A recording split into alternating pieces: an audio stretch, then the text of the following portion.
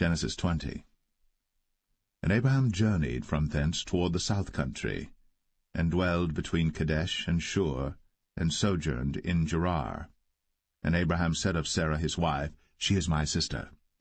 And Abimelech king of Gerar sent and took Sarah. But God came to Abimelech in a dream by night, and said to him, Behold, thou art but a dead man, for the woman which thou hast taken, for she is a man's wife. But Abimelech had not come near her, and he said, Lord, wilt thou slay also a righteous nation? Said he not unto me, She is my sister? And she, even she herself, said, He is my brother? In the integrity of my heart, and innocency of my hands, have I done this. And God said unto him in a dream, Yea, I know that thou didst this in the integrity of thy heart. For I also withheld thee from sinning against me. Therefore suffered I thee not to touch her. Now therefore restore the man his wife, for he is a prophet, and he shall pray for thee, and thou shalt live. And if thou restore her not, know thou that thou shalt surely die, thou and all that are thine. Therefore Abimelech rose early in the morning, and called all his servants, and told all these things in their ears. And the men were sore afraid. Then Abimelech called Abraham, and said unto him, What hast thou done unto us? And what have I offended thee, that thou hast brought on me and on my kingdom a great sin? Thou hast done deeds unto me that ought not to be done. And Abimelech said unto Abraham, What sawest thou, that thou hast done this thing? And Abraham said, Because I thought, surely the fear of God is not in this place, and they will slay me for my wife's sake. And yet indeed she is my sister. She is the daughter of my father, but not the daughter of my mother. And she became my wife. And it came to pass, when God caused me to wander from my father's house, that I said unto her, This is thy kindness which thou shalt show unto me. At every place whither we shall come, say of me, He is my brother. And Abimelech took sheep and oxen, and men servants, and women servants, and gave them unto Abraham, and restored him Sarah his wife. And Abimelech said, Behold, my land is before thee. Dwell where it pleaseth thee. And unto Sarah he said, Behold, I have given thy brother 1,000 pieces of silver. Behold, he is to thee a covering of the eyes, unto all that are with thee, and with all other. Thus she was reproved. So Abraham prayed unto God, and God healed Abimelech and his wife and his maidservants, and they bare children. For the Lord had fast closed up all the wombs of the house of Abimelech, because of Sarah, Abraham's wife.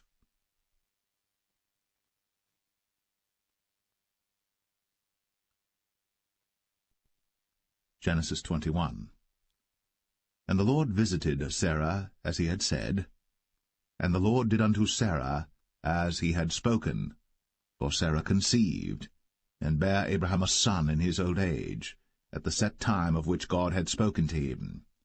And Abraham called the name of his son that was born unto him, whom Sarah bare to him, Isaac. And Abraham circumcised his son Isaac, being 8 days old, as God had commanded him. And Abraham was 100 years old when his son Isaac was born unto him. And Sarah said, God hath made me to laugh, so that all that hear will laugh with me. And she said, Who would have said unto Abraham, that Sarah should have given children suck? For I have borne him a son in his old age. And the child grew, and was weaned. And Abraham made a great feast, the same day that Isaac was weaned. And Sarah saw the son of Hagar the Egyptian, which she had borne unto Abraham, mocking.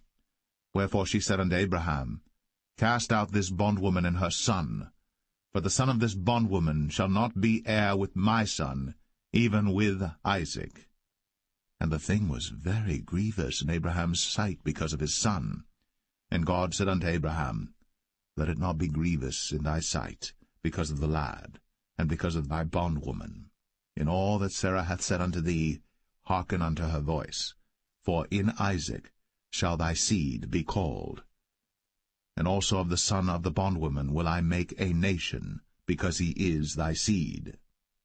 And Abraham rose up early in the morning, and took bread and a bottle of water, and gave it unto Hagar, putting it on her shoulder, and the child, and sent her away, and she departed and wandered in the wilderness of Beersheba.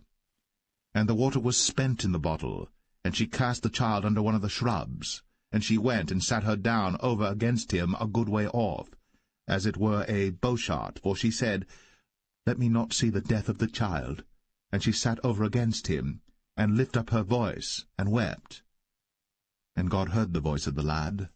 And the angel of God called to Hagar out of heaven, and said unto her, What aileth thee, Hagar? Fear not, for God hath heard the voice of the lad where he is. Arise, lift up the lad, and hold him in thine hand, for I will make him a great nation. And God opened her eyes, and she saw a well of water, and she went and filled the bottle with water, and gave the lad drink. And God was with the lad, and he grew, and dwelt in the wilderness, and became an archer. And he dwelt in the wilderness of Paran, and his mother took him a wife out of the land of Egypt. And it came to pass at that time that Abimelech and Phicol, the chief captain of his host, spake unto Abraham, saying, God is with thee in all that thou doest. Now therefore swear unto me here by God that thou wilt not deal falsely with me, nor with my son, nor with my son's son, but according to the kindness that I have done unto thee, thou shalt do unto me, and to the land wherein thou hast sojourned. And Abraham said, I will swear. And Abraham reproved Abimelech because of a well of water, which Abimelech's servants had violently taken away. And Abimelech said, I wot not who hath done this thing, neither didst thou tell me, neither yet heard I of it, but today. And Abraham took sheep and oxen, and gave them unto Abimelech, and both of them made a covenant.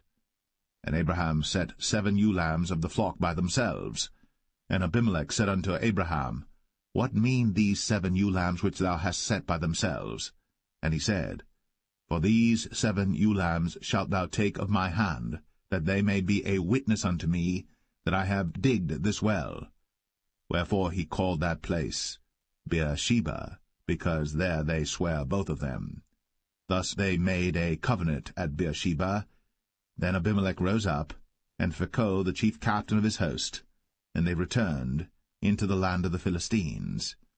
And Abraham planted a grove in Beersheba, and called there on the name of the Lord, the everlasting God. And Abraham sojourned in the Philistines' land many days.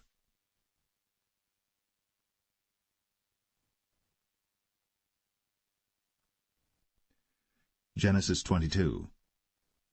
And it came to pass, after these things, that God did tempt Abraham, and said unto him, Abraham. And he said, Behold, here I am. And he said, Take now thy son, thine only son Isaac, whom thou lovest, and get thee into the land of Moriah, and offer him there for a burnt offering upon one of the mountains which I will tell thee of.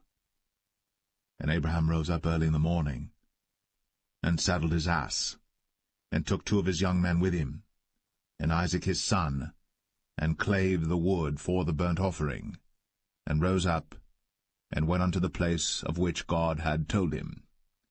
Then on the 3rd day Abraham lifted up his eyes, and saw the place afar off.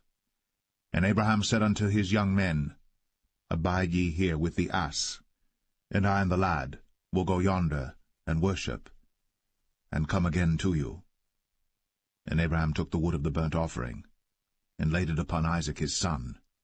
And he took the fire in his hand, and a knife, and they went both of them together. And Isaac spake unto Abraham his father, and said, My father? And he said, Here am I, my son. And he said, Behold, the fire and the wood. But where is the lamb for a burnt offering? And Abraham said, My son, God will provide himself a lamb for a burnt offering. So they went both of them together. And they came to the place which God had told him of. And Abraham built an altar there, and laid the wood in order, and bound Isaac his son, and laid him on the altar upon the wood. And Abraham stretched forth his hand, and took the knife to slay his son. And the angel of the Lord called unto him out of heaven, and said, Abraham, Abraham! And he said, Here am I. And he said, Lay not thine hand upon the lad, neither do thou anything unto him. For now I know that thou fearest God, seeing thou hast not withheld thy son, thine only son, from me. And Abraham lifted up his eyes, and looked, and behold, behind him a ram, caught in a thicket by his horns. And Abraham went, and took the ram, and offered him up for a burnt offering in the stead of his son. And Abraham called the name of that place Jehovah-Jireh, as it is said to this day, In the mount of the Lord it shall be seen.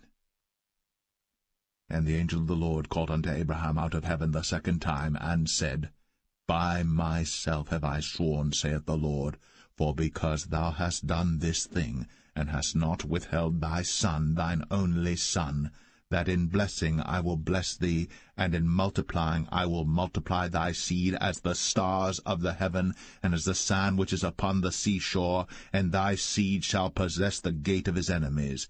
And in thy seed shall all the nations of the earth be blessed, because thou hast obeyed my voice.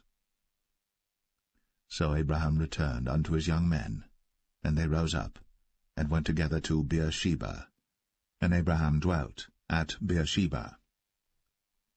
And it came to pass after these things, that it was told Abraham, saying, Behold, Milcah, she hath also borne children unto thy brother Nahor, Huz his firstborn, and Buz his brother, and Kemuel the father of Aram, and Chesed, and Hazo, and Pildash, and Jidlaph, and Bethuel. And Bethuel begat Rebekah. These 8 Milcah did bear to Nahor, Abraham's brother. And his concubine, whose name was Rumah, she bare also Tebah, and Gaham, and Thahash, and Maacah.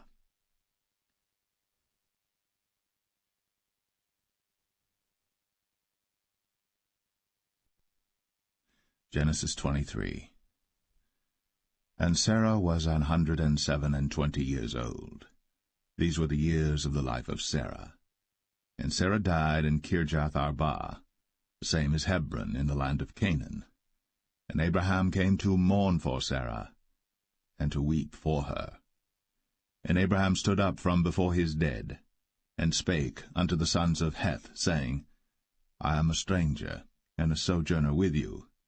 Give me a possession of a burying place with you, that I may bury my dead out of my sight. And the children of Heth answered Abraham, saying unto him, Hear us, my lord. Thou art a mighty prince among us. In the choice of our sepulchres bury thy dead. None of us shall withhold from thee his sepulchre, but that thou mayest bury thy dead. And Abraham stood up, and bowed himself to the people of the land, even to the children of Heth. And he communed with them, saying, If it be your mind that I should bury my dead out of my sight, hear me, and entreat for me to Ephron the son of Zoar, that he may give me the cave of Machpelah, which he hath, which is in the end of his field. For as much money as it is worth, he shall give it me, for a possession of a burying place amongst you. And Ephron dwelt among the children of Heth. And Ephron the Hittite answered Abraham in the audience of the children of Heth, even of all that went in at the gate of his city, saying, Nay, my lord, hear me. The field give I thee, and the cave that is therein I give it thee. In the presence of the sons of my people give I it thee. Bury thy dead. And Abraham bowed down himself before the people of the land. And he spake unto Ephron in the audience of the people of the land, saying, But if thou wilt give it, I pray thee, hear me. I will give thee money for the field. Take it of me, and I will bury my dead there. And Ephron answered Abraham, saying unto him, My lord, hearken unto me. The land is worth 400 shekels of silver. What is that betwixt me and thee? Bury therefore thy dead. And Abraham hearkened unto Ephron, and Abraham weighed to Ephron the silver, which he had named in the audience of the sons of Heth, 400 shekels of silver, current money, with the merchant. And the field of Ephron which was in Machpelah, which was before Mamre, the field and the cave which was therein, and all the trees that were in the field, that were in all the borders round about, were made sure unto Abraham for a possession in the presence of the children of Heth, before all that went in at the gate of his city. And after this Abraham buried Sarah his wife, in the cave of the field of Machpelah before Mamre. The same is Hebron in the land of Canaan. And the field, and the cave that is therein, were made sure unto Abraham for a possession of a burying place by the sons of Heth.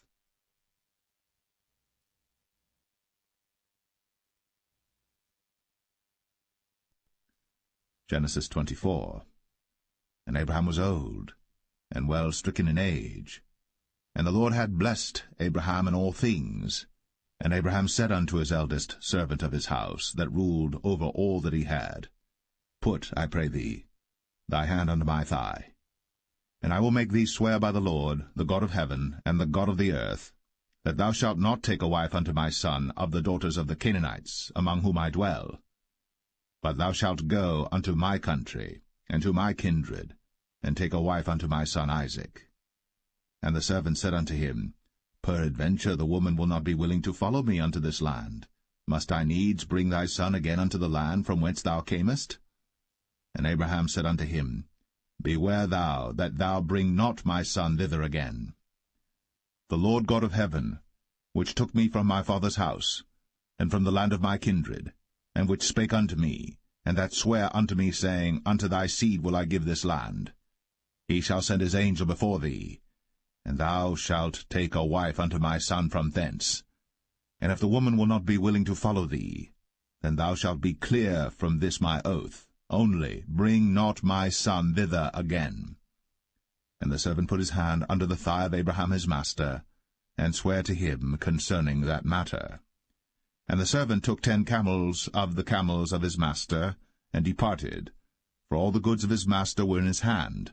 And he arose, and went to Mesopotamia, unto the city of Nahor. And he made his camels to kneel down without the city by a well of water, at the time of the evening, even the time that women go out to draw water. And he said, O Lord God of my master Abraham, I pray thee, send me good speed this day, and show kindness unto my master Abraham. Behold, I stand here by the well of water, and the daughters of the men of the city come out to draw water.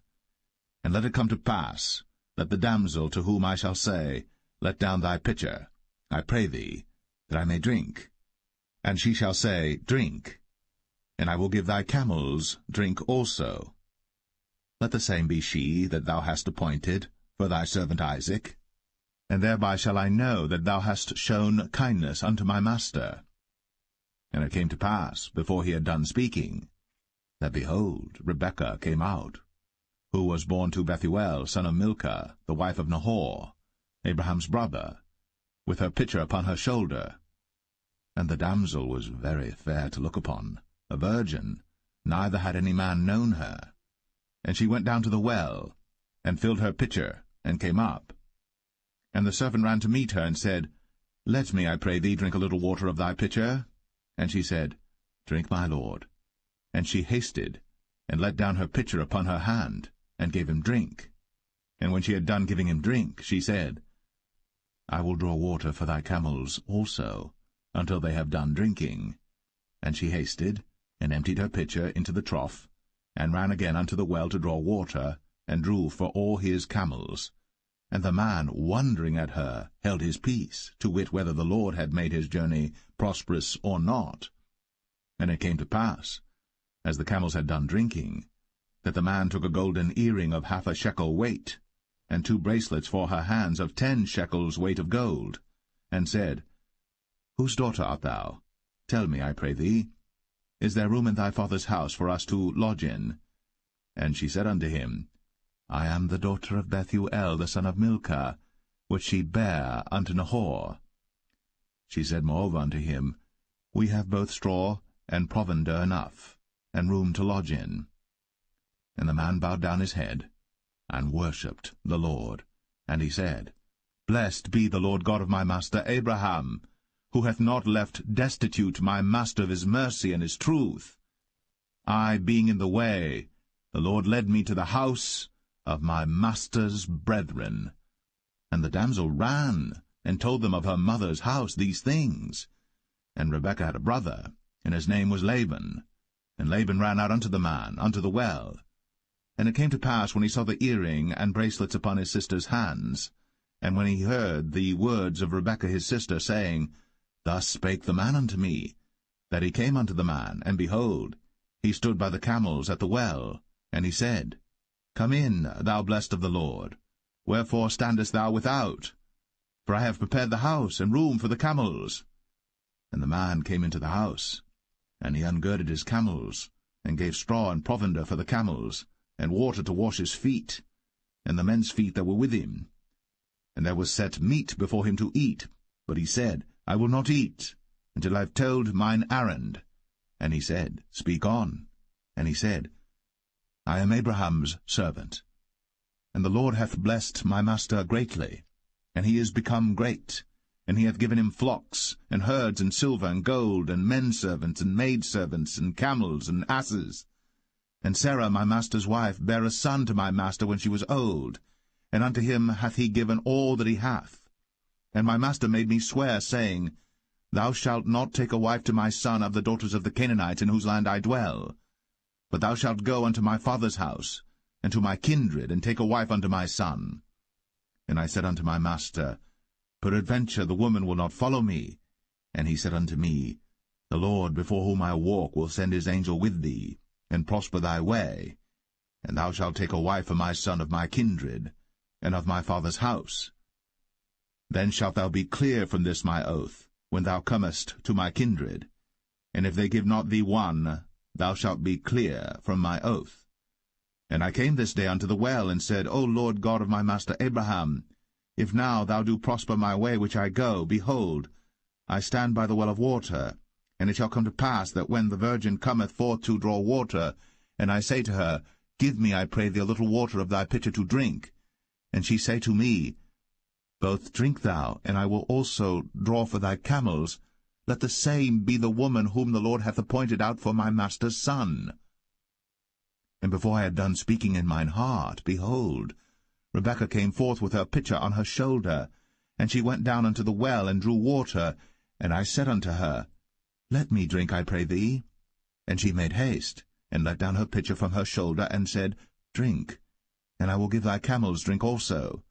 So I drank, and she made the camels drink also. And I asked her, and said, Whose daughter art thou? And she said, The daughter of Bethuel, Nahor's son, whom Milcah bare unto him. And I put the earring upon her face, and the bracelets upon her hands. And I bowed down my head, and worshipped the Lord, and blessed the Lord God of my master Abraham, which had led me in the right way to take my master's brother's daughter unto his son. And now, if ye will deal kindly and truly with my master, tell me, and if not, tell me, that I may turn to the right hand or to the left. Then Laban and Bethuel answered and said, The thing proceedeth from the Lord. We cannot speak unto thee bad or good. Behold, Rebekah is before thee. Take her, and go, and let her be thy master's son's wife, as the Lord hath spoken. And it came to pass that when Abraham's servant heard their words, he worshipped the Lord, bowing himself to the earth. And the servant brought forth jewels of silver, and jewels of gold, and raiment, and gave them to Rebekah. He gave also to her brother and to her mother precious things. And they did eat and drink, he and the men that were with him, and tarried all night. And they rose up in the morning, and he said, Send me away unto my master. And her brother and her mother said, Let the damsel abide with us a few days, at the least 10. After that she shall go. And he said unto them, Hinder me not, seeing the Lord hath prospered my way. Send me away, that I may go to my master. And they said, We will call the damsel, and inquire at her mouth.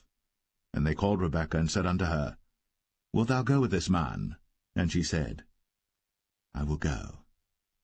And they sent away Rebekah their sister, and her nurse, and Abraham's servant, and his men. And they blessed Rebekah, and said unto her, Thou art our sister. Be thou the mother of thousands of millions, and let thy seed possess the gate of those which hate them. And Rebekah arose, and her damsels, and they rode upon the camels, and followed the man. And the servant took Rebekah, and went his way.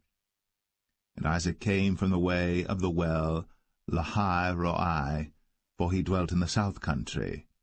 And Isaac went out to meditate in the field at the eventide. And he lifted up his eyes, and saw, and behold, the camels were coming. And Rebekah lifted up her eyes, and when she saw Isaac, she lighted off the camel. For she had said unto the servant, What man is this that walketh in the field to meet us? And the servant had said, It is my master. Therefore she took a veil, and covered herself. And the servant told Isaac all things that he had done.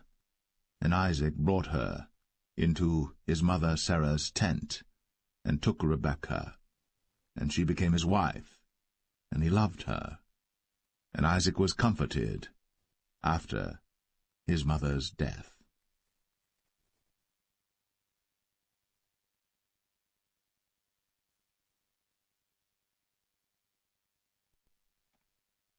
Genesis 25. Then again Abraham took a wife, and her name was Keturah. And she bare him Zimran, and Jokshan, and Medan, and Midian, and Ishbak, and Shua. And Jokshan begat Sheba and Dedan. And the sons of Dedan were Ashrim, and Letashim, and Leumim. And the sons of Midian, Ephah, and Epher, and Hanok, and Abidah, and Eldaah. All these were the children of Keturah. And Abraham gave all that he had unto Isaac. But unto the sons of the concubines which Abraham had, Abraham gave gifts, and sent them away from Isaac his son, while he yet lived, eastward unto the east country. And these are the days of the years of Abraham's life which he lived, 160 years. Then Abraham gave up the ghost, and died in a good old age, an old man, and full of years, and was gathered to his people. And his sons Isaac and Ishmael buried him in the cave of Machpelah in the field of Ephron the son of Zoar the Hittite, which is before Mamre, the field which Abraham purchased of the sons of Heth. There was Abraham buried, and Sarah his wife. And it came to pass after the death of Abraham that God blessed his son Isaac, and Isaac dwelt by the well Lahai-Roi. Now these are the generations of Ishmael, Abraham's son, whom Hagar the Egyptian, Sarah's handmaid, bare unto Abraham. And these are the names of the sons of Ishmael, by their names according to their generations: the firstborn of Ishmael, Nebajoth, and Kedar, and Abiel, and Mibsam, and Mishma, and Dumah, and Massa, Hadar, and Tema, Jetur, Naphish, and Kedemah. These are the sons of Ishmael. And these are their names by their towns and by their castles, 12 princes according to their nations. And these are the years of the life of Ishmael, 137 years. And he gave up the ghost, and died, and was gathered unto his people. And they dwelt from Havilah unto Shur, that is before Egypt, as thou goest toward Assyria. And he died in the presence of all his brethren. And these are the generations of Isaac, Abraham's son. Abraham begat Isaac. And Isaac was 40 years old when he took Rebekah to wife, the daughter of Bethuel the Syrian of Padan Aram, the sister to Laban the Syrian. And Isaac entreated the Lord for his wife, because she was barren. And the Lord was entreated of him, and Rebekah his wife conceived. And the children struggled together within her. And she said, If it be so, why am I thus? And she went to inquire of the Lord. And the Lord said unto her, 2 nations are in thy womb, and 2 manner of people shall be separated from thy bowels. And the one people shall be stronger than the other people, and the elder shall serve the younger. And when her days to be delivered were fulfilled, behold, there were twins in her womb. And the first came out red, all over, like an hairy garment. And they called his name Esau. And after that came his brother out, and his hand took hold on Esau's heel, and his name was called Jacob. And Isaac was 80 years old when she bare them. And the boys grew, and Esau was a cunning hunter, a man of the field, and Jacob was a plain man, dwelling in tents. And Isaac loved Esau because he did eat of his venison, but Rebekah loved Jacob. And Jacob sawed pottage, and Esau came from the field, and he was faint. And Esau said to Jacob, Feed me, I pray thee, with that same red pottage, for I am faint. Therefore was his name called Edom. And Jacob said, Sell me this day thy birthright. And Esau said, Behold, I am at the point to die, and what profit shall this birthright do to me? And Jacob said, Swear to me this day. And he sware unto him, and he sold his birthright unto Jacob. Then Jacob gave Esau bread and pottage of lentils, and he did eat and drink, and rose up, and went his way. Thus Esau despised his birthright.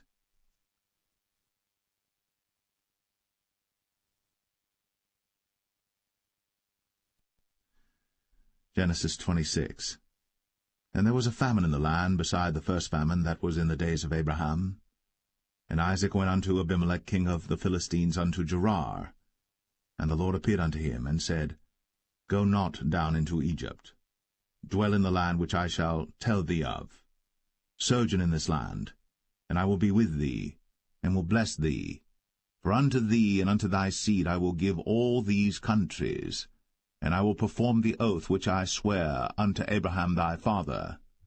And I will make thy seed to multiply as the stars of heaven, and will give unto thy seed all these countries, and in thy seed shall all the nations of the earth be blessed, because that Abraham obeyed my voice, and kept my charge, my commandments, my statutes, and my laws. And Isaac dwelt in Gerar. And the men of the place asked him of his wife, and he said, She is my sister.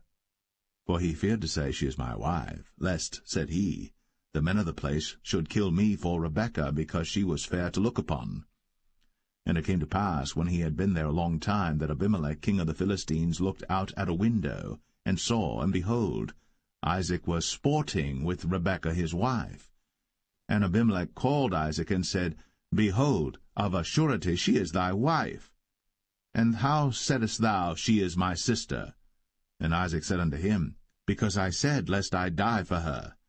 And Abimelech said, What is this thou hast done unto us?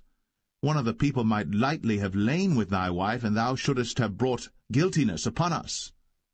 And Abimelech charged all his people, saying, He that toucheth this man or his wife shall surely be put to death. Then Isaac sowed in that land, and received in the same year 100-fold, and the Lord blessed him. And the man waxed great, and went forward, and grew until he became very great. For he had possession of flocks, and possession of herds, and great store of servants. And the Philistines envied him. For all the wells which his father's servants had digged in the days of Abraham his father, the Philistines had stopped them, and filled them with earth.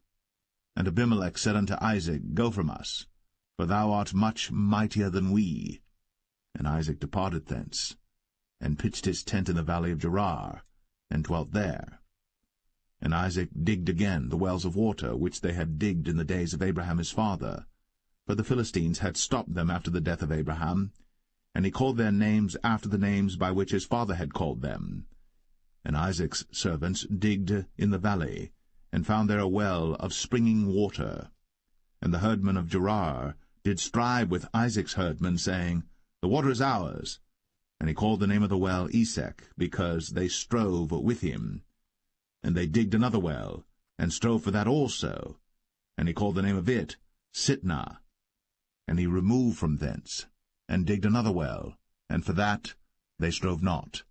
And he called the name of it Rehoboth. And he said, For now the Lord hath made room for us, and we shall be fruitful in the land. And he went up from thence to Beersheba. And the Lord appeared unto him the same night, and said, I am the God of Abraham thy father. Fear not, for I am with thee, and will bless thee, and multiply thy seed for my servant Abraham's sake. And he builded an altar there, and called upon the name of the Lord, and pitched his tent there. And there Isaac's servants digged a well. Then Abimelech went to him from Gerar, and Ahuzzath one of his friends, and Phicol the chief captain of his army. And Isaac said unto them, Wherefore come ye to me, seeing ye hate me, and have sent me away from you? And they said, We saw certainly that the Lord was with thee. And we said, Let there be now an oath betwixt us, even betwixt us and thee, and let us make a covenant with thee, that thou wilt do us no hurt, as we have not touched thee, and as we have done unto thee nothing but good, and have sent thee away in peace. Thou art now the blessed of the Lord. And he made them a feast, and they did eat and drink. And they rose up betimes in the morning, and sware one to another. And Isaac sent them away, and they departed from him in peace. And it came to pass the same day that Isaac's servants came, and told him concerning the well which they had digged, and said unto him, We have found water. And he called it Sheba. Therefore the name of the city is Beersheba unto this day.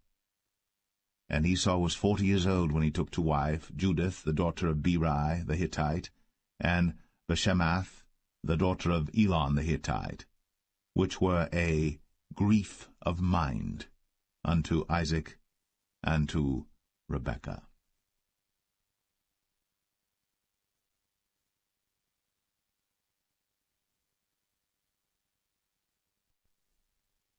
Genesis 27. And it came to pass that when Isaac was old, and his eyes were dim, so that he could not see, he called Esau his eldest son, and said unto him, My son. And he said unto him, Behold, here am I. And he said, Behold now, I am old, I know not the day of my death. Now therefore take, I pray thee, thy weapons, thy quiver, and thy bow, and go out to the field, and take me some venison, and make me savory meat, such as I love, and bring it to me, that I may eat, that my soul may bless thee before I die. And Rebekah heard when Isaac spake to Esau his son. And Esau went to the field to hunt for venison, and to bring it. And Rebekah spake unto Jacob her son, saying, Behold, I heard thy father speak unto Esau thy brother, saying, Bring me venison, and make me savory meat, that I may eat, and bless thee before the Lord, before my death.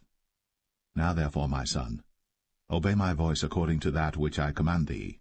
Go now to the flock, and fetch me from thence 2 good kids of the goats, and I will make them savory meat for thy father, such as he loveth. And thou shalt bring it to thy father, that he may eat, and that he may bless thee before his death.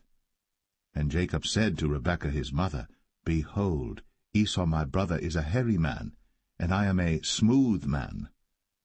My father peradventure will feel me, and I shall seem to him as a deceiver, and I shall bring a curse upon me, and not a blessing. And his mother said unto him, Upon me be thy curse, my son, only obey my voice, and go fetch me them. And he went, and fetched, and brought them to his mother. And his mother made savory meat, such as his father loved. And Rebekah took goodly raiment of her eldest son Esau, which were with her in the house, and put them upon Jacob her younger son. And she put the skins of the kids of the goats upon his hands, and upon the smooth of his neck. And she gave the savory meat, and the bread, which she had prepared, into the hand of her son Jacob. And he came unto his father, and said, My father. And he said, Here am I. Who art thou, my son? And Jacob said unto his father, I am Esau thy firstborn. I have done according as thou badest me.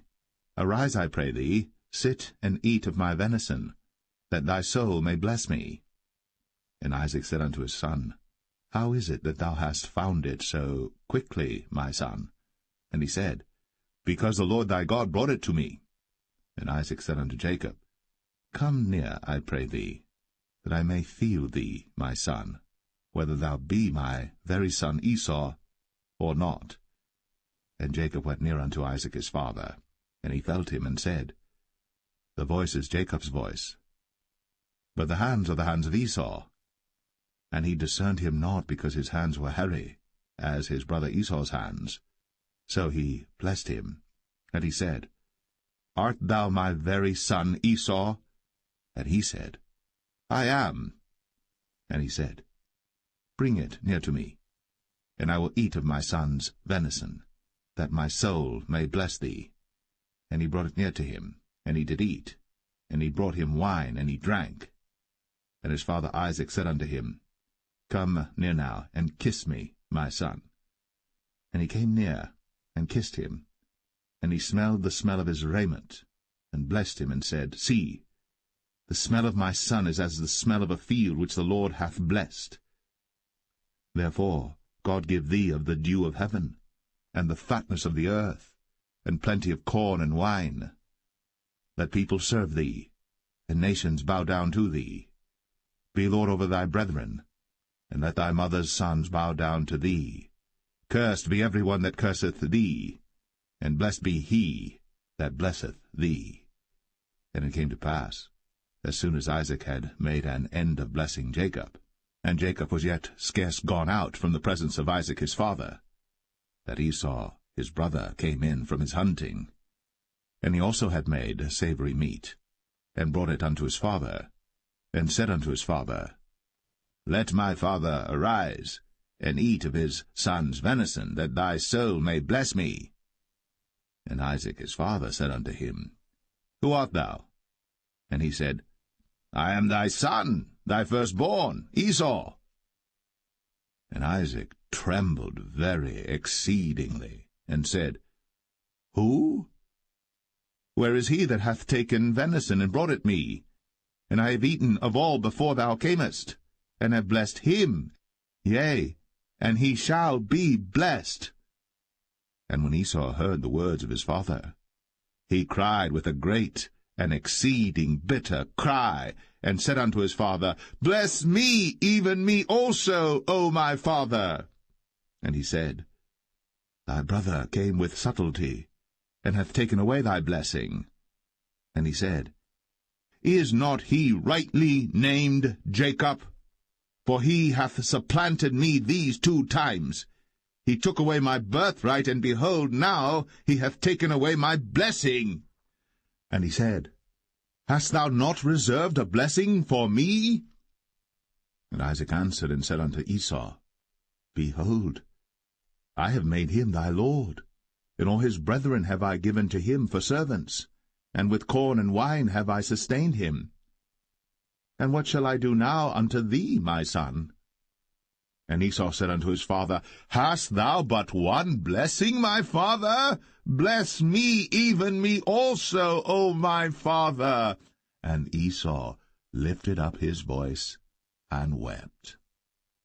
And Isaac his father answered and said unto him, Behold, thy dwelling shall be the fatness of the earth, and of the dew of heaven from above. And by thy sword shalt thou live, and shalt serve thy brother. And it shall come to pass that when thou shalt have the dominion, that thou shalt break his yoke from off thy neck. And Esau hated Jacob, because of the blessing wherewith his father blessed him. And Esau said in his heart, The days of mourning for my father are at hand. Then will I slay my brother Jacob. And these words of Esau her elder son were told to Rebekah, and she sent and called Jacob her younger son, and said unto him, Behold, thy brother Esau, as touching thee, doth comfort himself, purposing to kill thee.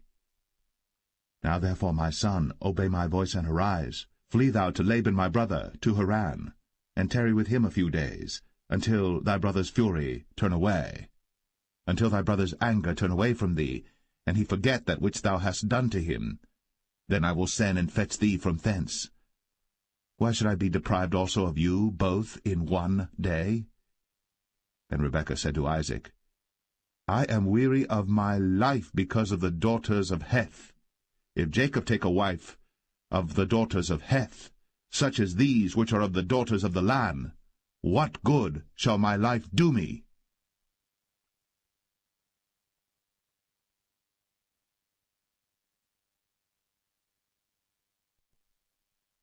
Genesis 28. And Isaac called Jacob, and blessed him, and charged him, and said unto him, Thou shalt not take a wife of the daughters of Canaan. Arise, go to Padan Aram, to the house of Bethuel thy mother's father, and take thee a wife from thence of the daughters of Laban thy mother's brother. And God Almighty bless thee, and make thee fruitful, and multiply thee, that thou mayest be a multitude of people, and give thee the blessing of Abraham to thee, and to thy seed with thee, that thou mayest inherit the land wherein thou art a stranger, which God gave unto Abraham.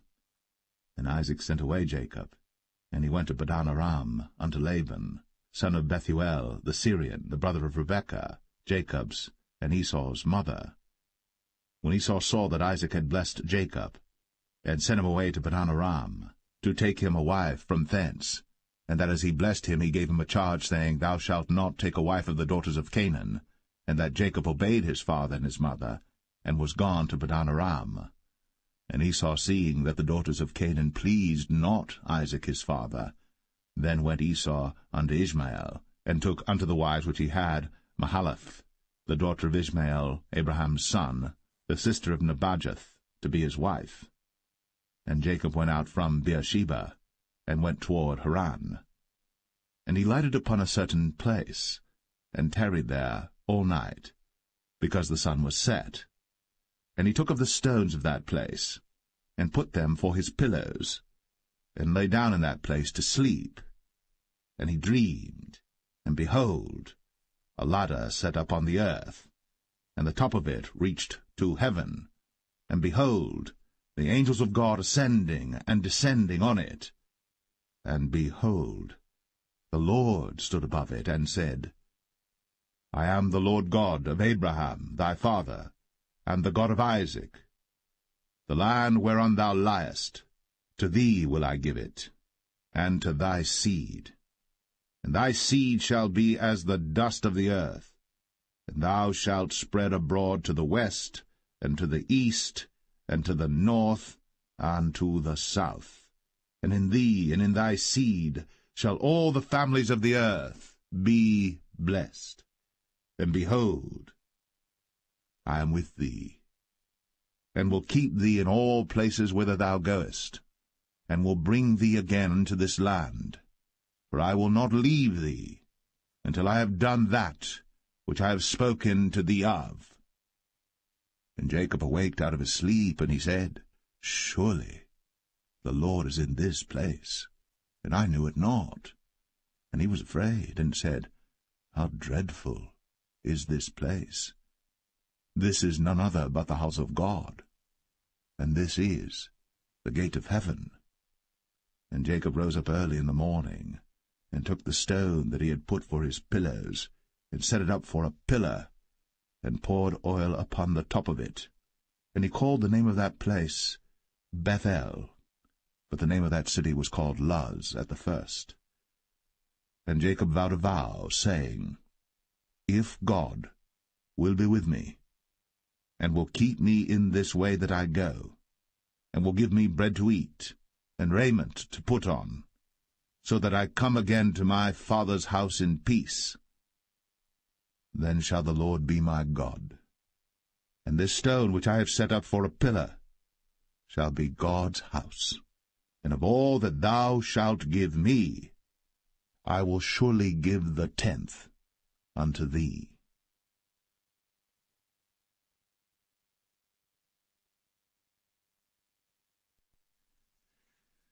Genesis 29. Then Jacob went on his journey, and came into the land of the people of the east, And he looked, and behold, a well in the field, and lo, there were 3 flocks of sheep lying by it. For out of that well they watered the flocks. And a great stone was upon the well's mouth, and thither were all the flocks gathered. And they rolled the stone from the well's mouth, and watered the sheep, and put the stone again upon the well's mouth in his place. And Jacob said unto them, My brethren, whence be ye? And they said, Of Haran are we.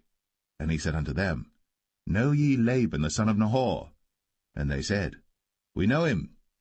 And he said unto them, Is he well? And they said, He is well. And behold, Rachel his daughter cometh with the sheep. And he said, Lo, it is yet high day, neither is it time that the cattle should be gathered together. Water ye the sheep, and go and feed them.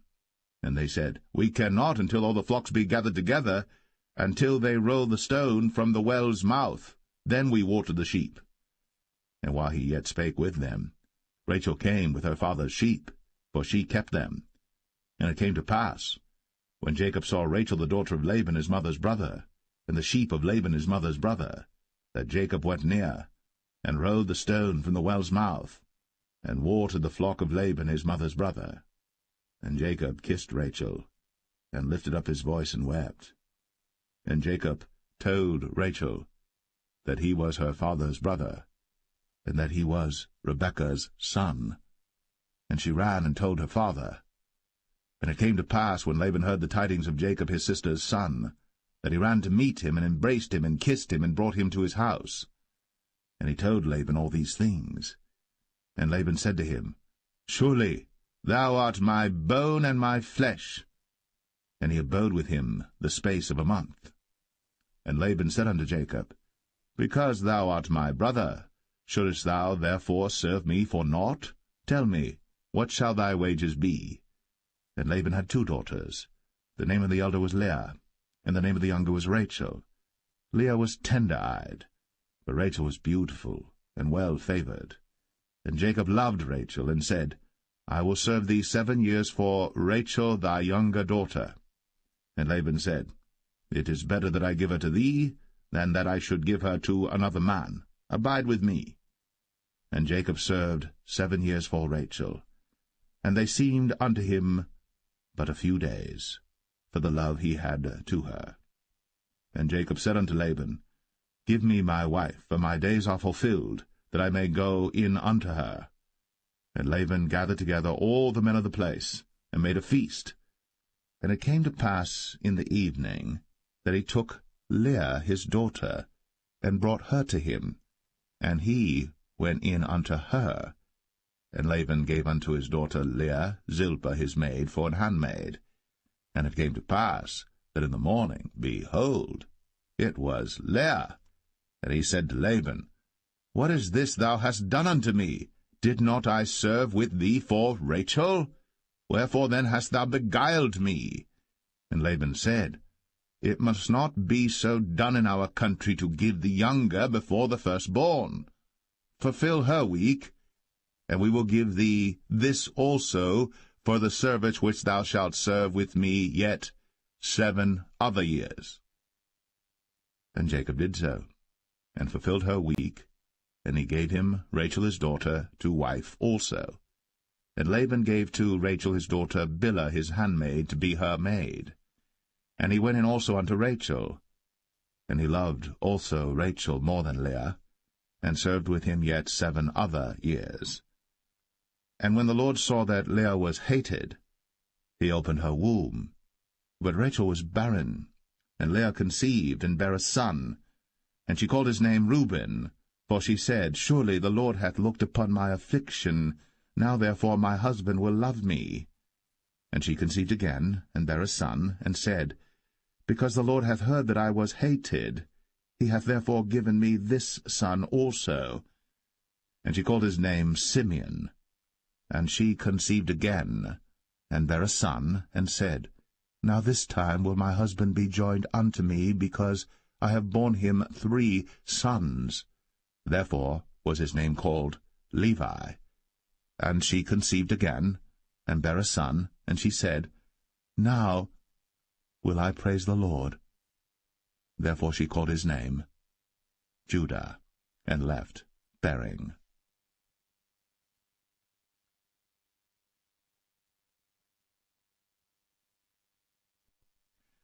Genesis 30. And when Rachel saw that she bare Jacob no children, Rachel envied her sister, and said unto Jacob, Give me children, or else I die. And Jacob's anger was kindled against Rachel, and he said, Am I in God's stead, who hath withheld from thee the fruit of the womb? And she said, Behold my maid Bilhah, go in unto her, and she shall bear upon my knees, that I may also have children by her. And she gave him Bilhah her handmaid to wife, and Jacob went in unto her. And Bilhah conceived, and bare Jacob a son. And Rachel said, God hath judged me, and hath also heard my voice, and hath given me a son. Therefore called she his name Dan. And Bilhah, Rachel's maid, conceived again, and bare Jacob a second son. And Rachel said, With great wrestlings have I wrestled with my sister, and I have prevailed. And she called his name Naphtali. When Leah saw that she had left bearing, she took Zilpah her maid, and gave her Jacob to wife. And Zilpah, Leah's maid, bare Jacob a son. And Leah said, A troop cometh. And she called his name Gad. And Zilpah, Leah's maid, bare Jacob a second son. And Leah said, Happy am I, for the daughters will call me blessed. And she called his name Asher. And Reuben went in the days of wheat harvest, and found mandrakes in the field, and brought them unto his mother Leah. Then Rachel said to Leah, Give me, I pray thee, of thy son's mandrakes. And she said unto her, Is it a small matter that thou hast taken my husband? And wouldst thou take away my son's mandrakes also? And Rachel said, Therefore he shall lie with thee tonight, for thy son's mandrakes. And Jacob came out of the field in the evening, and Leah went out to meet him, and said, Thou must come in unto me, for surely I have hired thee with my son's mandrakes. And he lay with her that night. And God hearkened unto Leah, and she conceived, and bare Jacob the fifth son. And Leah said, God hath given me my hire, because I have given my maiden to my husband. And she called his name Issachar. And Leah conceived again, and bare Jacob the sixth son. And Leah said, God hath endued me with a good dowry. Now will my husband dwell with me, because I have borne him 6 sons. And she called his name Zebulun. And afterwards she bare a daughter, and called her name Dinah. And God remembered Rachel, and God hearkened to her, and opened her womb. And she conceived, and bare a son, and said, God hath taken away my reproach. And she called his name Joseph, and said, The Lord shall add to me another son. And it came to pass, when Rachel had borne Joseph, that Jacob said unto Laban, Send me away, that I may go unto mine own place, and to my country. Give me my wives and my children, for whom I have served thee, and let me go, for thou knowest my service which I have done thee. And Laban said unto him, I pray thee, if I have found favour in thine eyes, tarry, for I have learned by experience that the Lord hath blessed me for thy sake. And he said, Appoint me thy wages, and I will give it. And he said unto him, Thou knowest how I have served thee, and how thy cattle was with me. For it was little which thou hadst before I came, and it is now increased unto a multitude. And the Lord hath blessed thee since my coming. And now, when shall I provide for mine own house also? And he said, What shall I give thee? And Jacob said, Thou shalt not give me anything. If thou wilt do this thing for me, I will again feed and keep thy flock. I will pass through all thy flock today, removing from thence all the speckled and spotted cattle, and all the brown cattle among the sheep, and the spotted and speckled among the goats, and of such shall be my hire. So shall my righteousness answer for me in time to come, when it shall come for my hire before thy face, every one that is not speckled and spotted among the goats, and brown among the sheep, that shall be counted stolen with me. And Laban said, Behold, I would it might be according to thy word. And he removed that day the he-goats that were ring-straked and spotted, and all the she-goats that were speckled and spotted, and every one that had some white in it, and all the brown among the sheep, and gave them into the hand of his sons. And he set 3 days' journey betwixt himself and Jacob fed the rest of Laban's flocks. And Jacob took him rods of green poplar, and of the hazel and chestnut tree, and pilled white strakes in them, and made the white appear which was in the rods. And he set the rods which he had pilled before the flocks in the gutters, in the watering troughs, when the flocks came to drink, that they should conceive when they came to drink. And the flocks conceived before the rods, and brought forth cattle, ring-straked, speckled, and spotted. And Jacob did separate the lambs, and set the faces of the flocks toward the ring-straked, and all the brown in the flock of Laban. And he put his own flocks by themselves, and put them not unto Laban's cattle. And it came to pass, whensoever the stronger cattle did conceive, that Jacob laid the rods before the eyes of the cattle in the gutters, that they might conceive among the rods. But when the cattle were feeble, he put them not in. So the feebler were Laban's, and the stronger Jacob's. And the man increased exceedingly, and had much cattle, and maidservants, and menservants, and camels, and asses.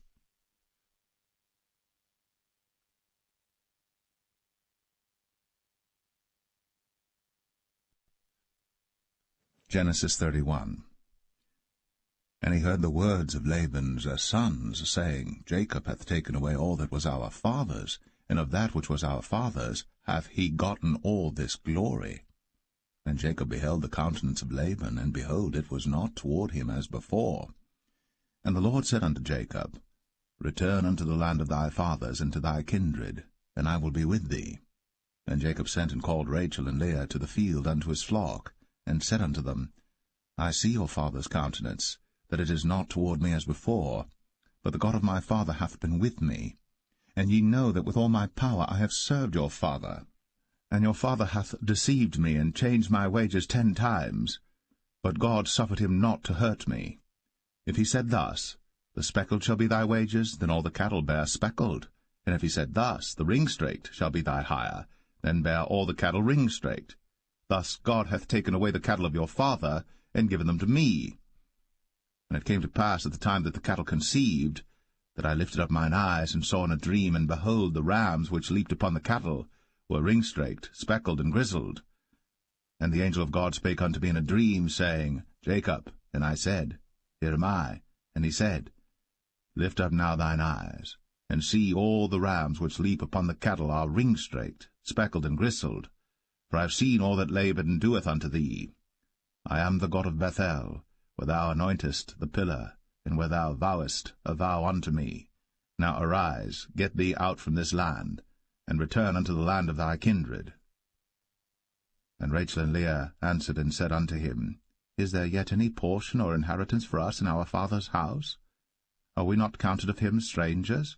For he hath sold us, and hath quite devoured also our money. For all the riches which God hath taken from our father, that is ours and our children's. Now then, whatsoever God hath said unto thee, do. Then Jacob rose up, and set his sons and his wives upon camels. And he carried away all his cattle, and all his goods which he had gotten, the cattle of his getting which he had gotten in Padan Aram, for to go to Isaac his father in the land of Canaan.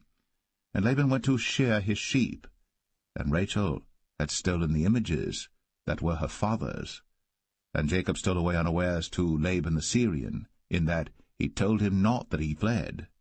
So he fled with all that he had, and he rose up and passed over the river, and set his face toward the Mount Gilead. And it was told Laban on the 3rd day that Jacob was fled. And he took his brethren with him, and pursued after him 7 days' journey. And they overtook him in the Mount Gilead. And God came to Laban the Syrian in a dream by night, and said unto him, Take heed that thou speak not to Jacob either good or bad. Then Laban overtook Jacob. Now Jacob had pitched his tent in the mount, and Laban with his brethren pitched in the Mount of Gilead. And Laban said to Jacob, What hast thou done? that thou hast stolen away unawares to me, and carried away my daughters as captives taken with the sword? Wherefore didst thou flee away secretly, and steal away from me, and didst not tell me, that I might have sent thee away with mirth, and with songs, with tabret, and with harp? And hast not suffered me to kiss my sons and my daughters? Thou hast now done foolishly in so doing. It is in the power of my hand to do you hurt. But the God of your father spake unto me yesternight, saying, Take thou heed that thou speak not to Jacob either good or bad. And now, though thou wouldst needs be gone, because thou sore longest after thy father's house, yet wherefore hast thou stolen my gods? And Jacob answered and said to Laban, Because I was afraid, for I said, Peradventure thou wouldst take by force thy daughters from me. With whomsoever thou findest thy gods, let him not live. Before our brethren discern thou what is thine with me, and take it to thee. For Jacob knew not that Rachel had stolen them. And Laban went into Jacob's tent, and into Leah's tent, and into the two maidservants' tents, but he found them not. Then went he out of Leah's tent, and entered into Rachel's tent. Now Rachel had taken the images, and put them in the camel's furniture, and sat upon them. And Laban searched all the tent, but found them not. And she said to her father, Let it not displease my lord that I cannot rise up before thee, for the custom of women is upon me. And he searched, but found not the images. And Jacob was wroth, and chode with Laban. And Jacob answered and said to Laban, What is my trespass? What is my sin, that thou hast so hotly pursued after me? Whereas thou hast searched all my stuff, what hast thou found of all thy household stuff? Set it here before my brethren and thy brethren, that they may judge betwixt us both. This 20 years have I been with thee. Thy ewes and thy she-goats have not cast their young, and the rams of thy flock have I not eaten. That which was torn of beasts I brought not unto thee. I bear the loss of it. Of my hand didst thou require it, whether stolen by day or stolen by night. Thus I was. In the day the drought consumed me, and the frost by night, and my sleep departed from mine eyes. Thus have I been 20 years in thy house. I served thee 14 years for thy 2 daughters, and 6 years for thy cattle, and thou hast changed my wages 10 times. Except the God of my father, the God of Abraham, and the fear of Isaac had been with me, surely thou hadst sent me away now empty. God hath seen my affliction, and the labor of my hands, and rebuked thee yesternight. And Laban answered and said unto Jacob, These daughters are my daughters, and these children are my children, and these cattle are my cattle, and all that thou seest is mine. And what can I do this day unto these my daughters, or unto their children which they have borne? Now therefore come thou, let us make a covenant, I and thou, and let it be for a witness between me and thee. And Jacob took a stone, and set it up for a pillar. And Jacob said unto his brethren, Gather stones. And they took stones, and made an heap, and they did eat thereupon the heap. And Laban called it Jegar-sahadathah, but Jacob called it Galeed. And Laban said, This heap is a witness between me and thee this day. Therefore was the name of it called Galeed. And Mizpah, for he said, The Lord watch between me and thee, when we are absent one from another. If thou shalt afflict my daughters, or if thou shalt take other wives beside my daughters, no man is with us. See, God is witness betwixt me and thee. And Laban said to Jacob, Behold this heap, and behold this pillar, which I have cast betwixt me and thee. This heap be witness, and this pillar be witness, that I will not pass over this heap to thee, and that thou shalt not pass over this heap and this pillar unto me for harm. The God of Abraham and the God of Nahor, the God of their father, judge betwixt us. And Jacob sware by the fear of his father Isaac. Then Jacob offered sacrifice upon the mount, and called his brethren to eat bread. And they did eat bread, and tarried all night in the mount. And early in the morning Laban rose up, and kissed his sons and his daughters, and blessed them. And Laban departed, and returned unto his place.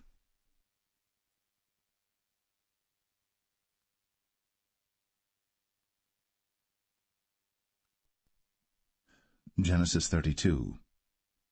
And Jacob went on his way, and the angels of God met him.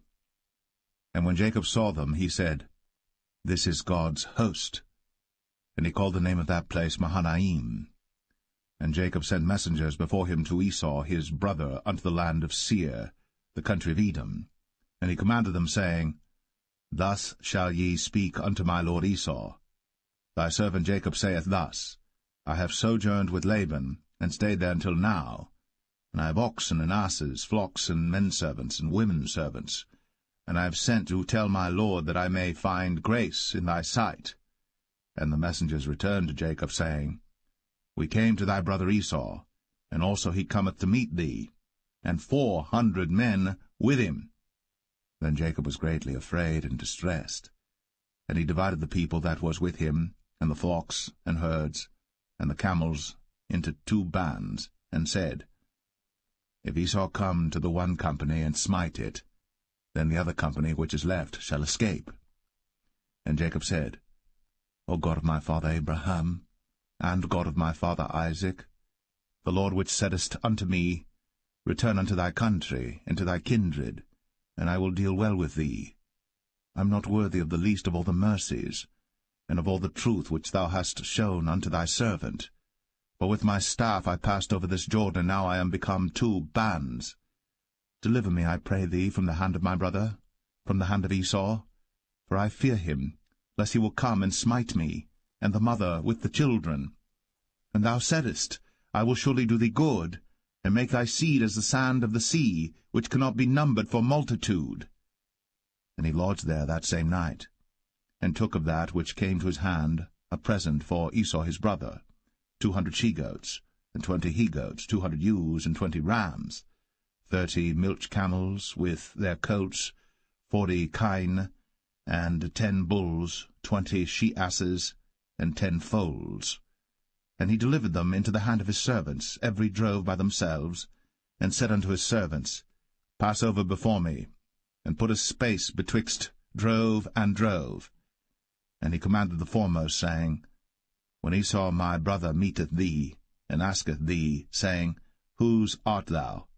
And whither goest thou? And whose are these before thee? Then thou shalt say, They be thy servant Jacob's. It is a present sent unto my lord Esau, and behold, also he is behind us. And so commanded he the second and the third, and all that followed the drove, saying, On this manner shall ye speak unto Esau, when ye find him. And say ye moreover, Behold, thy servant Jacob is behind us. For he said, I will appease him with the present that goeth before me, and afterward I will see his face. Peradventure he will accept of me. So went the present over before him, and himself lodged that night in the company. And he rose up that night, and took his 2 wives, and his 2 women servants, and his 11 sons, and passed over the ford Jabbok. And he took them, and sent them over the brook, and sent over that he had. And Jacob was left alone. And there wrestled a man with him until the breaking of the day. And when he saw that he prevailed not against him, he touched the hollow of his thigh, and the hollow of Jacob's thigh was out of joint as he wrestled with him. And he said, Let me go, for the day breaketh. And he said, I will not let thee go, except thou bless me. And he said unto him, What is thy name? And he said, Jacob. And he said, Thy name shall be called no more Jacob, but Israel. For as a prince hast thou power with God and with men, and hast prevailed. Then Jacob asked him, and said, Tell me, I pray thee, thy name. And he said, Wherefore is it that thou dost ask after my name? And he blessed him there. And Jacob called the name of the place Peniel, for I have seen God face to face, and my life is preserved. And as he passed over Penuel, the sun rose upon him, and he halted upon his thigh. Therefore the children of Israel eat not of the sinew which shrank, which is upon the hollow of the thigh, unto this day, because he touched the hollow of Jacob's thigh in the sinew that shrank.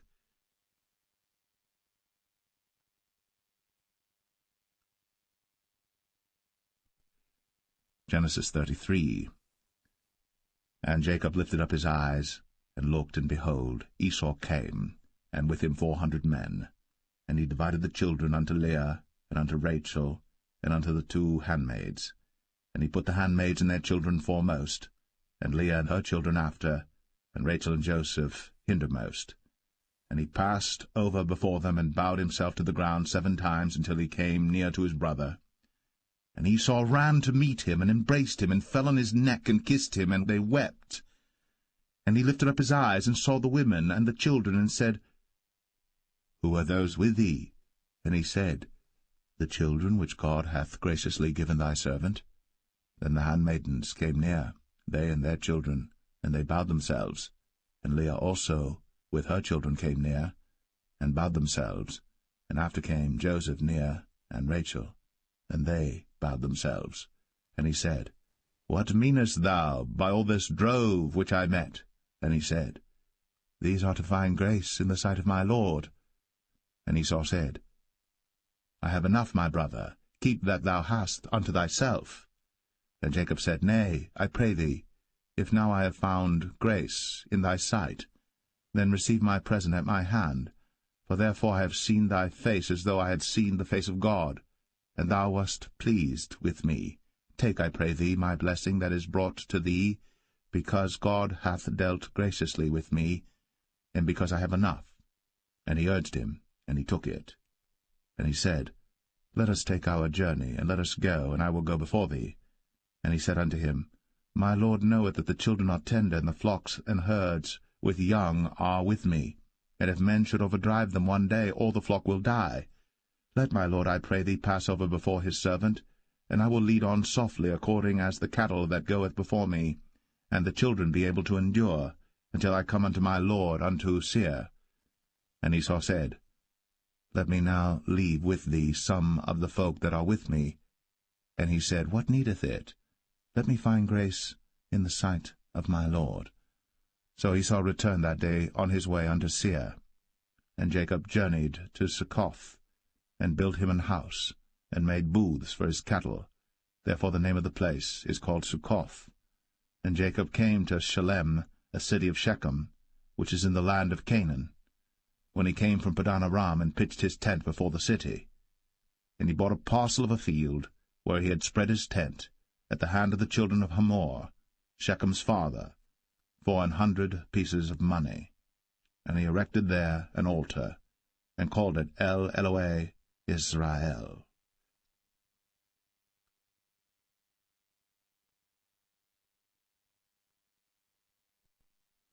Genesis 34. And Dinah the daughter of Leah, which she bare unto Jacob, went out to see the daughters of the land. And when Shechem, the son of Hamor the Hivite, prince of the country, saw her, he took her, and lay with her, and defiled her.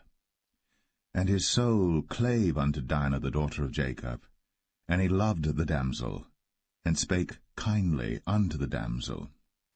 And Shechem spake unto his father Hamor, saying, Get me this damsel to wife. And Jacob heard that he had defiled Dinah his daughter. Now his sons were with his cattle in the field, and Jacob held his peace until they were come. And Hamor the father of Shechem went out unto Jacob to commune with him.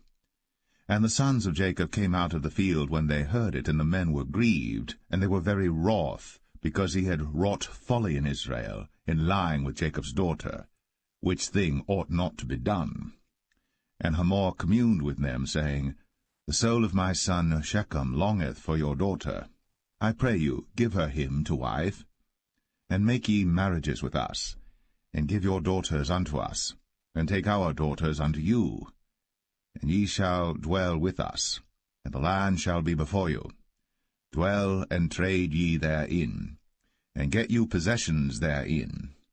And Shechem said unto her father and unto her brethren, Let me find grace in your eyes, and what ye shall say unto me I will give. Ask me never so much dowry and gift, and I will give according as ye shall say unto me. But give me the damsel to wife.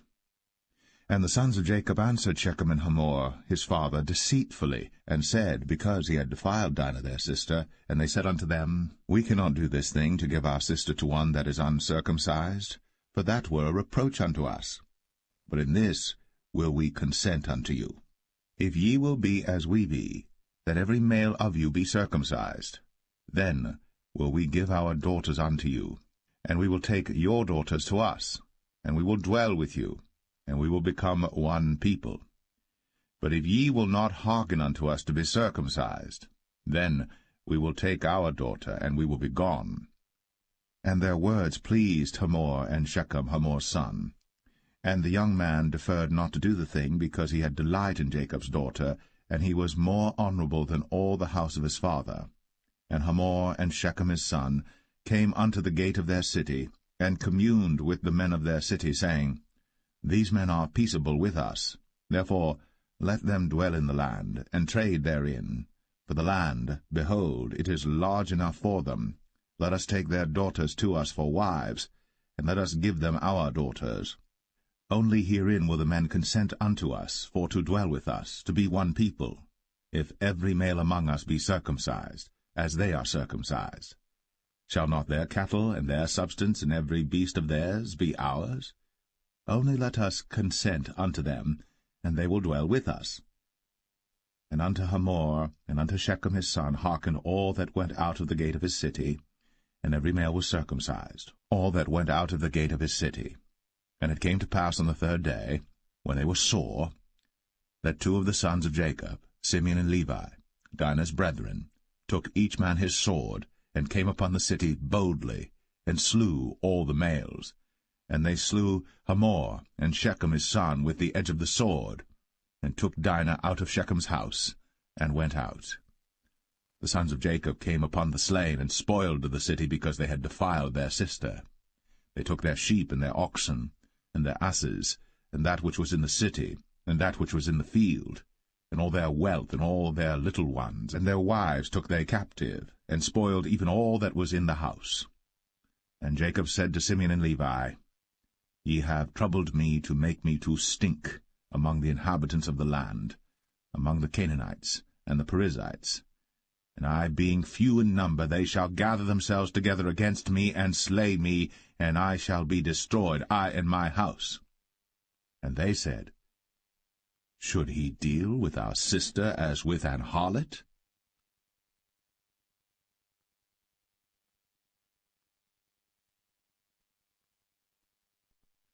Genesis 35. And God said unto Jacob, Arise, go up to Bethel, and dwell there, and make there an altar unto God, that appeared unto thee when thou fleddest from the face of Esau thy brother. Then Jacob said unto his household, and to all that were with him, Put away the strange gods that are among you, and be clean, and change your garments, and let us arise, and go up to Bethel. And I will make there an altar unto God, who answered me in the day of my distress, and was with me in the way which I went. And they gave unto Jacob all the strange gods which were in their hand, and all their earrings which were in their ears. And Jacob hid them under the oak which was by Shechem. And they journeyed, and the terror of God was upon the cities that were round about them, and they did not pursue after the sons of Jacob. So Jacob came to Luz, which is in the land of Canaan, that is Bethel, he and all the people that were with him. And he built there an altar, and called the place El-Bethel, because there God appeared unto him, when he fled from the face of his brother. But Deborah, Rebekah's nurse, died, and she was buried beneath Bethel, under an oak. And the name of it was called Allon-Bachuth. And God appeared unto Jacob again when he came out of Padan Aram, and blessed him. And God said unto him, Thy name is Jacob. Thy name shall not be called any more Jacob, but Israel shall be thy name. And he called his name Israel. And God said unto him, I am God Almighty. Be fruitful and multiply. A nation and a company of nations shall be of thee, and kings shall come out of thy loins. And the land which I gave Abraham and Isaac, to thee I will give it, and to thy seed after thee will I give the land. And God went up from him in the place where he talked with him. And Jacob set up a pillar in the place where he talked with him, even a pillar of stone, And he poured a drink offering thereon, and he poured oil thereon. And Jacob called the name of the place where God spake with him, Bethel. And they journeyed from Bethel. And there was but a little way to come to Ephrath. And Rachel travailed, and she had hard labor.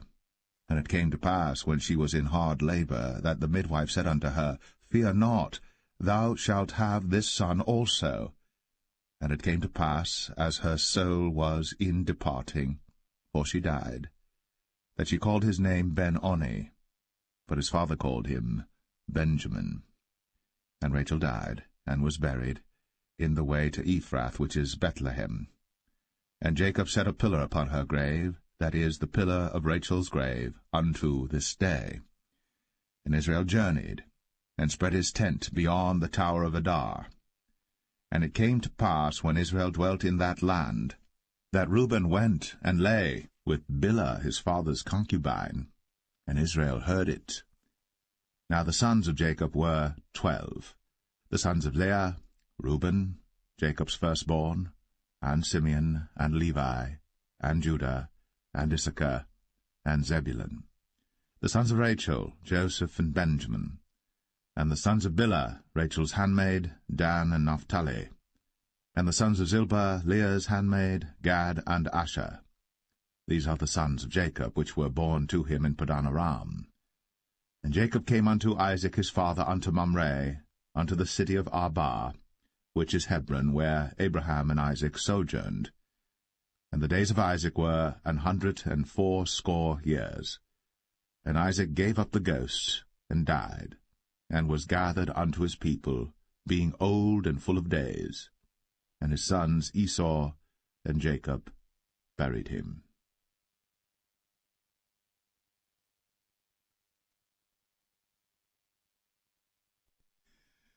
Genesis 36.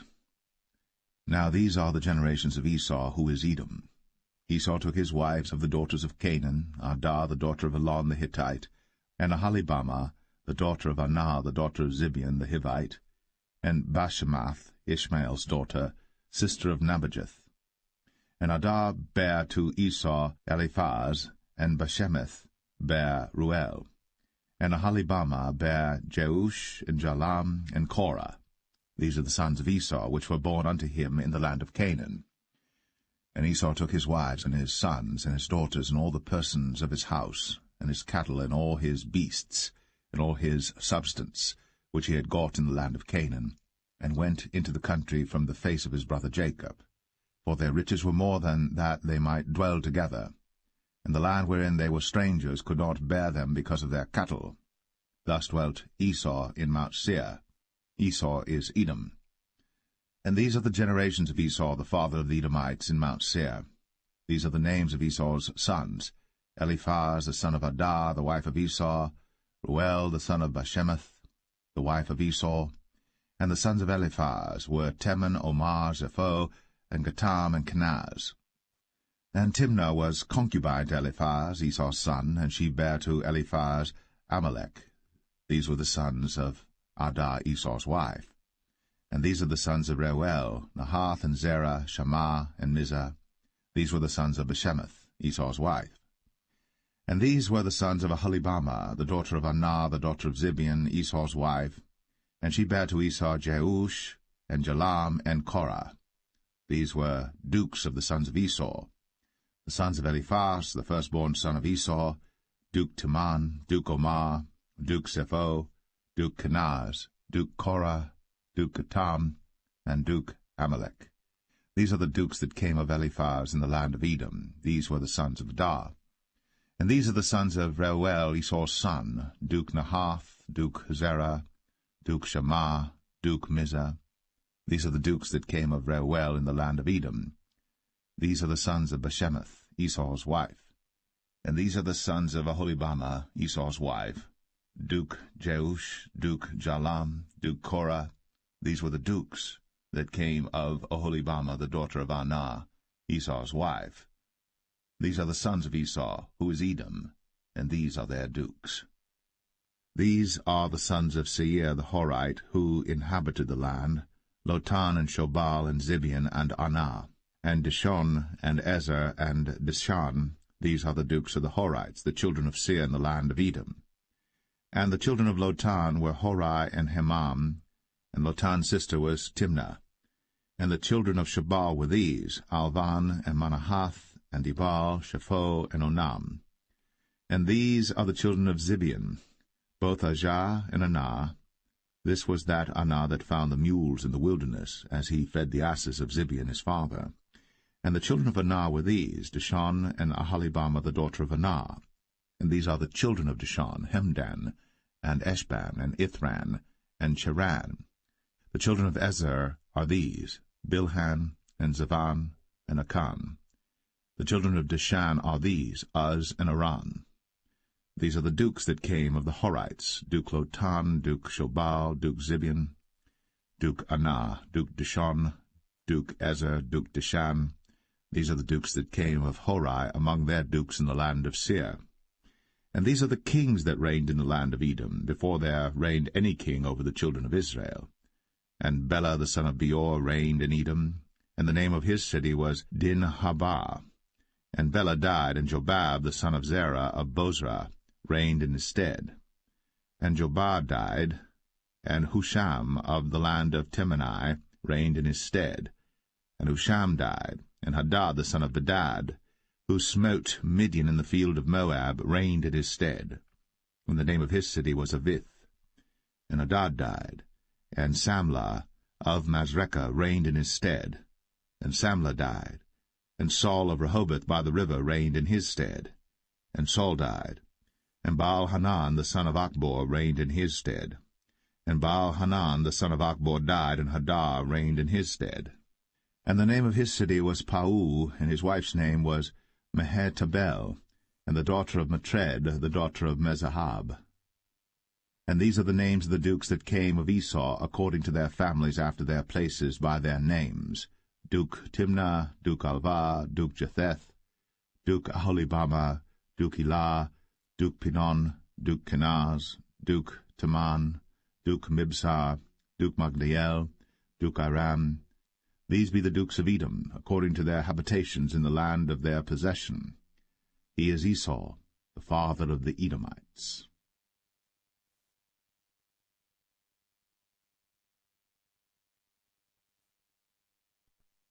Genesis 37. And Jacob dwelt in the land wherein his father was a stranger, in the land of Canaan. These are the generations of Jacob.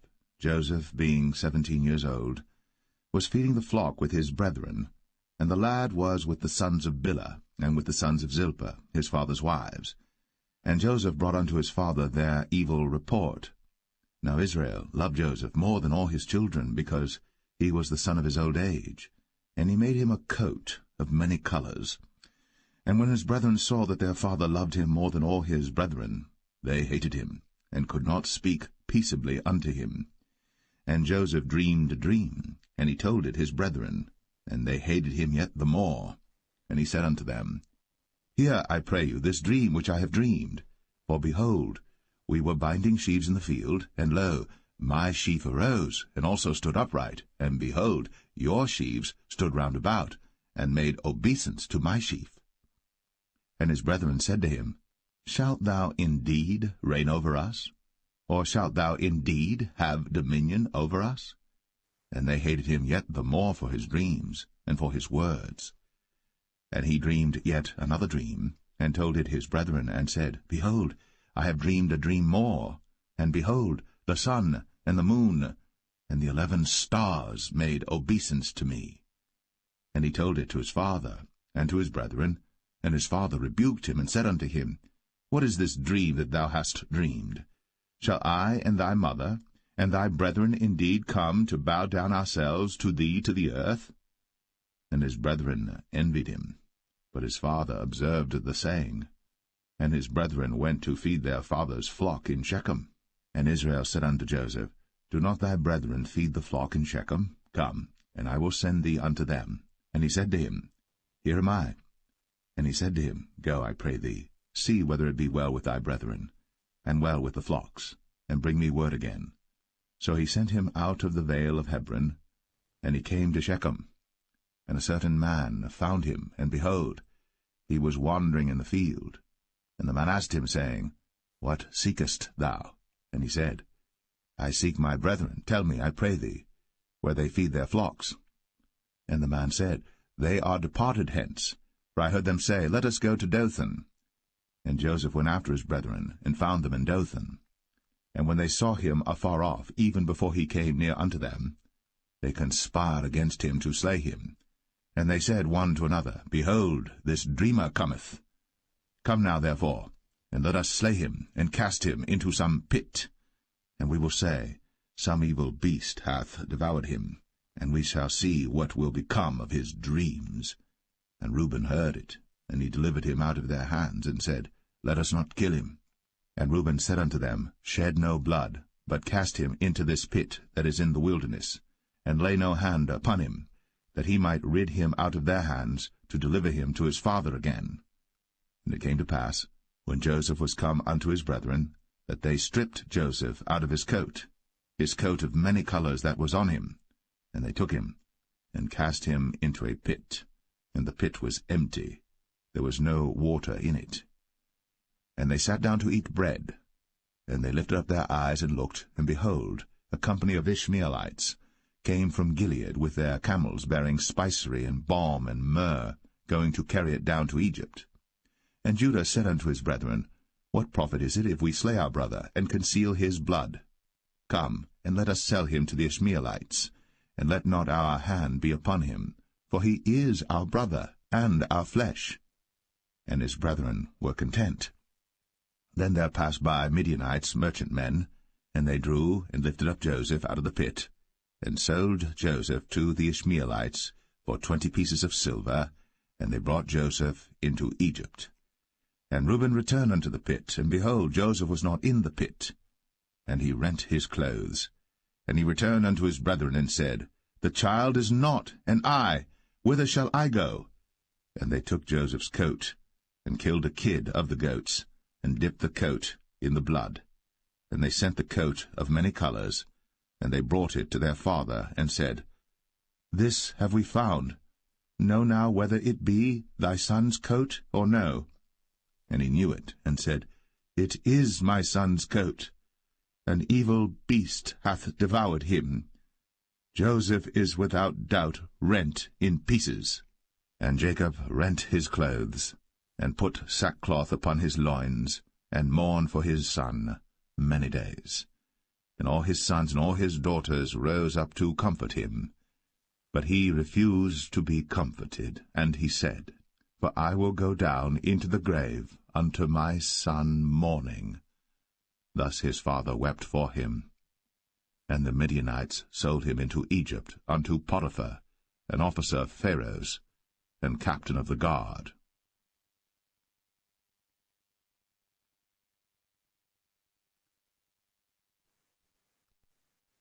Genesis 38. And it came to pass at that time that Judah went down from his brethren, and turned in to a certain Adullamite, whose name was Hira. And Judah saw there a daughter of a certain Canaanite, whose name was Shua. And he took her, and went in unto her. And she conceived, and bare a son. And he called his name Er. And she conceived again, and bare a son. And she called his name Onan. And she yet again conceived, and bare a son. And called his name Shelah. And he was at Chezib, when she bare him. And Judah took a wife for Er his firstborn, whose name was Tamar. And Er, Judah's firstborn, was wicked in the sight of the Lord, and the Lord slew him. And Judah said unto Onan, Go in unto thy brother's wife, and marry her, and raise up seed to thy brother. And Onan knew that the seed should not be his. And it came to pass, when he went in unto his brother's wife, that he spilled it on the ground, lest that he should give seed to his brother.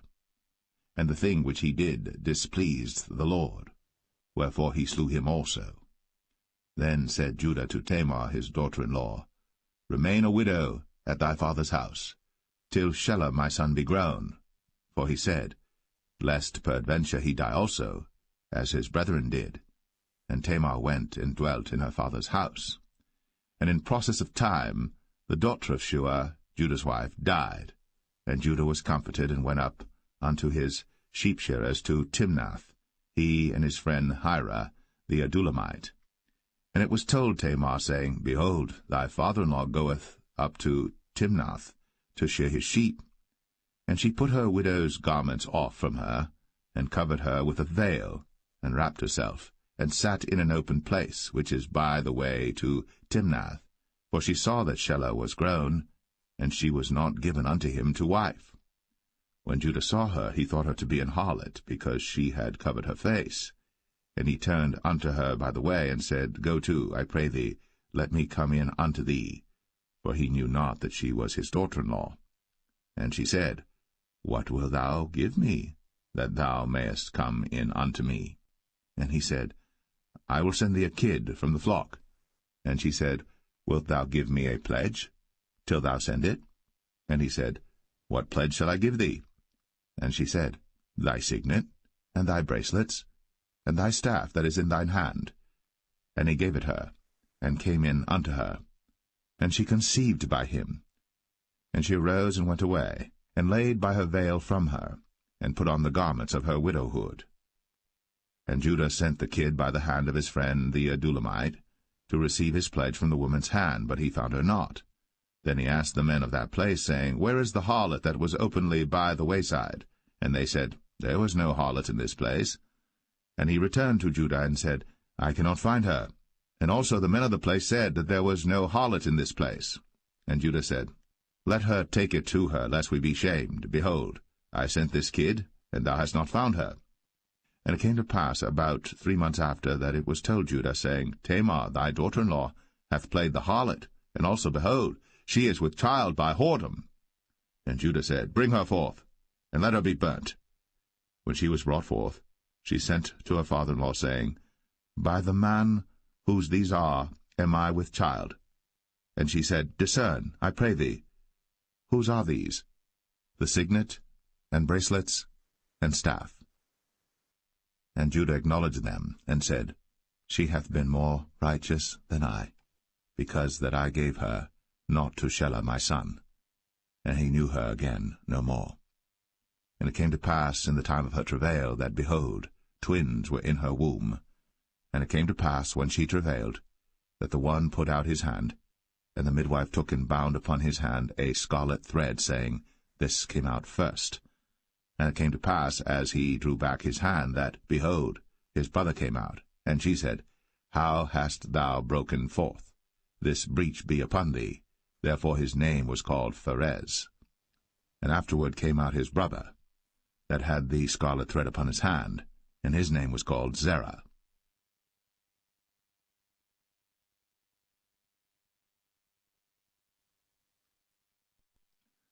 Genesis 39.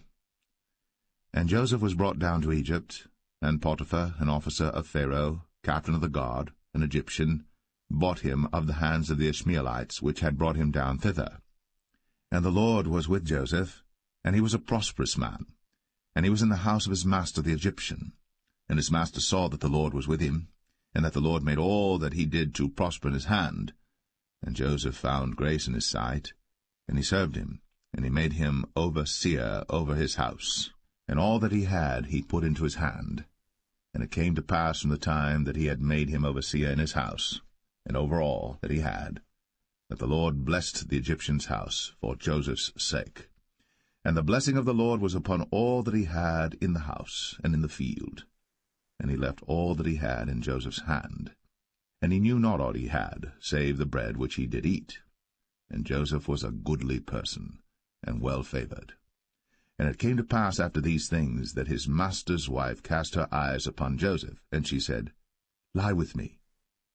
But he refused, and said unto his master's wife, Behold, my master wotteth not what is with me in the house, and he hath committed all that he hath to my hand. There is none greater in this house than I, neither hath he kept back anything from me but thee, because thou art his wife.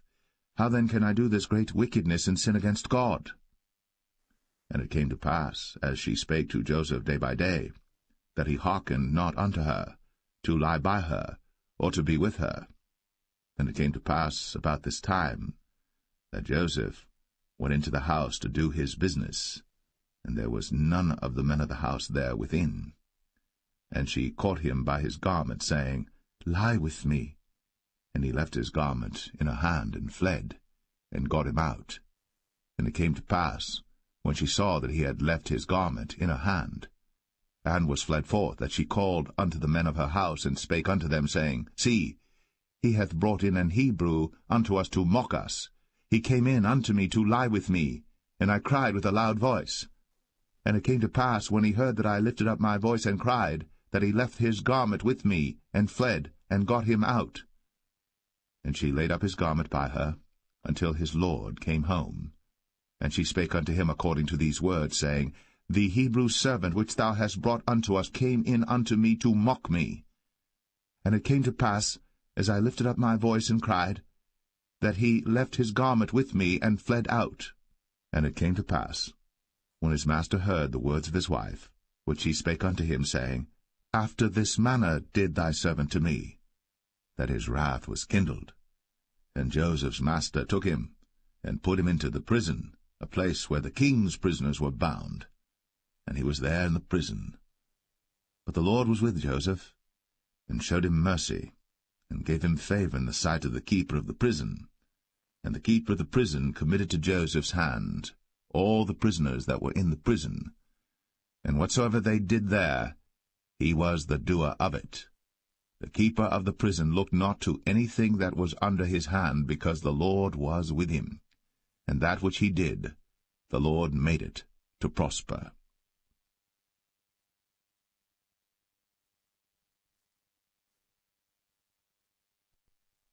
Genesis 40. And it came to pass, after these things, that the butler of the king of Egypt and his baker had offended their lord the king of Egypt. And Pharaoh was wroth against two of his officers, against the chief of the butlers and against the chief of the bakers. And he put them in ward in the house of the captain of the guard into the prison, the place where Joseph was bound. And the captain of the guard charged Joseph with them, and he served them. And they continued a season in ward. And they dreamed a dream, both of them, each man his dream in one night, each man according to the interpretation of his dream, the butler and the baker of the king of Egypt, which were bound in the prison. And Joseph came in unto them in the morning, and looked upon them, and behold, they were sad. And he asked Pharaoh's officers that were with him in the ward of his lord's house, saying, Wherefore look ye so sadly today? And they said unto him, We have dreamed a dream, and there is no interpreter of it. And Joseph said unto them, Do not interpretations belong to God? Tell me them, I pray you. And the chief butler told his dream to Joseph, and said to him, In my dream, behold, a vine was before me. And in the vine were 3 branches, and it was as though it budded, and her blossoms shot forth, and the clusters thereof brought forth ripe grapes. And Pharaoh's cup was in my hand, and I took the grapes, and pressed them into Pharaoh's cup, and I gave the cup into Pharaoh's hand. And Joseph said unto him, This is the interpretation of it. The 3 branches are 3 days. Yet within 3 days shall Pharaoh lift up thine head, and restore thee unto thy place, and thou shalt deliver Pharaoh's cup into his hand, after the former manner when thou wast his butler. But think on me when it shall be well with thee, and show kindness, I pray thee, unto me, and make mention of me unto Pharaoh, and bring me out of this house. For indeed I was stolen away out of the land of the Hebrews, and here also have I done nothing that they should put me into the dungeon. When the chief baker saw that the interpretation was good, he said unto Joseph, I also was in my dream, and behold, I had 3 white baskets on my head, and in the uppermost basket there was of all manner of baked meats for Pharaoh, and the birds did eat them out of the basket upon my head. And Joseph answered and said, This is the interpretation thereof. The 3 baskets are 3 days, yet within 3 days shall Pharaoh lift up thy head from off thee, and shall hang thee on a tree, and the birds shall eat thy flesh from off thee. And it came to pass, the 3rd day, which was Pharaoh's birthday, that he made a feast unto all his servants, and he lifted up the head of the chief butler and of the chief baker among his servants. And he restored the chief butler unto his butlership again, and he gave the cup into Pharaoh's hand. But he hanged the chief baker, as Joseph had interpreted to them.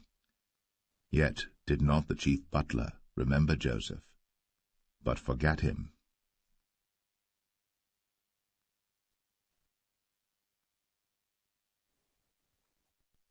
Genesis 41. And it came to pass at the end of 2 full years, that Pharaoh dreamed, and behold, he stood by the river. And behold, there came up out of the river 7 well-favoured kine, and fat-fleshed, and they fed in a meadow. And behold, 7 other kine came up after them out of the river, ill-favoured, and lean-fleshed, and stood by the other kine upon the brink of the river. And the ill-favoured and lean-fleshed kine did eat up the 7 well-favoured and fat kine. So Pharaoh awoke. And he slept and dreamed the 2nd time, and behold, 7 ears of corn came up upon one stalk, rank and good. And behold, 7 thin ears, and blasted with the east wind, sprung up after them. And the 7 thin ears devoured the 7 rank and full ears. And Pharaoh awoke, and behold, it was a dream. And it came to pass in the morning that his spirit was troubled, and he sent and called for all the magicians of Egypt, and all the wise men thereof. And Pharaoh told them his dream, for there was none that could interpret them unto Pharaoh. Then spake the chief butler unto Pharaoh, saying, I do remember my faults this day. Pharaoh was wroth with his servants, and put me in ward of the captain of the guard's house, both me and the chief baker. And we dreamed a dream in one night, I and he. We dreamed each man according to the interpretation of his dream. And there was there with us a young man, an Hebrew, servant to the captain of the guard. And we told him, and he interpreted to us our dreams. To each man according to his dream he did interpret. And it came to pass, as he interpreted to us, so it was. Me he restored unto mine office, and him he hanged. Then Pharaoh sent and called Joseph, and they brought him hastily out of the dungeon. And he shaved himself, and changed his raiment, and came in unto Pharaoh. And Pharaoh said unto Joseph, I have dreamed a dream, and there is none that can interpret it. And I have heard say of thee, that thou canst understand a dream to interpret it. And Joseph answered Pharaoh, saying, It is not in me. God shall give Pharaoh an answer of peace. And Pharaoh said unto Joseph, In my dream, behold, I stood upon the bank of the river, and behold, there came up out of the river 7 kine, fat-fleshed, and well-favoured, and they fed in a meadow, and behold, 7 other kine came up after them, poor, and very ill-favoured, and lean-fleshed, such as I never saw in all the land of Egypt for badness. And the lean and the ill-favoured kine did eat up the first 7 fat kine. And when they had eaten them up, it could not be known that they had eaten them, but they were still ill-favoured, as at the beginning. So I awoke. And I saw in my dream, and behold, 7 ears came up in one stalk, full and good. And behold, 7 ears withered, thin, and blasted with the east wind, sprung up after them. And the thin ears devoured the 7 good ears. And I told this unto the magicians, but there was none that could declare it to me. And Joseph said unto Pharaoh, The dream of Pharaoh is one. God hath shown Pharaoh what he is about to do. The 7 good kine are 7 years, and the 7 good ears are 7 years. The dream is one. And the 7 thin and ill-favoured kine that came up after them are 7 years, and the 7 empty ears blasted with the east wind shall be 7 years of famine. This is the thing which I have spoken unto Pharaoh. What God is about to do he showeth unto Pharaoh. Behold, there come 7 years of great plenty throughout all the land of Egypt, and there shall arise after them 7 years of famine, and all the plenty shall be forgotten in the land of Egypt, and the famine shall consume the land, and the plenty shall not be known in the land by reason of that famine following, for it shall be very grievous. And for that the dream was doubled unto Pharaoh twice. It is because the thing is established by God, and God will shortly bring it to pass. Now therefore let Pharaoh look out a man discreet and wise, and set him over the land of Egypt. Let Pharaoh do this, and let him appoint officers over the land, and take up the 5th part of the land of Egypt in the 7 plenteous years, and let them gather all the food of those good years that come, and lay up corn under the hand of Pharaoh, and let them keep food in the cities. And that food shall be for store to the land against the 7 years of famine, which shall be in the land of Egypt, that the land perish not through the famine. And the thing was good in the eyes of Pharaoh, and in the eyes of all his servants. And Pharaoh said unto his servants, Can we find such a one as this is, a man in whom the Spirit of God is? And Pharaoh said unto Joseph, Forasmuch as God hath shown thee all this, there is none so discreet and wise as thou art. Thou shalt be over my house, and according unto thy word shall all my people be ruled. Only in the throne will I be greater than thou. And Pharaoh said unto Joseph, See, I have set thee over all the land of Egypt. And Pharaoh took off his ring from his hand, and put it upon Joseph's hand, and arrayed him in vestures of fine linen, and put a gold chain about his neck. And he made him to ride in the 2nd chariot which he had. And they cried before him, Bow the knee. And he made him ruler over all the land of Egypt. And Pharaoh said unto Joseph, I am Pharaoh, and without thee shall no man lift up his hand or foot in all the land of Egypt. And Pharaoh called Joseph's name Zaphnath-Paneah, and he gave him to wife Asenath, the daughter of Potipharah, priest of On. And Joseph went out over all the land of Egypt. And Joseph was 30 years old when he stood before Pharaoh king of Egypt. And Joseph went out from the presence of Pharaoh, and went throughout all the land of Egypt. And in the 7 plenteous years the earth brought forth by handfuls. And he gathered up all the food of the 7 years which were in the land of Egypt, and laid up the food in the cities, the food of the field, which was round about every city, laid he up in the same. And Joseph gathered corn, as the sand of the sea, very much, until he left numbering, for it was without number. And unto Joseph were born 2 sons before the years of famine came, which Asenath, the daughter of Potipharah, priest of On, bare unto him. And Joseph called the name of the firstborn Manasseh, for God, said he, hath made me forget all my toil, and all my father's house.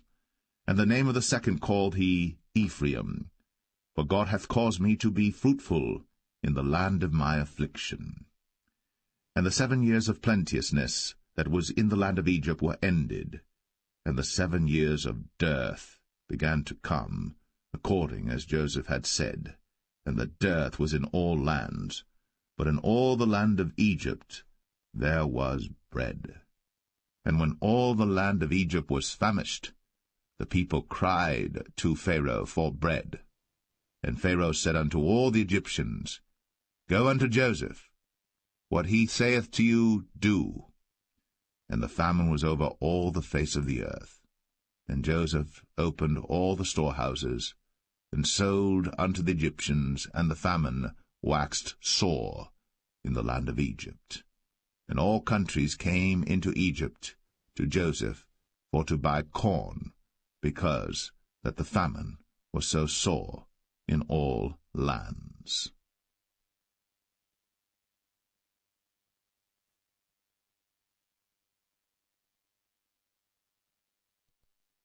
Genesis 42. Now when Jacob saw that there was corn in Egypt, Jacob said unto his sons, Why do you look one upon another? And he said, Behold, I have heard that there is corn in Egypt. Get you down thither, and buy for us from thence, that we may live and not die. And Joseph's 10 brethren went down to buy corn in Egypt. But Benjamin, Joseph's brother, Jacob sent not with his brethren, for he said, Lest peradventure mischief befall him. And the sons of Israel came to buy corn among those that came, for the famine was in the land of Canaan. And Joseph was the governor over the land, and he it was that sold to all the people of the land. And Joseph's brethren came, and bowed down themselves before him with their faces to the earth. And Joseph saw his brethren, and he knew them, but made himself strange unto them, and spake roughly unto them. And he said unto them, Whence come ye? And they said, From the land of Canaan, to buy food. And Joseph knew his brethren, but they knew not him.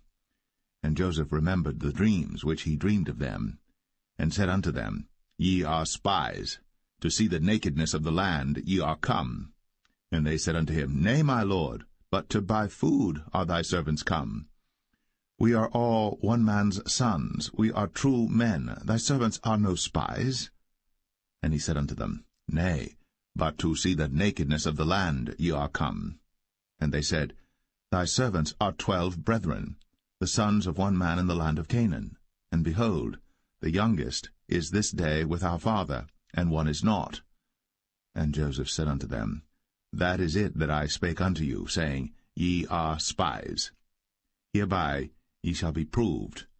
By the life of Pharaoh ye shall not go forth hence, except your youngest brother come hither. Send one of you, and let him fetch your brother, and ye shall be kept in prison, that your words may be proved, whether there be any truth in you, or else by the life of Pharaoh surely ye are spies. And he put them all together into ward 3 days. And Joseph said unto them the 3rd day, This do and live, for I fear God. If ye be true men, let one of your brethren be bound in the house of your prison. Go ye, carry corn for the famine of your houses. But bring your youngest brother unto me. So shall your words be verified, and ye shall not die. And they did so. And they said one to another, We are verily guilty concerning our brother, in that we saw the anguish of his soul when he besought us, and we would not hear. Therefore is this distress come upon us. And Reuben answered them, saying, Spake I not unto you, saying, Do not sin against the child? And ye would not hear. Therefore, behold, also his blood is required. And they knew not that Joseph understood them, for he spake unto them by an interpreter. And he turned himself about from them, and wept, and returned to them again, and communed with them, and took from them Simeon, and bound him before their eyes. Then Joseph commanded to fill their sacks with corn, and to restore every man's money into his sack, and to give them provision for the way. And thus did he unto them. And they laded their asses with the corn, and departed thence. And as one of them opened his sack, to give his ass provender in the inn, he espied his money, for behold, it was in his sack's mouth. And he said unto his brethren, My money is restored, and lo, it is even in my sack. And their heart failed them, and they were afraid, saying one to another, What is this that God hath done unto us? And they came unto Jacob their father unto the land of Canaan, and told him all that befell unto them, saying, The man who is the Lord of the land spake roughly to us, and took us for spies of the country. And we said unto him, We are true men, we are no spies. We be 12 brethren, sons of our father, one is not, and the youngest is this day with our father in the land of Canaan. And the man, the Lord of the country, said unto us, Hereby shall I know that ye are true men. Leave one of your brethren here with me, and take food for the famine of your households, and be gone. And bring your youngest brother unto me. Then shall I know that ye are no spies, but that ye are true men. So will I deliver you your brother, and ye shall traffic in the land. And it came to pass, as they emptied their sacks, that, behold, every man's bundle of money was in his sack.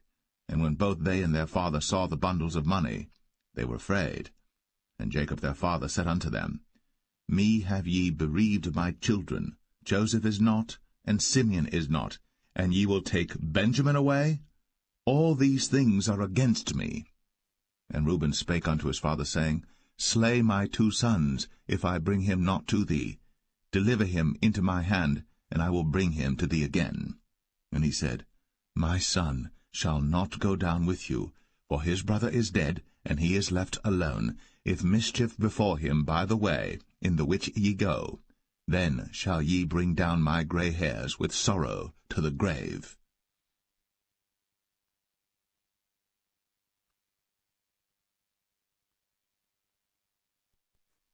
Genesis 43. And the famine was sore in the land. And it came to pass, when they had eaten up the corn which they had brought out of Egypt, their father said unto them, Go again, buy us a little food. And Judah spake unto him, saying, The man did solemnly protest unto us, saying, Ye shall not see my face, except your brother be with you. If thou wilt send our brother with us, we will go down and buy thee food. But if thou wilt not send him, we will not go down. For the man said unto us, Ye shall not see my face, except your brother be with you. And Israel said, Wherefore dealt ye so ill with me, as to tell the man whether ye had yet a brother? And they said, The man asked us straitly of our state, and of our kindred, saying, Is your father yet alive? Have ye another brother? And we told him according to the tenor of these words. Could we certainly know that he would say, Bring your brother down? And Judah said unto Israel his father, Send the lad with me, and we will arise and go, that we may live and not die, both we and thou, and also our little ones. I will be surety for him. Of my hand shalt thou require him. If I bring him not unto thee, and set him before thee, then let me bear the blame for ever. For except we had lingered, surely now we had returned this second time. And their father Israel said unto them, If it must be so now, do this. Take of the best fruits in the land in your vessels, and carry down the man a present, a little balm, and a little honey, spices, and myrrh, nuts, and almonds. And take double money in your hand, and the money that was brought again in the mouth of your sacks, carry it again in your hand. Peradventure it was an oversight. Take also your brother, and arise, go again unto the man. And God Almighty give you mercy before the man, that he may send away your other brother and Benjamin. If I be bereaved of my children, I am bereaved.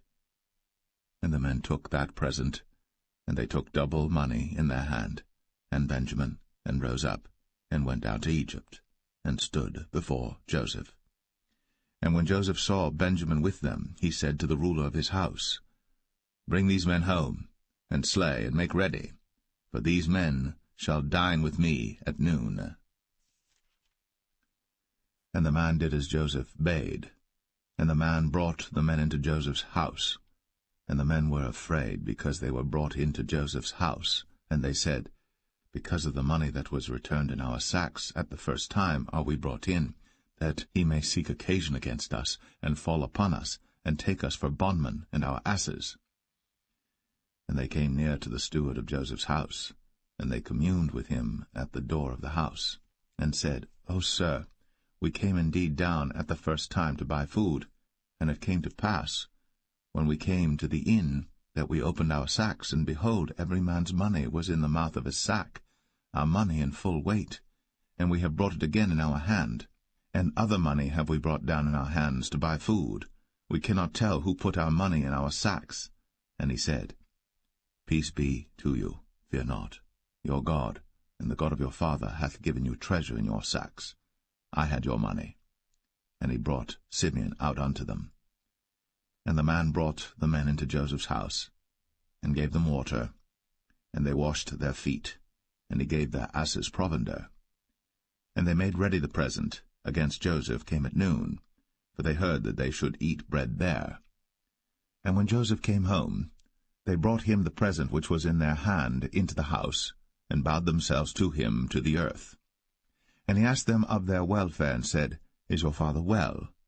The old man of whom ye spake, is he yet alive? And they answered, Thy servant our father is in good health, he is yet alive. And they bowed down their heads, and made obeisance. And he lifted up his eyes, and saw his brother Benjamin, his mother's son, and said, Is this your younger brother, of whom ye spake unto me? And he said, God be gracious unto thee, my son. And Joseph made haste, for his bowels did yearn upon his brother. And he sought where to weep, and he entered into his chamber, and wept there. And he washed his face, and went out, and refrained himself, and said, Set on bread. And they set on for him by himself, and for them by themselves, and for the Egyptians which did eat with him by themselves, because the Egyptians might not eat bread with the Hebrews, for that is an abomination unto the Egyptians. And they sat before him, the firstborn according to his birthright, and the youngest according to his youth. And the men marveled one at another. And he took and sent messes unto them from before him. But Benjamin's mess was 5 times so much as any of theirs. And they drank, and were merry with him.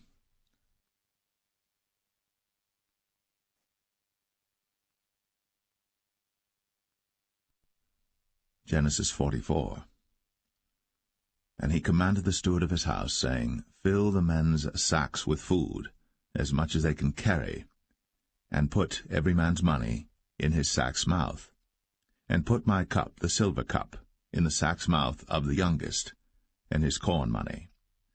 And he did according to the word that Joseph had spoken. As soon as the morning was light, the men were sent away, they and their asses. And when they were gone out of the city, and not yet far off, Joseph said unto his steward, Up, follow after the men, and when thou dost overtake them, say unto them, Wherefore have ye rewarded evil for good? Is not this it in which my Lord drinketh, and whereby indeed he divineth? Ye have done evil in so doing. And he overtook them, and he spake unto them these same words. And they said unto him, Wherefore saith my Lord these words? God forbid that thy servants should do according to this thing. Behold, the money which we found in our sacks' mouths we brought again unto thee out of the land of Canaan. How then should we steal out of thy Lord's house silver or gold? With whomsoever of thy servants it be found, both let him die, and we also will be my Lord's bondmen.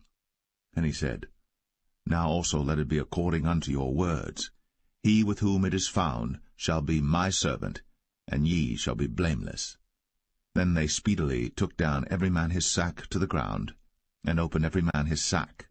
And he searched, and began at the eldest, and left at the youngest, and the cup was found in Benjamin's sack. Then they rent their clothes, and laded every man his ass, and returned to the city. And Judah and his brethren came to Joseph's house, for he was yet there, and they fell before him on the ground. And Joseph said unto them, What deed is this that ye have done? Wot ye not that such a man as I can certainly divine? And Judah said, What shall we say unto my lord? What shall we speak? Or how shall we clear ourselves? God hath found out the iniquity of thy servants. Behold, we are my Lord's servants, both we, and he also with whom the cup is found. And he said, God forbid that I should do so. But the man in whose hand the cup is found, he shall be my servant. And as for you, get you up in peace unto your father. Then Judah came near unto him, and said, O my lord, let thy servant, I pray thee, speak a word in my lord's ears, and let not thine anger burn against thy servant, for thou art even as Pharaoh. My lord asked his servants, saying, Have ye a father or a brother? And we said unto my lord, We have a father, an old man, and a child of his old age, a little one. And his brother is dead, and he alone is left of his mother, and his father loveth him. And thou saidst unto thy servants, Bring him down unto me, that I may set mine eyes upon him. And we said unto my lord, The lad cannot leave his father, for if he should leave his father would die. And thou saidst unto thy servants, Except your youngest brother come down with you, ye shall see my face no more. And it came to pass, when we came up unto thy servant my father, we told him the words of my lord. And our father said, Go again, and buy us a little food. And we said, We cannot go down. If our youngest brother be with us, then we will go down. For we may not see the man's face, except our youngest brother be with us. And thy servant my father said unto us, Ye know that my wife bare me 2 sons, And the one went out from me, and I said, Surely he is torn in pieces, and I saw him not since. And if ye take this also from me, and mischief before him, ye shall bring down my grey hairs with sorrow to the grave. Now therefore, when I come to thy servant my father, and the lad be not with us, seeing that his life is bound up in the lad's life, it shall come to pass, when he seeth that the lad is not with us, that he will die. And thy servants shall bring down the grey hairs of thy servant our father with sorrow to the grave. For thy servant became surety for the lad unto my father, saying, If I bring him not unto thee, then I shall bear the blame to my father for ever. Now therefore, I pray thee, let thy servant abide instead of the lad, a bondman to my lord, and let the lad go up with his brethren. For how shall I go up to my father, and the lad be not with me, lest peradventure I see the evil that shall come on my father?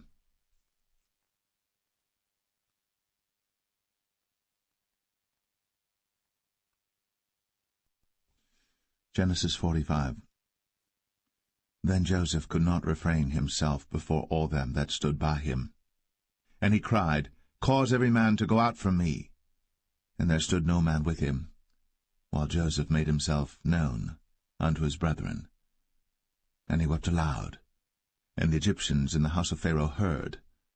And Joseph said unto his brethren, I am Joseph. Doth my father yet live? And his brethren could not answer him, for they were troubled at his presence. And Joseph said unto his brethren, Come near to me, I pray you.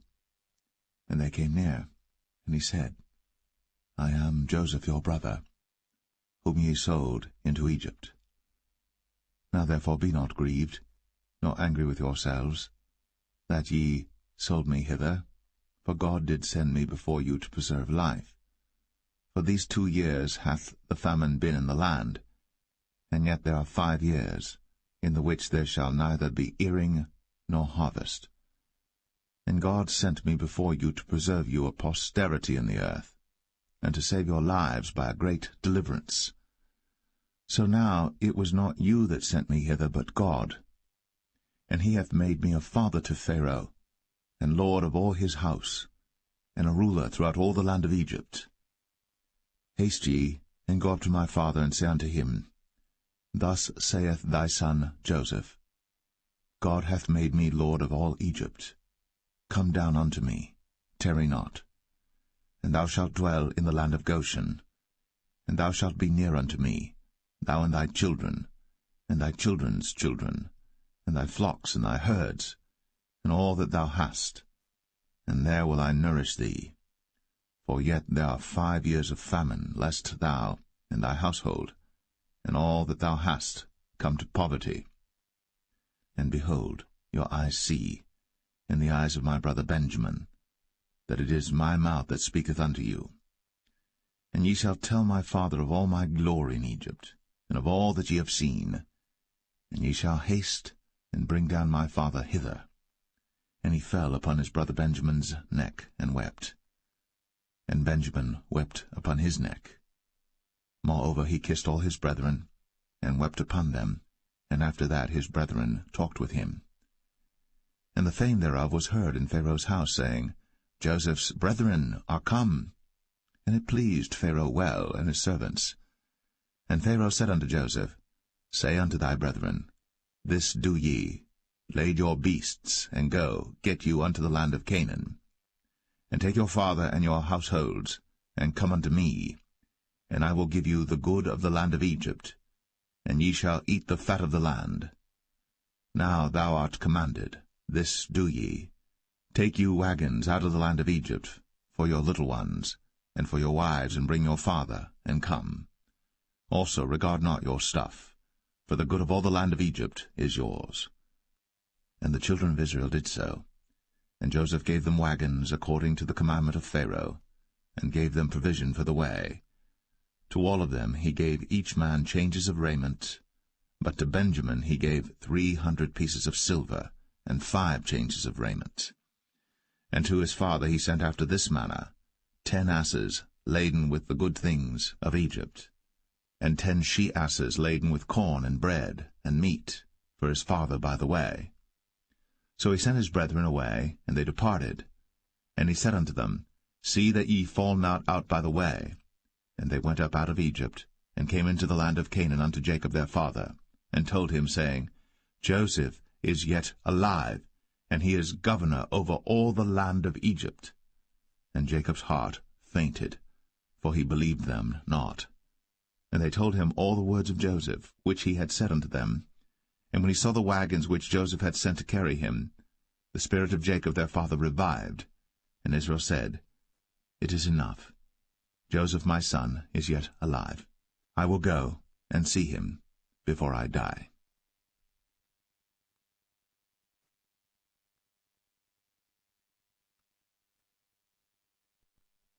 Genesis 46. And Israel took his journey with all that he had, and came to Beersheba, and offered sacrifices unto the God of his father Isaac. And God spake unto Israel in the visions of the night, and said, Jacob, Jacob. And he said, Here am I. And he said, I am God, the God of thy father. Fear not to go down into Egypt, for I will there make of thee a great nation. I will go down with thee into Egypt, and I will also surely bring thee up again, and Joseph shall put his hand upon thine eyes. And Jacob rose up from Beersheba, and the sons of Israel carried Jacob their father, and their little ones, and their wives, in the wagons which Pharaoh had sent to carry him. And they took their cattle and their goods which they had gotten in the land of Canaan, and came into Egypt, Jacob and all his seed with him, his sons, and his sons' sons with him, his daughters, and his sons' daughters, and all his seed brought he with him into Egypt. And these are the names of the children of Israel, which came into Egypt, Jacob and his sons, Reuben, Jacob's firstborn, and the sons of Reuben, Hanok and Phalu, and Hezron and Carmi, and the sons of Simeon, Jemuel, and Jamin, and Ohad, and Jachin, and Zohar, and Shaul the son of a Canaanitish woman. And the sons of Levi, Gershon, Kohath, and Merari.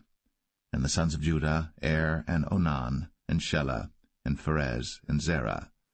But Er and Onan died in the land of Canaan. And the sons of Pharez were Hezron and Hamul. And the sons of Issachar, Tola, and Phuvah, and Job, and Shimron. And the sons of Zebulun, Sered, and Elon, and Jaleel. These be the sons of Leah, which she bare unto Jacob in Padan Aram, with his daughter Dinah. All the souls of his sons and his daughters were 33. And the sons of Gad, Ziphion, and Haggai, Shunai, and Esbon, Eri, and Aradai, and Arali. And the sons of Asher, Jimnah, and Ishua, and Isui, and Beriah, and Sarah their sister. And the sons of Beriah, Heber, and Malchiel. These are the sons of Zilpah, whom Laban gave to Leah his daughter, and these she bare unto Jacob, even 16 souls. The sons of Rachel, Jacob's wife, Joseph and Benjamin. And unto Joseph in the land of Egypt were born Manasseh and Ephraim, which Asenath, the daughter of Potipharah, priest of On, bare unto him. And the sons of Benjamin were Bela, and Becher, and Ashbel, Gera, and Naaman, Ehi, and Rosh, Muppim, and Huppim, and Ard. These are the sons of Rachel which were born to Jacob. All the souls were 14. And the sons of Dan, Hushim. And the sons of Naphtali, Jaziel, and Gunai, and Jezer, and Shillem. These are the sons of Bilhah, which Laban gave unto Rachel his daughter, and she bare these unto Jacob. All the souls were 7. All the souls that came with Jacob into Egypt, which came out of his loins, besides Jacob's sons' wives, all the souls were 66. And the sons of Joseph, which were born him in Egypt, were 2 souls. All the souls of the house of Jacob, which came into Egypt, were 70. And he sent Judah before him unto Joseph, to direct his face unto Goshen. And they came into the land of Goshen. And Joseph made ready his chariot, and went up to meet Israel his father to Goshen, and presented himself unto him. And he fell on his neck, and wept on his neck a good while. And Israel said unto Joseph, Now let me die, since I have seen thy face, because thou art yet alive. And Joseph said unto his brethren, and unto his father's house, I will go up and show Pharaoh, and say unto him, My brethren, and my father's house, which were in the land of Canaan, are come unto me. And the men are shepherds, for their trade hath been to feed cattle, and they have brought their flocks, and their herds, and all that they have. And it shall come to pass, when Pharaoh shall call you, and shall say, What is your occupation? That ye shall say, Thy servant's trade hath been about cattle from our youth, even until now, both we and also our fathers, that ye may dwell in the land of Goshen. For every shepherd is an abomination unto the Egyptians.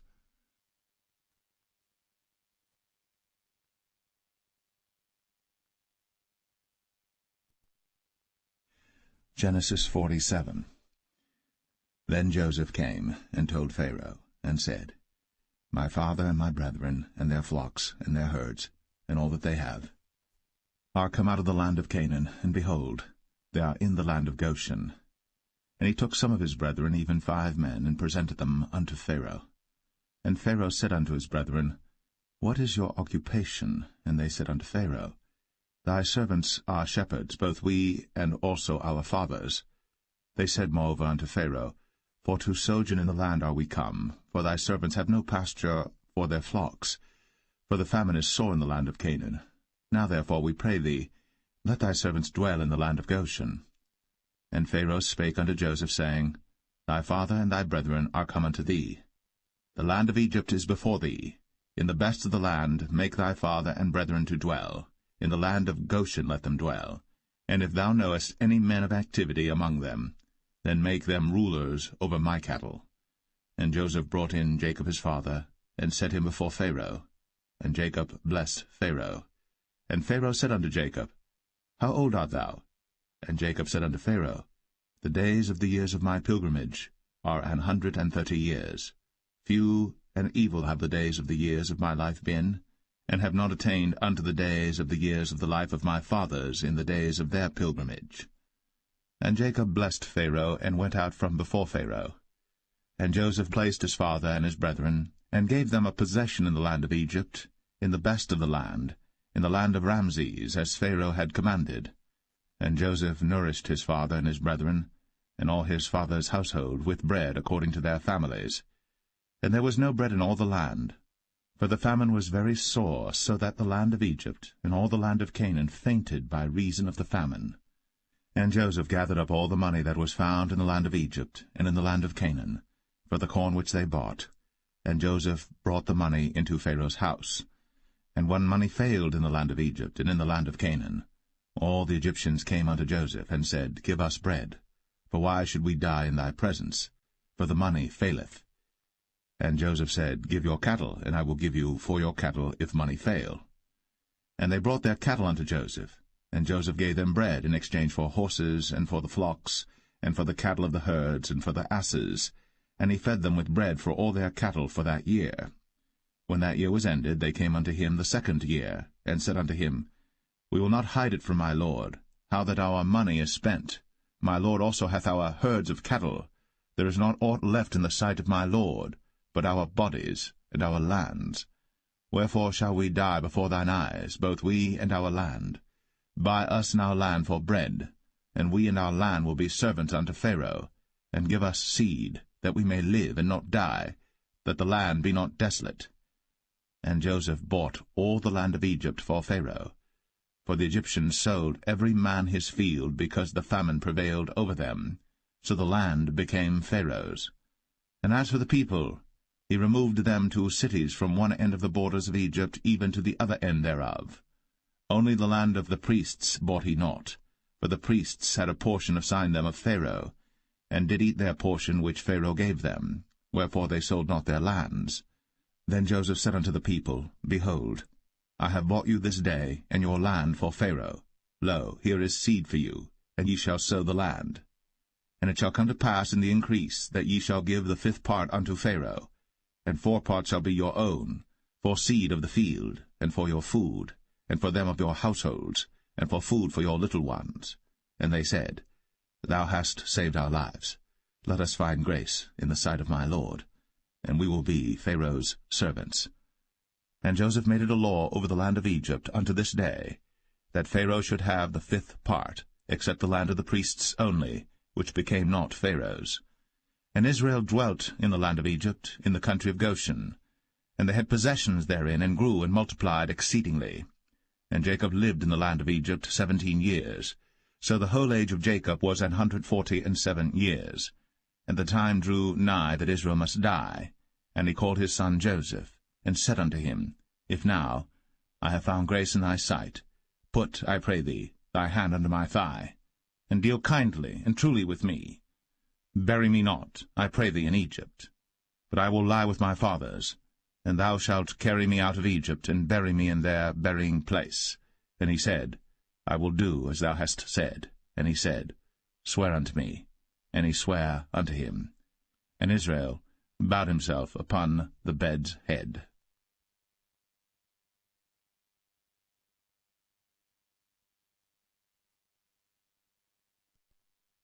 Genesis 48. And it came to pass after these things, that one told Joseph, Behold, thy father is sick. And he took with him his 2 sons, Manasseh and Ephraim. And one told Jacob, and said, Behold, thy son Joseph cometh unto thee.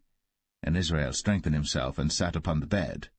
And Jacob said unto Joseph, God Almighty appeared unto me at Luz in the land of Canaan, and blessed me, and said unto me, Behold, I will make thee fruitful, and multiply thee, and I will make of thee a multitude of people, and will give this land to thy seed after thee for an everlasting possession.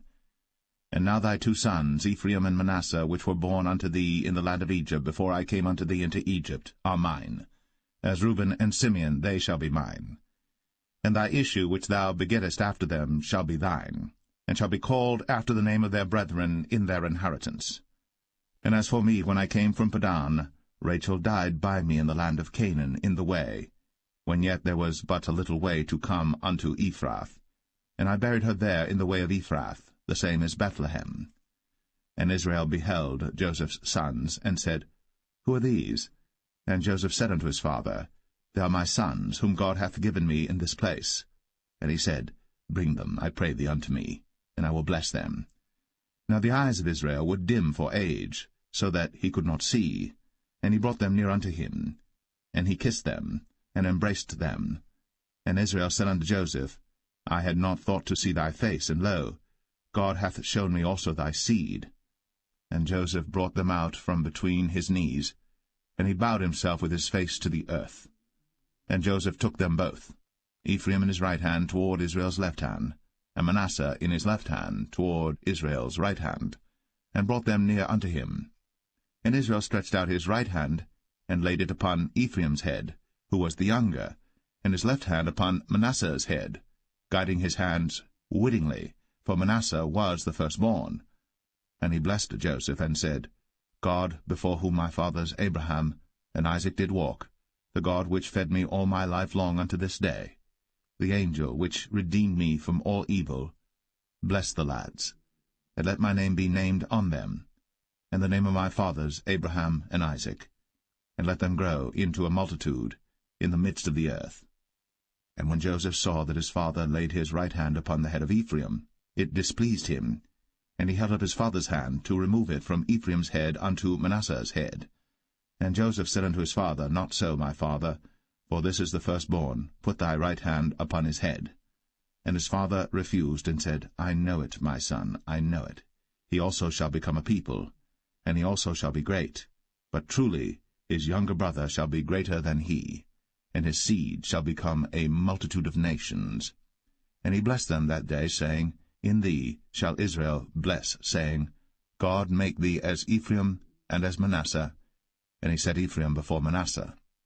And Israel said unto Joseph, Behold, I die, but God shall be with you, and bring you again unto the land of your fathers.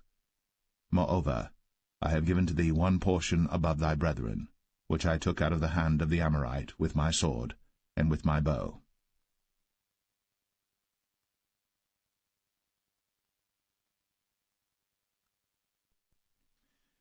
Genesis 49.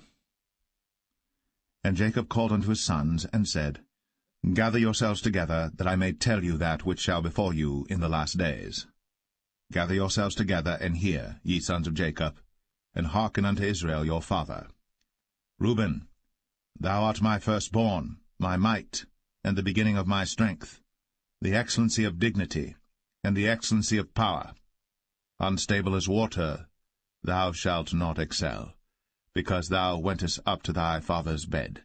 Then devilest thou it. He went up to my couch. Simeon and Levi are brethren. Instruments of cruelty are in their habitations.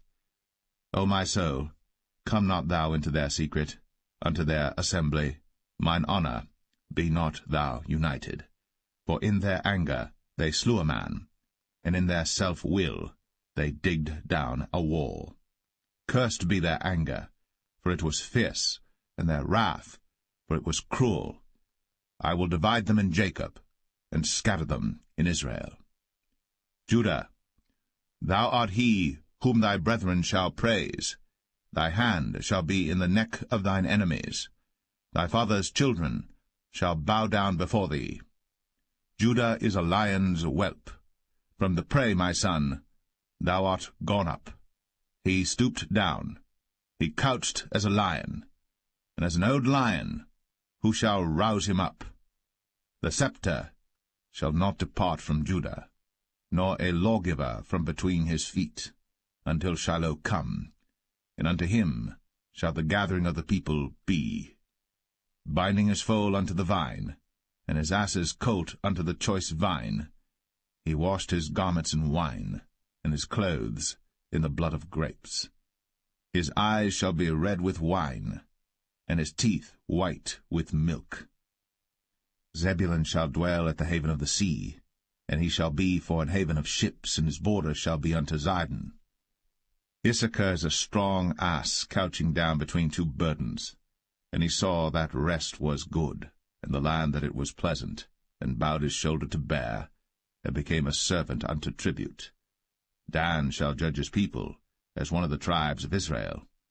Dan shall be a serpent by the way, an adder in the path, that biteth the horse heels, so that his rider shall fall backward.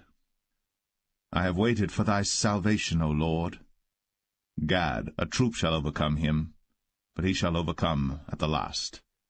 Out of Asher his bread shall be fat, and he shall yield royal dainties. Naphtali is a hind let loose, he giveth goodly words. Joseph is a fruitful bough, even a fruitful bough by a well, whose branches run over the wall. The archers have sorely grieved him, and shot at him, and hated him. But his bow abode in strength, and the arms of his hands were made strong by the hands of the mighty God of Jacob. From thence is the shepherd, the stone of Israel. Even by the God of thy father, who shall help thee, and by the Almighty, who shall bless thee with blessings of heaven above, blessings of the deep that lieth under, blessings of the breasts, and of the womb. The blessings of thy father have prevailed above the blessings of my progenitors, unto the utmost bound of the everlasting hills. They shall be on the head of Joseph, and on the crown of the head of him that was separate from his brethren. Benjamin shall raven as a wolf. In the morning he shall devour the prey, and at night he shall divide the spoil. All these are the 12 tribes of Israel. And this is it that their father spake unto them, and blessed them, every one, according to his blessing, he blessed them. And he charged them, and said unto them, I am to be gathered unto my people. Bury me with my fathers in the cave that is in the field of Ephron the Hittite, in the cave that is in the field of Machpelah, which is before Mamre, in the land of Canaan, which Abraham bought with the field of Ephron the Hittite, for a possession of a burying place. There they buried Abraham and Sarah his wife. There they buried Isaac and Rebekah his wife, and there I buried Leah. The purchase of the field and of the cave that is therein was from the children of Heth. And when Jacob had made an end of commanding his sons, he gathered up his feet into the bed, and yielded up the ghost, and was gathered unto his people.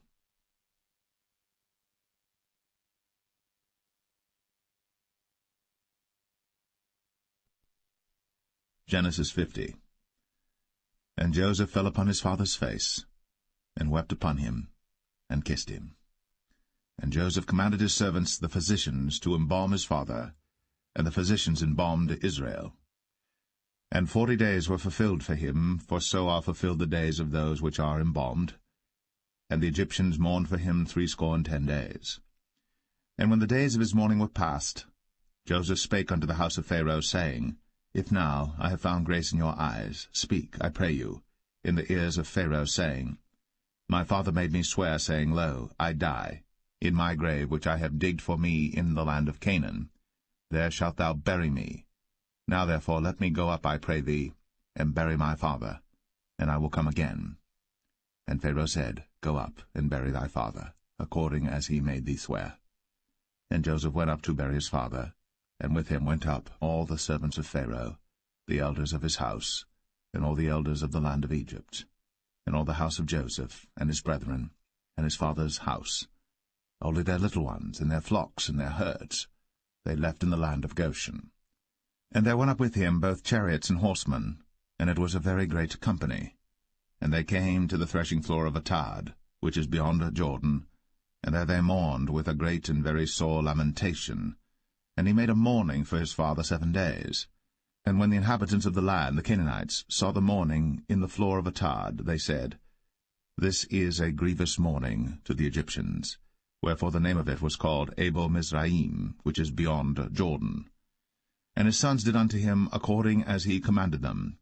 For his sons carried him into the land of Canaan, and buried him in the cave of the field of Machpelah, which Abraham bought with the field for possession of a burying place of Ephron the Hittite before Mamre. And Joseph returned into Egypt, he and his brethren, and all that went up with him to bury his father, after he had buried his father. And when Joseph's brethren saw that their father was dead, they said, Joseph will peradventure hate us, and will certainly requite us all the evil which we did unto him. And they sent a messenger unto Joseph, saying, Thy father did command before he died, saying, So shall ye say unto Joseph, Forgive, I pray thee now, the trespass of thy brethren, and their sin. For they did unto thee evil, and now, we pray thee, forgive the trespass of the servants of the God of thy father. And Joseph wept when they spake unto him. And his brethren also went and fell down before his face, and they said, Behold, we be thy servants. And Joseph said unto them, Fear not, for am I in the place of God? But as for you, ye thought evil against me. But God meant it unto good, to bring to pass, as it is this day, to save much people alive. Now therefore fear ye not, I will nourish you, and your little ones.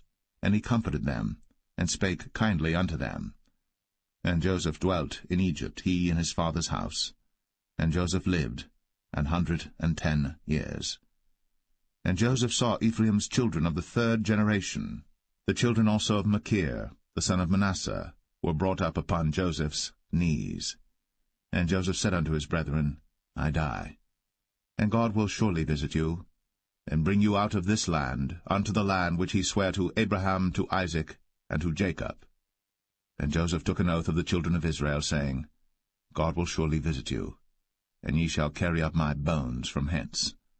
So Joseph died, being 110 years old, and they embalmed him, and he was put in a coffin in Egypt.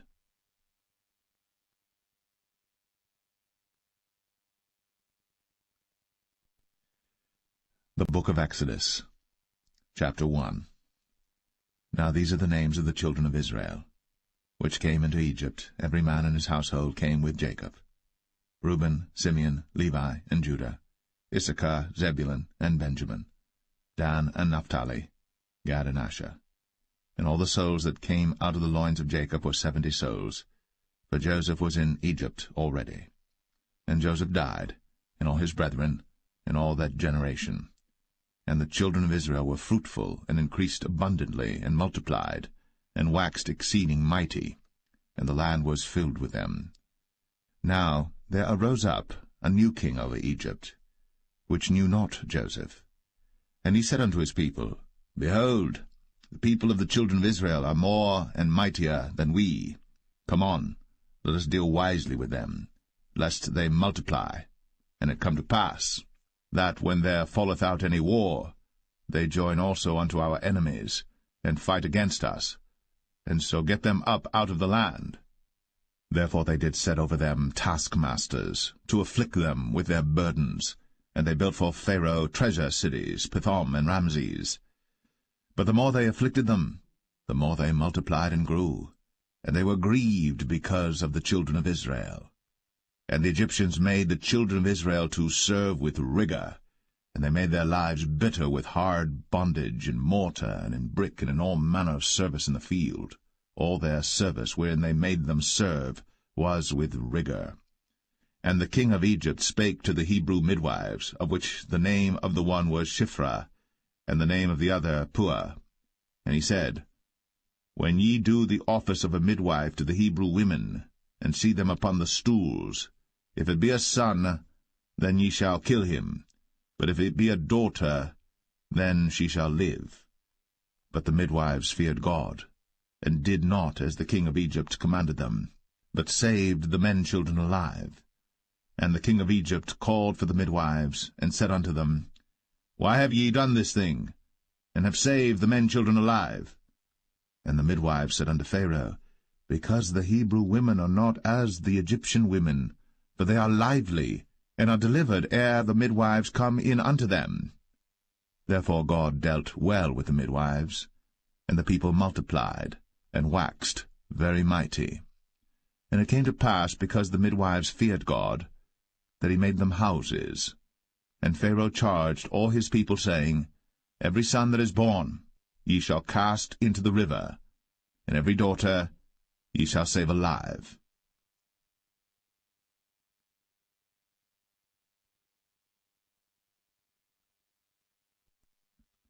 Exodus 2. And there went a man of the house of Levi, and took to wife a daughter of Levi. And the woman conceived, and bare a son.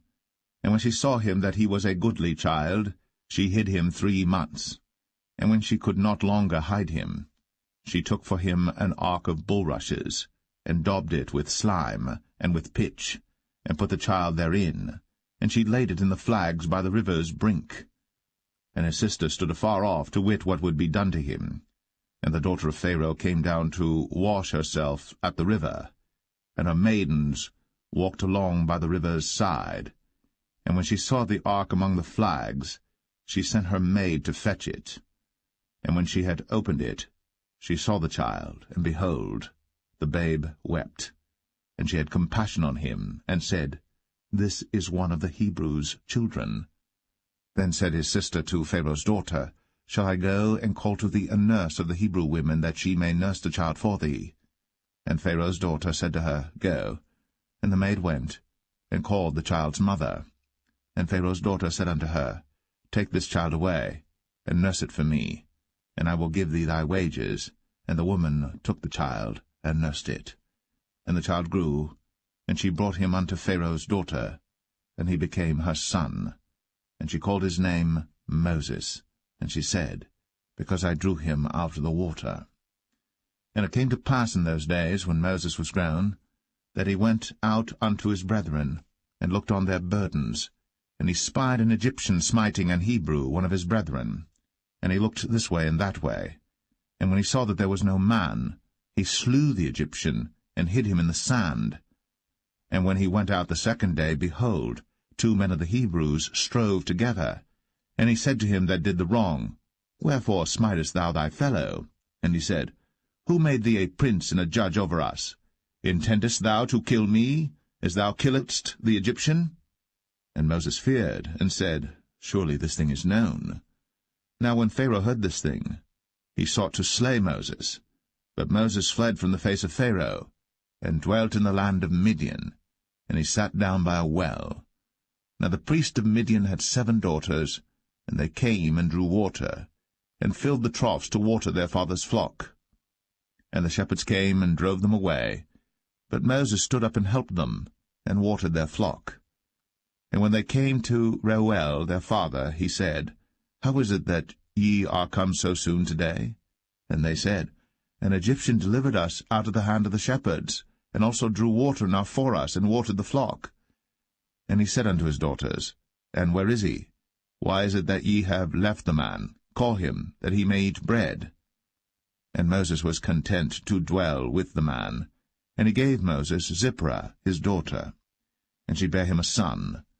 And he called his name Gershom, for he said, I have been a stranger in a strange land.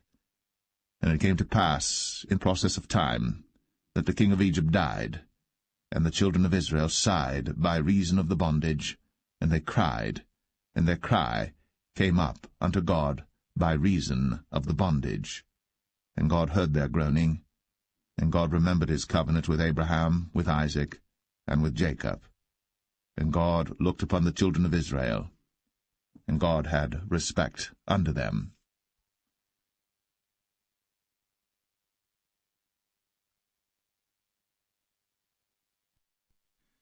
Exodus 3. Now Moses kept the flock of Jethro, his father-in-law, the priest of Midian. And he led the flock to the backside of the desert, and came to the mountain of God, even to Horeb. And the angel of the Lord appeared unto him in a flame of fire out of the midst of a bush.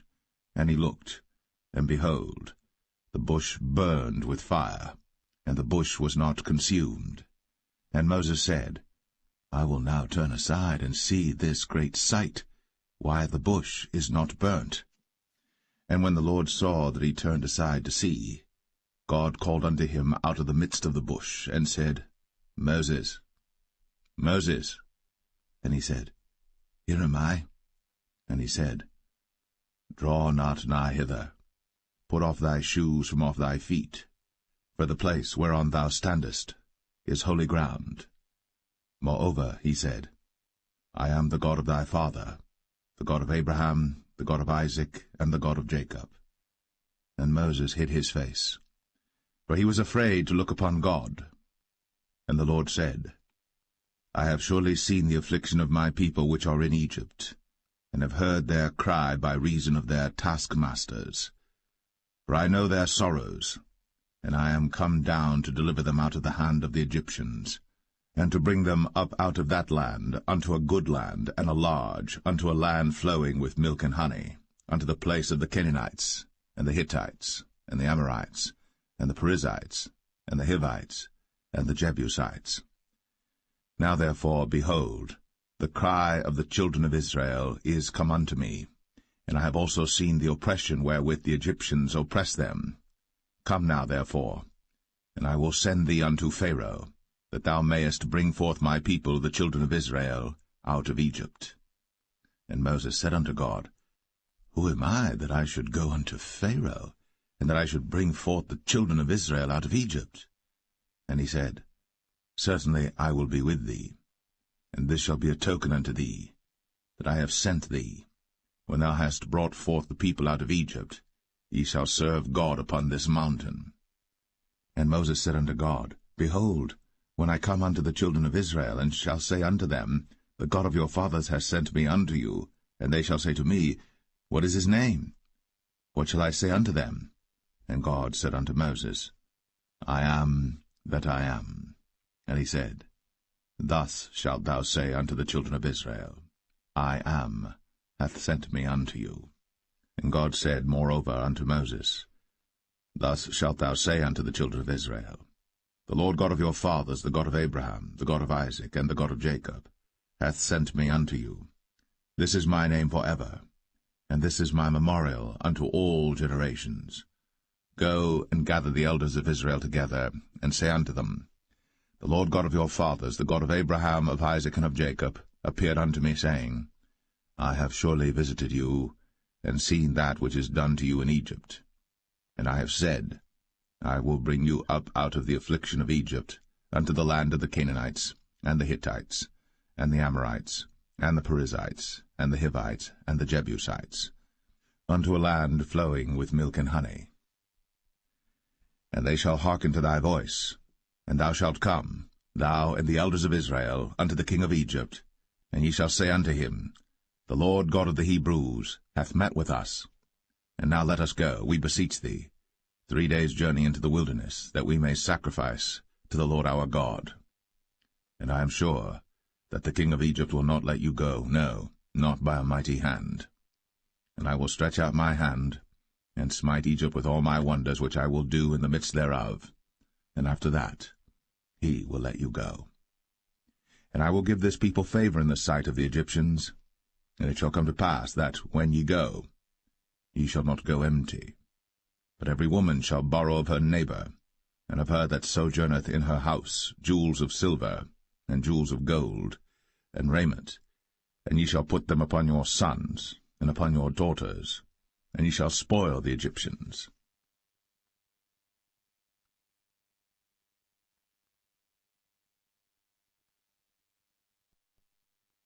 Exodus 4.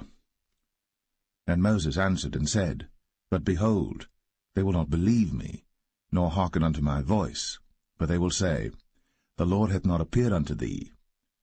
And the Lord said unto him, What is that in thine hand? And he said, A rod. And he said, Cast it on the ground. And he cast it on the ground, and it became a serpent. And Moses fled from before it. And the Lord said unto Moses, Put forth thine hand, and take it by the tail. And he put forth his hand, and caught it. And it became a rod in his hand, that they may believe that the Lord God of their fathers, the God of Abraham, the God of Isaac, and the God of Jacob, hath appeared unto thee. And the Lord said furthermore unto him, Put now thine hand into thy bosom. And he put his hand into his bosom. And when he took it out, behold, his hand was leprous as snow. And he said, Put thine hand into thy bosom again. And he put his hand into his bosom again, and plucked it out of his bosom. And behold, it was turned again as his other flesh.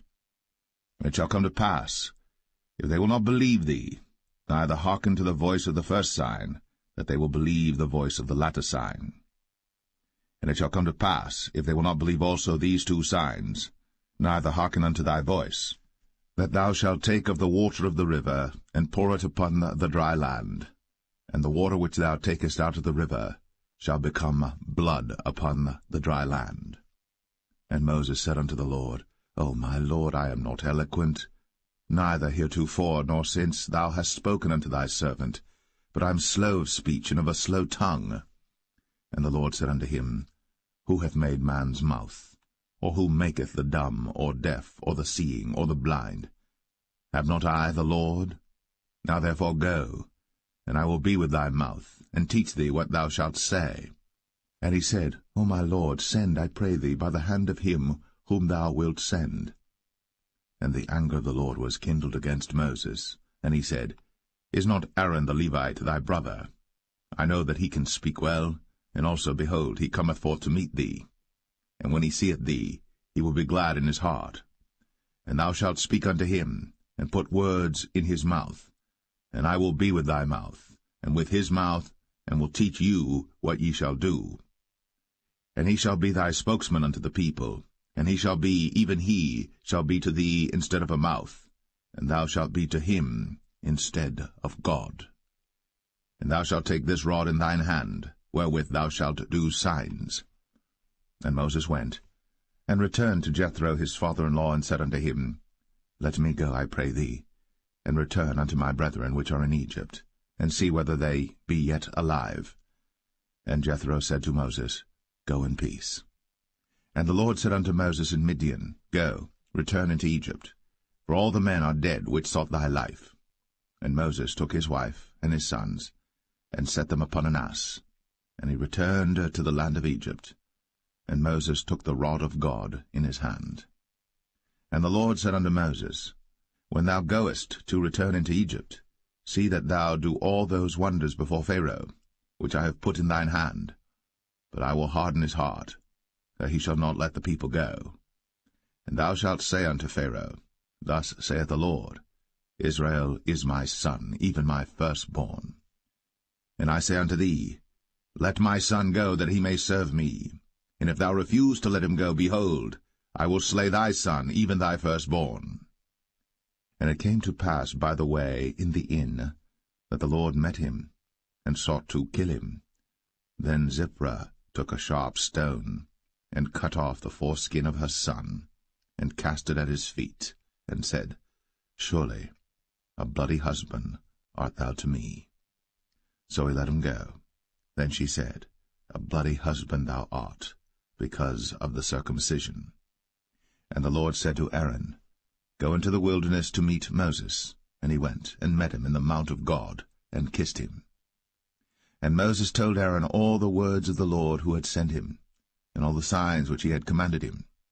And Moses and Aaron went and gathered together all the elders of the children of Israel. And Aaron spake all the words which the Lord had spoken unto Moses, and did the signs in the sight of the people. And the people believed. And when they heard that the Lord had visited the children of Israel, and that he had looked upon their affliction, then they bowed their heads and worshipped.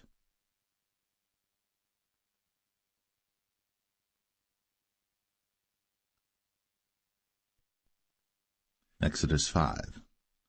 And afterward Moses and Aaron went in, and told Pharaoh, Thus saith the Lord God of Israel, Let my people go, that they may hold a feast unto me in the wilderness. And Pharaoh said, Who is the Lord that I should obey his voice to let Israel go? I know not the Lord, neither will I let Israel go. And they said, The God of the Hebrews hath met with us. Let us go, we pray thee, 3 days' journey into the desert, and sacrifice unto the Lord our God, lest he fall upon us with pestilence, or with the sword. And the king of Egypt said unto them, Wherefore do ye, Moses and Aaron? Let the people from their works get you unto your burdens. And Pharaoh said, Behold, the people of the land now are many, and ye make them rest from their burdens.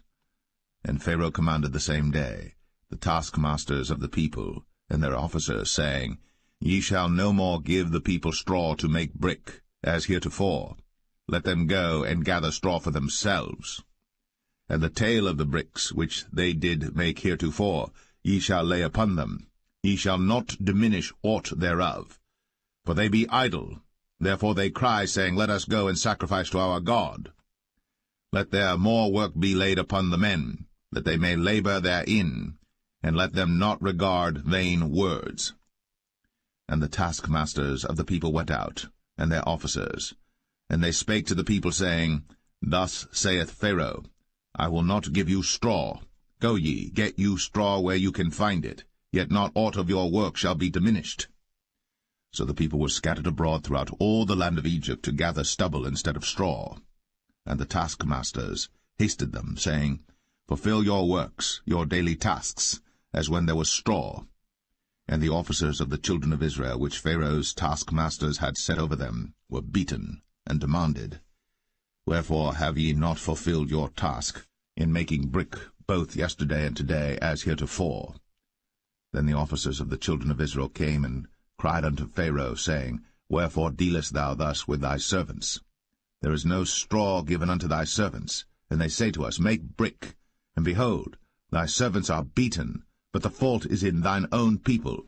But he said, Ye are idle, ye are idle. Therefore ye say, Let us go and do sacrifice to the Lord.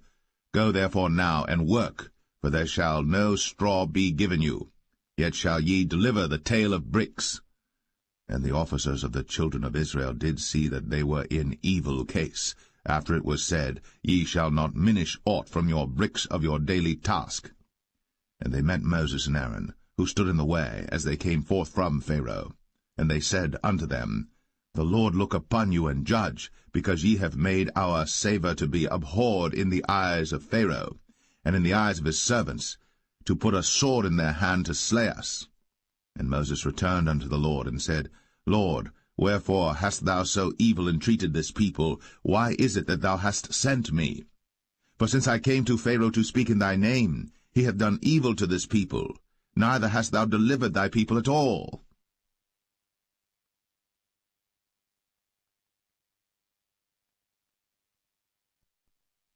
Exodus 6. Then the Lord said unto Moses, Now shalt thou see what I will do to Pharaoh. For with a strong hand shall he let them go, and with a strong hand shall he drive them out of his land. And God spake unto Moses, and said unto him, I am the Lord. And I appeared unto Abraham, unto Isaac, and unto Jacob, by the name of God Almighty, but by my name Jehovah, was I not known to them.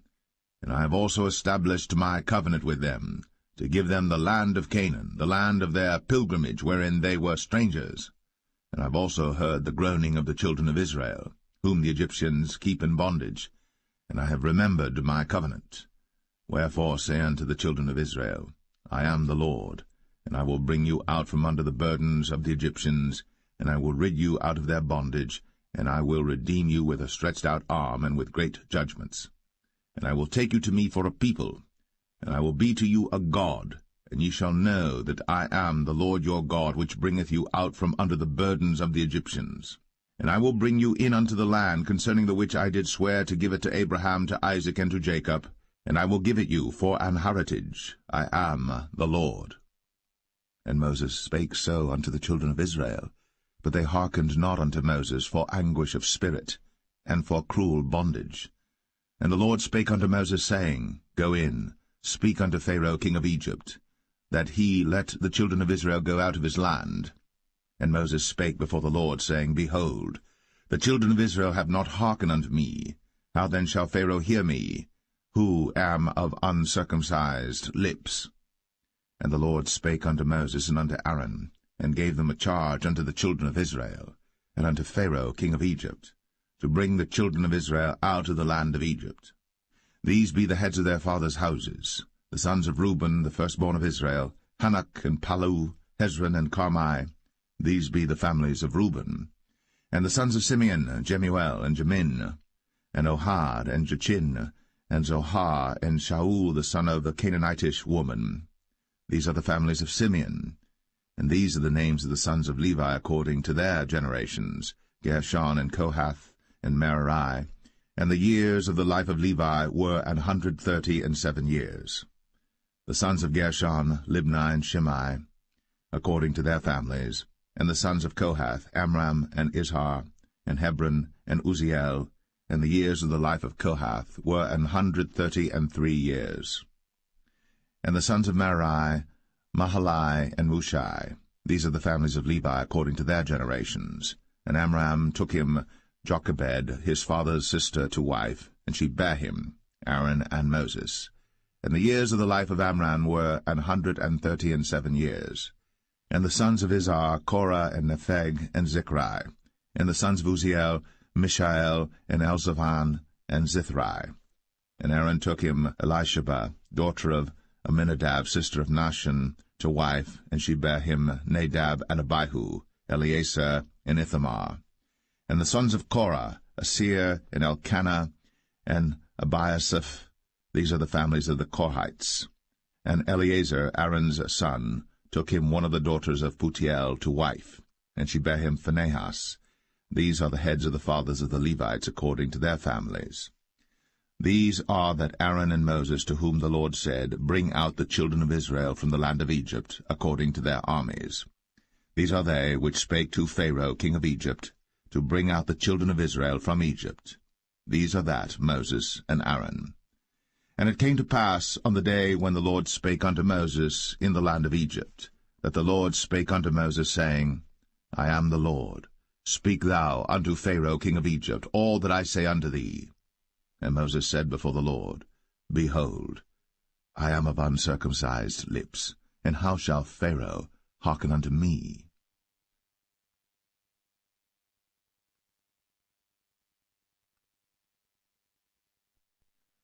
Exodus 7. And the Lord said unto Moses, See, I have made thee a god to Pharaoh, and Aaron thy brother shall be thy prophet. Thou shalt speak all that I command thee, and Aaron thy brother shall speak unto Pharaoh, that he send the children of Israel out of his land.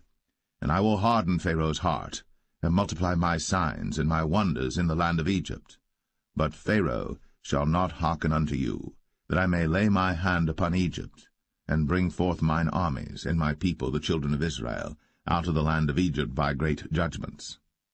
And the Egyptians shall know that I am the Lord, when I stretch forth mine hand upon Egypt, and bring out the children of Israel from among them. And Moses and Aaron did as the Lord commanded them, so did they. And Moses was 80 years old, and Aaron 83 years old, when they spake unto Pharaoh. And the Lord spake unto Moses and unto Aaron, saying, When Pharaoh shall speak unto you, saying, Show a miracle for you, then thou shalt say unto Aaron, Take thy rod, and cast it before Pharaoh, and it shall become a serpent. And Moses and Aaron went in unto Pharaoh, and they did so as the Lord had commanded. And Aaron cast down his rod before Pharaoh, and before his servants, and it became a serpent. Then Pharaoh also called the wise men and the sorcerers. Now the magicians of Egypt they also did in like manner with their enchantments. For they cast down every man his rod, and they became serpents. But Aaron's rod swallowed up their rods. And he hardened Pharaoh's heart, that he hearkened not unto them, as the Lord had said. And the Lord said unto Moses, Pharaoh's heart is hardened, he refuseth to let the people go. Get thee unto Pharaoh in the morning. Lo, he goeth out unto the water, and thou shalt stand by the river's brink against he come. And the rod which was turned to a serpent shalt thou take in thine hand. And thou shalt say unto him, The Lord God of the Hebrews hath sent me unto thee, saying, Let my people go, that they may serve me in the wilderness. And behold, hitherto thou wouldest not hear. Thus saith the Lord, In this thou shalt know that I am the Lord. Behold, I will smite with the rod that is in mine hand upon the waters which are in the river, and they shall be turned to blood. And the fish that is in the river shall die, and the river shall stink, and the Egyptians shall loathe to drink of the water of the river. And the Lord spake unto Moses, Say unto Aaron, Take thy rod, and stretch out thine hand upon the waters of Egypt, upon their streams, upon their rivers, and upon their ponds, and upon all their pools of water, that they may become blood, and that there may be blood throughout all the land of Egypt, both in vessels of wood and in vessels of stone. And Moses and Aaron did so, as the Lord commanded.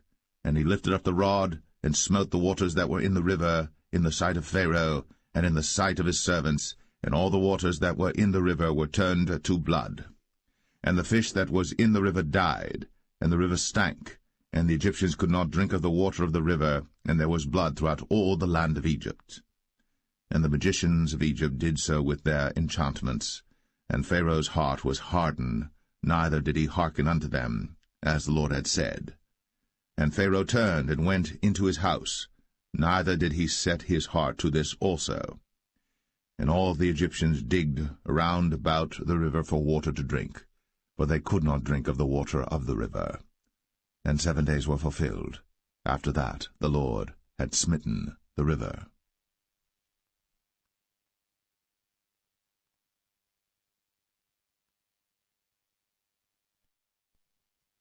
Exodus 8. And the Lord spake unto Moses, Go unto Pharaoh, and say unto him, Thus saith the Lord, Let my people go, that they may serve me. And if thou refuse to let them go, behold, I will smite all thy borders with frogs, and the river shall bring forth frogs abundantly, which shall go up and come into thine house, and into thy bedchamber, and upon thy bed, and into the house of thy servants, and upon thy people, and into thine ovens, and into thy kneading troughs. And the frogs shall come up both on thee, and upon thy people, and upon all thy servants. And the Lord spake unto Moses, Say unto Aaron, Stretch forth thine hand with thy rod over the streams, over the rivers, and over the ponds, and cause frogs to come up upon the land of Egypt. And Aaron stretched out his hand over the waters of Egypt, and the frogs came up, and covered the land of Egypt. And the magicians did so with their enchantments, and brought up frogs upon the land of Egypt. Then Pharaoh called for Moses and Aaron, and said, Entreat the Lord, that he may take away the frogs from me, and from my people, and I will let the people go, that they may do sacrifice unto the Lord. And Moses said unto Pharaoh, Glory over me. When shall I entreat for thee, and for thy servants, and for thy people, to destroy the frogs from thee, and thy houses, that they may remain in the river only? And he said, Tomorrow. And he said, Be it according to thy word, that thou mayest know that there is none like unto the Lord our God. And the frogs shall depart from thee, and from thy houses, and from thy servants, and from thy people, they shall remain in the river only. And Moses and Aaron went out from Pharaoh, and Moses cried unto the Lord because of the frogs, which he had brought against Pharaoh. And the Lord did according to the word of Moses, And the frogs died out of the houses, out of the villages, and out of the fields. And they gathered them together upon heaps, and the land stank. But when Pharaoh saw that there was respite, he hardened his heart, and hearkened not unto them, as the Lord had said. And the Lord said unto Moses, Say unto Aaron, Stretch out thy rod, and smite the dust of the land, that it may become lice throughout all the land of Egypt. And they did so. For Aaron stretched out his hand with his rod, and smote the dust of the earth, and it became lice in man and in beast. All the dust of the land became lice throughout all the land of Egypt. And the magicians did so with their enchantments to bring forth lice, but they could not, so there were lice upon man and upon beast. Then the magicians said unto Pharaoh, This is the finger of God. And Pharaoh's heart was hardened, and he hearkened not unto them, as the Lord had said. And the Lord said unto Moses, Rise up early in the morning, and stand before Pharaoh. Lo, he cometh forth to the water. And say unto him, Thus saith the Lord, Let my people go, that they may serve me. Else, if thou wilt not let my people go, behold, I will send swarms of flies upon thee, and upon thy servants, and upon thy people, and into thy houses, and the houses of the Egyptians shall be full of swarms of flies, and also the ground whereon they are. And I will sever in that day the land of Goshen, in which my people dwell, that no swarms of flies shall be there, to the end thou mayest know that I am the Lord in the midst of the earth. And I will put a division between my people and thy people. Tomorrow shall this sign be. And the Lord did so.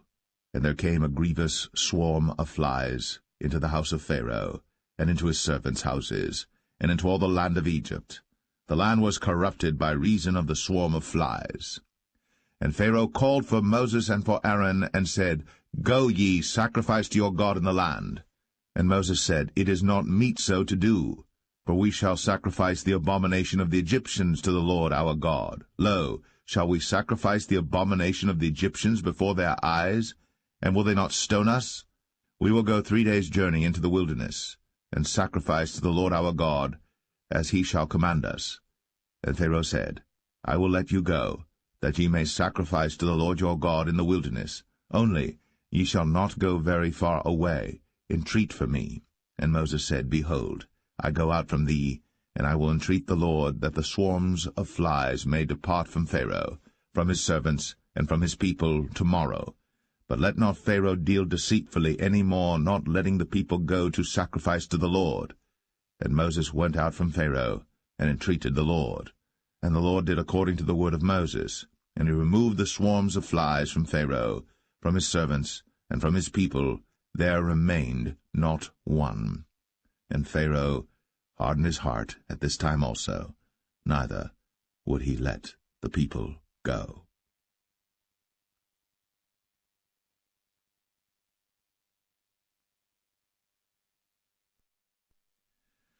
Exodus 9.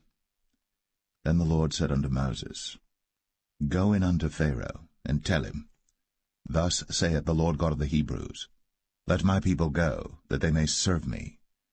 For if thou refuse to let them go, and wilt hold them still, behold, the hand of the Lord is upon thy cattle which is in the field, upon the horses, upon the asses, upon the camels, upon the oxen, and upon the sheep. There shall be a very grievous murrain. And the Lord shall sever between the cattle of Israel and the cattle of Egypt, and there shall nothing die of all that is the children's of Israel. And the Lord appointed a set time, saying, Tomorrow the Lord shall do this thing in the land. And the Lord did that thing on the morrow, and all the cattle of Egypt died, but of the cattle of the children of Israel died not one.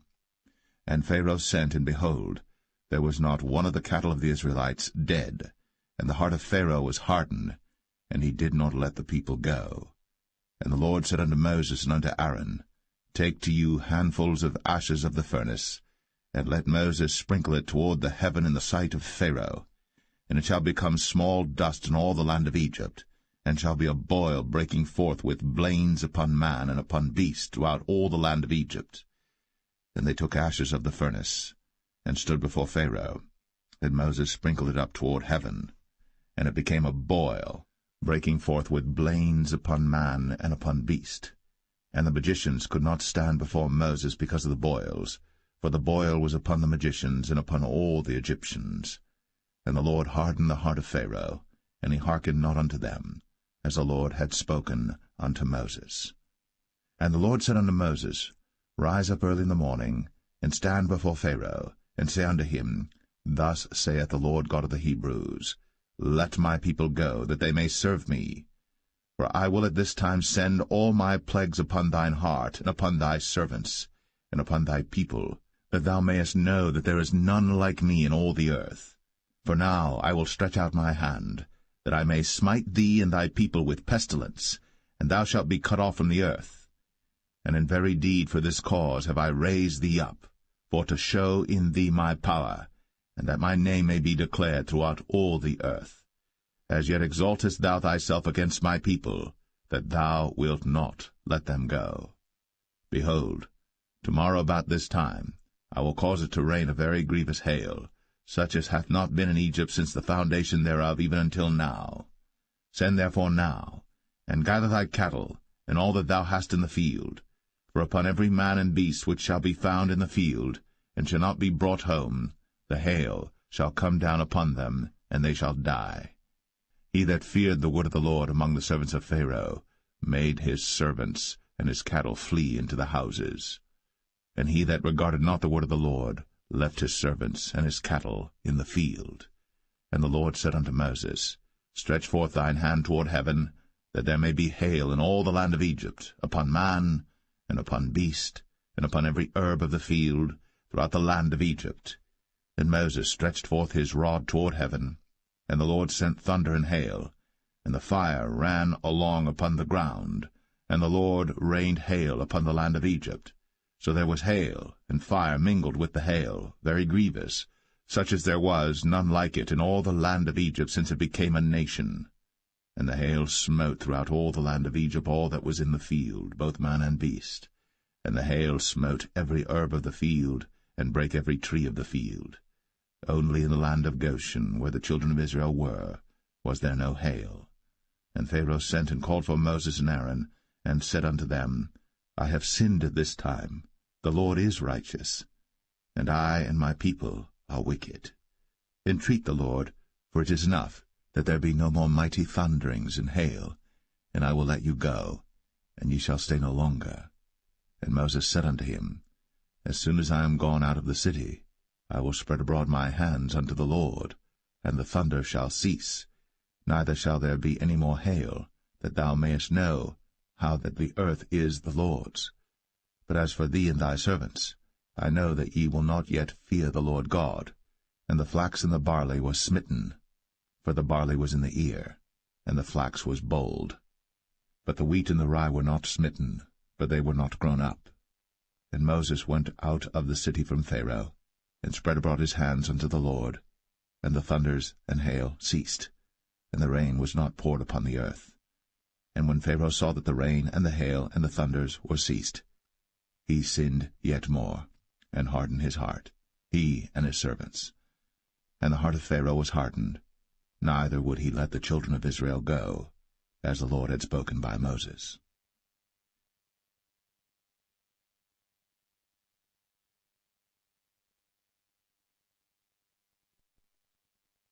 Exodus 10. And the Lord said unto Moses, Go in unto Pharaoh, for I have hardened his heart, and the heart of his servants, that I might show these my signs before him, and that thou mayest tell in the ears of thy son, and of thy son's son, what things I have wrought in Egypt, and my signs which I have done among them, that ye may know how that I am the Lord. And Moses and Aaron came in unto Pharaoh, and said unto him, Thus saith the Lord God of the Hebrews, How long wilt thou refuse to humble thyself before me? Let my people go, that they may serve me. Else, if thou refuse to let my people go, behold, tomorrow will I bring the locusts into thy coast. And they shall cover the face of the earth, that one cannot be able to see the earth. And they shall eat the residue of that which is escaped, which remaineth unto you from the hail, and shall eat every tree which groweth for you out of the field. And they shall fill thy houses, and the houses of all thy servants, and the houses of all the Egyptians, which neither thy fathers nor thy fathers' fathers have seen, since the day that they were upon the earth unto this day. And he turned himself, and went out from Pharaoh. And Pharaoh's servants said unto him, How long shall this man be a snare unto us? Let the men go, that they may serve the Lord their God. Knowest thou not yet that Egypt is destroyed? And Moses and Aaron were brought again unto Pharaoh, and he said unto them, Go, serve the Lord your God. But who are they that shall go? And Moses said, We will go with our young and with our old, with our sons and with our daughters, with our flocks and with our herds will we go, for we must hold a feast unto the Lord. And he said unto them, Let the Lord be so with you, as I will let you go, and your little ones. Look to it, for evil is before you. Not so. Go now, ye that are men, and serve the Lord, for that ye did desire. And they were driven out from Pharaoh's presence. And the Lord said unto Moses, Stretch out thine hand over the land of Egypt for the locusts, that they may come up upon the land of Egypt, and eat every herb of the land, even all that the hail hath left. And Moses stretched forth his rod over the land of Egypt. And the Lord brought an east wind upon the land all that day, and all that night. And when it was morning, the east wind brought the locusts. And the locusts went up over all the land of Egypt, and rested in all the coasts of Egypt. Very grievous were they. Before them there were no such locusts as they, neither after them shall be such. For they covered the face of the whole earth, so that the land was darkened. And they did eat every herb of the land, and all the fruit of the trees which the hail had left. And there remained not any green thing in the trees, or in the herbs of the field, through all the land of Egypt. Then Pharaoh called for Moses and Aaron in haste, and he said, I have sinned against the Lord your God and against you. Now therefore forgive, I pray thee, my sin only this once, and entreat the Lord your God, that he may take away from me this death only. And he went out from Pharaoh, and entreated the Lord. And the Lord turned a mighty strong west wind, which took away the locusts, and cast them into the Red Sea. There remained not one locust in all the coasts of Egypt. But the Lord hardened Pharaoh's heart, so that he would not let the children of Israel go. And the Lord said unto Moses, Stretch out thine hand toward heaven, that there may be darkness over the land of Egypt, even darkness which may be felt. And Moses stretched forth his hand toward heaven, and there was a thick darkness in all the land of Egypt 3 days. They saw not one another, neither rose any from his place for 3 days. But all the children of Israel had light in their dwellings. And Pharaoh called unto Moses, and said, Go ye, serve the Lord. Only let your flocks and your herds be stayed. Let your little ones also go with you. And Moses said, Thou must give us also sacrifices and burnt offerings, that we may sacrifice unto the Lord our God. Our cattle also shall go with us. There shall not an hoof be left behind, for thereof must we take to serve the Lord our God, and we know not with what we must serve the Lord until we come thither. But the Lord hardened Pharaoh's heart, and he would not let them go. And Pharaoh said unto him, Get thee from me, take heed to thyself, see my face no more, for in that day thou seest my face, thou shalt die. And Moses said, Thou hast spoken well. I will see thy face again no more.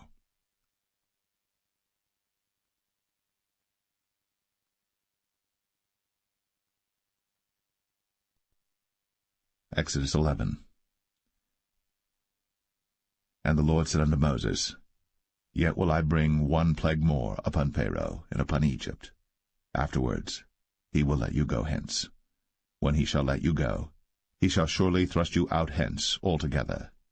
Speak now in the ears of the people, and let every man borrow of his neighbor, and every woman of her neighbor, jewels of silver and jewels of gold. And the Lord gave the people favor in the sight of the Egyptians. Moreover, the man Moses was very great in the land of Egypt, in the sight of Pharaoh's servants, and in the sight of the people.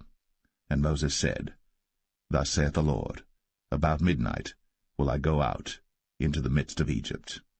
And all the firstborn in the land of Egypt shall die, from the firstborn of Pharaoh that sitteth upon his throne, even unto the firstborn of the maidservant that is behind the mill, and all the firstborn of beasts.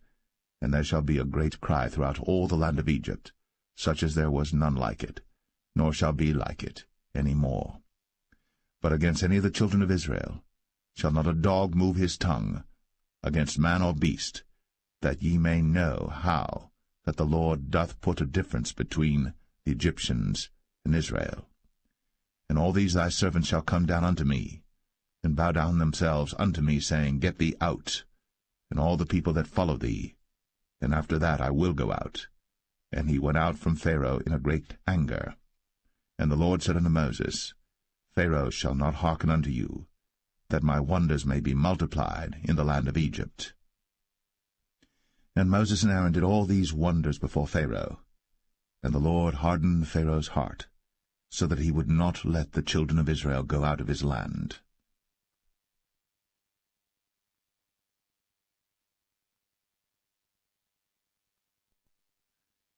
Exodus 12. And the Lord spake unto Moses and Aaron in the land of Egypt, saying, This month shall be unto you the beginning of months. It shall be the first month of the year to you.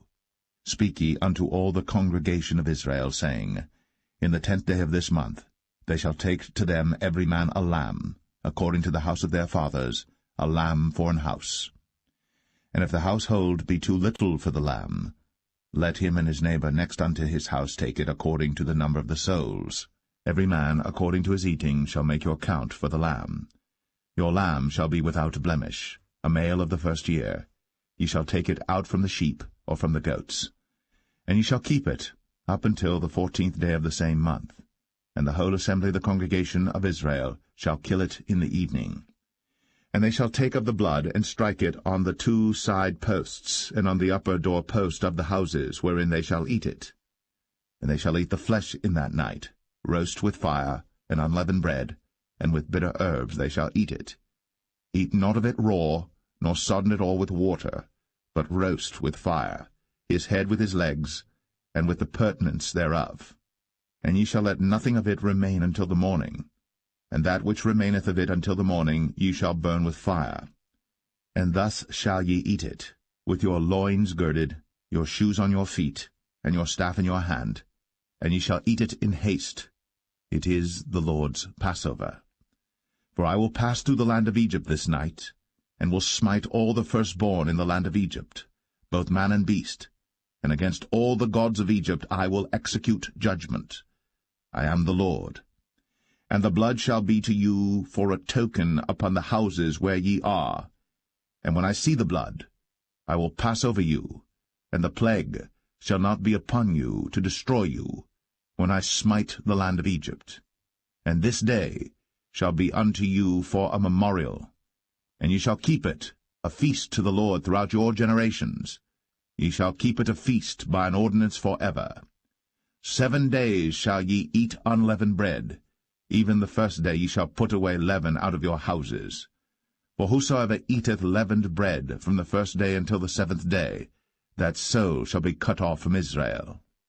And in the first day there shall be an holy convocation, and in the 7th day there shall be an holy convocation to you.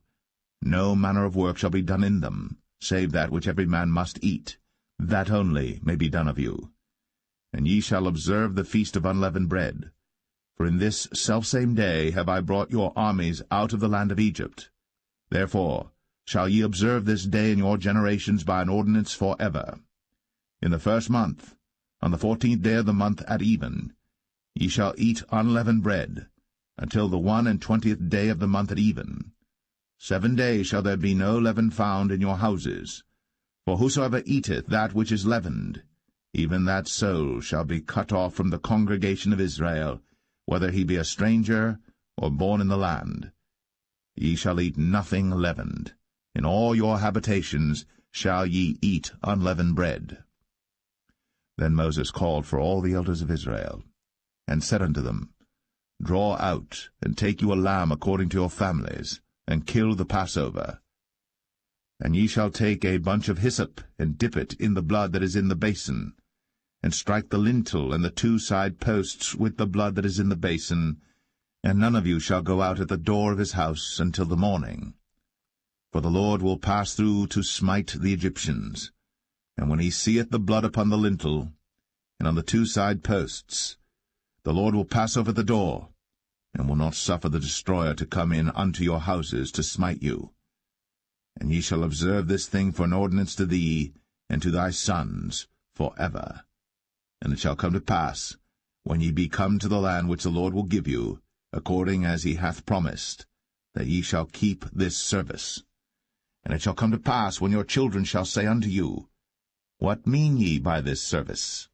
That ye shall say, It is the sacrifice of the Lord's Passover, who passed over the houses of the children of Israel in Egypt, when he smote the Egyptians, and delivered our houses. And the people bowed the head, and worshipped. And the children of Israel went away, and did, as the Lord had commanded Moses and Aaron, so did they. And it came to pass that at midnight the Lord smote all the firstborn in the land of Egypt, from the firstborn of Pharaoh that sat on his throne unto the firstborn of the captive that was in the dungeon, and all the firstborn of cattle. And Pharaoh rose up in the night, he and all his servants and all the Egyptians. And there was a great cry in Egypt, for there was not a house where there was not one dead. And he called for Moses and Aaron by night, and said, Rise up, and get you forth from among my people, both ye and the children of Israel, and go, serve the Lord, as ye have said. Also take your flocks and your herds, as ye have said, and be gone, and bless me also. And the Egyptians were urgent upon the people, that they might send them out of the land in haste. For they said, We be all dead men. And the people took their dough before it was leavened, their kneading troughs being bound up in their clothes upon their shoulders. And the children of Israel did according to the word of Moses. And they borrowed of the Egyptians jewels of silver, and jewels of gold and raiment. And the Lord gave the people favor in the sight of the Egyptians, so that they lent unto them such things as they required, and they spoiled the Egyptians. And the children of Israel journeyed from Ramses to Succoth, about 600,000 on foot, that were men, beside children. And a mixed multitude went up also with them, and flocks and herds, even very much cattle. And they baked unleavened cakes of the dough which they brought forth out of Egypt, for it was not leavened, because they were thrust out of Egypt, and could not tarry, neither had they prepared for themselves any victual.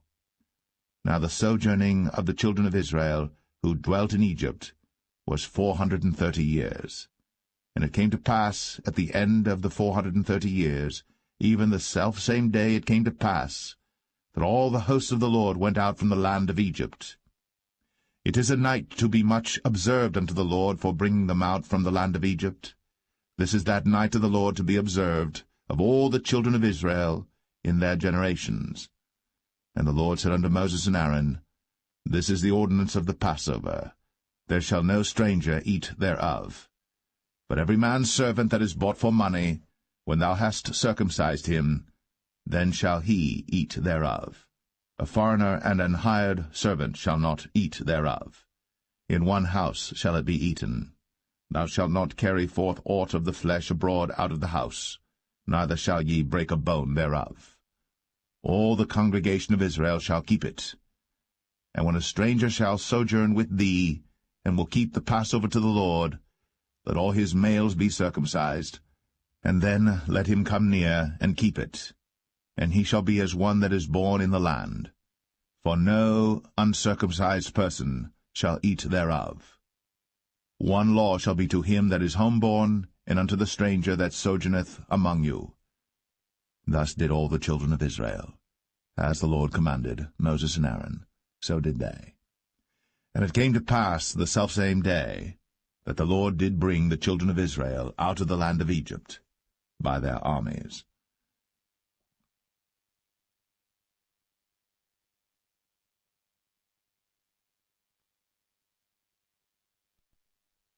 Exodus 13. And the Lord spake unto Moses, saying, Sanctify unto me all the firstborn, whatsoever openeth the womb among the children of Israel, both of man and of beast, it is mine.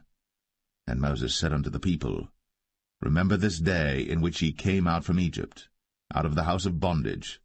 For by strength of hand the Lord brought you out from this place. There shall no leavened bread be eaten. This day came ye out in the month Abib. And it shall be, when the Lord shall bring thee into the land of the Canaanites, and the Hittites, and the Amorites, and the Hivites, and the Jebusites, which he sware unto thy fathers to give thee, a land flowing with milk and honey, that thou shalt keep this service in this month. 7 days thou shalt eat unleavened bread, and in the 7th day shall be a feast to the Lord. Unleavened bread shall be eaten 7 days, and there shall no leavened bread be seen with thee, neither shall there be leaven seen with thee in all thy quarters. And thou shalt show thy son in that day, saying, This is done, because of that which the Lord did unto me, when I came forth out of Egypt. And it shall be for a sign unto thee upon thine hand, and for a memorial between thine eyes, that the Lord's law may be in thy mouth. For with a strong hand hath the Lord brought thee out of Egypt. Thou shalt therefore keep this ordinance in his season from year to year. And it shall be, when the Lord shall bring thee into the land of the Canaanites,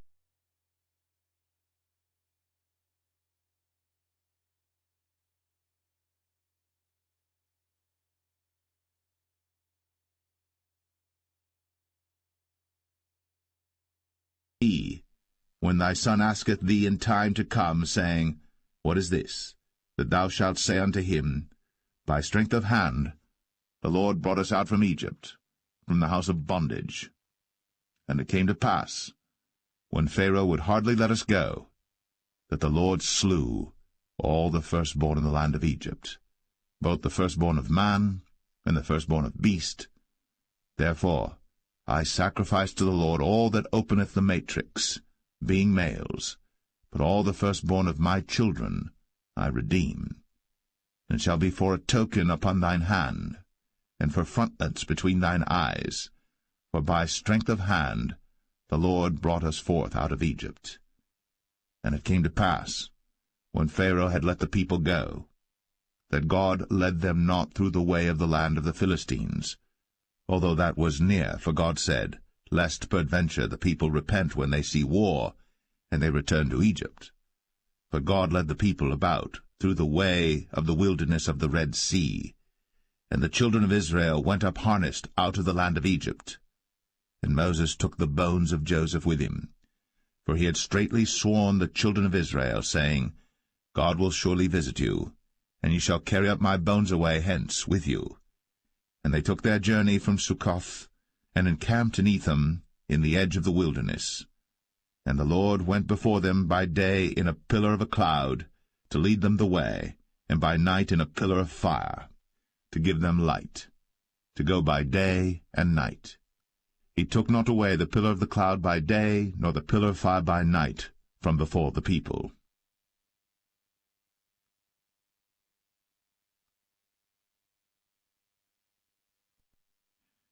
Exodus 14. And the Lord spake unto Moses, saying, Speak unto the children of Israel, that they turn and encamp before Pi-hahiroth, between Migdol and the sea, over against Baal-zephon. Before it shall ye encamp by the sea.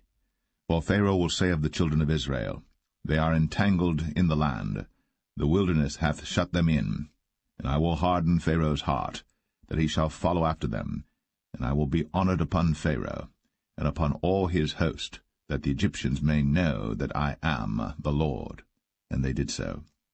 And it was told the king of Egypt that the people fled, and the heart of Pharaoh and of his servants was turned against the people, and they said, Why have we done this, that we have let Israel go from serving us? And he made ready his chariot, and took his people with him. And he took 600 chosen chariots, and all the chariots of Egypt, and captains over every one of them. And the Lord hardened the heart of Pharaoh king of Egypt, and he pursued after the children of Israel.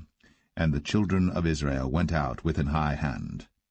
But the Egyptians pursued after them all the horses and chariots of Pharaoh, and his horsemen and his army, and overtook them encamping by the sea, beside Pi-hahiroth, before Baal-zephon.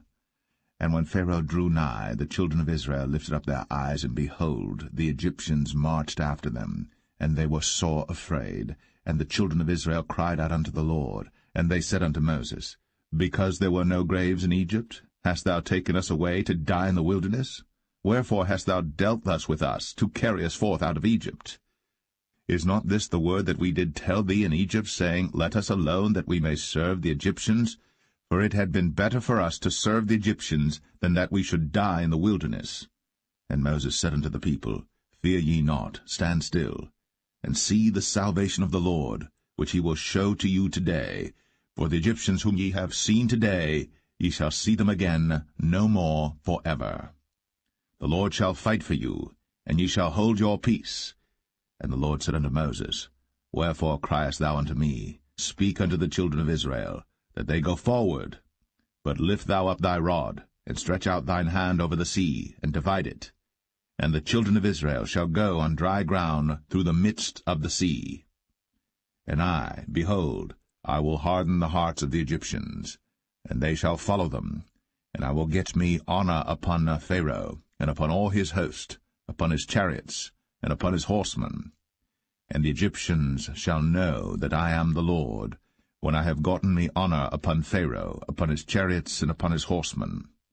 And the angel of God, which went before the camp of Israel, removed, and went behind them. And the pillar of the cloud went from before their face, and stood behind them. And it came between the camp of the Egyptians and the camp of Israel. And it was a cloud and darkness to them, but it gave light by night to these, so that the one came not near the other all the night. And Moses stretched out his hand over the sea, and the Lord caused the sea to go back by a strong east wind all that night, and made the sea dry land, and the waters were divided. And the children of Israel went into the midst of the sea upon the dry ground, and the waters were a wall unto them on their right hand and on their left. And the Egyptians pursued, and went in after them to the midst of the sea, even all Pharaoh's horses, his chariots, and his horsemen. And it came to pass that in the morning watch the Lord looked unto the host of the Egyptians through the pillar of fire and of the cloud, and troubled the host of the Egyptians, and took off their chariot wheels, that they drave them heavily, so that the Egyptians said, Let us flee from the face of Israel, for the Lord fighteth for them against the Egyptians. And the Lord said unto Moses, Stretch out thine hand over the sea, that the waters may come again upon the Egyptians, upon their chariots, and upon their horsemen. And Moses stretched forth his hand over the sea, and the sea returned to his strength when the morning appeared, and the Egyptians fled against it. And the Lord overthrew the Egyptians in the midst of the sea. And the waters returned and covered the chariots, and the horsemen, and all the host of Pharaoh that came into the sea after them. There remained not so much as one of them. But the children of Israel walked upon dry land in the midst of the sea, and the waters were a wall unto them on their right hand and on their left.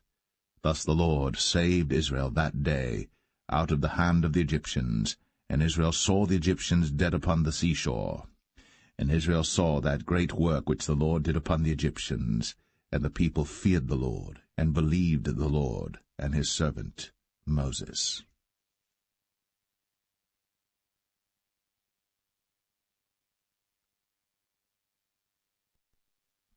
Exodus 15. Then sang Moses and the children of Israel this song unto the Lord, and spake, saying, I will sing unto the Lord, for he hath triumphed gloriously. The horse and his rider hath he thrown into the sea. The Lord is my strength and song, and he is become my salvation. He is my God, and I will prepare him an habitation, my father's God, and I will exalt him. The Lord is a man of war, the Lord is his name. Pharaoh's chariots and his host hath he cast into the sea. His chosen captains also are drowned in the Red Sea. The depths have covered them, they sank into the bottom as a stone. Thy right hand, O Lord, is become glorious in power. Thy right hand, O Lord, hath dashed in pieces the enemy. And in the greatness of thine excellency thou hast overthrown them that rose up against thee. Thou sentest forth thy wrath, which consumed them as stubble. And with the blast of thy nostrils the waters were gathered together. The floods stood upright as an heap, and the depths were congealed in the heart of the sea. The enemy said, I will pursue, I will overtake, I will divide the spoil. My lust shall be satisfied upon them. I will draw my sword, my hand shall destroy them. Thou didst blow with thy wind, the sea covered them. They sank as lead in the mighty waters. Who is like unto thee, O Lord, among the gods? Who is like thee, glorious in holiness, fearful in praises, doing wonders? Thou stretchest out thy right hand, the earth swallowed them. Thou in thy mercy hast led forth the people which thou hast redeemed. Thou hast guided them in thy strength unto thy holy habitation. The people shall hear and be afraid. Sorrow shall take hold on the inhabitants of Palestina. Then the dukes of Edom shall be amazed. The mighty men of Moab, trembling, shall take hold upon them. All the inhabitants of Canaan shall melt away. Fear and dread shall fall upon them. By the greatness of thine arm they shall be as still as a stone, till thy people pass over, O Lord, till the people pass over, which thou hast purchased. Thou shalt bring them in, and plant them in the mountain of thine inheritance, in the place, O Lord, which thou hast made for thee to dwell in the sanctuary, O Lord, which thy hands have established. The Lord shall reign for ever and ever.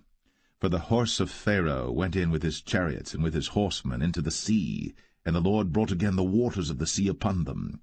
But the children of Israel went on dry land in the midst of the sea. And Miriam the prophetess, the sister of Aaron, took a timbrel in her hand, and all the women went out after her with timbrels and with dances. And Miriam answered them, Sing ye to the Lord, for he hath triumphed gloriously. The horse and his rider hath he thrown into the sea. So Moses brought Israel from the Red Sea, and they went out into the wilderness of Shur. And they went 3 days in the wilderness, and found no water. And when they came to Marah, they could not drink of the waters of Marah, for they were bitter. Therefore the name of it was called Marah. And the people murmured against Moses, saying, What shall we drink? And he cried unto the Lord, and the Lord showed him a tree, which when he had cast into the waters were made sweet. There he made for them a statute and an ordinance, and there he proved them, and said, If thou wilt diligently hearken to the voice of the Lord thy God, and wilt do that which is right in his sight, and wilt give ear to his commandments, and keep all his statutes, I will put none of these diseases upon thee, which I have brought upon the Egyptians, for I am the Lord that healeth thee. And they came to Elim, where were 12 wells of water, and 70 palm trees, and they encamped there by the waters.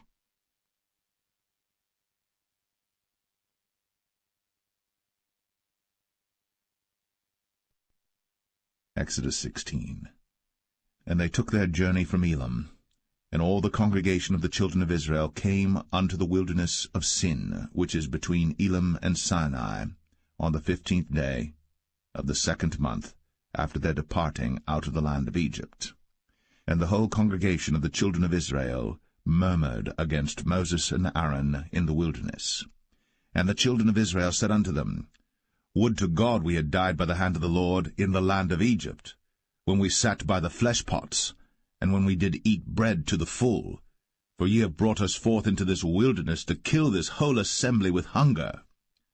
Then said the Lord unto Moses, Behold, I will rain bread from heaven for you, and the people shall go out and gather a certain rate every day, that I may prove them, whether they will walk in my law or no. And it shall come to pass that on the 6th day they shall prepare that which they bring in, and it shall be twice as much as they gather daily. And Moses and Aaron said unto all the children of Israel, At even then ye shall know that the Lord hath brought you out from the land of Egypt. And in the morning then ye shall see the glory of the Lord, for that he heareth your murmurings against the Lord. And what are we, that ye murmur against us?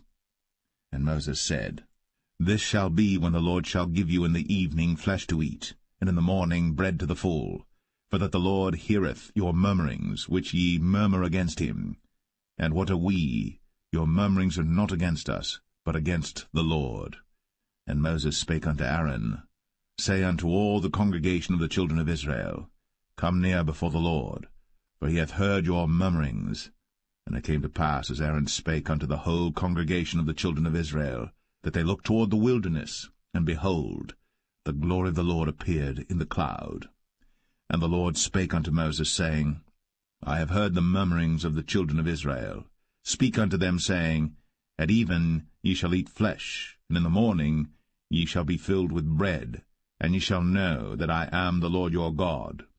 And it came to pass, that at even the quails came up, and covered the camp, and in the morning the dew lay round about the host. And when the dew that lay was gone up, behold, upon the face of the wilderness there lay a small round thing, as small as the hoarfrost on the ground. And when the children of Israel saw it, they said one to another, It is manna, for they wist not what it was. And Moses said unto them, This is the bread which the Lord hath given you to eat. This is the thing which the Lord hath commanded. Gather of it every man according to his eating, an omer for every man according to the number of your persons. Take ye every man for them which are in his tents. And the children of Israel did so, and gathered some more, some less. And when they did meet it with an omer, he that gathered much had nothing over, and he that gathered little had no lack.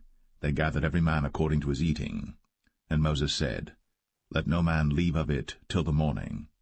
Notwithstanding they hearkened not unto Moses, but some of them left of it until the morning, and it bred worms, and stank. And Moses was wroth with them. And they gathered it every morning, every man according to his eating. And when the sun waxed hot, it melted. And it came to pass that on the 6th day they gathered twice as much bread, 2 omers for one man. And all the rulers of the congregation came and told Moses. And he said unto them, This is that which the Lord hath said. Tomorrow is the rest of the holy Sabbath unto the Lord. Bake that which ye shall bake today, and seethe that ye will seethe, and that which remaineth over lay up for you to be kept until the morning. And they laid it up till the morning, as Moses bade, and it did not stink, neither was there any worm therein. And Moses said, Eat that today, for today is a Sabbath unto the Lord. Today ye shall not find it in the field. 6 days ye shall gather it, for on the 7th day, which is the Sabbath, in it there shall be none. And it came to pass that there went out some of the people on the 7th day for to gather, and they found none. And the Lord said unto Moses, How long refuse ye to keep my commandments and my laws? See, for that the Lord hath given you the Sabbath. Therefore he giveth you on the 6th day the bread of 2 days. Abide ye every man in his place. Let no man go out of his place on the 7th day.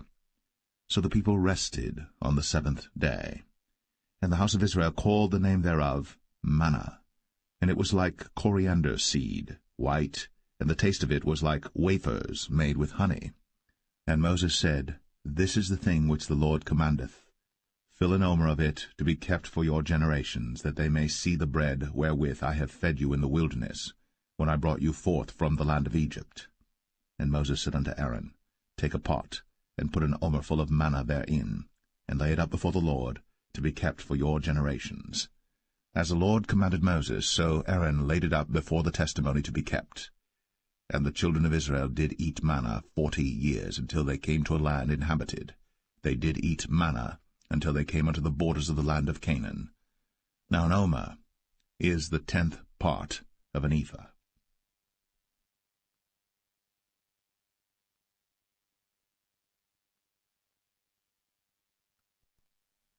Exodus 17. And all the congregation of the children of Israel journeyed from the wilderness of Sin after their journeys, according to the commandment of the Lord, and pitched in Rephidim. And there was no water for the people to drink. Wherefore the people did chide with Moses, and said, Give us water that we may drink. And Moses said unto them, Why chide ye with me? Wherefore do ye tempt the Lord? And the people thirsted there for water. And the people murmured against Moses, and said, Wherefore is this that thou hast brought us up out of Egypt, to kill us, and our children, and our cattle with thirst? And Moses cried unto the Lord, saying, What shall I do unto this people? They be almost ready to stone me. And the Lord said unto Moses, Go on before the people, and take with thee of the elders of Israel, and thy rod wherewith thou smotest the river, take in thine hand, and go. Behold, I will stand before thee there upon the rock in Horeb, and thou shalt smite the rock. And there shall come water out of it, that the people may drink. And Moses did so in the sight of the elders of Israel. And he called the name of the place Massah and Meribah, because of the chiding of the children of Israel, and because they tempted the Lord, saying, Is the Lord among us or not? Then came Amalek and fought with Israel in Rephidim. And Moses said unto Joshua, Choose us out men, and go out, fight with Amalek. Tomorrow I will stand on the top of the hill with the rod of God in mine hand. So Joshua did as Moses had said to him, and fought with Amalek. And Moses, Aaron, and Hur went up to the top of the hill. And it came to pass, when Moses held up his hand, that Israel prevailed. And when he let down his hand, Amalek prevailed. But Moses' hands were heavy, and they took a stone and put it under him, and he sat thereon. And Aaron and Hur stayed up his hands, the one on the one side, and the other on the other side. And his hands were steady until the going down of the sun. And Joshua discomfited Amalek and his people with the edge of the sword. And the Lord said unto Moses, Write this for a memorial in a book, and rehearse it in the ears of Joshua. For I will utterly put out the remembrance of Amalek from under heaven. And Moses built an altar, and called the name of it Jehovah Nissi. For he said, Because the Lord has sworn that the Lord will have war with Amalek from generation to generation.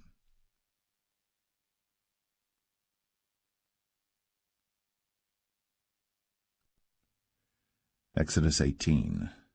When Jethro, the priest of Midian, Moses' father-in-law, heard of all that God had done for Moses, and for Israel his people, and that the Lord had brought Israel out of Egypt, then Jethro, Moses' father-in-law, took Zipporah, Moses' wife, after he had sent her back, and her 2 sons, of which the name of the one was Gershom, for he said, I have been an alien in a strange land. And the name of the other was Eleazar, for the God of my father, said he, was mine help, and delivered me from the sword of Pharaoh. And Jethro, Moses' father-in-law, came with his sons and his wife unto Moses into the wilderness, where he encamped at the mount of God. And he said unto Moses, I thy father-in-law Jethro am come unto thee, and thy wife and her 2 sons with her. And Moses went out to meet his father-in-law, and did obeisance, and kissed him. And they asked each other of their welfare, and they came into the tent. And Moses told his father-in-law all that the Lord had done unto Pharaoh and to the Egyptians for Israel's sake, and all the travail that had come upon them by the way, and how the Lord delivered them. And Jethro rejoiced for all the goodness which the Lord had done to Israel, whom he had delivered out of the hand of the Egyptians. And Jethro said, Blessed be the Lord, who hath delivered you out of the hand of the Egyptians, and out of the hand of Pharaoh, who hath delivered the people from under the hand of the Egyptians. Now I know that the Lord is greater than all gods, for in the thing wherein they dealt proudly he was above them. And Jethro, Moses' father-in-law, took a burnt offering and sacrifices for God. And Aaron came, and all the elders of Israel, to eat bread with Moses' father-in-law before God. And it came to pass on the morrow that Moses sat to judge the people, and the people stood by Moses from the morning unto the evening.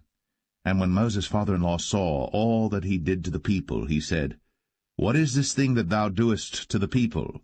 Why sittest thou thyself alone, and all the people stand by thee from morning unto even? And Moses said unto his father-in-law, Because the people come unto me to inquire of God. When they have a matter they come unto me, and I judge between one and another, and I do make them know the statutes of God and his laws. And Moses' father-in-law said unto him, The thing that thou doest is not good. Thou wilt surely wear away, both thou and this people that is with thee. For this thing is too heavy for thee. Thou art not able to perform it thyself alone. Hearken now unto my voice. I will give thee counsel, and God shall be with thee. Be thou for the people to Godward, that thou mayest bring the causes unto God. And thou shalt teach them ordinances and laws, and shalt show them the way wherein they must walk, and the work that they must do. Moreover, thou shalt provide out of all the people able men, such as fear God, men of truth, hating covetousness, and place such over them to be rulers of thousands, and rulers of hundreds, rulers of 50s, and rulers of 10s. And let them judge the people at all seasons. And it shall be, that every great matter they shall bring unto thee, but every small matter they shall judge. So shall it be easier for thyself, and they shall bear the burden with thee. If thou shalt do this thing, and God command thee so, then thou shalt be able to endure, and all this people shall also go to their place in peace. So Moses hearkened to the voice of his father-in-law, and did all that he had said. And Moses chose able men out of all Israel, and made them heads over the people, rulers of thousands, rulers of hundreds, rulers of 50s, and rulers of 10s. And they judged the people at all seasons. The hard causes they brought unto Moses, but every small matter they judged themselves.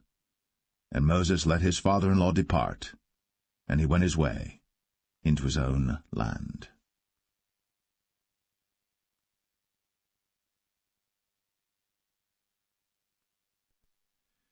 Exodus 19. In the 3rd month, when the children of Israel were gone forth out of the land of Egypt, the same day came they into the wilderness of Sinai. But they were departed from Rephidim, and were come to the desert of Sinai, and had pitched in the wilderness, and there Israel camped before the mount.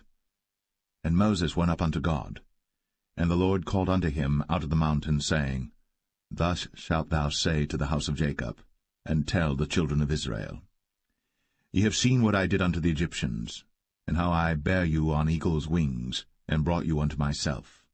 Now therefore, if ye will obey my voice indeed, and keep my covenant, then ye shall be a peculiar treasure unto me above all people. For all the earth is mine, and ye shall be unto me a kingdom of priests, and an holy nation. These are the words which thou shalt speak unto the children of Israel. And Moses came and called for the elders of the people, and laid before their faces all these words which the Lord commanded him. And all the people answered together, and said, All that the Lord hath spoken we will do. And Moses returned the words of the people unto the Lord. And the Lord said unto Moses, Lo, I come unto thee in a thick cloud, that the people may hear when I speak with thee, and believe thee for ever. And Moses told the words of the people unto the Lord. And the Lord said unto Moses, Go unto the people, and sanctify them today and tomorrow, and let them wash their clothes, and be ready against the 3rd day. For the 3rd day the Lord will come down in the sight of all the people upon Mount Sinai. And thou shalt set bounds unto the people round about, saying, Take heed to yourselves, that ye go not up into the mount, or touch the border of it. Whosoever toucheth the mount shall be surely put to death. There shall not an hand touch it, but he shall surely be stoned, or shot through, whether it be beast or man. It shall not live. When the trumpet soundeth long, they shall come up to the mount. And Moses went down from the mount unto the people, and sanctified the people, and they washed their clothes. And he said unto the people, Be ready against the 3rd day. Come not at your wives.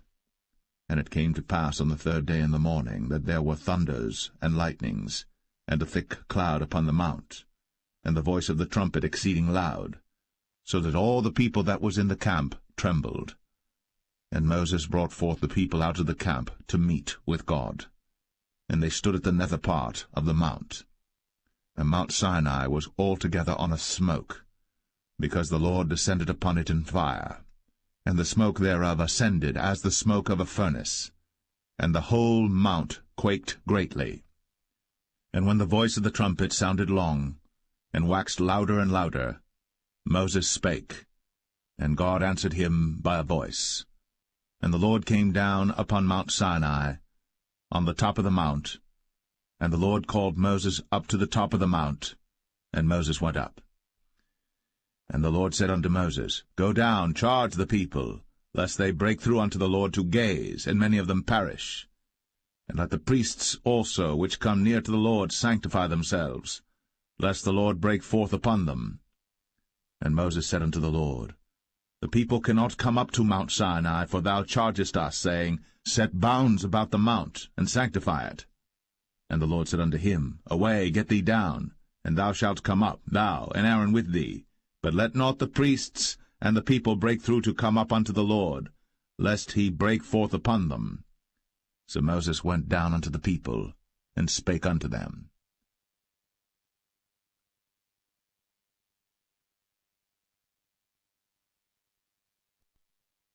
Exodus 20. And God spake all these words, saying, I am the Lord thy God, which have brought thee out of the land of Egypt, out of the house of bondage. Thou shalt have no other gods before me. Thou shalt not make unto thee any graven image, or any likeness of any thing that is in heaven above, or that is in the earth beneath, or that is in the water under the earth. Thou shalt not bow down thyself to them, nor serve them. For I, the Lord thy God, am a jealous God, visiting the iniquity of the fathers upon the children unto the third and fourth generation of them that hate me, and showing mercy unto thousands of them that love me, and keep my commandments. Thou shalt not take the name of the Lord thy God in vain, for the Lord will not hold him guiltless that taketh his name in vain. Remember the Sabbath day, to keep it holy. 6 days shalt thou labor, and do all thy work. But the seventh day is the Sabbath of the Lord thy God. In it thou shalt not do any work, thou, nor thy son, nor thy daughter, thy manservant, nor thy maidservant, nor thy cattle, nor thy stranger that is within thy gates. For in 6 days the Lord made heaven and earth, the sea, and all that in them is, and rested the seventh day. Wherefore the Lord blessed the Sabbath day, and hallowed it. Honor thy father and thy mother, that thy days may be long upon the land which the Lord thy God giveth thee. Thou shalt not kill. Thou shalt not commit adultery. Thou shalt not steal. Thou shalt not bear false witness against thy neighbor. Thou shalt not covet thy neighbor's house. Thou shalt not covet thy neighbor's wife, nor his manservant, nor his maidservant, nor his ox, nor his ass, nor anything that is thy neighbor's.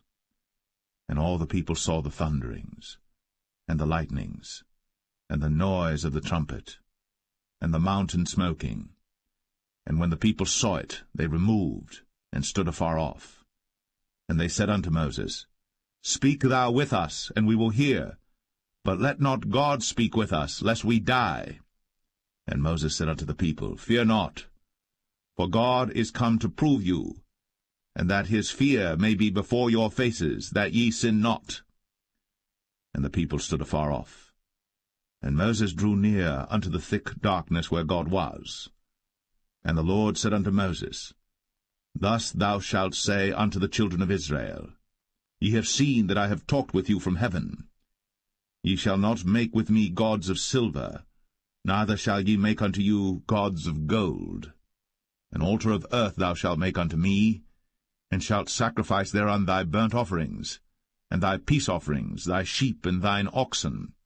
In all places where I record my name I will come unto thee, and I will bless thee.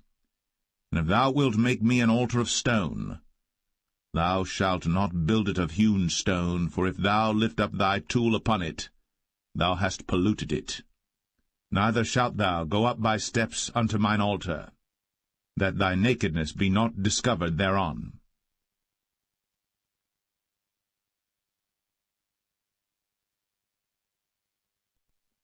Exodus 21. Now these are the judgments which thou shalt set before them. If thou buy an Hebrew servant, 6 years he shall serve, and in the 7th he shall go out free for nothing. If he came in by himself, he shall go out by himself. If he were married, then his wife shall go out with him. If his master have given him a wife, and she have borne him sons or daughters, the wife and her children shall be her master's, and he shall go out by himself.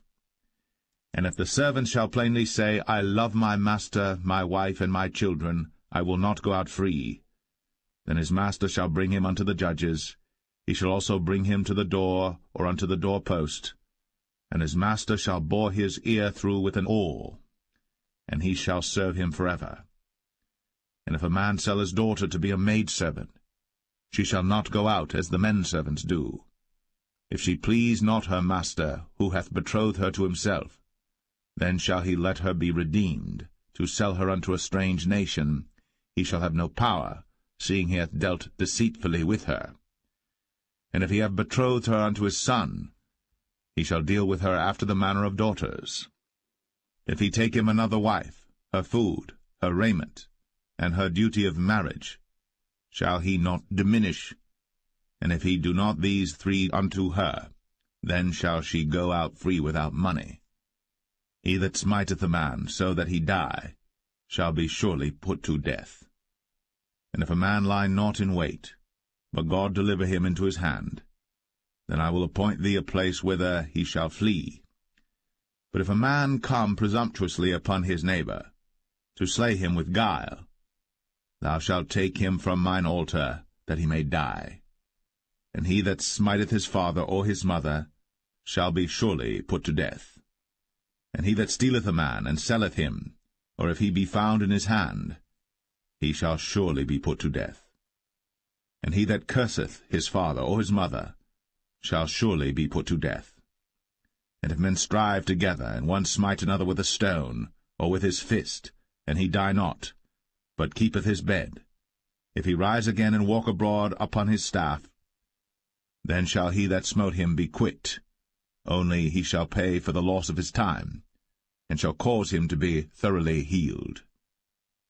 And if a man smite his servant or his maid with a rod, and he die under his hand, he shall be surely punished. Notwithstanding, if he continue a day or two, he shall not be punished, for he is his money. If men strive and hurt a woman with child, so that her fruit depart from her, and yet no mischief follow, he shall be surely punished, according as the woman's husband will lay upon him, and he shall pay as the judges determine. And if any mischief follow, then thou shalt give life for life, eye for eye, tooth for tooth, hand for hand, foot for foot, burning for burning, wound for wound, stripe for stripe. And if a man smite the eye of his servant, or the eye of his maid, that it perish, he shall let him go free for his eye's sake. And if he smite out his manservant's tooth, or his maidservant's tooth, he shall let him go free for his tooth's sake. If an ox gore a man or a woman, that they die, then the ox shall be surely stoned, and his flesh shall not be eaten, but the owner of the ox shall be quit. But if the ox were wont to push with his horn in time past, and hath been testified to his owner, and he hath not kept him in, but that he hath killed a man or a woman, the ox shall be stoned, and his owner also shall be put to death.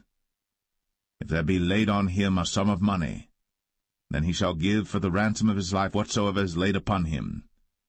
Whether he have gored a son, or have gored a daughter, according to this judgment shall it be done unto him. If the ox shall push a manservant or a maidservant, he shall give unto their master 30 shekels of silver, and the ox shall be stoned.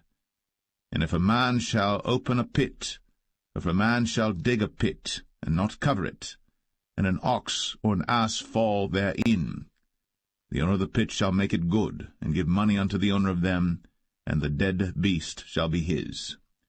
And if one man's ox hurt another's, that he die, then they shall sell the live ox, and divide the money of it, and the dead ox also they shall divide.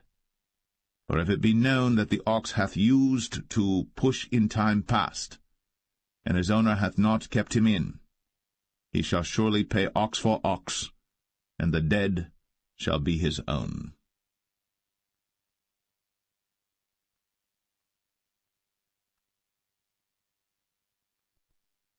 Exodus 22. If a man shall steal an ox or a sheep and kill it or sell it, he shall restore 5 oxen for an ox and 4 sheep for a sheep. If a thief be found breaking up, and be smitten that he die, there shall no blood be shed for him. If the sun be risen upon him, there shall be blood shed for him, for he should make full restitution. If he have nothing, then he shall be sold for his theft. If the theft be certainly found in his hand alive, whether it be ox or ass or sheep, he shall restore double. If a man shall cause a field or vineyard to be eaten, and shall put in his beast, and shall feed in another man's field, of the best of his own field and of the best of his own vineyard, shall he make restitution. If fire break out and catch in thorns, so that stacks of corn or the standing corn of the field be consumed therewith, he that kindled the fire shall surely make restitution. If a man shall deliver unto his neighbor money or stuff to keep, and it be stolen out of the man's house, if the thief be found, let him pay double. If the thief be not found, then the master of the house shall be brought unto the judges to see whether he have put his hand unto his neighbor's goods. For all manner of trespass, whether it be for ox, for ass, for sheep, for raiment, or for any manner of lost thing, which another challengeth to be his, the cause of both parties shall come before the judges, and whom the judges shall condemn, he shall pay double unto his neighbor. If a man deliver unto his neighbor an ass, or an ox, or a sheep, or any beast to keep, and it die, or be hurt, or driven away, no man seeing it, then shall an oath of the Lord be between them both, that he hath not put his hand unto his neighbor's goods, and the owner of it shall accept thereof, and he shall not make it good. And if it be stolen from him, he shall make restitution unto the owner thereof. If it be torn in pieces, then let him bring it for witness, and he shall not make good that which was torn. And if a man borrow aught of his neighbor, and it be hurt or die, the owner thereof being not with it, he shall surely make it good. But if the owner thereof be with it, he shall not make it good. If it be an hired thing, it came for his hire. And if a man entice a maid that is not betrothed, and lie with her, he shall surely endow her to be his wife. If her father utterly refuse to give her unto him, he shall pay money according to the dowry of virgins. Thou shalt not suffer a witch to live. Whosoever lieth with a beast shall surely be put to death. He that sacrificeth unto any god, save unto the Lord only, he shall be utterly destroyed. Thou shalt neither vex a stranger nor oppress him, for ye were strangers in the land of Egypt. Ye shall not afflict any widow or fatherless child. If thou afflict them in any wise, and they cry at all unto me, I will surely hear their cry, and my wrath shall wax hot, and I will kill you with the sword, and your wives shall be widows, and your children fatherless. If thou lend money to any of my people that is poor by thee, thou shalt not be to him as an usurer, neither shalt thou lay upon him usury. If thou at all take thy neighbor's raiment to pledge, thou shalt deliver it unto him by that the sun goeth down. For that is his covering only, it is his raiment for his skin, wherein shall he sleep. And it shall come to pass, when he crieth unto me, that I will hear, for I am gracious. Thou shalt not revile the gods, nor curse the ruler of thy people. Thou shalt not delay to offer the first of thy ripe fruits, and of thy liquors, the firstborn of thy sons shalt thou give unto me. Likewise shalt thou do with thine oxen, and with thy sheep. 7 days it shall be with his dam. On the 8th day thou shalt give it me. And ye shall be holy men unto me. Neither shall ye eat any flesh that is torn of beasts in the field. Ye shall cast it to the dogs.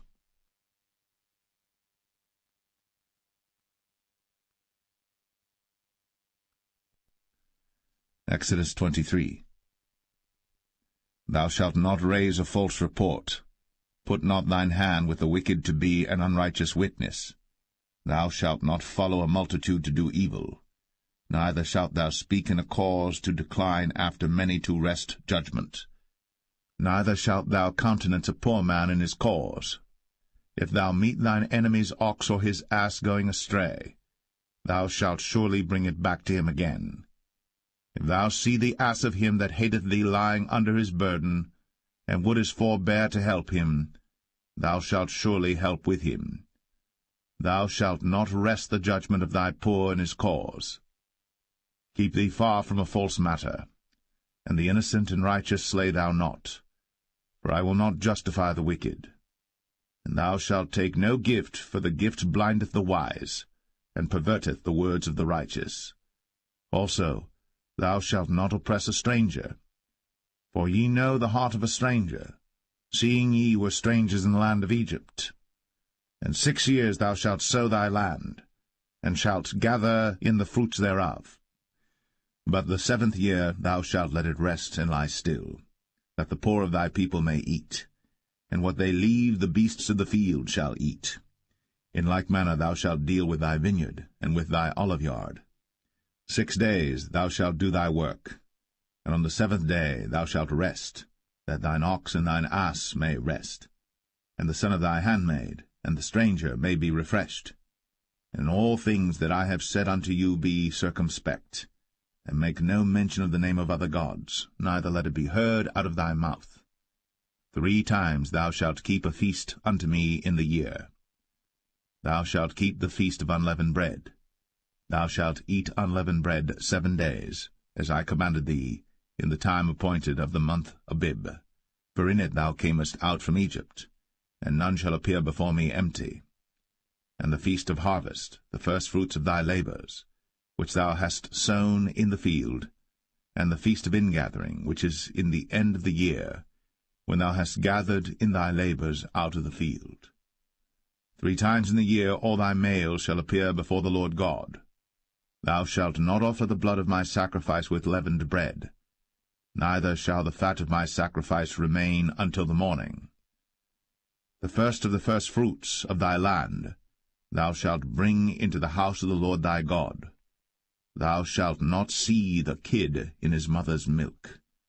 Behold, I send an angel before thee, to keep thee in the way, and to bring thee into the place which I have prepared. Beware of him, and obey his voice. Provoke him not, for he will not pardon your transgressions, for my name is in him.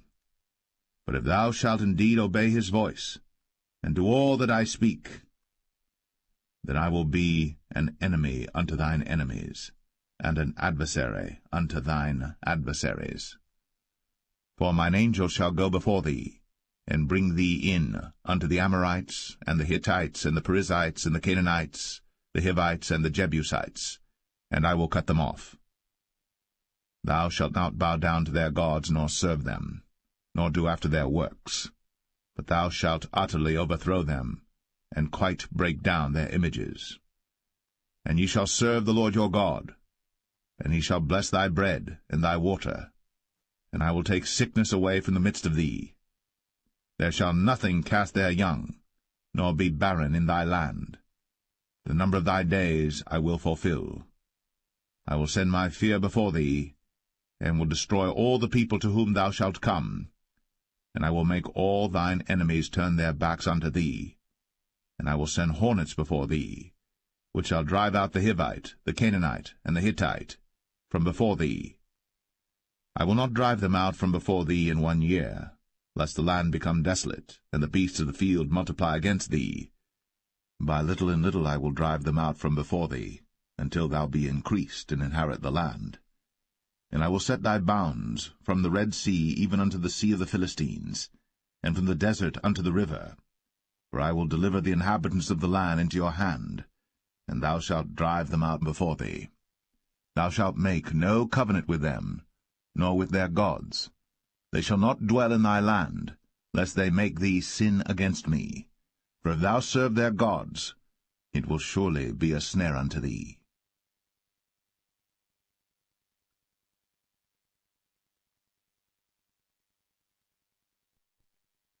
Exodus 24. And he said unto Moses, Come up unto the Lord, thou, and Aaron, Nadab, and Abihu, and 70 of the elders of Israel, and worship ye afar off. And Moses alone shall come near the Lord, but they shall not come nigh, neither shall the people go up with him.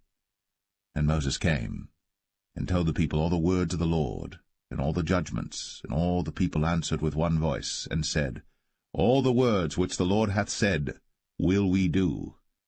And Moses wrote all the words of the Lord, and rose up early in the morning, and builded an altar under the hill, and 12 pillars according to the 12 tribes of Israel. And he sent young men of the children of Israel, which offered burnt offerings, and sacrificed peace offerings of oxen unto the Lord. And Moses took half of the blood, and put it in basins, and half of the blood he sprinkled on the altar. And he took the book of the covenant, and read in the audience of the people, and they said, All that the Lord hath said will we do, and be obedient.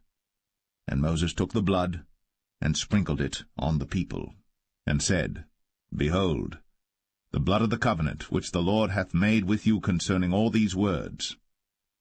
Then went up Moses, and Aaron, Nadab and Abihu, and 70 of the elders of Israel. And they saw the God of Israel. And there was under his feet, as it were, a paved work of a sapphire stone, and as it were the body of heaven in his clearness. And upon the nobles of the children of Israel he laid not his hand. Also they saw God, and did eat and drink. And the Lord said unto Moses, Come up to me into the mount, and be there. And I will give thee tables of stone, and a law and commandments which I have written, that thou mayest teach them.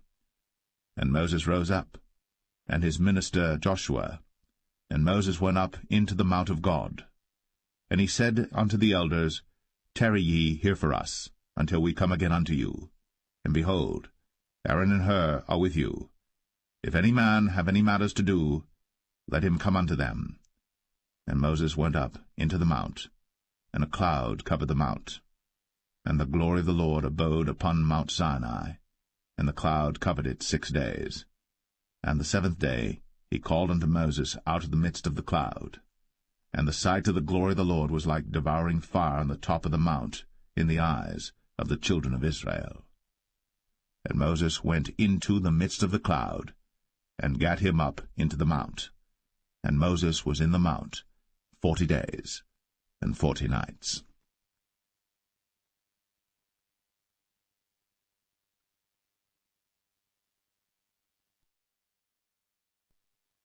Exodus 25. And the Lord spake unto Moses, saying, Speak unto the children of Israel, that they bring me an offering of every man that giveth it willingly with his heart. Ye shall take my offering. And this is the offering which ye shall take of them, gold, and silver, and brass, and blue, and purple, and scarlet, and fine linen, and goat's hair, and rams' skins dyed red, and badgers' skins, and shittim wood, oil for the light, spices for anointing oil, and for sweet incense, onyx stones, and stones to be set in the ephod, and in the breastplate. And let them make me a sanctuary, that I may dwell among them, according to all that I show thee, after the pattern of the tabernacle, and the pattern of all the instruments thereof, even so shall ye make it. And they shall make an ark of shittim wood. 2 cubits and a half shall be the length thereof, and 1 cubit and a half the breadth thereof, and 1 cubit and a half the height thereof. And thou shalt overlay it with pure gold, within and without shalt thou overlay it, and shalt make upon it a crown of gold around about. And thou shalt cast 4 rings of gold for it, and put them in the 4 corners thereof, and 2 rings shall be in the one side of it, and 2 rings in the other side of it. And thou shalt make staves of shittim wood, and overlay them with gold. And thou shalt put the staves into the rings by the sides of the ark, that the ark may be borne with them. The staves shall be in the rings of the ark, they shall not be taken from it. And thou shalt put into the ark the testimony which I shall give thee. And thou shalt make a mercy seat of pure gold. 2 cubits and a half shall be the length thereof, and 1 cubit and a half the breadth thereof. And thou shalt make 2 cherubims of gold. Of beaten work shalt thou make them, in the 2 ends of the mercy seat. And make 1 cherub on the one end, and the other cherub on the other end. Even of the mercy seat shall ye make the cherubims on the 2 ends thereof. And the cherubims shall stretch forth their wings on high, covering the mercy seat with their wings, and their faces shall look one to another. Toward the mercy seat shall the faces of the cherubims be. And thou shalt put the mercy seat above upon the ark, and in the ark thou shalt put the testimony that I shall give thee. And there I will meet with thee, and I will commune with thee from above the mercy seat. from between the two cherubims which are upon the ark of the testimony, of all things which I will give thee in commandment unto the children of Israel. Thou shalt also make a table of shittim wood. 2 cubits shall be the length thereof, and a cubit the breadth thereof, and a cubit and a half the height thereof. And thou shalt overlay it with pure gold, and make thereto a crown of gold round about. And thou shalt make unto it a border of an handbreadth round about, and thou shalt make a golden crown to the border thereof round about. And thou shalt make for it 4 rings of gold, and put the rings in the 4 corners that are on the 4 feet thereof. Over against the border shall the rings be for places of the staves to bear the table. And thou shalt make the staves of shittim wood, and overlay them with gold, that the table may be borne with them. And thou shalt make the dishes thereof, and spoons thereof, and covers thereof, and bowls thereof, to cover withal. Of pure gold shalt thou make them. And thou shalt set upon the table showbread before me always. And thou shalt make a candlestick of pure gold. Of beaten work shall the candlestick be made. His shaft, and his branches, his bowls, his knobs, and his flowers shall be of the same. And 6 branches shall come out of the sides of it, 3 branches of the candlestick out of the one side, and 3 branches of the candlestick out of the other side. 3 bowls made like unto almonds, with a knob and a flower in one branch, and 3 bowls made like almonds in the other branch, with a knob and a flower. So in the 6 branches that come out of the candlestick. And in the candlestick shall be 4 bowls made like unto almonds, with their knobs and their flowers. And there shall be a knob under 2 branches of the same, and a knob under 2 branches of the same, and a knob under 2 branches of the same, according to the 6 branches that proceed out of the candlestick. Their knobs and their branches shall be of the same. All it shall be one beaten work of pure gold. And thou shalt make the 7 lamps thereof, and they shall light the lamps thereof, that they may give light over against it. And the tongs thereof, and the snuff dishes thereof, shall be of pure gold. Of a talent of pure gold shall he make it with all these vessels. And look that thou make them after their pattern, which was shown thee in the mount.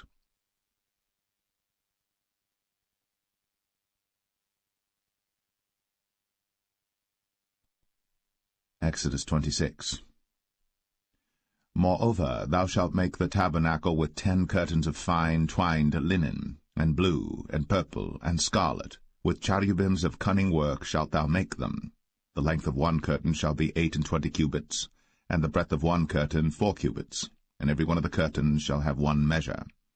The 5 curtains shall be coupled together one to another, and other 5 curtains shall be coupled one to another. And thou shalt make loops of blue upon the edge of the one curtain, from the selvage in the coupling. And likewise shalt thou make in the uttermost edge of another curtain, in the coupling of the second. 50 loops shalt thou make in the one curtain, and 50 loops shalt thou make in the edge of the curtain that is in the coupling of the second, that the loops may take hold one of another. And thou shalt make 50 taches of gold, and couple the curtains together with the taches, and it shall be one tabernacle. And thou shalt make curtains of goat's hair to be a covering upon the tabernacle. 11 curtains shalt thou make. The length of one curtain shall be 30 cubits, and the breadth of one curtain 4 cubits, and the 11 curtains shall be all of one measure. And thou shalt couple 5 curtains by themselves, and 6 curtains by themselves, and shalt double the 6 curtains in the forefront of the tabernacle. And thou shalt make 50 loops on the edge of the one curtain that is outmost in the coupling, and 50 loops in the edge of the curtain which coupleth the second. And thou shalt make 50 taches of brass, and put the taches into the loops, and couple the tent together, that it may be one.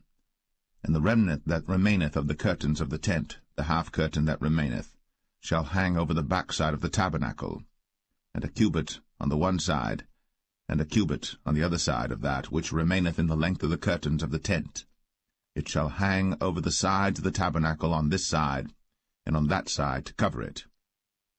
And thou shalt make a covering for the tent of ram's skins dyed red, and a covering above of badger's skins. And thou shalt make boards for the tabernacle of shittim wood standing up. 10 cubits shall be the length of a board, and a cubit and a half shall be the breadth of one board.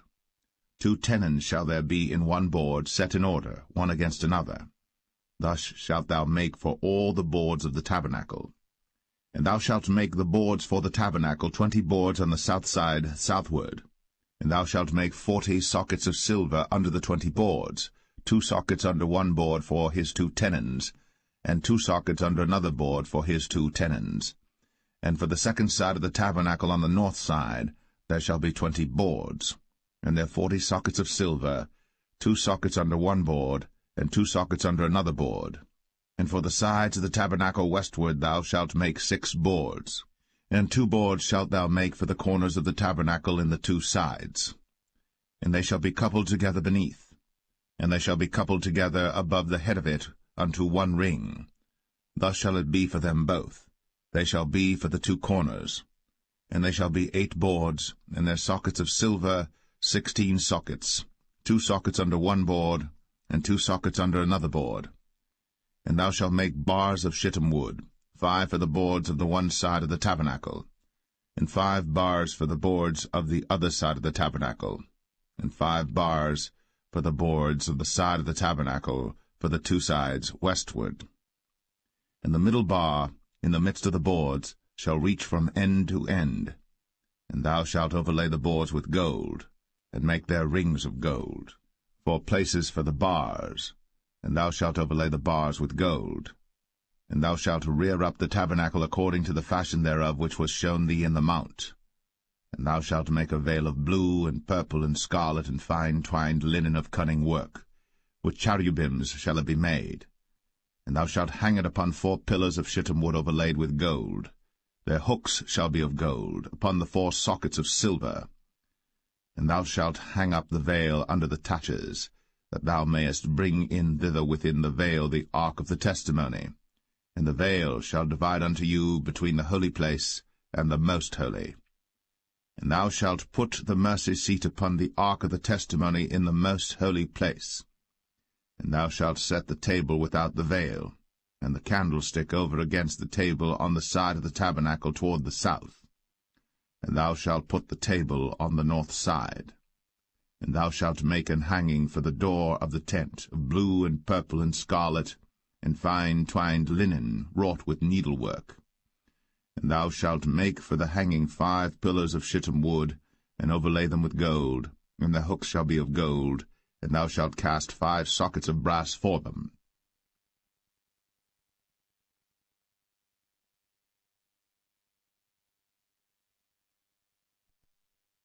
Exodus 27. And thou shalt make an altar of shittim wood, 5 cubits long and 5 cubits broad. The altar shall be 4 square, and the height thereof shall be 3 cubits. And thou shalt make the horns of it upon the 4 corners thereof. His horns shall be of the same, and thou shalt overlay it with brass.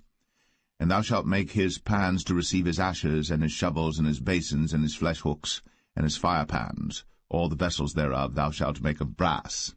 And thou shalt make for it a grate of network of brass, and upon the net shalt thou make 4 brazen rings in the 4 corners thereof. And thou shalt put it under the compass of the altar beneath, that the net may be even to the midst of the altar. And thou shalt make staves for the altar, staves of shittim wood, and overlay them with brass. And the staves shall be put into the rings, and the staves shall be upon the 2 sides of the altar to bear it. Hollow with boards shalt thou make it, as it was shown thee in the mount, so shall they make it. And thou shalt make the court of the tabernacle for the south side southward. There shall be hangings for the court of fine twined linen, of 100 cubits long for one side. And the 20 pillars thereof, and their 20 sockets shall be of brass. The hooks of the pillars, and their fillets, shall be of silver. And likewise for the north side in length there shall be hangings of 100 cubits long, and his 20 pillars, and their 20 sockets of brass, the hooks of the pillars, and their fillets of silver. And for the breadth of the court on the west side shall be hangings of 50 cubits, their pillars 10, and their sockets 10. And the breadth of the court on the east side eastward shall be 50 cubits. The hangings of one side of the gate shall be 15 cubits, their pillars 3, and their sockets 3. And on the other side shall be hangings 15 cubits, their pillars 3, and their sockets 3. And for the gate of the court shall be an hanging of 20 cubits of blue, and purple, and scarlet, and fine twined linen, wrought with needlework, and their pillars shall be 4, and their sockets 4. All the pillars round about the court shall be filleted with silver. Their hooks shall be of silver, and their sockets of brass. The length of the court shall be 100 cubits, and the breadth 50 everywhere, and the height 5 cubits of fine twined linen, and their sockets of brass. All the vessels of the tabernacle, and all the service thereof, and all the pins thereof, and all the pins of the court shall be of brass. And thou shalt command the children of Israel that they bring thee pure oil, olive beaten for the light, to cause the lamp to burn always. In the tabernacle of the congregation without the veil, which is before the testimony, Aaron and his sons shall order it from evening to morning before the Lord. It shall be a statute forever unto their generations on the behalf of the children of Israel.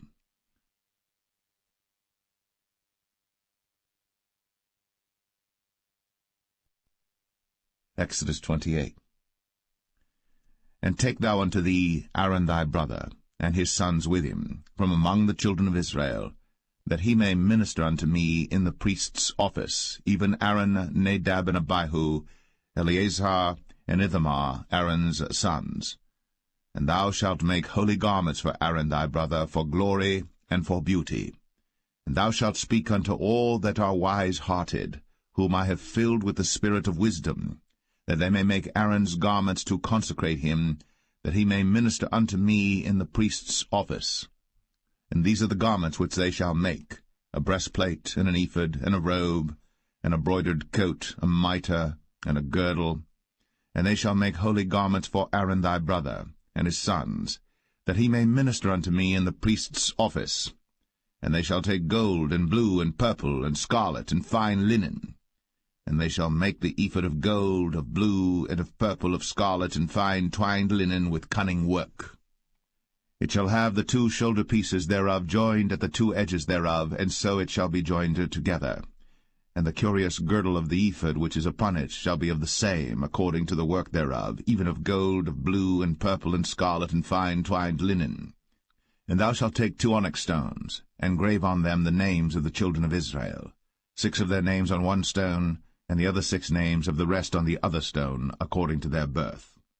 With the work of an engraver in stone, like the engravings of a signet, shalt thou engrave the 2 stones with the names of the children of Israel. Thou shalt make them to be set in ouches of gold. And thou shalt put the 2 stones upon the shoulders of the ephod for stones of memorial unto the children of Israel. And Aaron shall bear their names before the Lord upon his 2 shoulders for a memorial. And thou shalt make ouches of gold, and 2 chains of pure gold at the ends. Of wreathen work shalt thou make them, and fasten the wreathen chains to the ouches. And thou shalt make the breastplate of judgment with cunning work. After the work of the ephod thou shalt make it, of gold, of blue, and of purple, and of scarlet, and of fine twined linen shalt thou make it. 4 square it shall be, being doubled. A span shall be the length thereof, and a span shall be the breadth thereof. And thou shalt set in it settings of stones, even 4 rows of stones. The first row shall be a sardius, a topaz, and a carbuncle. This shall be the first row. And the second row shall be an emerald, a sapphire, and a diamond. And the third row a ligure, an agate, and an amethyst. And the 4th row a beryl, and an onyx, and a jasper. They shall be set in gold in their enclosings. And the stone shall be with the names of the children of Israel, 12 according to their names, like the engravings of a signet. Every one with his name shall they be according to the 12 tribes. And thou shalt make upon the breastplate chains at the ends of wreathen work of pure gold. And thou shalt make upon the breastplate 2 rings of gold, and shalt put the 2 rings on the 2 ends of the breastplate. And thou shalt put the 2 wreathen chains of gold in the 2 rings which are on the ends of the breastplate. And the other 2 ends of the 2 wreathen chains thou shalt fasten in the 2 ouches, and put them on the shoulder pieces of the ephod before it. And thou shalt make 2 rings of gold, and thou shalt put them upon the 2 ends of the breastplate, in the border thereof, which is in the side of the ephod inward. And 2 other rings of gold thou shalt make, and shalt put them on the 2 sides of the ephod underneath, toward the forepart thereof, over against the other coupling thereof, above the curious girdle of the ephod. And they shall bind the breastplate by the rings thereof unto the rings of the ephod with a lace of blue, that it may be above the curious girdle of the ephod, and that the breastplate be not loosed from the ephod.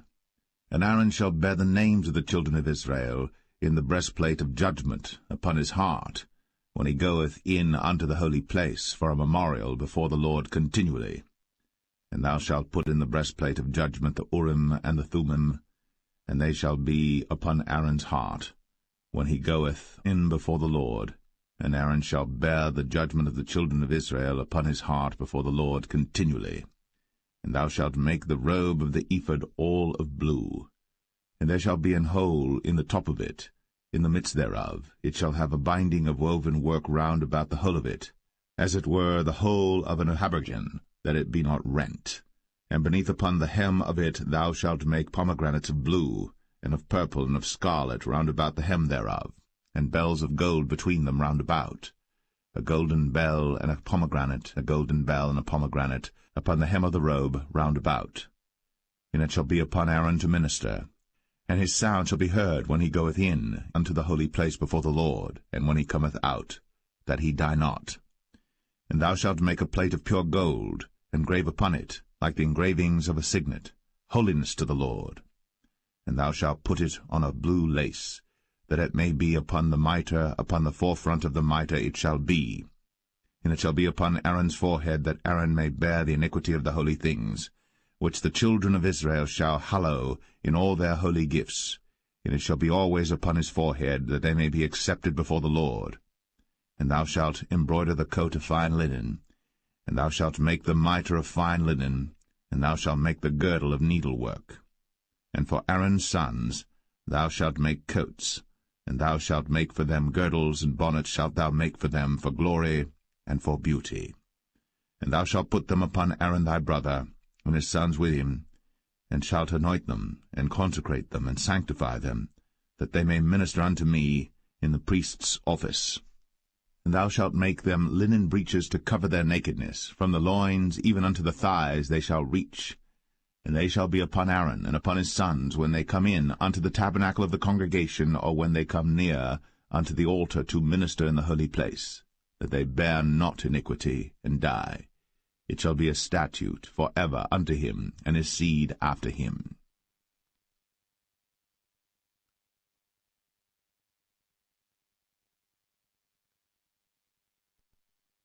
Exodus 29. And this is the thing that thou shalt do unto them to hallow them, to minister unto me in the priest's office. Take 1 young bullock, and 2 rams without blemish, and unleavened bread and cakes unleavened tempered with oil, and wafers unleavened anointed with oil, of wheaten flour shalt thou make them. And thou shalt put them into 1 basket, and bring them in the basket, with the bullock and the 2 rams. And Aaron and his sons thou shalt bring unto the door of the tabernacle of the congregation, and shalt wash them with water. And thou shalt take the garments, and put upon Aaron the coat, and the robe of the ephod, and the ephod, and the breastplate, and gird him with the curious girdle of the ephod. And thou shalt put the mitre upon his head, and put the holy crown upon the mitre. Then shalt thou take the anointing oil, and pour it upon his head, and anoint him. And thou shalt bring his sons, and put coats upon them. And thou shalt gird them with girdles, Aaron and his sons, and put the bonnets on them, and the priest's office shall be theirs for a perpetual statute. And thou shalt consecrate Aaron and his sons. And thou shalt cause a bullock to be brought before the tabernacle of the congregation, and Aaron and his sons shall put their hands upon the head of the bullock. And thou shalt kill the bullock before the Lord, by the door of the tabernacle of the congregation. And thou shalt take of the blood of the bullock, and put it upon the horns of the altar with thy finger, and pour all the blood beside the bottom of the altar. And thou shalt take all the fat that covereth the inwards, and the caul that is above the liver, and the 2 kidneys, and the fat that is upon them, and burn them upon the altar. But the flesh of the bullock, and his skin, and his dung, shalt thou burn with fire without the camp. It is a sin offering. Thou shalt also take 1 ram, and Aaron and his sons shall put their hands upon the head of the ram. And thou shalt slay the ram, and thou shalt take his blood, and sprinkle it round about upon the altar. And thou shalt cut the ram in pieces, and wash the inwards of him and his legs, and put them unto his pieces and unto his head. And thou shalt burn the whole ram upon the altar. It is a burnt offering unto the Lord. It is a sweet savour, an offering made by fire unto the Lord. And thou shalt take the other ram, and Aaron and his sons shall put their hands upon the head of the ram. Then shalt thou kill the ram, and take of his blood, and put it upon the tip of the right ear of Aaron, and upon the tip of the right ear of his sons, and upon the thumb of their right hand, and upon the great toe of their right foot, and sprinkle the blood upon the altar round about. And thou shalt take of the blood that is upon the altar, and of the anointing oil, and sprinkle it upon Aaron, and upon his garments, and upon his sons, and upon the garments of his sons with him. And he shall be hallowed, and his garments, and his sons' garments with him. Also thou shalt take of the ram the fat and the rump, and the fat that covereth the inwards, and the caul above the liver, and the 2 kidneys, and the fat that is upon them, and the right shoulder, for it is a ram of consecration. And 1 loaf of bread, and 1 cake of oiled bread, and 1 wafer out of the basket of the unleavened bread that is before the Lord. And thou shalt put all in the hands of Aaron, and in the hands of his sons, and shalt wave them for a wave offering before the Lord. And thou shalt receive them of their hands, and burn them upon the altar for a burnt offering, for a sweet savour before the Lord. It is an offering made by fire unto the Lord. And thou shalt take the breast of the ram of Aaron's consecration, and wave it for a wave offering before the Lord. And it shall be thy part. And thou shalt sanctify the breast of the wave offering, and the shoulder of the heave offering, which is waved, and which is heaved up, of the ram of the consecration, even of that which is for Aaron, and of that which is for his sons. And it shall be Aaron's and his sons by a statute for ever from the children of Israel. For it is an heave offering, and it shall be an heave offering from the children of Israel of the sacrifice of their peace offerings, even their heave offering unto the Lord. And the holy garments of Aaron shall be his sons after him, to be anointed therein, and to be consecrated in them. And that son that is priest in his stead shall put them on 7 days, when he cometh into the tabernacle of the congregation to minister in the holy place. And thou shalt take the ram of the consecration, and seethe his flesh in the holy place. And Aaron and his sons shall eat the flesh of the ram, and the bread that is in the basket by the door of the tabernacle of the congregation. And they shall eat those things wherewith the atonement was made, to consecrate and to sanctify them, but a stranger shall not eat thereof, because they are holy. And if aught of the flesh of the consecrations, or of the bread, remain unto the morning, then thou shalt burn the remainder with fire. It shall not be eaten, because it is holy. And thus shalt thou do unto Aaron and to his sons, according to all things which I have commanded thee. 7 days shalt thou consecrate them. And thou shalt offer every day a bullock for a sin offering, for atonement, and thou shalt cleanse the altar, when thou hast made an atonement for it, and thou shalt anoint it, to sanctify it. 7 days thou shalt make an atonement for the altar, and sanctify it. And it shall be an altar most holy. Whatsoever toucheth the altar shall be holy. Now this is that which thou shalt offer upon the altar: 2 lambs of the first year, day by day, continually. The 1 lamb thou shalt offer in the morning, and the other lamb thou shalt offer at even. And with the 1 lamb a 10th deal of flour mingled with the 4th part of an hin of beaten oil, and the 4th part of an hin of wine for a drink offering. And the other lamb thou shalt offer at even, and shalt do thereto according to the meat offering of the morning, and according to the drink offering thereof, for a sweet savour, an offering made by fire unto the Lord. This shall be a continual burnt offering throughout your generations at the door of the tabernacle of the congregation before the Lord, where I will meet you, to speak there unto thee. And there I will meet with the children of Israel, and the tabernacle shall be sanctified by my glory. And I will sanctify the tabernacle of the congregation and the altar. I will sanctify also both Aaron and his sons to minister to me in the priest's office. And I will dwell among the children of Israel, and will be their God. And they shall know that I am the Lord their God, that brought them forth out of the land of Egypt, that I may dwell among them. I am the Lord their God.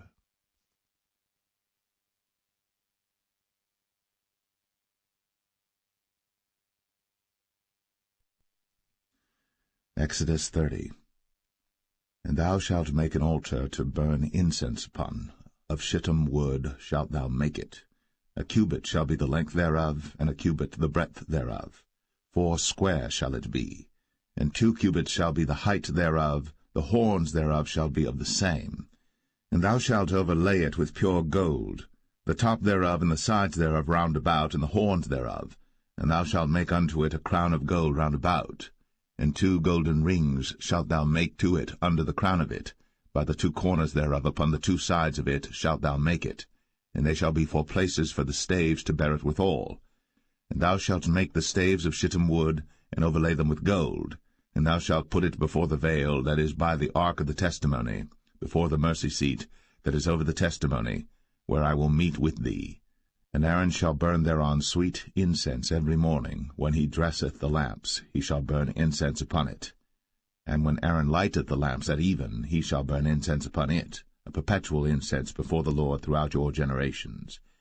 Ye shall offer no strange incense thereon, nor burnt sacrifice, nor meat offering, neither shall ye pour drink offering thereon.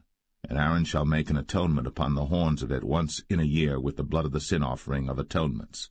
Once in the year shall he make atonement upon it throughout your generations. It is most holy unto the Lord. And the Lord spake unto Moses, saying, When thou takest the sum of the children of Israel after their number, then shall they give every man a ransom for his soul unto the Lord, when thou numberest them, that there be no plague among them, when thou numberest them. This they shall give every one that passeth among them that are numbered, 1/2 shekel after the shekel of the sanctuary. A shekel is 20 gerahs, and 1/2 shekel shall be the offering of the Lord. Every one that passeth among them that are numbered, from 20 years old and above, shall give an offering unto the Lord. The rich shall not give more, and the poor shall not give less than 1/2 shekel, when they give an offering unto the Lord, to make an atonement for your souls. And thou shalt take the atonement money of the children of Israel, and shalt appoint it for the service of the tabernacle of the congregation, that it may be a memorial unto the children of Israel before the Lord, to make an atonement for your souls. And the Lord spake unto Moses, saying, Thou shalt also make a laver of brass, and his foot also of brass, to wash withal. And thou shalt put it between the tabernacle of the congregation and the altar, and thou shalt put water therein. For Aaron and his sons shall wash their hands and their feet thereat. When they go into the tabernacle of the congregation, they shall wash with water, that they die not, or when they come near to the altar to minister, to burn offering made by fire unto the Lord. So they shall wash their hands and their feet, that they die not. And it shall be a statute forever to them, even to him and to his seed throughout their generations.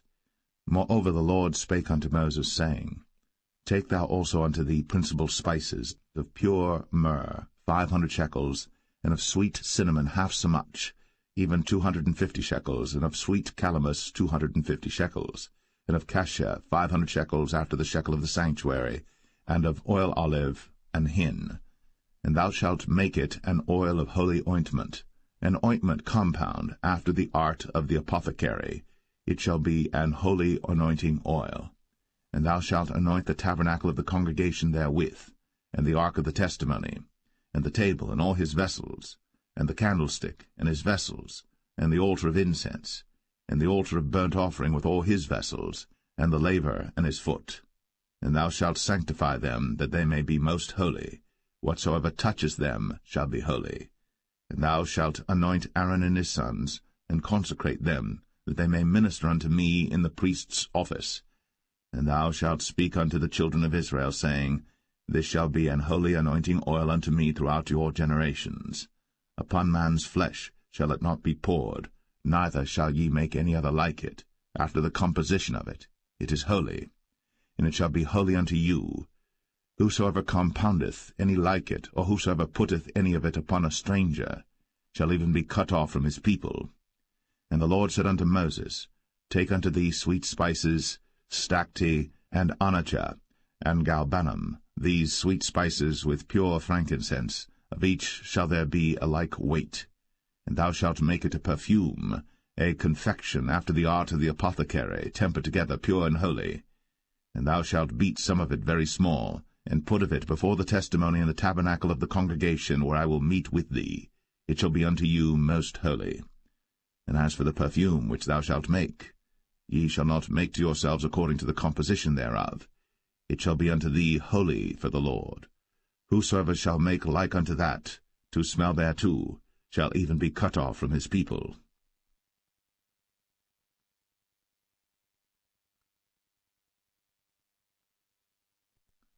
Exodus 31. And the Lord spake unto Moses, saying, See, I have called by name Bezalel the son of Uri, the son of Hur, of the tribe of Judah, and I have filled him with the Spirit of God, in wisdom, and in understanding, and in knowledge, and in all manner of workmanship, to devise cunning works, to work in gold, and in silver, and in brass, and in cutting of stones, to set them, and in carving of timber, to work in all manner of workmanship. And I, behold, I have given with him Aholiab, the son of Ahisamach, of the tribe of Dan. And in the hearts of all that are wise-hearted I have put wisdom, that they may make all that I have commanded thee: the tabernacle of the congregation, and the ark of the testimony, and the mercy seat that is thereupon, and all the furniture of the tabernacle, and the table, and his furniture, and the pure candlestick with all his furniture, and the altar of incense, and the altar of burnt offering with all his furniture, and the laver and his foot, and the cloths of service, and the holy garments for Aaron the priest, and the garments of his sons to minister in the priest's office, and the anointing oil, and sweet incense for the holy place, according to all that I have commanded thee shall they do.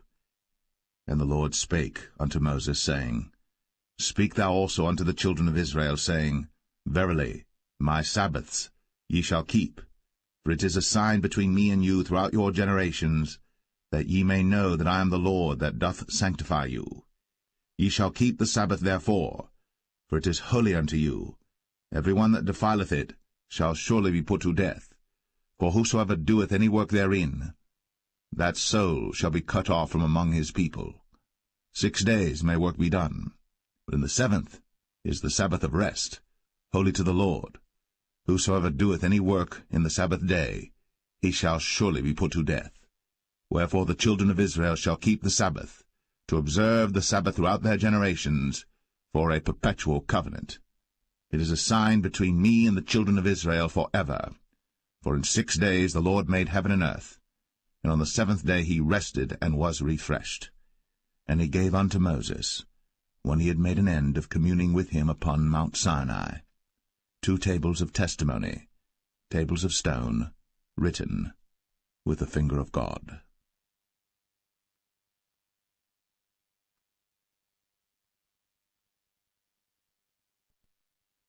Exodus 32. And when the people saw that Moses delayed to come down out of the mount, the people gathered themselves together unto Aaron, and said unto him, Up, make us gods, which shall go before us.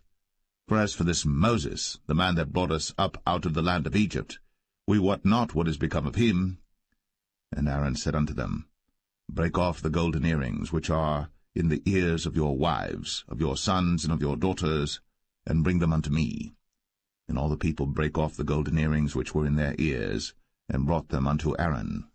And he received them at their hand, and fashioned it with a graving tool, after he had made it a molten calf. And they said, These be thy gods, O Israel, which brought thee up out of the land of Egypt.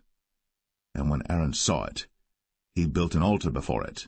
And Aaron made proclamation and said, Tomorrow is a feast to the Lord. And they rose up early on the morrow, and offered burnt offerings, and brought peace offerings. And the people sat down to eat and to drink, and rose up to play. And the Lord said unto Moses, Go, get thee down, for thy people, which thou broughtest out of the land of Egypt, have corrupted themselves. They have turned aside quickly out of the way which I commanded them. They have made them a molten calf, and have worshipped it, and have sacrificed thereunto, and said, These be thy gods, O Israel, which have brought thee up out of the land of Egypt. And the Lord said unto Moses, I have seen this people, and behold, it is a stiff-necked people. Now therefore let me alone, that my wrath may wax hot against them, and that I may consume them, and I will make of thee a great nation. And Moses besought the Lord his God, and said, Lord, why doth thy wrath wax hot against thy people, which thou hast brought forth out of the land of Egypt with great power, and with a mighty hand? Wherefore should the Egyptians speak and say, For mischief did he bring them out, to slay them in the mountains, and to consume them from the face of the earth? Turn from thy fierce wrath, and repent of this evil against thy people. Remember Abraham, Isaac, and Israel, thy servants, to whom thou swarest by thine own self, and saidst unto them, I will multiply your seed as the stars of heaven, and all this land that I have spoken of will I give unto your seed, and they shall inherit it for ever. And the Lord repented of the evil which he thought to do unto his people. And Moses turned, and went down from the mount, and the 2 tables of the testimony were in his hand. The tables were written on both their sides. On the one side and on the other were they written. And the tables were the work of God, and the writing was the writing of God, graven upon the tables. And when Joshua heard the noise of the people as they shouted, he said unto Moses, There is a noise of war in the camp. And he said, It is not the voice of them that shout for mastery, neither is it the voice of them that cry for being overcome, but the noise of them that sing do I hear. And it came to pass, as soon as he came nigh unto the camp, that he saw the calf and the dancing. And Moses' anger waxed hot, and he cast the tables out of his hands, and brake them beneath the mount. And he took the calf which they had made, and burnt it in the fire, and ground it to powder, and strawed it upon the water, and made the children of Israel drink of it. And Moses said unto Aaron, What did this people unto thee, that thou hast brought so great a sin upon them? And Aaron said, Let not the anger of my Lord wax hot. Thou knowest the people, that they are set on mischief. For they said unto me, Make us gods, which shall go before us. For as for this Moses, the man that brought us up out of the land of Egypt, we wot not what is become of him. And I said unto them, Whosoever hath any gold, let them break it off. So they gave it to me. Then I cast it into the fire, and there came out this calf. And when Moses saw that the people were naked, for Aaron had made them naked unto their shame among their enemies, then Moses stood in the gate of the camp, and said, Who is on the Lord's side? Let him come unto me. And all the sons of Levi gathered themselves together unto him. And he said unto them, Thus saith the Lord God of Israel, Put every man his sword by his side, and go in and out from gate to gate throughout the camp, and slay every man his brother, and every man his companion, and every man his neighbor. And the children of Levi did according to the word of Moses. And there fell of the people that day about 3,000 men. For Moses had said, Consecrate yourselves today to the Lord, even every man upon his son, and upon his brother, that he may bestow upon you a blessing this day. And it came to pass on the morrow, that Moses said unto the people, Ye have sinned a great sin, and now I will go up unto the Lord. Peradventure I shall make an atonement for your sin. And Moses returned unto the Lord, and said, O this people have sinned a great sin, and have made them gods of gold. Yet now, if thou wilt forgive their sin, and if not, blot me, I pray thee, out of thy book, which thou hast written. And the Lord said unto Moses, Whosoever hath sinned against me, him will I blot out of my book. Therefore now go, lead the people unto the place of which I have spoken unto thee.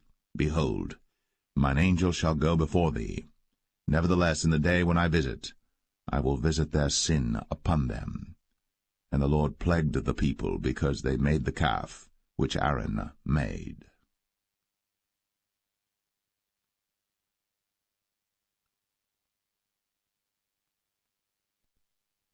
Exodus 33.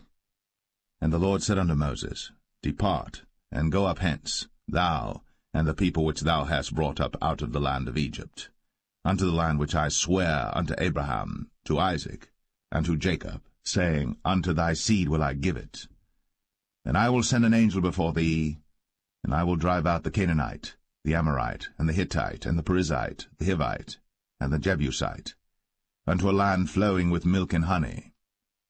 for I will not go up in the midst of thee, for thou art a stiff-necked people, lest I consume thee in the way.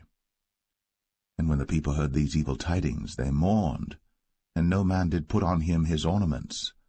For the Lord had said unto Moses, Say unto the children of Israel, Ye are a stiff-necked people. I will come up into the midst of thee in a moment, and consume thee. Therefore now put off thy ornaments from thee, that I may know what to do unto thee. And the children of Israel stripped themselves of their ornaments by the mount Horeb. And Moses took the tabernacle, and pitched it without the camp, afar off from the camp, and called it the tabernacle of the congregation. And it came to pass that every one which sought the Lord went out unto the tabernacle of the congregation, which was without the camp. And it came to pass, when Moses went out unto the tabernacle, that all the people rose up, and stood every man at his tent door, and looked after Moses, until he was gone into the tabernacle. And it came to pass, as Moses entered into the tabernacle, the cloudy pillar descended, and stood at the door of the tabernacle, and the Lord talked with Moses. And all the people saw the cloudy pillar stand at the tabernacle door. And all the people rose up and worshipped, every man in his tent door. And the Lord spake unto Moses face to face, as a man speaketh unto his friend. And he turned again into the camp. But his servant Joshua the son of Nun, a young man, departed not out of the tabernacle. And Moses said unto the Lord, See, thou sayest unto me, Bring up this people, and thou hast not let me know whom thou wilt send with me. Yet thou hast said, I know thee by name, and thou hast also found grace in my sight. Now therefore, I pray thee, if I have found grace in thy sight, show me now thy way, that I may know thee, that I may find grace in thy sight, and consider that this nation is thy people. And he said, My presence shall go with thee, and I will give thee rest. And he said unto him, If thy presence go not with me, carry us not up hence. For wherein shall it be known here that I and thy people have found grace in thy sight? Is it not in that thou goest with us? So shall we be separated, I and thy people, from all the people that are upon the face of the earth. And the Lord said unto Moses, I will do this thing also that thou hast spoken, for thou hast found grace in my sight, and I know thee by name.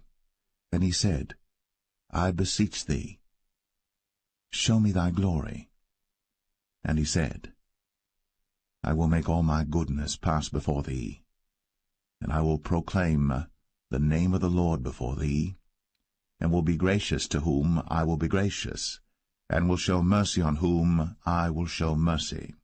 And he said, Thou canst not see my face, for there shall no man see me and live. And the Lord said, Behold, there is a place by me, and thou shalt stand upon a rock. And it shall come to pass, while my glory passeth by, that I will put thee in a cleft of the rock, and will cover thee with my hand while I pass by. And I will take away mine hand, and thou shalt see my back parts, but my face shall not be seen.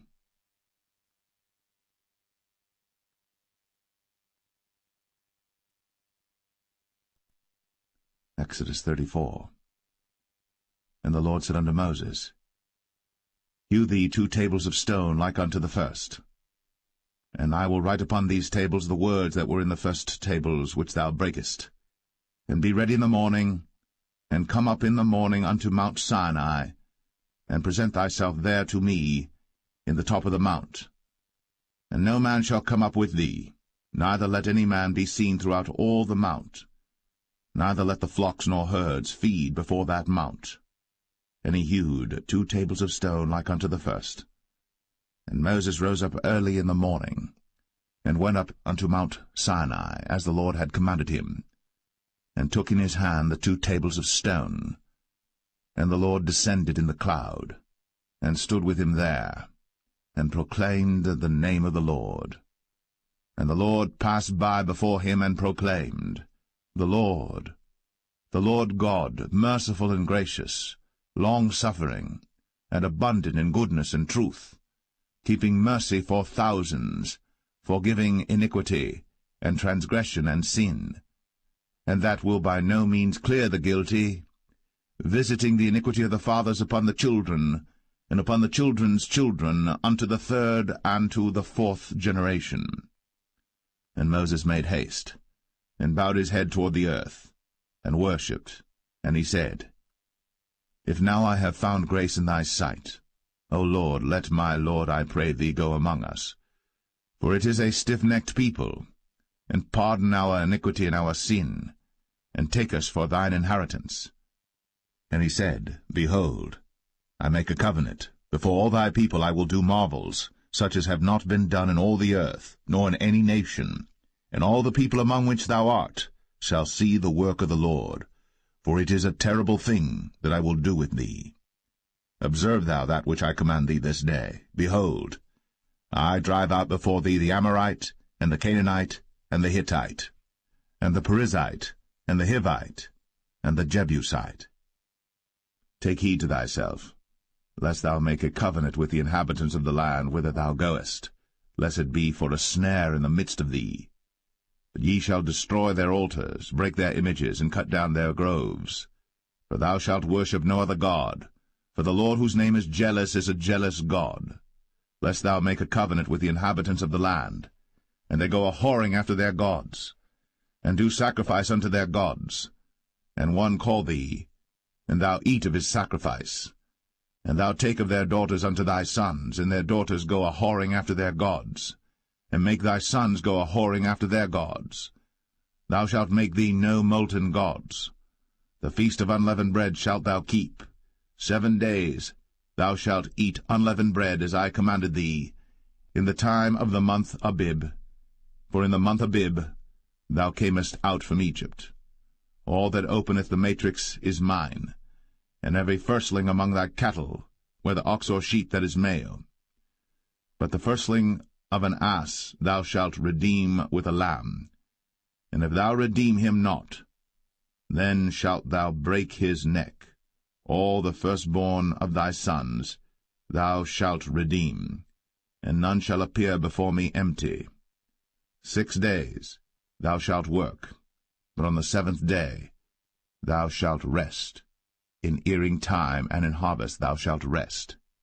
And thou shalt observe the feast of weeks, of the firstfruits of wheat harvest, and the feast of ingathering at the year's end. Thrice in the year shall all your men-children appear before the Lord God, the God of Israel. For I will cast out the nations before thee, and enlarge thy borders. Neither shall any man desire thy land, when thou shalt go up to appear before the Lord thy God thrice in the year. Thou shalt not offer the blood of my sacrifice with leaven, neither shall the sacrifice of the feast of the Passover be left unto the morning. The first of the firstfruits of thy land thou shalt bring unto the house of the Lord thy God. Thou shalt not see the kid in his mother's milk. And the Lord said unto Moses, Write thou these words, for after the tenor of these words I have made a covenant with thee and with Israel.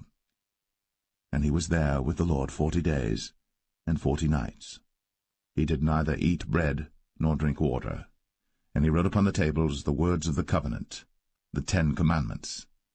And it came to pass, when Moses came down from Mount Sinai, with the 2 tables of testimony in Moses' hand, when he came down from the mount, that Moses wist not that the skin of his face shone, while he talked with them. And when Aaron and all the children of Israel saw Moses, behold, the skin of his face shone, and they were afraid to come nigh him. And Moses called unto them, and Aaron and all the rulers of the congregation returned unto him. And Moses talked with them, and afterward all the children of Israel came nigh, and he gave them in commandment all that the Lord had spoken with him in Mount Sinai. And till Moses had done speaking with them, he put a veil on his face. But when Moses went in before the Lord to speak with him, he took the veil off until he came out. And he came out, and spake unto the children of Israel that which he was commanded. And the children of Israel saw the face of Moses, that the skin of Moses' face shone. And Moses put the veil upon his face again, until he went in to speak with him.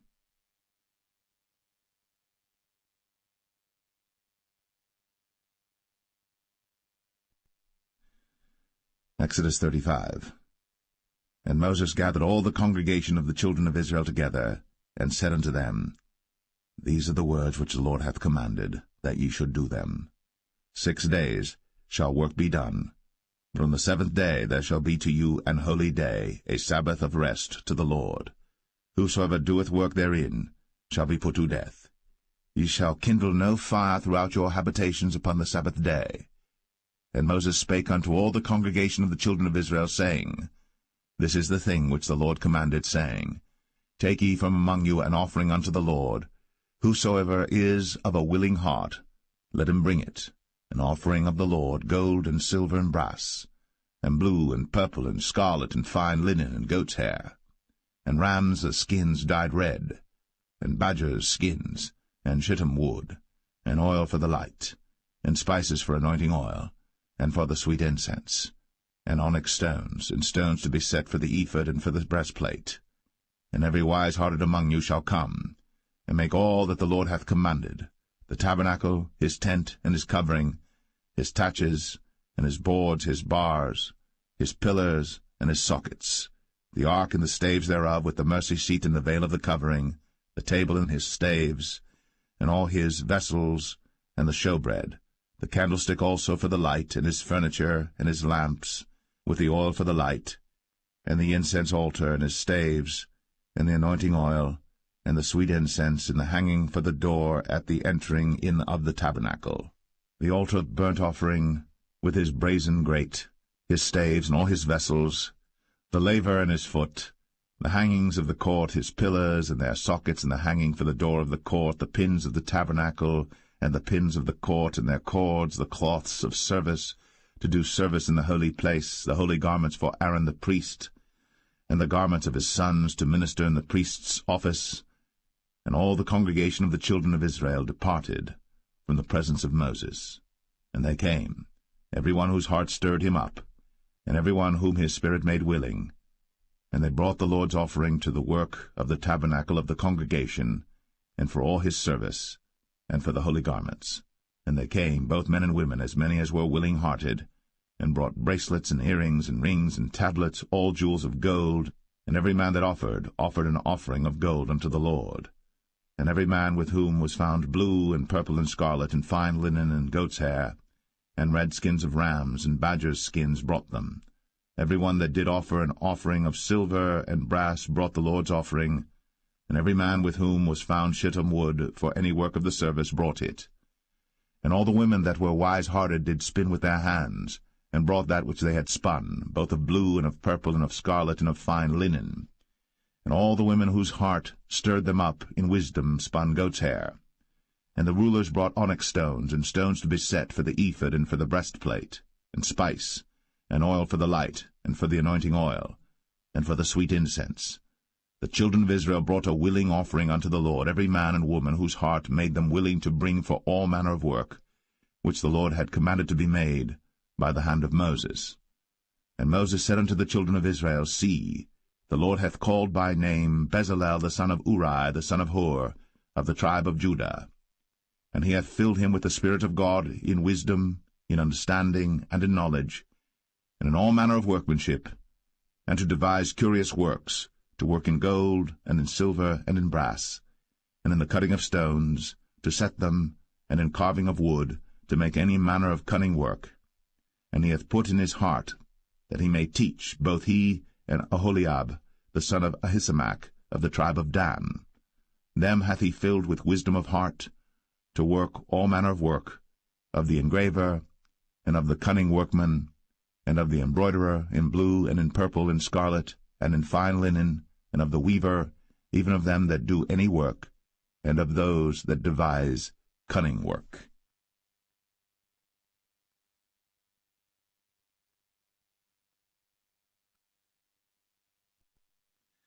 Exodus 36.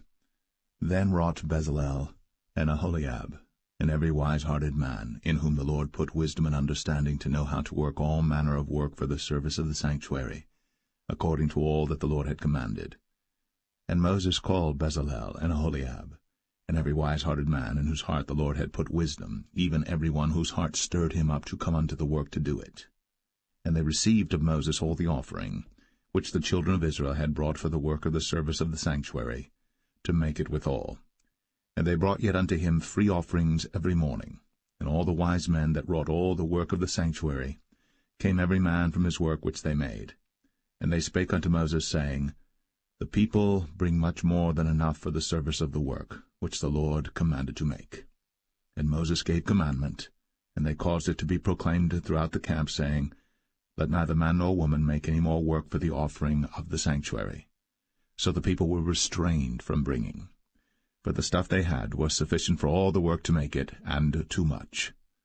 And every wise-hearted man among them that wrought the work of the tabernacle made 10 curtains of fine twined linen and blue and purple and scarlet. With cherubims of cunning work made he them. The length of one curtain was 28 cubits, and the breadth of one curtain 4 cubits. The curtains were all of one size.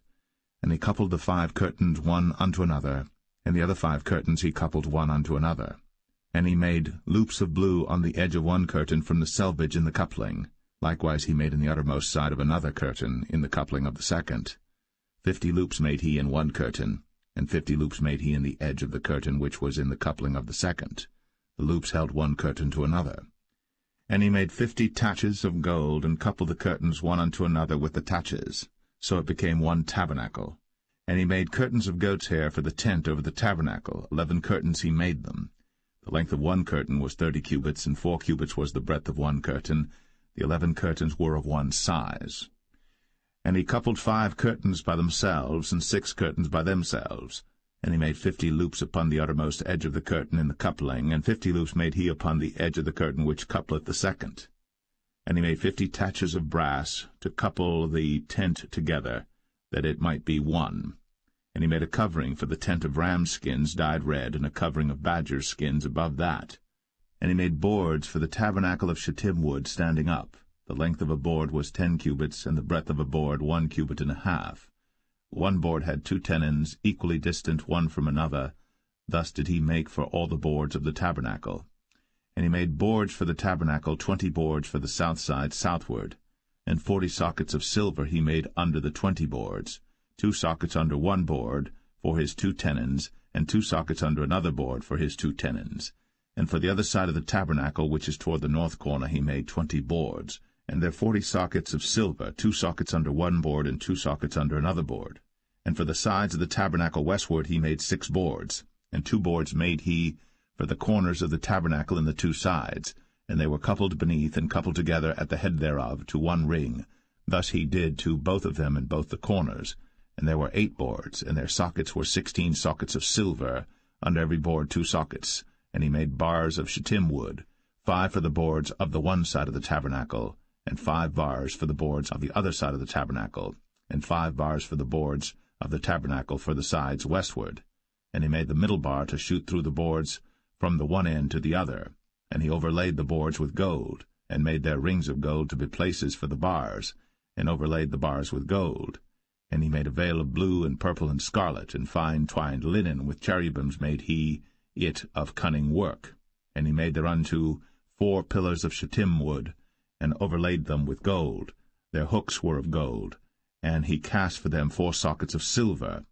And he made an hanging for the tabernacle door of blue and purple and scarlet and fine twined linen of needlework. And the 5 pillars of it with their hooks, and he overlaid their chapiters and their fillets with gold. But their 5 sockets were of brass.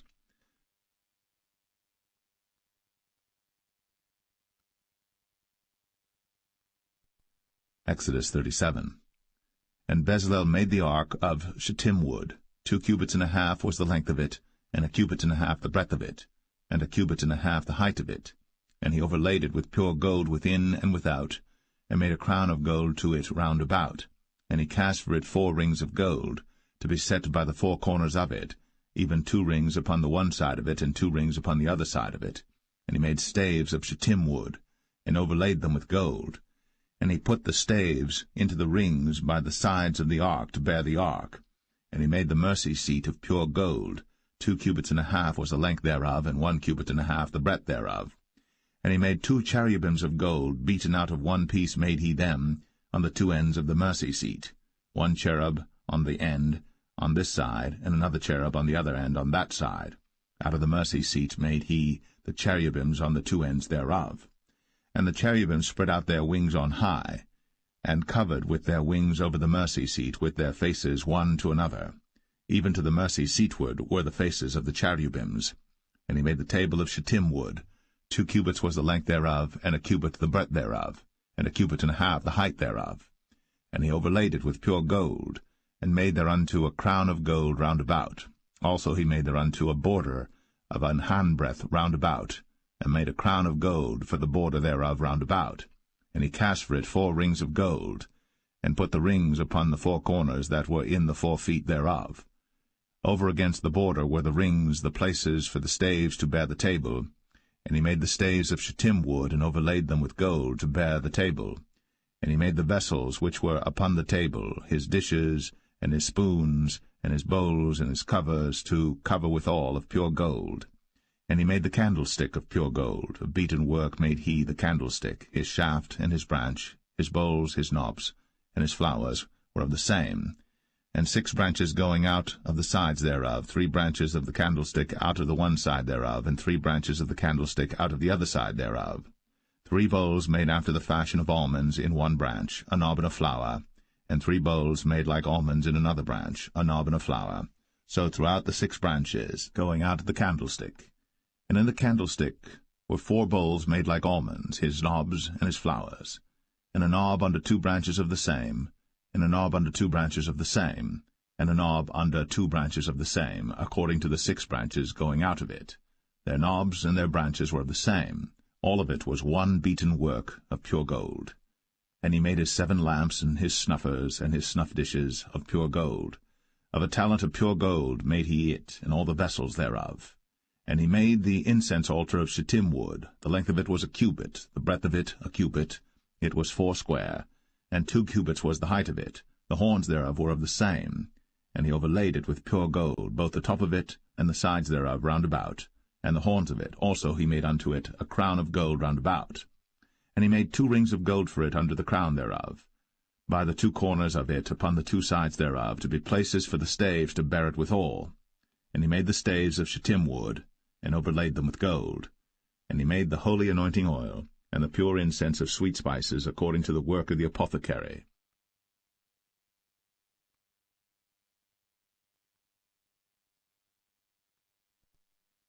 Exodus 38. And he made the altar of burnt offering of shittim wood. 5 cubits was the length thereof, and 5 cubits the breadth thereof. It was 4 square, and 3 cubits the height thereof. And he made the horns thereof on the 4 corners of it. The horns thereof were of the same, and he overlaid it with brass. And he made all the vessels of the altar, the pots and the shovels and the basins and the flesh hooks and the firepans, all the vessels thereof made he of brass. And he made for the altar a brazen grate of network under the compass thereof, beneath unto the midst of it. And he cast 4 rings for the 4 ends of the grate of brass, to be places for the staves. And he made the staves of shittim wood, and overlaid them with brass. And he put the staves into the rings on the sides of the altar, to bear it withal. He made the altar hollow with boards. And he made the laver of brass, and the foot of it of brass, of the looking-glasses of the women assembling, which assembled at the door of the tabernacle of the congregation. And he made the court. On the south side southward the hangings of the court were of fine twined linen, 100 cubits. Their pillars were 20, and their brazen sockets 20. The hooks of the pillars and their fillets were of silver. And for the north side the hangings were 100 cubits, their pillars were 20, and their sockets of brass 20. The hooks of the pillars and their fillets of silver. And for the west side were hangings of 50 cubits, their pillars 10, and their sockets 10, the hooks of the pillars and their fillets of silver. And for the east side eastward 50 cubits. The hangings of the one side of the gate were 15 cubits, their pillars 3, and their sockets 3. And for the other side of the court gate, on this hand and that hand, were hangings of 15 cubits, their pillars 3, and their sockets 3. All the hangings of the court round about were of fine twined linen, and the sockets for the pillars were of brass, the hooks of the pillars and their fillets of silver, and the overlaying of their chapiters of silver, and all the pillars of the court were filleted with silver. And the hanging for the gate of the court was needlework, of blue and purple and scarlet and fine twined linen, and 20 cubits was the length, and the height and the breadth was 5 cubits, answerable to the hangings of the court. And their pillars were 4, and their sockets of brass 4, their hooks of silver, and the overlaying of their chapiters and their fillets of silver. And all the pins of the tabernacle and of the court round about were of brass. This is the sum of the tabernacle, even of the tabernacle of testimony, as it was counted, according to the commandment of Moses, for the service of the Levites, by the hand of Ithamar, son to Aaron the priest. And Bezalel, the son of Uri, the son of Hur, of the tribe of Judah, made all that the Lord commanded Moses. And with him was Aholiab, son of Ahisamach, of the tribe of Dan, an engraver, and a cunning workman, and an embroiderer in blue, and in purple, and in scarlet, and fine linen. All the gold that was occupied for the work, and all the work of the holy place, even the gold of the offering, was 29 talents, and 730 shekels after the shekel of the sanctuary. And the silver of them that were numbered of the congregation was 100 talents, and 1,760 shekels after the shekel of the sanctuary. A bekah for every man, that is, half a shekel, after the shekel of the sanctuary, for every one that went to be numbered, from 20 years old and upward, for 600,000 and 3,550 men. And of the 100 talents of silver were cast the sockets of the sanctuary, and the sockets of the veil, and 100 sockets of the 100 talents, a talent for a socket. And of the 1,775 shekels he made hooks for the pillars, and overlaid their chapiters, and filleted them. And the brass of the offering was 70 talents, and 2,400 shekels. And therewith he made the sockets to the door of the tabernacle of the congregation, and the brazen altar, and the brazen grate for it, and all the vessels of the altar, and the sockets of the court round about, and the sockets of the court gate, and all the pins of the tabernacle, and all the pins of the court round about.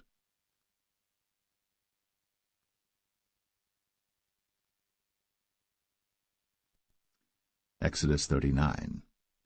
And of the blue, and purple, and scarlet they made cloths of service, to do service in the holy place, and made the holy garments for Aaron, as the Lord commanded Moses.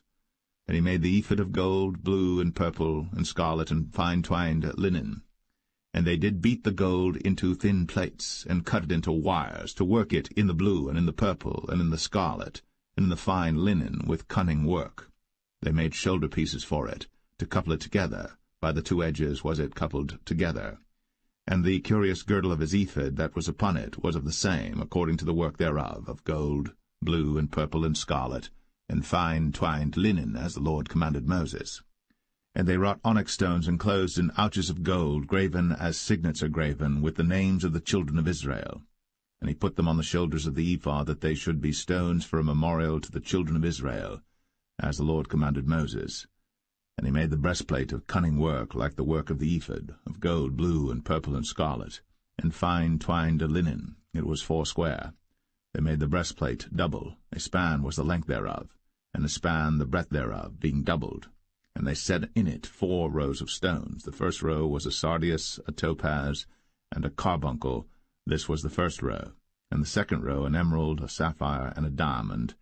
And the third row a ligure, an agate, and an amethyst. And the 4th row a beryl, an onyx, and a jasper. They were enclosed in ouches of gold in their enclosings. And the stones were according to the names of the children of Israel, 12 according to their names, like the engravings of a signet, every one with his name, according to the 12 tribes. And they made upon the breastplate chains at the ends of wreathen work of pure gold. And they made 2 ouches of gold, and 2 gold rings, and put the 2 rings in the 2 ends of the breastplate. And they put the 2 wreathen chains of gold in the 2 rings on the ends of the breastplate. And the 2 ends of the 2 wreathen chains they fastened in the 2 ouches, and put them on the shoulder pieces of the ephod before it. And they made 2 rings of gold, and put them on the 2 ends of the breastplate, upon the border of it, which was on the side of the ephod inward. And they made 2 other golden rings, and put them on the 2 sides of the ephod underneath, toward the forepart of it, over against the other coupling thereof, above the curious girdle of the ephod. And they did bind the breastplate by his rings unto the rings of the ephod with a lace of blue, that it might be above the curious girdle of the ephod. and that the breastplate might not be loosed from the ephod, as the Lord commanded Moses. And he made the robe of the ephod of woven work, all of blue.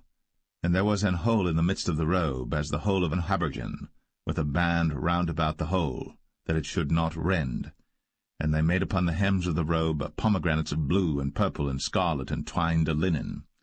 And they made bells of pure gold, and put the bells between the pomegranates upon the hem of the robe, round about between the pomegranates, a bell and a pomegranate, a bell and a pomegranate, round about the hem of the robe to minister in, as the Lord commanded Moses.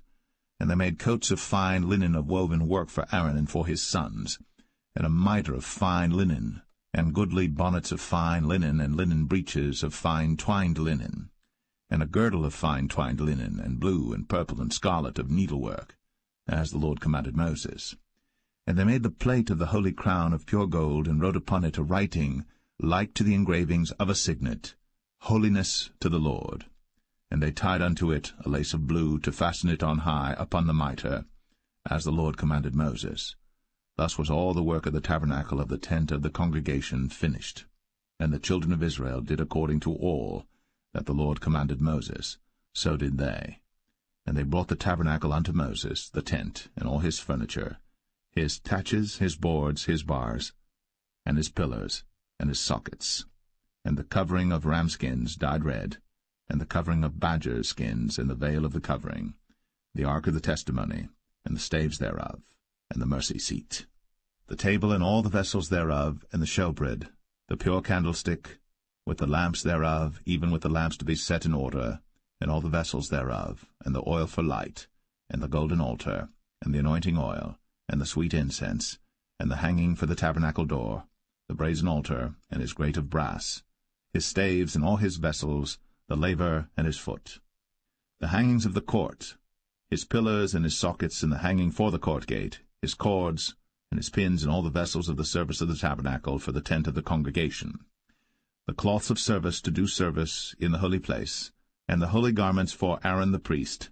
and his sons' garments, to minister in the priest's office. According to all that the Lord commanded Moses, so the children of Israel made all the work.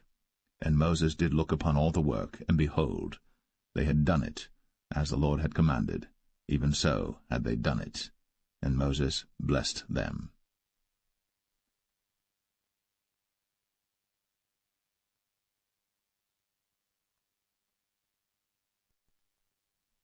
Exodus 40. And the Lord spake unto Moses, saying, On the first day of the first month shalt thou set up the tabernacle of the tent of the congregation, and thou shalt put therein the ark of the testimony, and cover the ark with the veil. And thou shalt bring in the table, and set in order the things that are to be set in order upon it. And thou shalt bring in the candlestick, and light the lamps thereof. And thou shalt set the altar of gold for the incense before the ark of the testimony, and put the hanging of the door to the tabernacle. And thou shalt set the altar of the burnt offering before the door of the tabernacle of the tent of the congregation. And thou shalt set the laver between the tent of the congregation and the altar, and shalt put water therein. And thou shalt set up the court round about, and hang up the hanging at the court gate. And thou shalt take the anointing oil, and anoint the tabernacle, and all that is therein, and shalt hallow it, and all the vessels thereof, and it shall be holy. And thou shalt anoint the altar of the burnt offering, and all his vessels, and sanctify the altar, and it shall be an altar most holy. And thou shalt anoint the laver and his foot, and sanctify it. And thou shalt bring Aaron and his sons unto the door of the tabernacle of the congregation, and wash them with water. And thou shalt put upon Aaron the holy garments, and anoint him, and sanctify him, that he may minister unto me in the priest's office. And thou shalt bring his sons, and clothe them with coats. And thou shalt anoint them, as thou didst anoint their father, that they may minister unto me in the priest's office, for their anointing shall surely be an everlasting priesthood throughout their generations. Thus did Moses. According to all that the Lord commanded him, so did he. And it came to pass in the first month, in the second year, on the first day of the month, that the tabernacle was reared up. And Moses reared up the tabernacle, and fastened his sockets, and set up the boards thereof, and put in the bars thereof, and reared up his pillars. And he spread abroad the tent over the tabernacle, and put the covering of the tent above upon it, as the Lord commanded Moses. And he took and put the testimony into the ark, and set the staves on the ark, and put the mercy seat above upon the ark. And he brought the ark into the tabernacle, and set up the veil of the covering, and covered the ark of the testimony, as the Lord commanded Moses. And he put the table in the tent of the congregation upon the side of the tabernacle northward without the veil. And he set the bread in order upon it before the Lord, as the Lord had commanded Moses. And he put the candlestick in the tent of the congregation over against the table on the side of the tabernacle southward. And he lighted the lamps before the Lord, as the Lord commanded Moses. And he put the golden altar in the tent of the congregation before the veil. And he burnt sweet incense thereon, as the Lord commanded Moses. And he set up the hanging at the door of the tabernacle. And he put the altar of burnt offering by the door of the tabernacle of the tent of the congregation, and offered upon it the burnt offering and the meat offering, as the Lord commanded Moses. And he set the laver between the tent of the congregation and the altar, and put water there to wash withal. And Moses and Aaron and his sons washed their hands and their feet thereat, when they went into the tent of the congregation, and when they came near unto the altar, they washed, as the Lord commanded Moses. And he reared up the court round about the tabernacle and the altar, and set up the hanging of the court gate. So Moses finished the work. Then a cloud covered the tent of the congregation, and the glory of the Lord filled the tabernacle. And Moses was not able to enter into the tent of the congregation, because the cloud abode thereon, and the glory of the Lord filled the tabernacle. And when the cloud was taken up from over the tabernacle, the children of Israel went onward in all their journeys. But if the cloud were not taken up, then they journeyed not till the day that it was taken up. For the cloud of the Lord was upon the tabernacle by day, and fire was on it by night, in the sight of all the house of Israel, throughout all their journeys.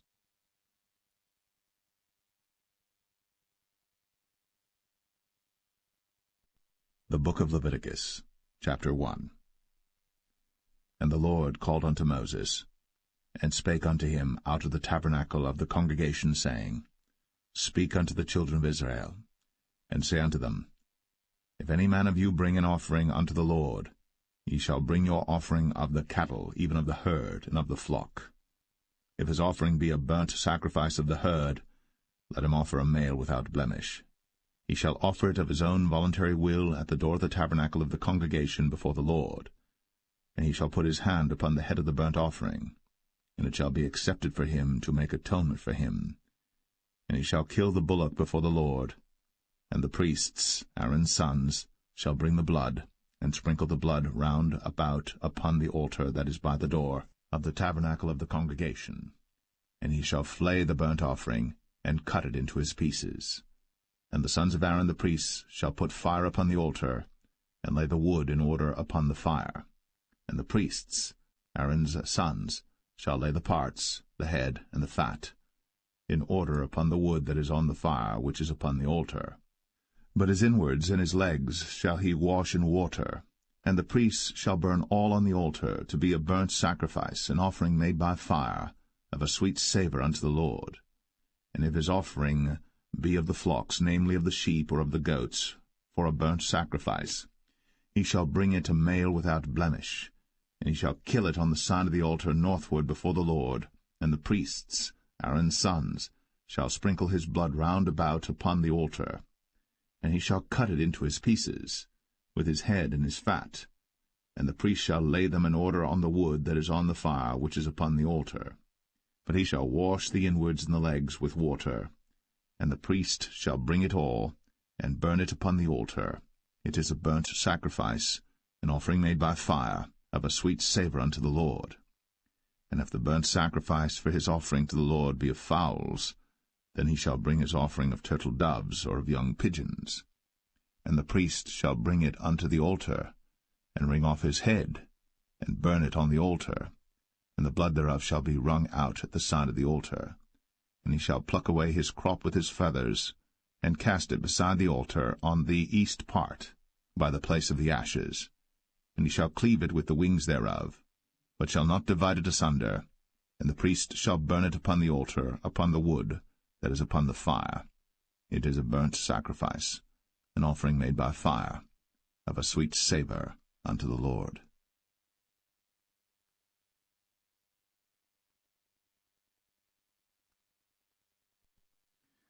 Leviticus 2. And when any will offer a meat offering unto the Lord, his offering shall be of fine flour, and he shall pour oil upon it, and put frankincense thereon, and he shall bring it to Aaron's sons the priests. And he shall take thereout his handful of the flour thereof, and of the oil thereof, with all the frankincense thereof. And the priests shall burn the memorial of it upon the altar, to be an offering made by fire, of a sweet savour unto the Lord. And the remnant of the meat offering shall be Aaron's and his sons. It is a thing most holy of the offerings of the Lord made by fire. And if thou bring an oblation of a meat offering baked in the oven, it shall be unleavened cakes of fine flour mingled with oil, or unleavened wafers anointed with oil. And if thy oblation be a meat offering baked in a pan, it shall be of fine flour, unleavened, mingled with oil. Thou shalt part it in pieces, and pour oil thereon. It is a meat offering. And if thy oblation be a meat offering baked in the frying pan, it shall be made of fine flour with oil. And thou shalt bring the meat offering that is made of these things unto the Lord, and when it is presented unto the priest, he shall bring it unto the altar. And the priest shall take from the meat offering a memorial thereof, and shall burn it upon the altar. It is an offering made by fire, of a sweet savour unto the Lord. And that which is left of the meat offering shall be Aaron's and his sons. It is a thing most holy of the offerings of the Lord made by fire. No meat offering which ye shall bring unto the Lord shall be made with leaven, for ye shall burn no leaven, nor any honey, in any offering of the Lord made by fire. As for the oblation of the firstfruits, ye shall offer them unto the Lord, but they shall not be burnt on the altar for a sweet savour. And every oblation of thy meat offering shalt thou season with salt, neither shalt thou suffer the salt of the covenant of thy God to be lacking from thy meat offering. With all thine offerings thou shalt offer salt. And if thou offer a meat offering of thy firstfruits unto the Lord, thou shalt offer for the meat offering of thy firstfruits green ears of corn dried by the fire, even corn beaten out of full ears. And thou shalt put oil upon it, and lay frankincense thereon. It is a meat offering. And the priest shall burn the memorial of it, part of the beaten corn thereof, and part of the oil thereof, with all the frankincense thereof. It is an offering made by fire unto the Lord.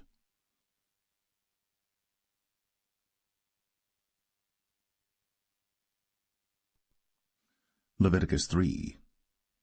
And if his oblation be a sacrifice of peace offering, if he offer it of the herd, whether it be a male or female, he shall offer it without blemish before the Lord. And he shall lay his hand upon the head of his offering, and kill it at the door of the tabernacle of the congregation. And Aaron's sons the priests shall sprinkle the blood upon the altar round about. And he shall offer of the sacrifice of the peace offering an offering made by fire unto the Lord, the fat that covereth the inwards, and all the fat that is upon the inwards, and the 2 kidneys, and the fat that is on them, which is by the flanks, and the caul above the liver, with the kidneys, it shall he take away. And Aaron's sons shall burn it on the altar upon the burnt sacrifice which is upon the wood that is on the fire. It is an offering made by fire, of a sweet savour unto the Lord. And if his offering for a sacrifice of peace offering unto the Lord be of the flock, male or female, he shall offer it without blemish. If he offer a lamb for his offering, then shall he offer it before the Lord. And he shall lay his hand upon the head of his offering, and kill it before the tabernacle of the congregation. And Aaron's sons shall sprinkle the blood thereof round about upon the altar. And he shall offer of the sacrifice of the peace offering an offering made by fire unto the Lord, the fat thereof, and the whole rump, it shall he take off hard by the backbone, and the fat that covereth the inwards, and all the fat that is upon the inwards, and the 2 kidneys, and the fat that is upon them, which is by the flanks, and the caul above the liver, with the kidneys, it shall he take away. And the priest shall burn it upon the altar. It is the food of the offering made by fire unto the Lord. And if his offering be a goat, then he shall offer it before the Lord. And he shall lay his hand upon the head of it, and kill it before the tabernacle of the congregation. and the sons of Aaron shall sprinkle the blood thereof upon the altar round about. And he shall offer thereof his offering, even an offering made by fire unto the Lord, the fat that covereth the inwards, and all the fat that is upon the inwards, and the 2 kidneys, and the fat that is upon them, which is by the flanks, and the caul above the liver, with the kidneys, it shall he take away. And the priest shall burn them upon the altar. It is the food of the offering made by fire for a sweet savour. All the fat is the Lord's. It shall be a perpetual statute for your generations throughout all your dwellings, that ye eat neither fat nor blood.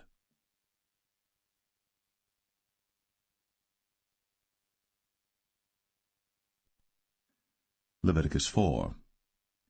And the Lord spake unto Moses, saying, Speak unto the children of Israel, saying, If a soul shall sin through ignorance against any of the commandments of the Lord, concerning things which ought not to be done, and shall do against any of them, if the priest that is anointed do sin according to the sin of the people, then let him bring for his sin which he hath sinned a young bullock without blemish unto the Lord for a sin offering.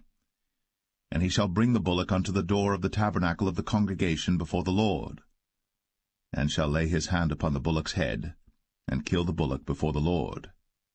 And the priest that is anointed shall take of the bullock's blood, and bring it to the tabernacle of the congregation. And the priest shall dip his finger in the blood, and sprinkle of the blood 7 times before the Lord, before the veil of the sanctuary. And the priest shall put some of the blood upon the horns of the altar of sweet incense before the Lord, which is in the tabernacle of the congregation, and shall pour all the blood of the bullock at the bottom of the altar of the burnt offering, which is at the door of the tabernacle of the congregation. And he shall take off from it all the fat of the bullock for the sin offering, the fat that covereth the inwards, and all the fat that is upon the inwards, and the 2 kidneys, and the fat that is upon them, which is by the flanks, and the caul above the liver, with the kidneys, it shall he take away, as it was taken off from the bullock of the sacrifice of peace offerings. And the priest shall burn them upon the altar of the burnt offering. And the skin of the bullock, and all his flesh, with his head, and with his legs, and his inwards, and his dung, even the whole bullock shall he carry forth without the camp unto a clean place, where the ashes are poured out, and burn him on the wood with fire. Where the ashes are poured out shall he be burnt. And if the whole congregation of Israel sin through ignorance, and the thing be hid from the eyes of the assembly, and they have done somewhat against any of the commandments of the Lord concerning things which should not be done, and are guilty, when the sin which they have sinned against it is known, then the congregation shall offer a young bullock for the sin, and bring him before the tabernacle of the congregation. And the elders of the congregation shall lay their hands upon the head of the bullock before the Lord, and the bullock shall be killed before the Lord. And the priest that is anointed shall bring of the bullock's blood to the tabernacle of the congregation. And the priest shall dip his finger in some of the blood, and sprinkle it 7 times before the Lord, even before the veil. And he shall put some of the blood upon the horns of the altar which is before the Lord, that is, in the tabernacle of the congregation, and shall pour out all the blood at the bottom of the altar of the burnt offering, which is at the door of the tabernacle of the congregation. And he shall take all his fat from him, and burn it upon the altar. And he shall do with the bullock as he did with the bullock for a sin offering. So shall he do with this, and the priest shall make an atonement for them, and it shall be forgiven them.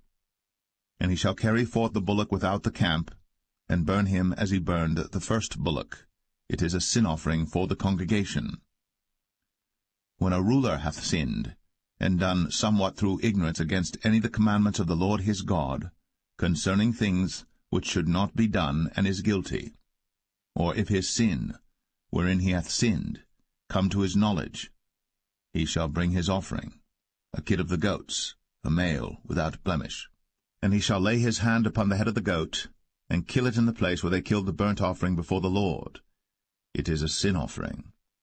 And the priest shall take of the blood of the sin offering with his finger, and put it upon the horns of the altar of burnt offering, and shall pour out his blood at the bottom of the altar of burnt offering.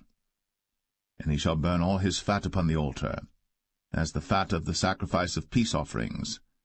And the priest shall make an atonement for him as concerning his sin, and it shall be forgiven him.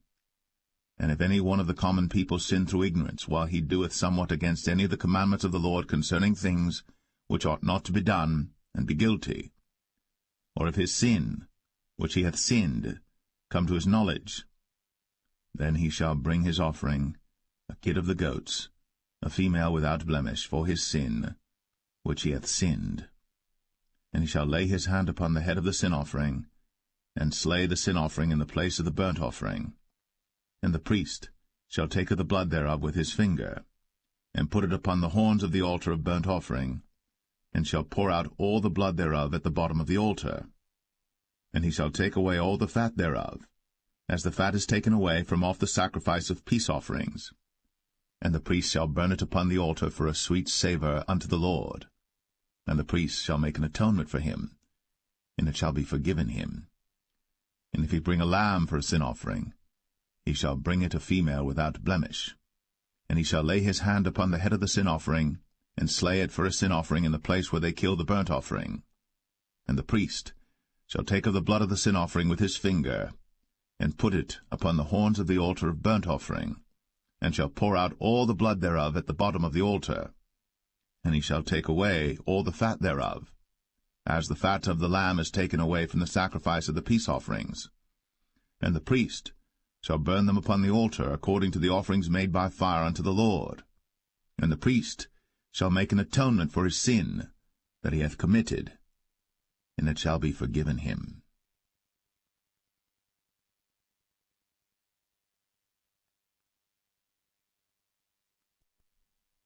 Leviticus 5. And if a soul sin, and hear the voice of swearing, and is a witness, whether he hath seen or known of it, if he do not utter it, then he shall bear his iniquity. Or if a soul touch any unclean thing, whether it be a carcass of an unclean beast, or a carcass of unclean cattle, or the carcass of unclean creeping things, and if it be hidden from him, he also shall be unclean and guilty.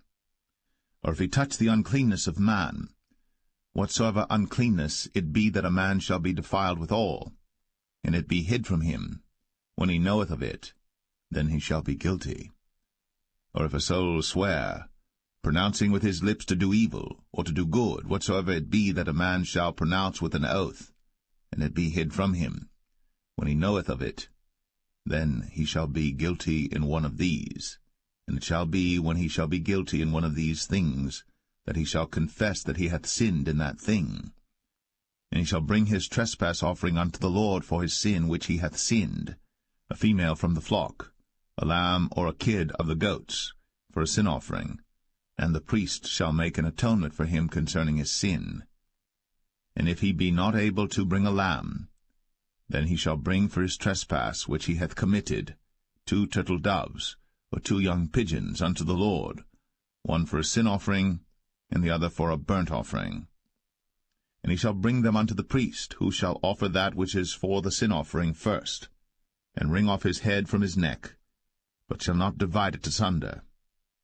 And he shall sprinkle of the blood of the sin offering upon the side of the altar, and the rest of the blood shall be wrung out at the bottom of the altar. It is a sin offering. And he shall offer the second for a burnt offering according to the manner, and the priest shall make an atonement for him for his sin which he hath sinned, and it shall be forgiven him. But if he be not able to bring 2 turtle doves or 2 young pigeons, then he that sinned shall bring for his offering the 10th part of an ephah of fine flour for a sin offering. He shall put no oil upon it, neither shall he put any frankincense thereon, for it is a sin offering. Then shall he bring it to the priest, and the priest shall take his handful of it, even a memorial thereof, and burn it on the altar, according to the offerings made by fire unto the Lord. It is a sin offering. And the priest shall make an atonement for him as touching his sin that he hath sinned in one of these, and it shall be forgiven him. And the remnant shall be the priest's, as a meat offering. And the Lord spake unto Moses, saying, If a soul commit a trespass, and sin through ignorance in the holy things of the Lord, then he shall bring for his trespass unto the Lord a ram without blemish out of the flocks, with thy estimation by shekels of silver, after the shekel of the sanctuary, for a trespass offering. And he shall make amends for the harm that he hath done in the holy thing, and shall add the 5th part thereto, and give it unto the priest. And the priest shall make an atonement for him with the ram of the trespass offering, and it shall be forgiven him. And if a soul sin, and commit any of these things which are forbidden to be done by the commandments of the Lord, though he wist it not, yet is he guilty, and shall bear his iniquity.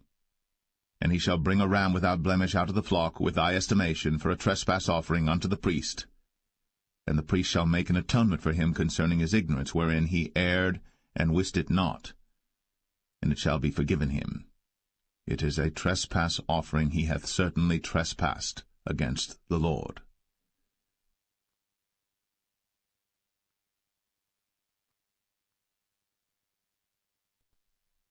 Leviticus 6. And the Lord spake unto Moses, saying, If a soul sin, and commit a trespass against the Lord, and lie unto his neighbor in that which was delivered him to keep, for in fellowship, or in a thing taken away by violence, or hath deceived his neighbor, or have found that which was lost, and lieth concerning it, and sweareth falsely, in any of all these that a man doeth, sinning therein, then it shall be, because he hath sinned, and is guilty, that he shall restore that which he took violently away, or the thing which he hath deceitfully gotten, or that which was delivered him to keep, or the lost thing which he found, or all that about which he hath sworn falsely. He shall even restore it in the principal, and shall add the 5th part more thereto, and give it unto him to whom it appertaineth in the day of his trespass offering. And he shall bring his trespass offering unto the Lord, a ram without blemish out of the flock, with thy estimation, for a trespass offering unto the priest. And the priest shall make an atonement for him before the Lord, and it shall be forgiven him for any thing of all that he hath done in trespassing therein. And the Lord spake unto Moses, saying, Command Aaron and his sons, saying, This is the law of the burnt offering. It is the burnt offering because of the burning upon the altar all night unto the morning, and the fire of the altar shall be burning in it. And the priest shall put on his linen garment, and his linen breeches shall he put upon his flesh, and take up the ashes which the fire hath consumed with the burnt offering on the altar. And he shall put them beside the altar. And he shall put off his garments, and put on other garments, and carry forth the ashes without the camp unto a clean place. And the fire upon the altar shall be burning in it. It shall not be put out. And the priest shall burn wood on it every morning, and lay the burnt offering in order upon it. And he shall burn thereon the fat of the peace offerings. The fire shall ever be burning upon the altar. It shall never go out. And this is the law of the meat offering. The sons of Aaron shall offer it before the Lord, before the altar. And he shall take of it his handful of the flour of the meat offering, and of the oil thereof, and all the frankincense which is upon the meat offering, and shall burn it upon the altar for a sweet savour, even the memorial of it, unto the Lord. And the remainder thereof shall Aaron and his sons eat. With unleavened bread shall it be eaten in the holy place. In the court of the tabernacle of the congregation they shall eat it. It shall not be baked with leaven. I have given it unto them for their portion of my offerings made by fire. It is most holy, as is the sin offering, and as the trespass offering. All the males among the children of Aaron shall eat of it. It shall be a statute for ever in your generations concerning the offerings of the Lord made by fire. Every one that toucheth them shall be holy. And the Lord spake unto Moses, saying, This is the offering of Aaron and of his sons, which they shall offer unto the Lord in the day when he is anointed. The 10th part of an ephah of fine flour for a meat offering perpetual, half of it in the morning, and half thereof at night. In a pan it shall be made with oil, and when it is baked thou shalt bring it in. And the baked pieces of the meat offering shalt thou offer for a sweet savour unto the Lord. And the priest of his sons that is anointed in his stead shall offer it. It is a statute for ever unto the Lord. It shall be wholly burnt. For every meat offering for the priest shall be wholly burnt. It shall not be eaten. And the Lord spake unto Moses, saying, Speak unto Aaron and to his sons, saying, This is the law of the sin offering. In the place where the burnt offering is killed shall the sin offering be killed before the Lord. It is most holy. The priest that offereth it for sin shall eat it. In the holy place shall it be eaten, in the court of the tabernacle of the congregation. Whatsoever shall touch the flesh thereof shall be holy. And when there is sprinkled of the blood thereof upon any garment, thou shalt wash that whereon it was sprinkled in the holy place.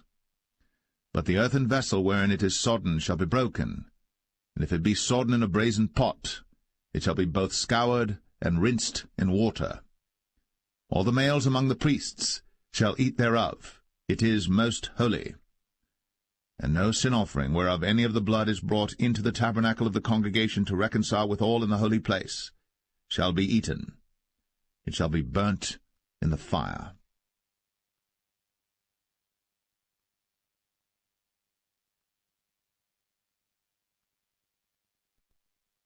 Leviticus 7.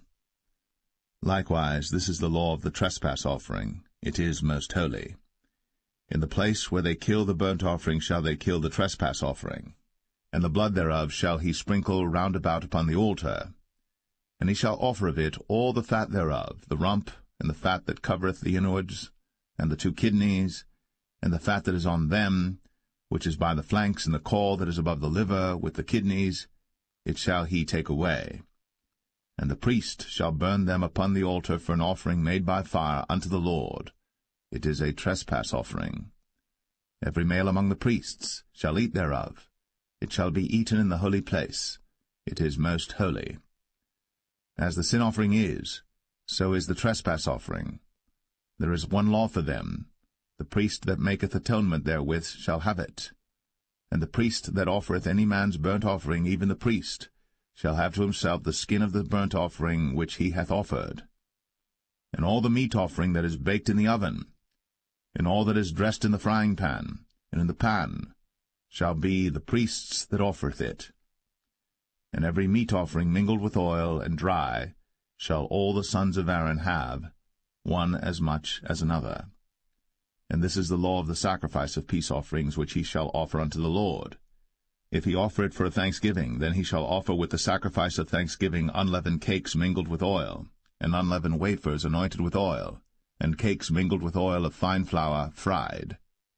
Besides the cakes, he shall offer for his offering leavened bread with the sacrifice of thanksgiving of his peace offerings, and of it he shall offer one out of the whole oblation for an heave offering unto the Lord, and it shall be the priest's that sprinkleth the blood of the peace offerings.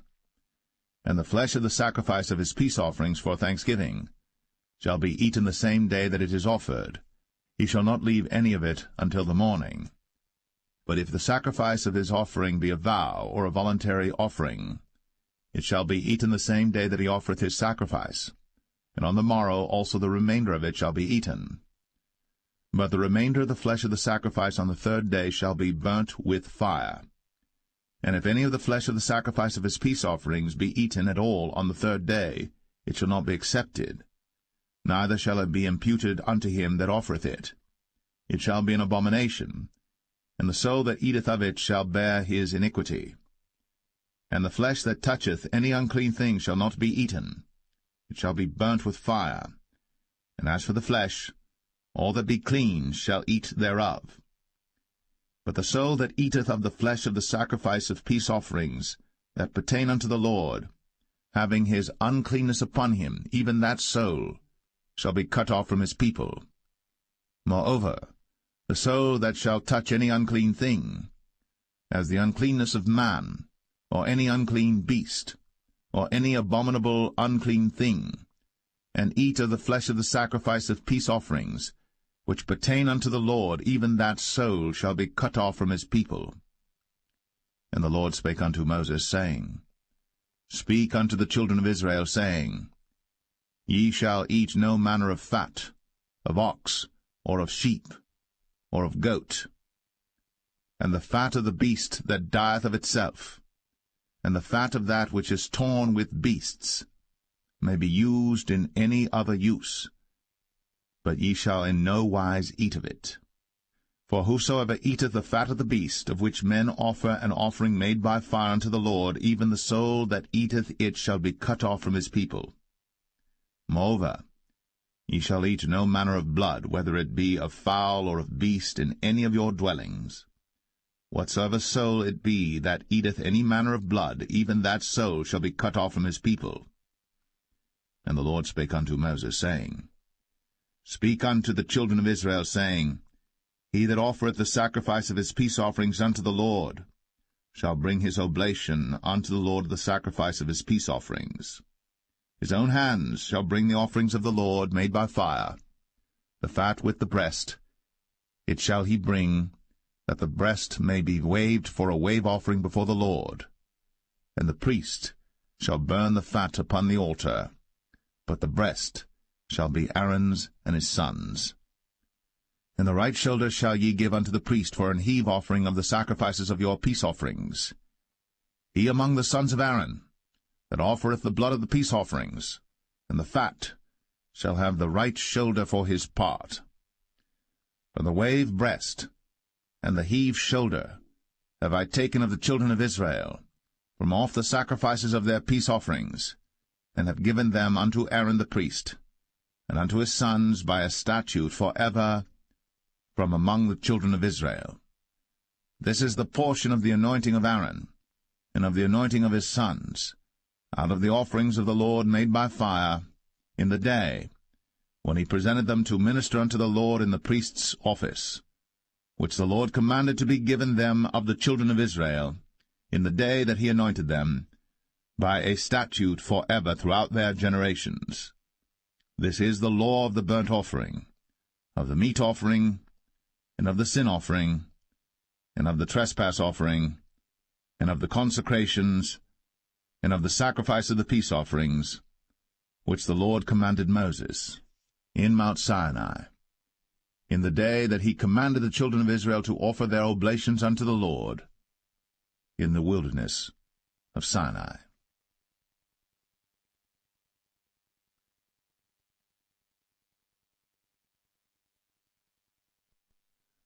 Leviticus 8. And the Lord spake unto Moses, saying, Take Aaron and his sons with him, and the garments and the anointing oil, and a bullock for the sin offering, and 2 rams, and a basket of unleavened bread. And gather thou all the congregation together unto the door of the tabernacle of the congregation. And Moses did as the Lord commanded him. And the assembly was gathered together unto the door of the tabernacle of the congregation. And Moses said unto the congregation, This is the thing which the Lord commanded to be done. And Moses brought Aaron and his sons, and washed them with water. And he put upon him the coat, and girded him with the girdle, and clothed him with the robe, and put the ephod upon him. And he girded him with the curious girdle of the ephod, and bound it unto him therewith. And he put the breastplate upon him. Also he put in the breastplate the Urim and the Thummim. And he put the mitre upon his head. Also upon the mitre, even upon his forefront, did he put the golden plate, the holy crown, as the Lord commanded Moses. And Moses took the anointing oil, and anointed the tabernacle and all that was therein, and sanctified them. And he sprinkled thereof upon the altar 7 times, and anointed the altar and all his vessels, both the laver and his foot, to sanctify them. And he poured of the anointing oil upon Aaron's head, and anointed him, to sanctify him. And Moses brought Aaron's sons, and put coats upon them, and girded them with girdles, and put bonnets upon them, as the Lord commanded Moses. And he brought the bullock for the sin offering, and Aaron and his sons laid their hands upon the head of the bullock for the sin offering, and he slew it. And Moses took the blood, and put it upon the horns of the altar round about with his finger, and purified the altar, and poured the blood at the bottom of the altar, and sanctified it, to make reconciliation upon it. And he took all the fat that was upon the inwards, and the caul above the liver, and the 2 kidneys, and their fat, and Moses burned it upon the altar. But the bullock and his hide, his flesh and his dung, he burnt with fire without the camp, as the Lord commanded Moses. And he brought the ram for the burnt offering, And Aaron and his sons laid their hands upon the head of the ram, and he killed it. And Moses sprinkled the blood upon the altar round about. And he cut the ram into pieces. And Moses burnt the head, and the pieces, and the fat. And he washed the inwards and the legs in water. And Moses burnt the whole ram upon the altar. It was a burnt sacrifice for a sweet savour, and an offering made by fire unto the Lord, as the Lord commanded Moses. And he brought the other ram, the ram of consecration. And Aaron and his sons laid their hands upon the head of the ram, and he slew it. And Moses took of the blood of it, and put it upon the tip of Aaron's right ear, and upon the thumb of his right hand, and upon the great toe of his right foot. And he brought Aaron's sons, and Moses put of the blood upon the tip of their right ear, and upon the thumbs of their right hands, and upon the great toes of their right feet. And Moses sprinkled the blood upon the altar round about. And he took the fat, and the rump, and all the fat that was upon the inwards, and the caul above the liver, and the 2 kidneys in their fat, and the right shoulder.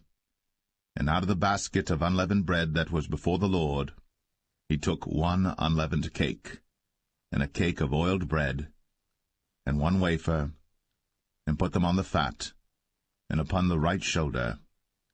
And he put all upon Aaron's hands, and upon his sons' hands, and waved them for a wave offering before the Lord. And Moses took them from off their hands, and burnt them on the altar upon the burnt offering. They were consecrations for a sweet savour. It is an offering made by fire unto the Lord.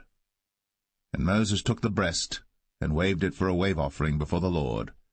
For of the ram of consecration it was Moses' part, as the Lord commanded Moses. And Moses took of the anointing oil, and of the blood which was upon the altar, and sprinkled it upon Aaron, and upon his garments, and upon his sons, and upon his sons' garments with him, and sanctified Aaron, and his garments, and his sons' garments with him. And Moses said unto Aaron and to his sons, Boil the flesh at the door of the tabernacle of the congregation, and there eat it with the bread that is in the basket of consecrations, as I commanded, saying, Aaron and his sons shall eat it. And that which remaineth of the flesh and of the bread shall ye burn with fire. And ye shall not go out of the door of the tabernacle of the congregation in 7 days, until the days of your consecration be at an end. For 7 days shall he consecrate you. As he hath done this day, so the Lord hath commanded to do, to make an atonement for you. Therefore shall ye abide at the door of the tabernacle of the congregation day and night, 7 days, and keep the charge of the Lord, that ye die not. For so I am commanded. So Aaron and his sons did all things which the Lord commanded by the hand of Moses.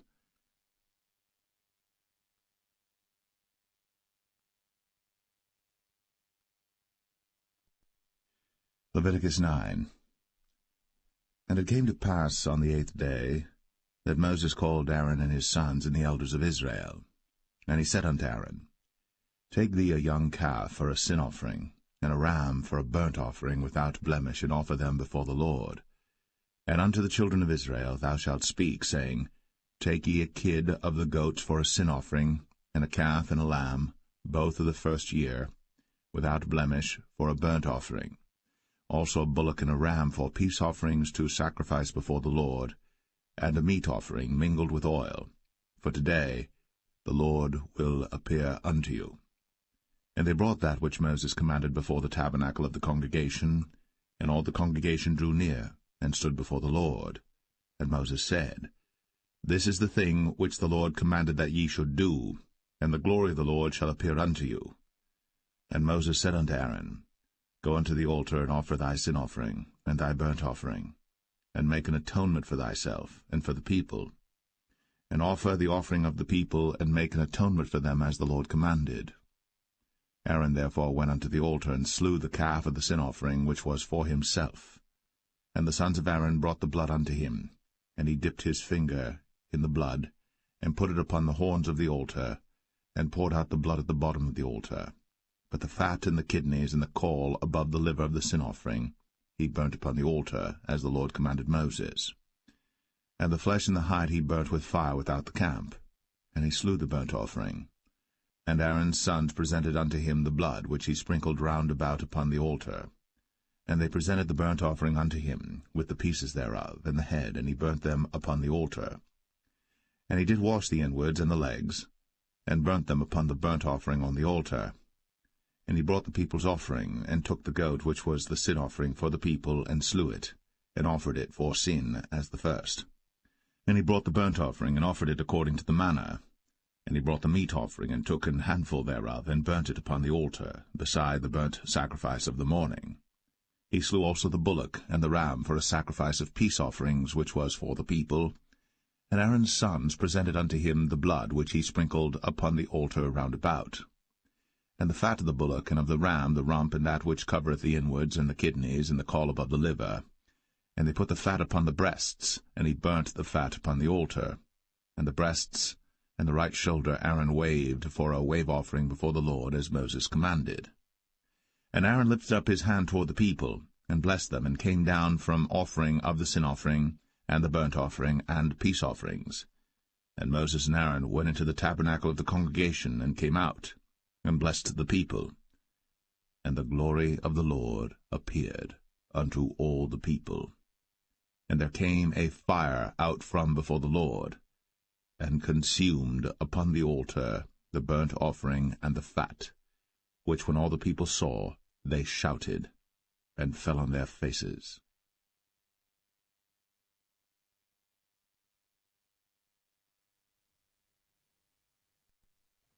Leviticus 10. And Nadab and Abihu, the sons of Aaron, took either of them his censer, and put fire therein, and put incense thereon, and offered strange fire before the Lord, which he commanded them not. And there went out fire from the Lord, and devoured them, and they died before the Lord. Then Moses said unto Aaron, This is it that the Lord spake, saying, I will be sanctified in them that come nigh me, and before all the people I will be glorified. And Aaron held his peace. And Moses called Mishael and Elzaphan, the sons of Uzziel, the uncle of Aaron, and said unto them, Come near, carry your brethren from before the sanctuary out of the camp. So they went near, and carried them in their coats out of the camp, as Moses had said. And Moses said unto Aaron, and unto Eleazar, and unto Ithamar his sons, Uncover not your heads, neither rend your clothes, lest ye die, and lest wrath come upon all the people. But let your brethren, the whole house of Israel, bewail the burning which the Lord hath kindled. And ye shall not go out from the door of the tabernacle of the congregation, lest ye die. For the anointing oil of the Lord is upon you. And they did according to the word of Moses. And the Lord spake unto Aaron, saying, Do not drink wine nor strong drink, thou nor thy sons with thee, when ye go into the tabernacle of the congregation, lest ye die. It shall be a statute for ever throughout your generations. And that ye may put difference between holy and unholy, and between unclean and clean, and that ye may teach the children of Israel all the statutes which the Lord hath spoken unto them by the hand of Moses. And Moses spake unto Aaron, and unto Eleazar, and unto Ithamar, his sons that were left, Take the meat offering that remaineth of the offerings of the Lord made by fire, and eat it without leaven beside the altar, for it is most holy. And ye shall eat it in the holy place, because it is thy due, and thy son's due, of the sacrifices of the Lord made by fire, for so I am commanded. And the wave breast and heave shoulder shall ye eat in a clean place, thou and thy sons, and thy daughters with thee, for they be thy due, and thy son's due, which are given out of the sacrifices of peace offerings of the children of Israel. The heave shoulder and the wave breast shall they bring with the offerings made by fire of the fat, to wave it for a wave offering before the Lord, and it shall be thine, and thy sons with thee, by a statute for ever, as the Lord hath commanded. And Moses diligently sought the goat of the sin offering, and behold, it was burnt. And he was angry with Eleazar and Ithamar, the sons of Aaron, which were left alive, saying, Wherefore have ye not eaten the sin offering in the holy place, seeing it is most holy?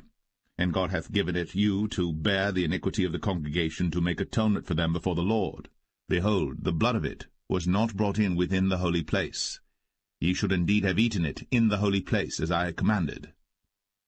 And Aaron said unto Moses, Behold, this day have they offered their sin offering and their burnt offering before the Lord. And such things have befallen me. And if I had eaten the sin offering today, should it have been accepted in the sight of the Lord? And when Moses heard that, he was content.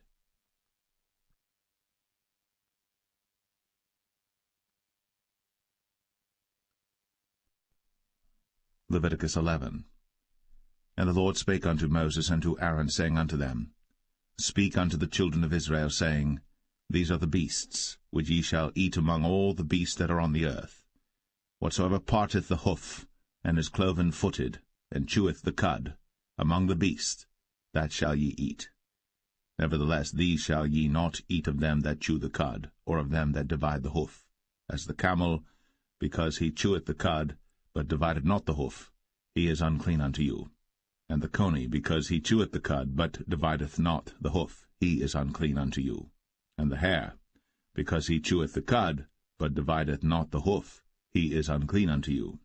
And the swine, though he divide the hoof, and be cloven-footed, yet he cheweth not the cud, he is unclean to you. Of their flesh shall ye not eat, and their carcass shall ye not touch, they are unclean to you. These shall ye eat of all that are in the waters. Whatsoever hath fins and scales in the waters, in the seas, and in the rivers, them shall ye eat. And all that have not fins and scales in the seas, and in the rivers, of all that move in the waters, and of any living thing which is in the waters, they shall be an abomination unto you. They shall be even an abomination unto you. Ye shall not eat of their flesh, but ye shall have their carcasses in abomination. Whatsoever hath no fins nor scales in the waters, that shall be an abomination unto you. And these are they which ye shall have in abomination among the fowls. They shall not be eaten. They are an abomination, the eagle, and the ossifrage, and the osprey, and the vulture, and the kite after his kind, every raven after his kind, and the owl, and the nighthawk, and the cuckoo, and the hawk after his kind, and the little owl, and the cormorant, and the great owl, and the swan, and the pelican, and the gyre eagle, and the stork, the heron after her kind, and the lapwing, and the bat. All fowls that creep, going upon all four, shall be an abomination unto you.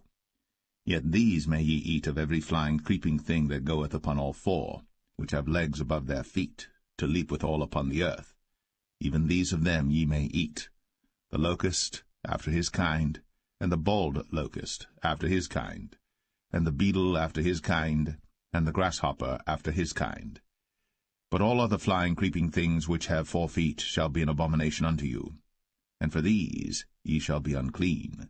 Whosoever toucheth the carcass of them shall be unclean until the even. And whosoever beareth aught of the carcass of them shall wash his clothes, and be unclean until the even. The carcasses of every beast which divideth the hoof, and is not cloven-footed, nor cheweth the cud, are unclean unto you. Every one that toucheth them shall be unclean. And whatsoever goeth upon his paws among all manner of beasts that go on all four, those are unclean unto you. Whoso toucheth their carcass shall be unclean until the even. And he that beareth the carcass of them shall wash his clothes, and be unclean until the even. They are unclean unto you.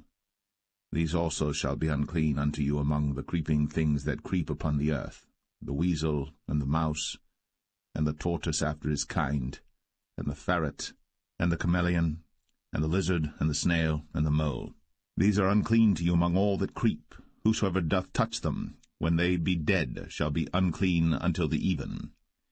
And upon whatsoever any of them, when they are dead, doth fall, it shall be unclean, whether it be any vessel of wood, or raiment, or skin, or sack, whatsoever vessel it be, wherein any work is done, it must be put into water, and it shall be unclean until the even. So it shall be cleansed. And every earthen vessel, whereinto any of them falleth, whatsoever is in it shall be unclean, and ye shall break it. Of all meat which may be eaten, that on which such water cometh shall be unclean, and all drink that may be drunk in every such vessel shall be unclean. And everything whereupon any part of their carcass falleth shall be unclean, whether it be oven, or ranges for pots, they shall be broken down, for they are unclean, and shall be unclean unto you. Nevertheless a fountain or pit wherein there is plenty of water shall be clean, but that which toucheth their carcass shall be unclean. And if any part of their carcass fall upon any sowing seed which is to be sown, it shall be clean. But if any water be put upon the seed, and any part of their carcass fall thereon, it shall be unclean unto you. And if any beast of which ye may eat die, he that toucheth the carcass thereof shall be unclean until the even. And he that eateth of the carcass of it shall wash his clothes, and be unclean until the even. He also that beareth the carcass of it shall wash his clothes, and be unclean until the even. And every creeping thing that creepeth upon the earth shall be an abomination, it shall not be eaten. Whatsoever goeth upon the belly, and whatsoever goeth upon all four, or whatsoever hath more feet among all creeping things that creep upon the earth, them ye shall not eat, for they are an abomination. Ye shall not make yourselves abominable with any creeping thing that creepeth, neither shall ye make yourselves unclean with them, that ye should be defiled thereby. For I am the Lord your God. Ye shall therefore sanctify yourselves, and ye shall be holy, for I am holy. Neither shall ye defile yourselves with any manner of creeping thing that creepeth upon the earth. For I am the Lord that bringeth you up out of the land of Egypt, to be your God. Ye shall therefore be holy, for I am holy. This is the law of the beasts, and of the fowl, and of every living creature that moveth in the waters, and of every creature that creepeth upon the earth, to make a difference between the unclean and the clean, and between the beast that may be eaten, and the beast that may not be eaten.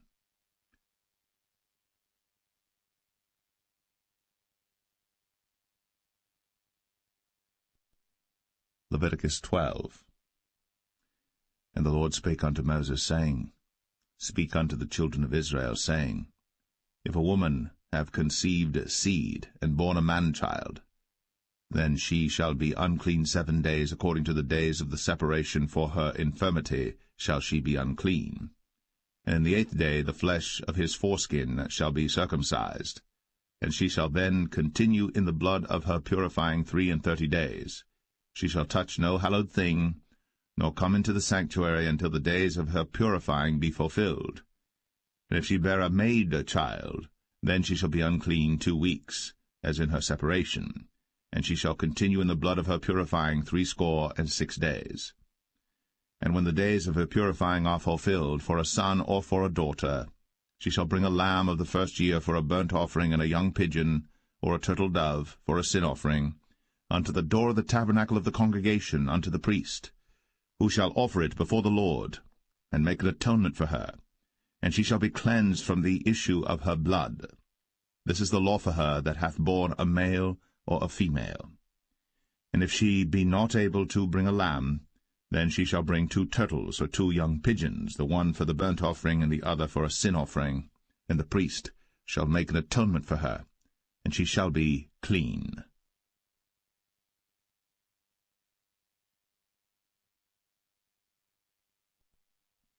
Leviticus 13. And the Lord spake unto Moses and Aaron, saying, When a man shall have in the skin of his flesh a rising, a scab, or bright spot, and it be in the skin of his flesh like the plague of leprosy, then he shall be brought unto Aaron the priest, or unto one of his sons the priests. And the priest shall look on the plague in the skin of the flesh, and when the hair in the plague is turned white, and the plague in sight be deeper than the skin of his flesh, it is a plague of leprosy, and the priest shall look on him, and pronounce him unclean. If the bright spot be white in the skin of his flesh, and in sight be not deeper than the skin, and the hair thereof be not turned white, then the priest shall shut up him that hath the plague 7 days. And the priest shall look on him the 7th day, and behold, if the plague in his sight be at a stay, and the plague spread not in the skin, then the priest shall shut him up 7 days more. And the priest shall look on him again the 7th day, and behold, if the plague be somewhat dark, and the plague spread not in the skin, the priest shall pronounce him clean, it is but a scab, and he shall wash his clothes, and be clean. But if the scab spread much abroad in the skin, after that he hath been seen of the priest for his cleansing, he shall be seen of the priest again. And if the priest see that, behold, the scab spreadeth in the skin, then the priest shall pronounce him unclean. It is a leprosy. When the plague of leprosy is in a man, then he shall be brought unto the priest. And the priest shall see him, and behold, if the rising be white in the skin, and it have turned the hair white, and there be quick raw flesh in the rising, it is an old leprosy in the skin of his flesh. And the priest shall pronounce him unclean, and shall not shut him up, for he is unclean. And if a leprosy break out abroad in the skin, and the leprosy cover all the skin of him that hath the plague from his head even to his foot, wheresoever the priest looketh, then the priest shall consider, and behold, if the leprosy have covered all his flesh, he shall pronounce him clean that hath the plague. It is all turned white, he is clean. But when raw flesh appeareth in him, he shall be unclean. And the priest shall see the raw flesh, and pronounce him to be unclean. For the raw flesh is unclean, it is a leprosy. Or if the raw flesh turn again, and be changed unto white, he shall come unto the priest. And the priest shall see him, and behold, if the plague be turned into white, then the priest shall pronounce him clean that hath the plague. He is clean.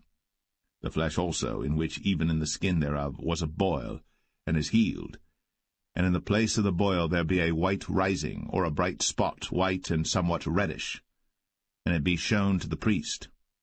And if, when the priest seeth it, behold, it be in sight lower than the skin, and the hair thereof be turned white, the priest shall pronounce him unclean. It is a plague of leprosy broken out of the boil. But if the priest look on it, and behold, there be no white hairs therein, and if it be not lower than the skin, but be somewhat dark, then the priest shall shut him up 7 days. And if it spread much abroad in the skin, then the priest shall pronounce him unclean. It is a plague. But if the bright spot stay in his place, and spread not, it is a burning boil, and the priest shall pronounce him clean. Or if there be any flesh in the skin whereof there is a hot burning, and the quick flesh that burneth have a white bright spot, somewhat reddish or white, then the priest shall look upon it, and behold, if the hair in the bright spot be turned white, and it be in sight deeper than the skin, it is a leprosy broken out of the burning. Wherefore the priest shall pronounce him unclean. It is the plague of leprosy. But if the priest look on it, and behold, there be no white hair in the bright spot, and it be no lower than the other skin, but be somewhat dark, then the priest shall shut him up 7 days. And the priest shall look upon him the 7th day, and if it be spread much abroad in the skin, then the priest shall pronounce him unclean. It is the plague of leprosy. And if the bright spot stay in his place, and spread not in the skin, but it be somewhat dark, it is a rising of the burning, and the priest shall pronounce him clean. For it is an inflammation of the burning. If a man or woman have a plague upon the head or the beard, then the priest shall see the plague, and behold, if it be in sight deeper than the skin, and there be in it a yellow thin hair, then the priest shall pronounce him unclean.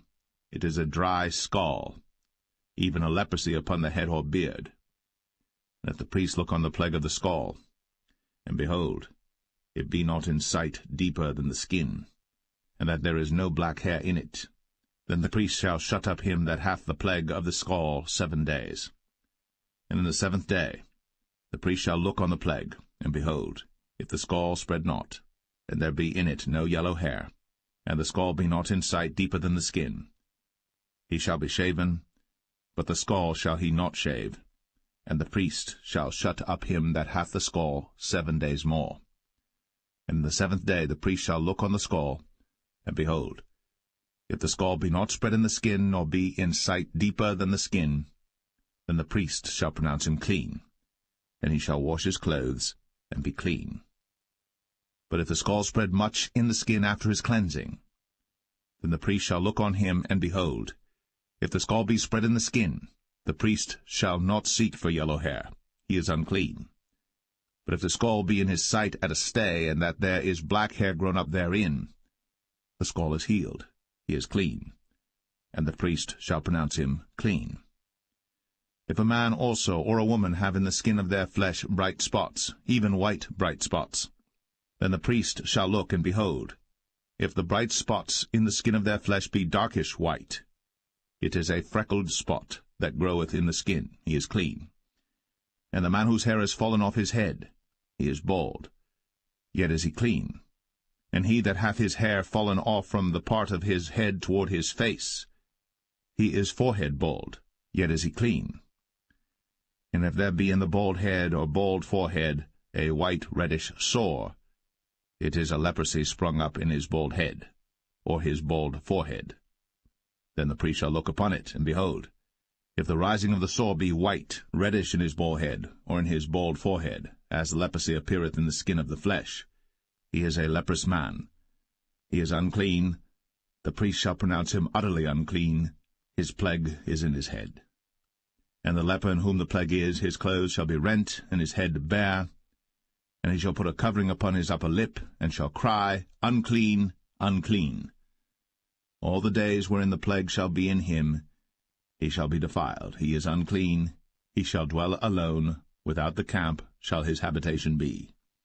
The garment also that the plague of leprosy is in, whether it be a woolen garment or a linen garment, whether it be in the warp or woof of linen or of woolen, whether in a skin or in anything made of skin, and if the plague be greenish or reddish in the garment or in the skin, either in the warp or in the woof or in anything of skin, it is a plague of leprosy, and shall be shown unto the priest. And the priest shall look upon the plague, and shut up it that hath the plague 7 days. And he shall look on the plague on the 7th day, if the plague be spread in the garment, either in the warp, or in the woof, or in a skin, or in any work that is made of skin, the plague is a fretting leprosy, it is unclean. He shall therefore burn the garment, whether warp or woof, in woolen or in linen, or anything of skin, wherein the plague is, for it is a fretting leprosy, it shall be burnt in the fire. And if the priest shall look, and behold, the plague be not spread in the garment, either in the warp, or in the woof, or in anything of skin, then the priest shall command that they wash the thing wherein the plague is, and he shall shut it up 7 days more. And the priest shall look on the plague, after that it is washed, and behold, if the plague have not changed his colour, and the plague be not spread, it is unclean. Thou shalt burn it in the fire. It is fret inward, whether it be bare within or without. And if the priest look, and behold, the plague be somewhat dark after the washing of it, then he shall rend it out of the garment, or out of the skin, or out of the warp, or out of the woof. And if it appear still in the garment, either in the warp, or in the woof, or in anything of skin, it is a spreading plague. Thou shalt burn that wherein the plague is, with fire. And the garment, either warp, or woof, or whatsoever thing of skin it be, which thou shalt wash, if the plague be departed from them, then it shall be washed the 2nd time, and shall be clean. This is the law of the plague of leprosy in a garment of woolen or linen, either in the warp or woof, or anything of skins, to pronounce it clean, or to pronounce it unclean.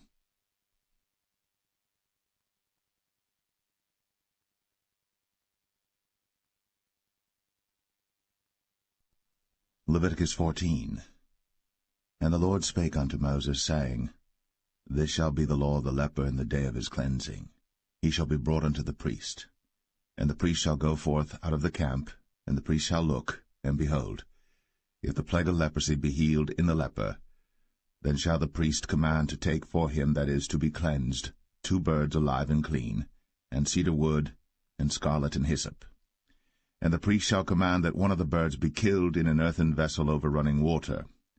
As for the living bird, he shall take it, and the cedar wood, and the scarlet, and the hyssop, and shall dip them and the living bird in the blood of the bird that was killed over the running water. And he shall sprinkle upon him that is to be cleansed from the leprosy 7 times, and shall pronounce him clean, and shall let the living bird loose into the open field. And he that is to be cleansed shall wash his clothes, and shave off all his hair, and wash himself in water, that he may be clean. And after that he shall come into the camp, and shall tarry abroad out of his tent 7 days. But it shall be on the 7th day that he shall shave all his hair off his head, and his beard, and his eyebrows. Even all his hair he shall shave off. And he shall wash his clothes. Also he shall wash his flesh in water, and he shall be clean. And on the 8th day he shall take 2 he-lambs without blemish, and 1 ewe-lamb of the first year without blemish, and 3/10 deals of fine flour for a meat offering, mingled with oil, and 1 log of oil. And the priest that maketh him clean shall present the man that is to be made clean, and those things before the Lord, at the door of the tabernacle of the congregation. And the priest shall take 1 he-lamb, and offer him for a trespass offering, and the log of oil, and wave them for a wave offering before the Lord. And he shall slay the lamb in the place where he shall kill the sin offering and the burnt offering in the holy place. For as the sin offering is the priest's, so is the trespass offering. It is most holy. And the priest shall take some of the blood of the trespass offering, and the priest shall put it upon the tip of the right ear of him that is to be cleansed, and upon the thumb of his right hand, and upon the great toe of his right foot. And the priest shall take some of the log of oil, and pour it into the palm of his own left hand. And the priest shall dip his right finger in the oil that is in his left hand, and shall sprinkle of the oil with his finger 7 times before the Lord. And of the rest of the oil that is in his hand shall the priest put upon the tip of the right ear of him that is to be cleansed, and upon the thumb of his right hand, and upon the great toe of his right foot, upon the blood of the trespass offering. And the remnant of the oil that is in the priest's hand he shall pour upon the head of him that is to be cleansed, and the priest shall make an atonement for him before the Lord. And the priest shall offer the sin offering, and make an atonement for him that is to be cleansed from his uncleanness. And afterward he shall kill the burnt offering. And the priest shall offer the burnt offering and the meat offering upon the altar. And the priest shall make an atonement for him, and he shall be clean. And if he be poor, and cannot get so much, then he shall take 1 lamb for a trespass offering to be waved, to make an atonement for him, and 1/10 deal of fine flour mingled with oil for a meat offering, and a log of oil, and 2 turtle doves, or 2 young pigeons, such as he is able to get, and the one shall be a sin offering, and the other a burnt offering. And he shall bring them on the 8th day for his cleansing unto the priest, unto the door of the tabernacle of the congregation before the Lord. And the priest shall take the lamb of the trespass offering, and the log of oil, and the priest shall wave them for a wave offering before the Lord. And he shall kill the lamb of the trespass offering, and the priest shall take some of the blood of the trespass offering, and put it upon the tip of the right ear of him that is to be cleansed, and upon the thumb of his right hand, and upon the great toe of his right foot. And the priest shall pour of the oil into the palm of his own left hand. And the priest shall sprinkle with his right finger some of the oil that is in his left hand 7 times before the Lord. And the priest shall put of the oil that is in his hand upon the tip of the right ear of him that is to be cleansed, and upon the thumb of his right hand, and upon the great toe of his right foot, upon the place of the blood of the trespass offering. And the rest of the oil that is in the priest's hand he shall put upon the head of him that is to be cleansed, to make an atonement for him before the Lord. And he shall offer the one of the turtle doves, or of the young pigeons, such as he can get, even such as he is able to get, the one for a sin offering, and the other for a burnt offering, with the meat offering. And the priest shall make an atonement for him that is to be cleansed before the Lord. This is the law of him in whom is the plague of leprosy, whose hand is not able to get that which pertaineth to his cleansing. And the Lord spake unto Moses and unto Aaron, saying, When ye be come into the land of Canaan, which I give to you for a possession, and I put the plague of leprosy in a house of the land of your possession, and he that owneth the house shall come and tell the priest, saying, It seemeth to me there is as it were a plague in the house. Then the priest shall command that they empty the house before the priests go into it to see the plague, that all that is in the house be not made unclean. And afterward the priest shall go in to see the house. And he shall look on the plague, and behold, If the plague be in the walls of the house with hollow strakes, greenish or reddish, which in sight are lower than the wall, then the priest shall go out of the house to the door of the house, and shut up the house 7 days. And the priest shall come again the 7th day, and shall look, and behold, if the plague be spread in the walls of the house, then the priest shall command that they take away the stones in which the plague is, and they shall cast them into an unclean place without the city. And he shall cause the house to be scraped within round about, and they shall pour out the dust that they scrape off without the city into an unclean place. And they shall take other stones, and put them in the place of those stones. And he shall take other mortar, and shall plaster the house. And if the plague come again, and break out in the house, after that he hath taken away the stones, and after he hath scraped the house, and after it is plastered, then the priest shall come and look. And behold, if the plague be spread in the house, it is a fretting leprosy in the house, it is unclean. And he shall break down the house, the stones of it, and the timber thereof, and all the mortar of the house, and he shall carry them forth out of the city into an unclean place. Moreover, he that goeth into the house all the while that it is shut up shall be unclean until the even. And he that lieth in the house shall wash his clothes, and he that eateth in the house shall wash his clothes. And if the priest shall come in and look upon it, and behold, the plague hath not spread in the house, after the house was plastered, then the priest shall pronounce the house clean, because the plague is healed. And he shall take to cleanse the house 2 birds, and cedar wood, and scarlet, and hyssop. And he shall kill the one of the birds in an earthen vessel over running water. And he shall take the cedar wood, and the hyssop, and the scarlet, and the living bird, and dip them in the blood of the slain bird, and in the running water, and sprinkle the house 7 times. And he shall cleanse the house with the blood of the bird, and with the running water, and with the living bird, and with the cedar wood, and with the hyssop, and with the scarlet. But he shall let go the living bird out of the city into the open fields, and make an atonement for the house, and it shall be clean. This is the law for all manner of plague of leprosy and scall, and for the leprosy of a garment and of a house, and for a rising and for a scab, and for a bright spot, to teach when it is unclean, and when it is clean. This is the law of leprosy.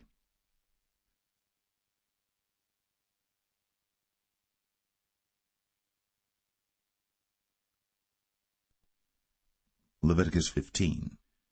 And the Lord spake unto Moses and to Aaron, saying, Speak unto the children of Israel, and say unto them, When any man hath a running issue out of his flesh, because of his issue he is unclean. And this shall be his uncleanness in his issue, whether his flesh run with his issue, or his flesh be stopped from his issue, it is his uncleanness. Every bed whereon he lieth that hath the issue is unclean, and everything whereon he sitteth shall be unclean. And whosoever toucheth his bed shall wash his clothes, and bathe himself in water, and be unclean until the even. And he that sitteth on anything whereon he sat that hath the issue shall wash his clothes, and bathe himself in water, and be unclean until the even. And he that toucheth the flesh of him that hath the issue shall wash his clothes, and bathe himself in water, and be unclean until the even. And if he that hath the issue spit upon him that is clean, then he shall wash his clothes, and bathe himself in water, and be unclean until the even. And what saddle soever he rideth upon that hath the issue shall be unclean. And whosoever toucheth anything that was under him shall be unclean until the even. And he that beareth any of those things shall wash his clothes, and bathe himself in water, and be unclean until the even. And whomsoever he toucheth that hath the issue, and hath not rinsed his hands in water, he shall wash his clothes, and bathe himself in water, and be unclean until the even. And the vessel of earth that he toucheth, which hath the issue, shall be broken, and every vessel of wood shall be rinsed in water. And when he that hath an issue is cleansed of his issue, Then he shall number to himself 7 days for his cleansing, and wash his clothes, and bathe his flesh in running water, and shall be clean. And on the 8th day he shall take to him 2 turtle doves, or 2 young pigeons, and come before the Lord unto the door of the tabernacle of the congregation, and give them unto the priest. And the priest shall offer them, the one for a sin offering, and the other for a burnt offering. And the priest shall make an atonement for him before the Lord for his issue. And if any man's seed of copulation go out from him, then he shall wash all his flesh in water, and be unclean until the even. And every garment, and every skin, whereon is the seed of copulation, shall be washed with water, and be unclean until the even.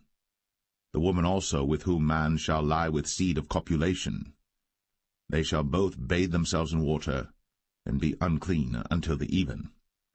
And if a woman have an issue, and her issue in her flesh be blood, she shall be put apart 7 days, and whosoever toucheth her shall be unclean until the even. And everything that she lieth upon in her separation shall be unclean. Everything also that she sitteth upon shall be unclean. And whosoever toucheth her bed shall wash his clothes, and bathe himself in water, and be unclean until the even. And whosoever toucheth anything that she sat upon shall wash his clothes, and bathe himself in water, and be unclean until the even. And if it be on her bed, or on any thing whereon she sitteth, when he toucheth it, he shall be unclean until the even. And if any man lie with her at all, and her flowers be upon him, he shall be unclean 7 days, and all the bed whereon he lieth shall be unclean. And if a woman have an issue of her blood many days out of the time of her separation, or if it run beyond the time of her separation, all the days of the issue of her uncleanness shall be as the days of her separation. She shall be unclean. Every bed whereon she lieth all the days of her issue shall be unto her as the bed of her separation. And whatsoever she sitteth upon shall be unclean, as the uncleanness of her separation. And whosoever toucheth those things shall be unclean, and shall wash his clothes, and bathe himself in water, and be unclean until the even. But if she be cleansed of her issue, then she shall number to herself 7 days, and after that she shall be clean. And on the 8th day she shall take unto her 2 turtles, or 2 young pigeons, and bring them unto the priest, to the door of the tabernacle of the congregation. And the priest shall offer the one for a sin offering, and the other for a burnt offering, and the priest shall make an atonement for her before the Lord for the issue of her uncleanness. Thus shall ye separate the children of Israel from their uncleanness, that they die not in their uncleanness, when they defile my tabernacle that is among them. This is the law of him that hath an issue, and of him whose seed goeth from him, and is defiled therewith, and of her that is sick of her flowers, and of him that hath an issue, of the man, and of the woman, and of him that lieth with her, that is unclean.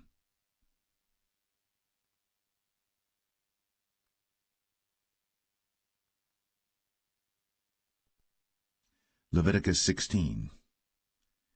And the Lord spake unto Moses after the death of the 2 sons of Aaron, when they offered before the Lord and died. And the Lord said unto Moses, Speak unto Aaron thy brother, that he come not at all times into the holy place within the veil before the mercy seat, which is upon the ark, that he die not. For I will appear in the cloud upon the mercy seat. Thus shall Aaron come into the holy place with a young bullock for a sin offering, and a ram for a burnt offering. He shall put on the holy linen coat, and he shall have the linen breeches upon his flesh, and shall be girded with a linen girdle, and with the linen mitre shall he be attired. These are holy garments. Therefore shall he wash his flesh in water, and so put them on. And he shall take of the congregation of the children of Israel 2 kids of the goats for a sin offering, and 1 ram for a burnt offering.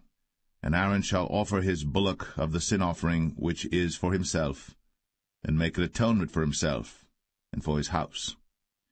And he shall take the 2 goats and present them before the Lord at the door of the tabernacle of the congregation. And Aaron shall cast lots upon the 2 goats, 1 lot for the Lord, and the other lot for the scapegoat. And Aaron shall bring the goat upon which the Lord's lot fell, and offer him for a sin offering. But the goat on which the lot fell to be the scapegoat shall be presented alive before the Lord to make an atonement with him, and to let him go for a scapegoat into the wilderness. And Aaron shall bring the bullock of the sin offering which is for himself, and shall make an atonement for himself and for his house, and shall kill the bullock of the sin offering which is for himself. And he shall take a censer full of burning coals of fire from off the altar before the Lord, and his hands full of sweet incense beaten small, and bring it within the veil. And he shall put the incense upon the fire before the Lord, that the cloud of the incense may cover the mercy seat that is upon the testimony, that he die not.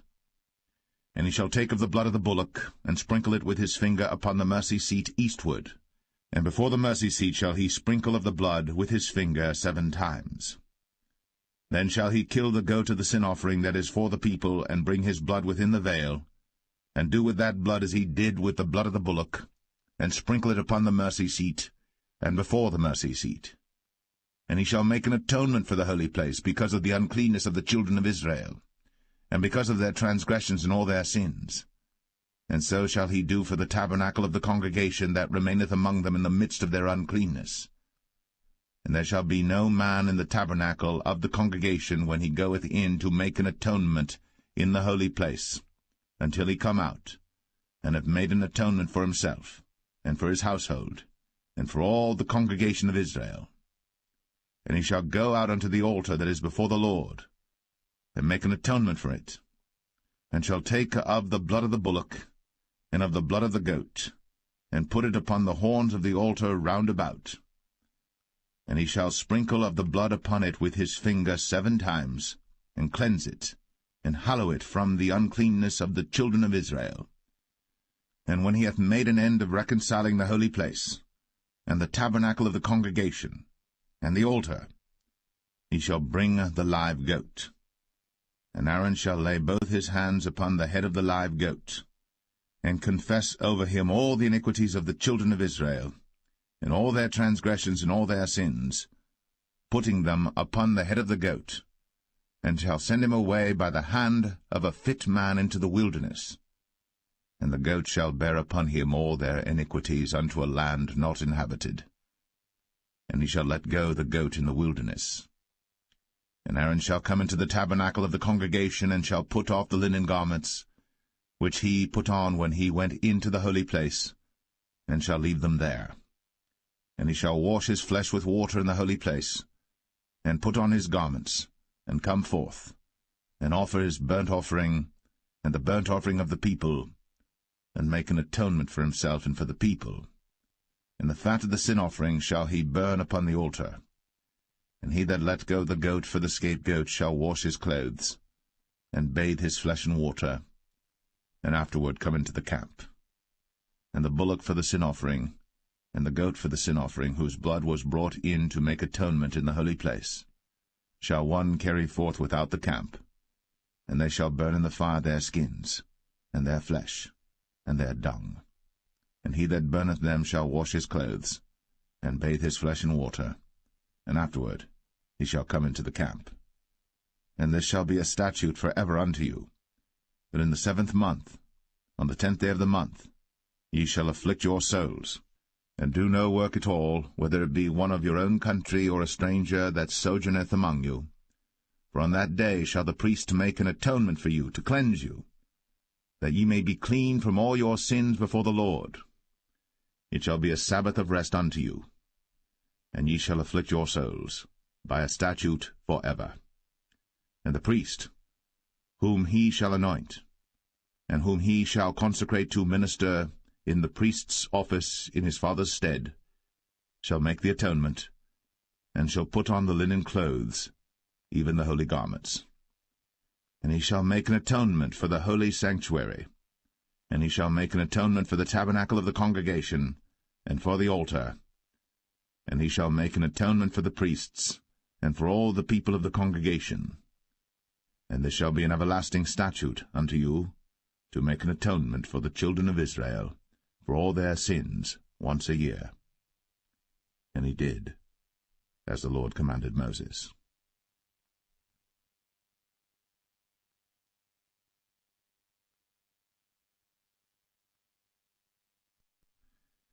Leviticus 17.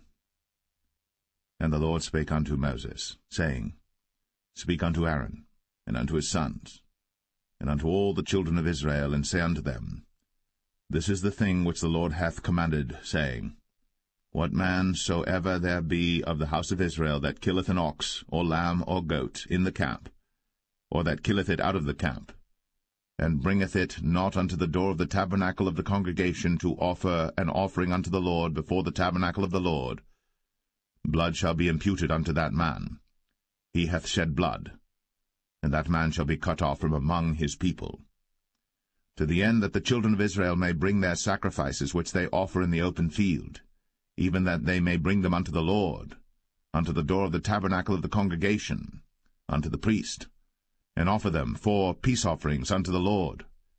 And the priest shall sprinkle the blood upon the altar of the Lord at the door of the tabernacle of the congregation, and burn the fat for a sweet savour unto the Lord. And they shall no more offer their sacrifices unto devils, after whom they have gone a-whoring. This shall be a statute for ever unto them throughout their generations. And thou shalt say unto them, Whatsoever man there be of the house of Israel, or of the strangers which sojourn among you, that offereth a burnt offering or sacrifice, and bringeth it not unto the door of the tabernacle of the congregation, to offer it unto the Lord, even that man shall be cut off from among his people. And whatsoever man there be of the house of Israel, or of the strangers that sojourn among you, that eateth any manner of blood, I will even set my face against that soul that eateth blood, and will cut him off from among his people. For the life of the flesh is in the blood, and I have given it to you upon the altar to make an atonement for your souls. For it is the blood that maketh an atonement for the soul. Therefore I said unto the children of Israel, No soul of you shall eat blood, neither shall any stranger that sojourneth among you eat blood. And whatsoever man there be of the children of Israel, or of the strangers that sojourn among you, which hunteth and catcheth any beast or fowl that may be eaten, he shall even pour out the blood thereof, and cover it with dust. For it is the life of all flesh, the blood of it is for the life thereof. Therefore I said unto the children of Israel, Ye shall eat the blood of no manner of flesh, for the life of all flesh is the blood thereof. Whosoever eateth it shall be cut off. And every soul that eateth that which died of itself, or that which was torn with beasts, whether it be one of your own country or a stranger, he shall both wash his clothes, and bathe himself in water, and be unclean until the even. Then shall he be clean. But if he wash them not, nor bathe his flesh, then he shall bear his iniquity.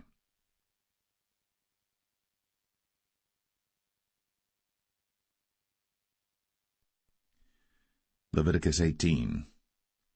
And the Lord spake unto Moses, saying, Speak unto the children of Israel, and say unto them, I am the Lord your God. After the doings of the land of Egypt, wherein ye dwelt, shall ye not do, and after the doings of the land of Canaan, whither I bring you, shall ye not do, neither shall ye walk in their ordinances. Ye shall do my judgments, and keep mine ordinances, to walk therein. I am the Lord your God. Ye shall therefore keep my statutes and my judgments, which if a man do, he shall live in them. I am the Lord. None of you shall approach to any that is near of kin to him, to uncover their nakedness. I am the Lord. The nakedness of thy father, or the nakedness of thy mother, shalt thou not uncover. She is thy mother, thou shalt not uncover her nakedness. The nakedness of thy father's wife shalt thou not uncover. It is thy father's nakedness. The nakedness of thy sister, the daughter of thy father, or daughter of thy mother, whether she be born at home or born abroad, even their nakedness thou shalt not uncover. The nakedness of thy son's daughter, or of thy daughter's daughter, even their nakedness thou shalt not uncover, for theirs is thine own nakedness. The nakedness of thy father's wife's daughter, begotten of thy father, she is thy sister, thou shalt not uncover her nakedness. Thou shalt not uncover the nakedness of thy father's sister, she is thy father's near kinswoman.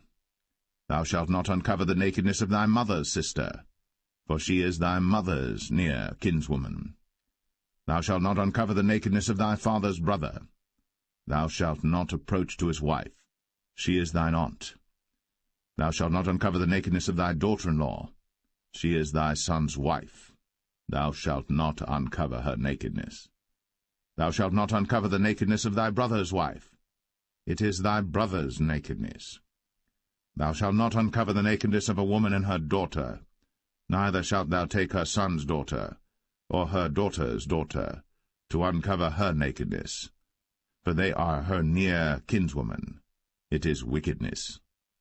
Neither shalt thou take a wife to her sister, to vex her, to uncover her nakedness, beside the other in her lifetime. Also thou shalt not approach unto a woman to uncover her nakedness, as long as she is put apart for her uncleanness. Moreover, thou shalt not lie carnally with thy neighbor's wife, to defile thyself with her. And thou shalt not let any of thy seed pass through the fire to Moloch, neither shalt thou profane the name of thy God. I am the Lord. Thou shalt not lie with mankind, as with womankind. It is abomination. Neither shalt thou lie with any beast, to defile thyself therewith. Neither shall any woman stand before a beast to lie down thereto. It is confusion. Defile not ye yourselves in any of these things. For in all these the nations are defiled which I cast out before you, and the land is defiled. Therefore I do visit the iniquity thereof upon it, and the land itself vomiteth out her inhabitants. Ye shall therefore keep my statutes and my judgments, and shall not commit any of these abominations, neither any of your own nation, nor any stranger that sojourneth among you. For all these abominations have the men of the land done, which were before you, and the land is defiled, that the land spew not you out also, when ye defile it, as it spewed out the nations that were before you. For whosoever shall commit any of these abominations, even the souls that commit them, shall be cut off from among their people. Therefore shall ye keep mine ordinance, that ye commit not any one of these abominable customs, which were committed before you, and that ye defile not yourselves therein. I am the Lord your God.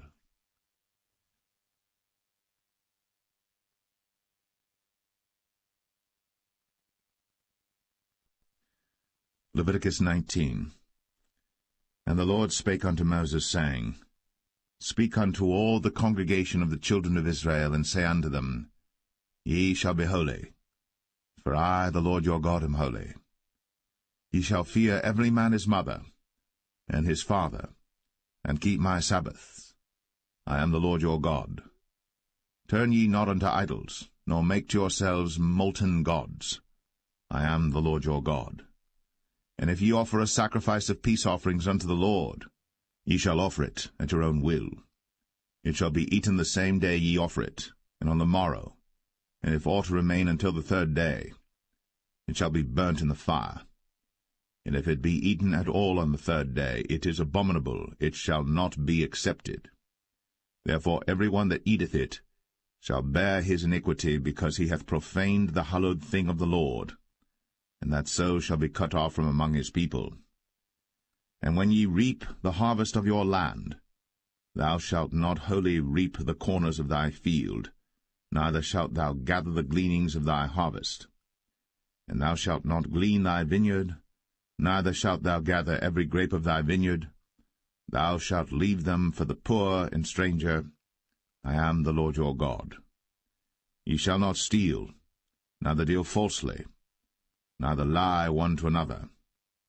And ye shall not swear by my name falsely, neither shalt thou profane the name of thy God. I am the Lord. Thou shalt not defraud thy neighbor, neither rob him. The wages of him that is hired shall not abide with thee all night until the morning. Thou shalt not curse the deaf, nor put a stumbling block before the blind, but shalt fear thy God. I am the Lord. Ye shall do no unrighteousness in judgment.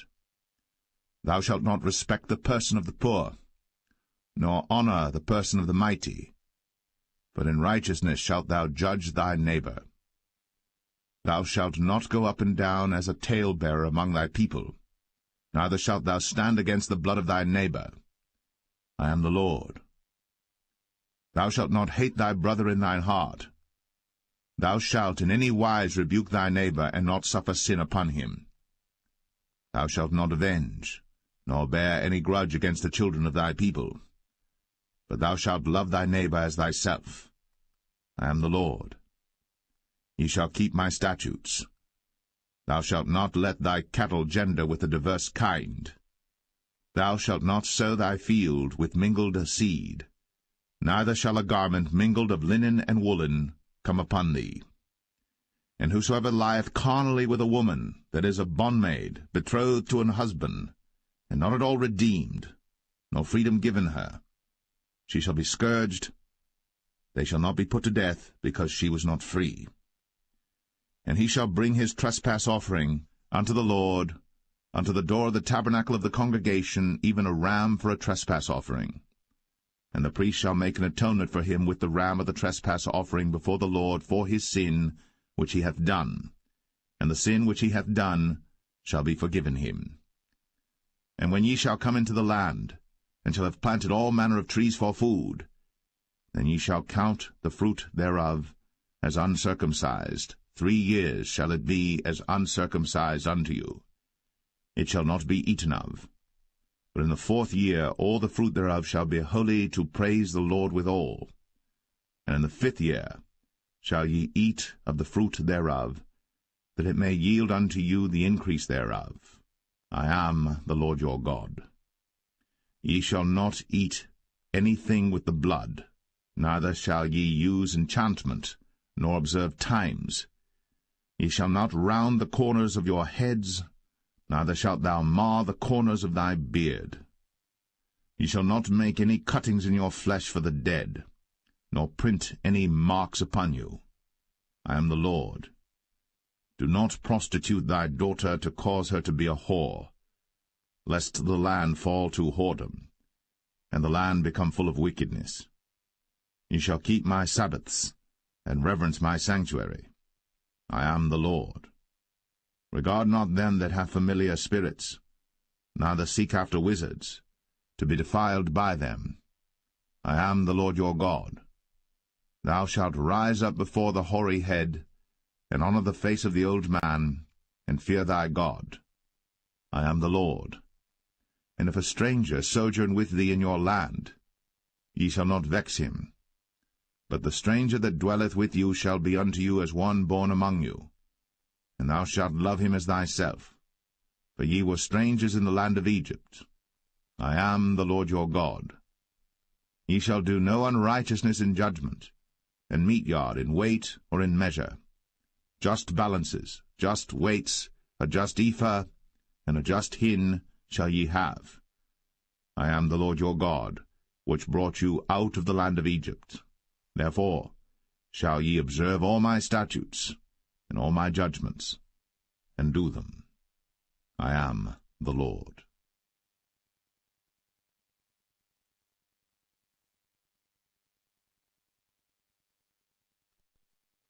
Leviticus 20. And the Lord spake unto Moses, saying, Again, thou shalt say to the children of Israel, Whosoever he be of the children of Israel, or of the strangers that sojourn in Israel, that giveth any of his seed unto Moloch, he shall surely be put to death. The people of the land shall stone him with stones.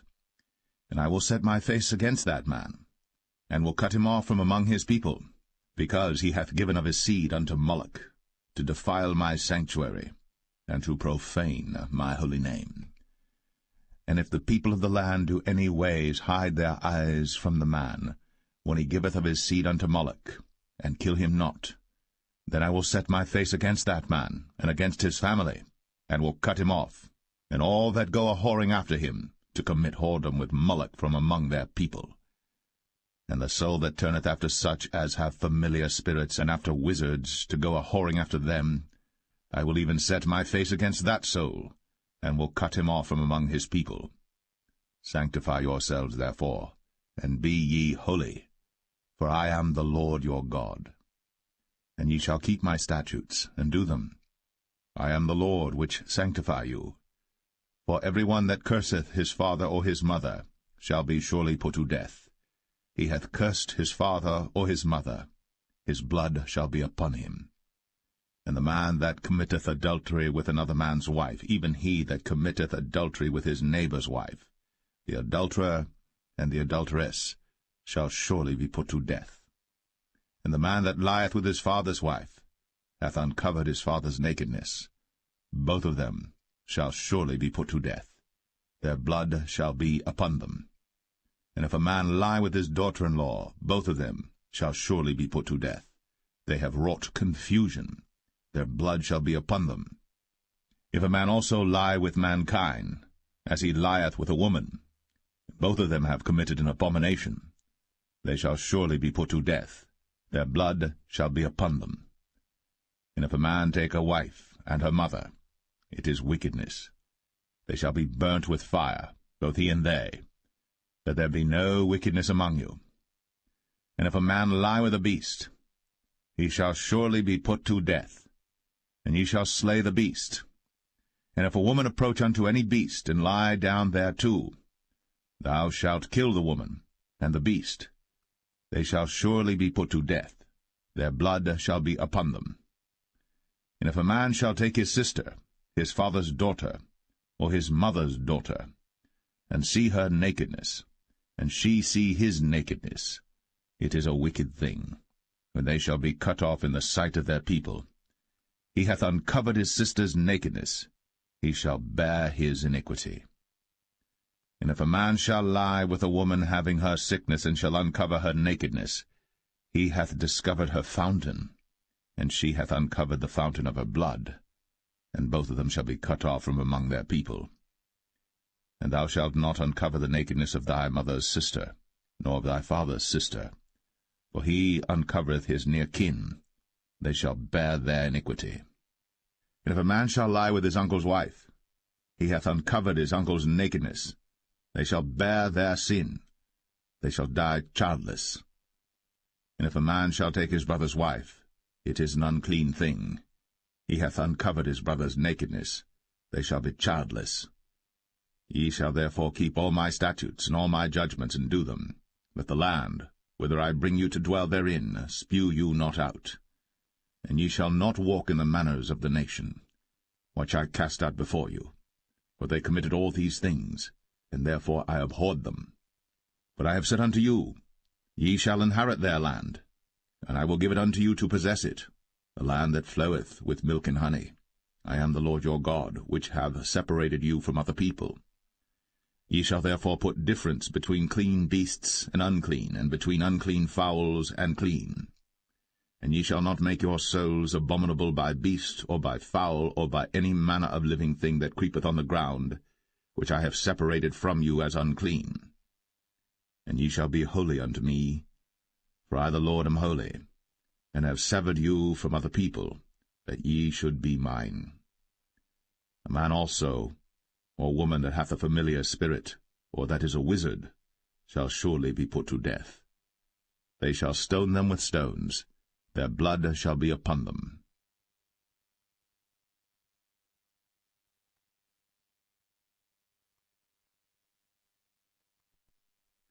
Leviticus 21. And the Lord said unto Moses, Speak unto the priests, the sons of Aaron, and say unto them, There shall none be defiled for the dead among his people. But for his kin that is near unto him, that is, for his mother, and for his father, and for his son, and for his daughter, and for his brother, and for his sister a virgin, that is nigh unto him, which hath had no husband, for her may he be defiled. But he shall not defile himself, being a chief man among his people, to profane himself. They shall not make baldness upon their head, neither shall they shave off the corner of their beard, nor make any cuttings in their flesh. They shall be holy unto their God, and not profane the name of their God, for the offerings of the Lord made by fire, and the bread of their God they do offer, therefore they shall be holy. They shall not take a wife that is a whore, or profane, neither shall they take a woman put away from her husband, for he is holy unto his God. Thou shalt sanctify him therefore, for he offereth the bread of thy God. He shall be holy unto thee. For I, the Lord, which sanctify you, am holy. And the daughter of any priest, if she profane herself by playing the whore, she profaneth her father. She shall be burnt with fire. And he that is the high priest among his brethren, upon whose head the anointing oil was poured, and that is consecrated to put on the garments, shall not uncover his head nor rend his clothes. Neither shall he go into any dead body, nor defile himself for his father, or for his mother. Neither shall he go out of the sanctuary, nor profane the sanctuary of his God. For the crown of the anointing oil of his God is upon him. I am the Lord. And he shall take a wife in her virginity, a widow, or a divorced woman, or profane, or an harlot. These shall he not take, but he shall take a virgin of his own people to wife. Neither shall he profane his seed among his people, for I the Lord do sanctify him. And the Lord spake unto Moses, saying, Speak unto Aaron, saying, Whosoever he be of thy seed in their generations that hath any blemish, let him not approach to offer the bread of his God. For whatsoever man he be that hath a blemish, he shall not approach, a blind man, or a lame, or he that hath a flat nose, or anything superfluous, or a man that is broken-footed, or broken-handed, or crooked-backed, or a dwarf, or that hath a blemish in his eye, or be scurvy, or scabbed, or hath his stones broken. No man that hath a blemish of the seed of Aaron the priest shall come nigh to offer the offerings of the Lord made by fire. He hath a blemish. He shall not come nigh to offer the bread of his God. He shall eat the bread of his God, both of the most holy and of the holy. Only he shall not go in unto the veil, nor come nigh unto the altar, because he hath a blemish, that he profane not my sanctuaries. For I the Lord do sanctify them. And Moses told it unto Aaron and to his sons, and unto all the children of Israel.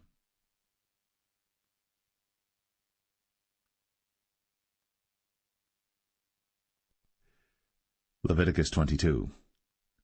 And the Lord spake unto Moses, saying, Speak unto Aaron and to his sons, that they separate themselves from the holy things of the children of Israel, and that they profane not my holy name in those things which they hallow unto me. I am the Lord. Say unto them, Whosoever he be of all your seed among your generations, that goeth unto the holy things, which the children of Israel hallow unto the Lord, having his uncleanness upon him, that soul shall be cut off from my presence. I am the Lord. What man soever of the seed of Aaron is a leper, or hath a running issue, he shall not eat of the holy things until he be clean. And whoso toucheth anything that is unclean by the dead, or a man whose seed goeth from him, or whosoever toucheth any creeping thing, whereby he may be made unclean, or a man of whom he may take uncleanness, whatsoever uncleanness he hath, the soul which hath touched any such shall be unclean until even, and shall not eat of the holy things, unless he wash his flesh with water. And when the sun is down, he shall be clean, and shall afterward eat of the holy things, because it is his food. That which dieth of itself, or is torn with beasts, he shall not eat to defile himself therewith. I am the Lord. They shall therefore keep mine ordinance, lest they bear sin for it, and die therefore, if they profane it. I the Lord do sanctify them. There shall no stranger eat of the holy thing. A sojourner of the priest, or an hired servant, shall not eat of the holy thing. But if the priest buy any soul with his money, he shall eat of it. And he that is born in his house, they shall eat of his meat. If the priest's daughter also be married unto a stranger, she may not eat of an offering of the holy things. But if the priest's daughter be a widow or divorced, and have no child, and is returned unto her father's house, as in her youth, she shall eat of her father's meat, but there shall no stranger eat thereof. And if a man eat of the holy thing unwittingly, then he shall put the 5th part thereof unto it, and shall give it unto the priest with the holy thing. And they shall not profane the holy things of the children of Israel, which they offer unto the Lord, or suffer them to bear the iniquity of trespass, when they eat their holy things, for I the Lord do sanctify them. And the Lord spake unto Moses, saying, Speak unto Aaron, and to his sons, and unto all the children of Israel, and say unto them, Whatsoever he be of the house of Israel, or of the strangers in Israel, that will offer his oblation for all his vows, and for all his freewill offerings, which they will offer unto the Lord for a burnt offering, ye shall offer at your own will a male without blemish of the beeves, of the sheep, or of the goats. But whatsoever hath a blemish, that shall ye not offer, for it shall not be acceptable for you. And whosoever offereth a sacrifice of peace offerings unto the Lord to accomplish his vow, or a freewill offering in beeves or sheep, it shall be perfect to be accepted. There shall be no blemish therein.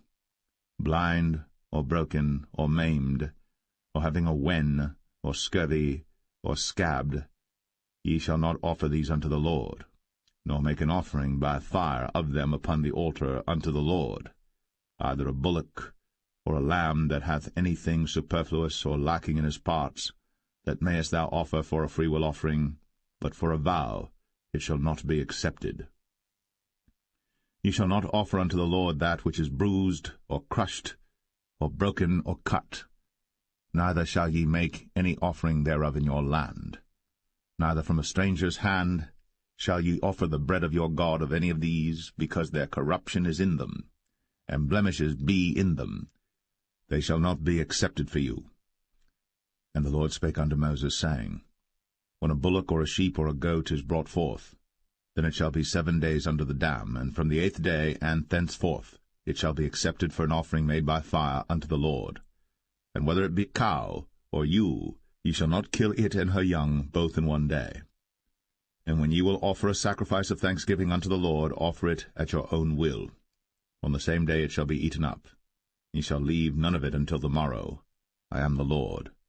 Therefore shall ye keep my commandments, and do them. I am the Lord. Neither shall ye profane my holy name, but I will be hallowed among the children of Israel. I am the Lord which hallow you, that brought you out of the land of Egypt, to be your God. I am the Lord.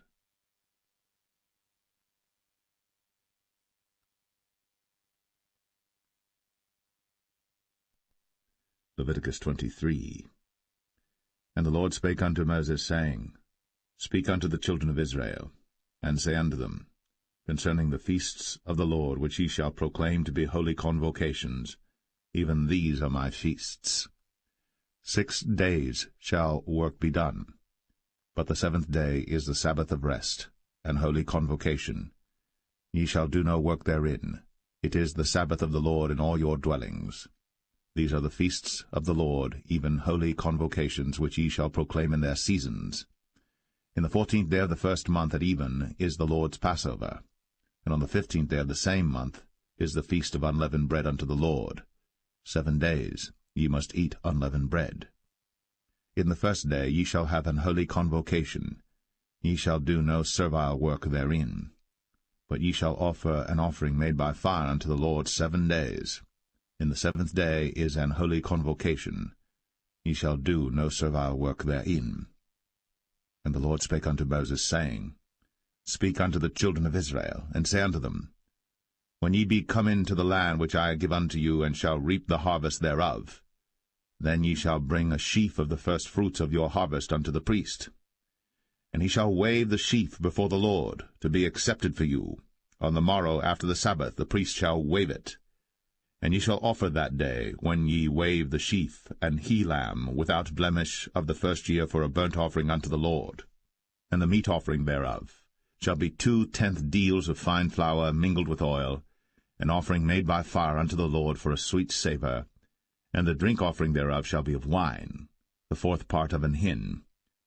And ye shall eat neither bread, nor parched corn, nor green ears, until the selfsame day that ye have brought an offering unto your God. It shall be a statute for ever throughout your generations in all your dwellings. And ye shall count unto you from the morrow after the Sabbath, from the day that ye brought the sheaf of the wave offering, 7 Sabbaths shall be complete. Even unto the morrow, after the 7th Sabbath, shall ye number 50 days. And ye shall offer a new meat offering unto the Lord. Ye shall bring out of your habitations 2 wave loaves of 2 tenth deals. They shall be of fine flour. They shall be baked with leaven. They are the first fruits unto the Lord. And ye shall offer with the bread 7 lambs without blemish of the first year, and 1 young bullock, and 2 rams. They shall be for a burnt offering unto the Lord, with their meat offering, and their drink offerings, even an offering made by fire of sweet savour unto the Lord. Then ye shall sacrifice 1 kid of the goats for a sin offering, and 2 lambs of the first year for a sacrifice of peace offerings. And the priest shall wave them with the bread of the firstfruits for a wave offering before the Lord. With the 2 lambs they shall be holy to the Lord for the priests. And ye shall proclaim on the selfsame day that it may be an holy convocation unto you. Ye shall do no servile work therein. It shall be a statute for ever in all your dwellings throughout your generations. And when ye reap the harvest of your land, thou shalt not make clean riddance of the corners of thy field when thou reapest, neither shalt thou gather any gleanings of thy harvest. Thou shalt leave them unto the poor, and to the stranger. I am the Lord your God. And the Lord spake unto Moses, saying, Speak unto the children of Israel, saying, In the 7th month, in the 1st day of the month, shall ye have a Sabbath, a memorial of blowing of trumpets, and holy convocation. Ye shall do no servile work therein, but ye shall offer an offering made by fire unto the Lord. And the Lord spake unto Moses, saying, Also on the 10th day of this 7th month there shall be a day of atonement. It shall be an holy convocation unto you. And ye shall afflict your souls, and offer an offering made by fire unto the Lord. And ye shall do no work in that same day. For it is a day of atonement, to make an atonement for you before the Lord your God. For whatsoever soul it be that shall not be afflicted in that same day, he shall be cut off from among his people.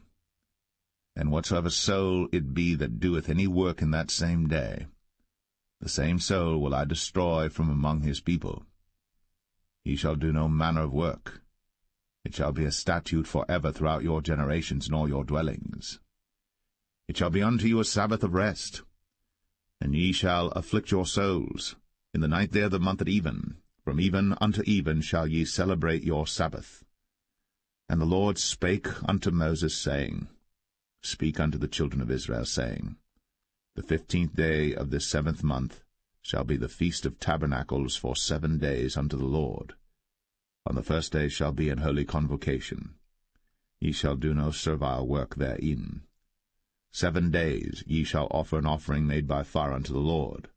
On the 8th day shall be an holy convocation unto you. And ye shall offer an offering made by fire unto the Lord. It is a solemn assembly. And ye shall do no servile work therein. These are the feasts of the Lord which ye shall proclaim to be holy convocations, to offer an offering made by fire unto the Lord, a burnt offering, and a meat offering, a sacrifice, and drink offerings, everything upon his day. Beside the Sabbaths of the Lord, and beside your gifts, and beside all your vows, and beside all your free will offerings which ye give unto the Lord, also in the 15th day of the 7th month, when ye have gathered in the fruit of the land, ye shall keep a feast unto the Lord 7 days. On the 1st day shall be a Sabbath, and on the 8th day shall be a Sabbath. And ye shall take you on the 1st day the boughs of goodly trees, branches of palm trees, and the boughs of thick trees, and willows of the brook. And ye shall rejoice before the Lord your God 7 days. And ye shall keep it a feast unto the Lord 7 days in the year. It shall be a statute for ever in your generations. Ye shall celebrate it in the 7th month. Ye shall dwell in booths 7 days. all that are Israelites born shall dwell in booths, that your generations may know that I made the children of Israel to dwell in booths, when I brought them out of the land of Egypt. I am the Lord your God. And Moses declared unto the children of Israel the feasts of the Lord.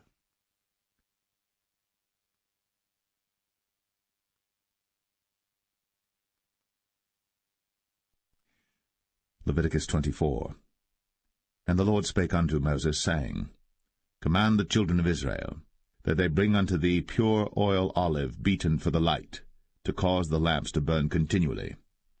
Without the veil of the testimony in the tabernacle of the congregation shall Aaron order it from the evening unto the morning before the Lord continually. It shall be a statute for ever in your generations. He shall order the lamps upon the pure candlestick before the Lord continually. And thou shalt take fine flour, and bake 12 cakes thereof. 2/10 deals shall be in one cake. And thou shalt set them in 2 rows, 6 in a row, upon the pure table before the Lord. And thou shalt put pure frankincense upon each row, that it may be on the bread for a memorial, even an offering made by fire unto the Lord. Every Sabbath he shall set it in order before the Lord continually, being taken from the children of Israel by an everlasting covenant. And it shall be Aaron's and his sons, and they shall eat it in the holy place. For it is most holy unto him of the offerings of the Lord made by fire, by a perpetual statute. And the son of an Israelitish woman, whose father was an Egyptian, went out among the children of Israel. And this son of the Israelitish woman and a man of Israel strove together in the camp.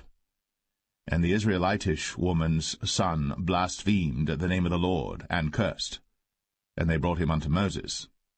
And his mother's name was Shilemeth, the daughter of Dibri of the tribe of Dan. And they put him in ward, that the mind of the Lord might be shown them. And the Lord spake unto Moses, saying, Bring forth him that hath cursed without the camp, and let all that heard him lay their hands upon his head, and let all the congregation stone him.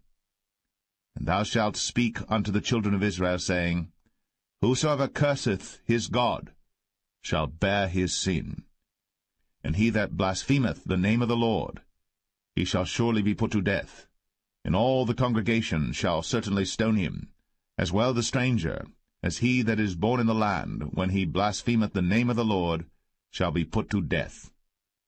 And he that killeth any man shall surely be put to death. And he that killeth a beast shall make it good, beast for beast. And if a man cause a blemish in his neighbor, as he hath done, so shall it be done to him. Breach for breach, eye for eye, tooth for tooth. As he hath caused a blemish in a man, so shall it be done to him again. And he that killeth a beast, he shall restore it. And he that killeth a man, he shall be put to death. Ye shall have one manner of law, as well for the stranger as for one of your own country. For I am the Lord your God. And Moses spake to the children of Israel, that they should bring forth him that had cursed out of the camp, and stone him with stones. And the children of Israel did as the Lord commanded Moses.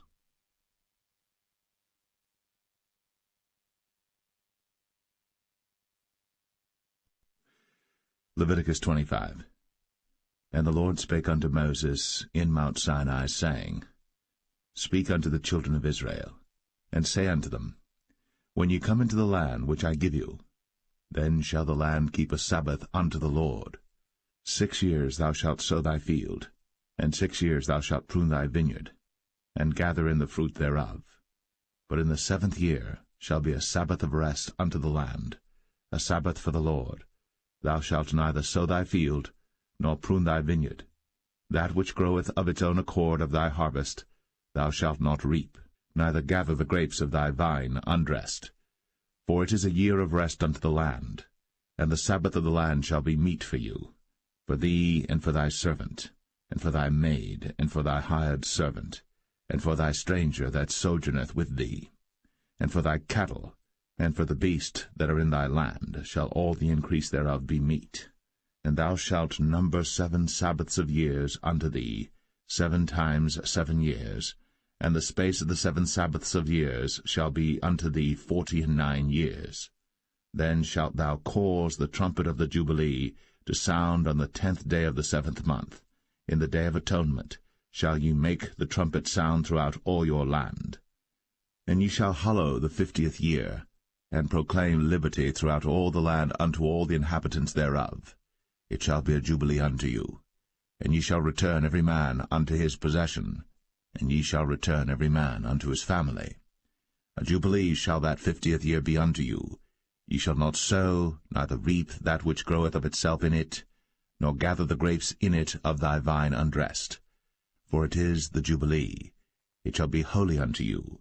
Ye shall eat the increase thereof out of the field. In the year of this jubilee ye shall return every man unto his possession.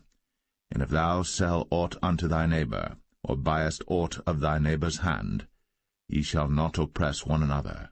According to the number of years after the jubilee thou shalt buy of thy neighbor, and according unto the number of years of the fruits he shall sell unto thee. According to the multitude of years thou shalt increase the price thereof, and according to the fewness of years thou shalt diminish the price of it, for according to the number of the years of the fruits doth he sell unto thee. Ye shall not therefore oppress one another, but thou shalt fear thy God, for I am the Lord your God.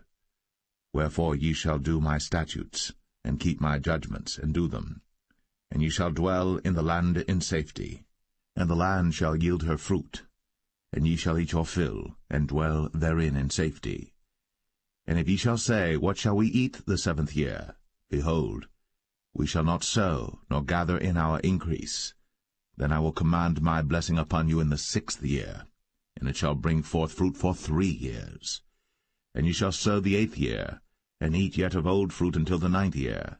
Until her fruits come in, ye shall eat of the old store. The land shall not be sold forever, for the land is mine, for ye are strangers and sojourners with me. And in all the land of your possession ye shall grant a redemption for the land. If thy brother be waxen poor, and hath sold away some of his possession, and if any of his kin come to redeem it, then shall he redeem that which his brother sold. And if the man have none to redeem it, and himself be able to redeem it, then let him count the years of the sale thereof, and restore the overplus unto the man to whom he sold it, that he may return unto his possession. But if he be not able to restore it to him, then that which is sold shall remain in the hand of him that hath bought it until the year of Jubilee, and in the Jubilee it shall go out, and he shall return unto his possession. And if a man sell a dwelling house in a walled city, then he may redeem it within a whole year after it is sold. Within a full year may he redeem it. And if it be not redeemed within the space of a full year, then the house that is in the walled city shall be established for ever to him that bought it throughout his generations. It shall not go out in the Jubilee. But the houses of the villages which have no wall round about them shall be counted as the fields of the country. They may be redeemed, and they shall go out in the Jubilee. Notwithstanding the cities of the Levites, and the houses of the cities of their possession, may the Levites redeem at any time. And if a man purchase of the Levites, then the house that was sold, and the city of his possession, shall go out in the year of Jubilee, for the houses of the cities of the Levites are their possession among the children of Israel. But the field of the suburbs of their cities may not be sold, for it is their perpetual possession. And if thy brother be waxen poor, and fallen in decay with thee, then thou shalt relieve him, yea, though he be a stranger, or a sojourner, that he may live with thee. Take thou no usury of him, or increase, but fear thy God, that thy brother may live with thee. Thou shalt not give him thy money upon usury, nor lend him thy victuals for increase. I am the Lord your God, which brought you forth out of the land of Egypt, to give you the land of Canaan, and to be your God. And if thy brother that dwelleth by thee be waxen poor, and be sold unto thee, thou shalt not compel him to serve as a bondservant, but as an hired servant, and as a sojourner. He shall be with thee, and shall serve thee unto the year of Jubilee.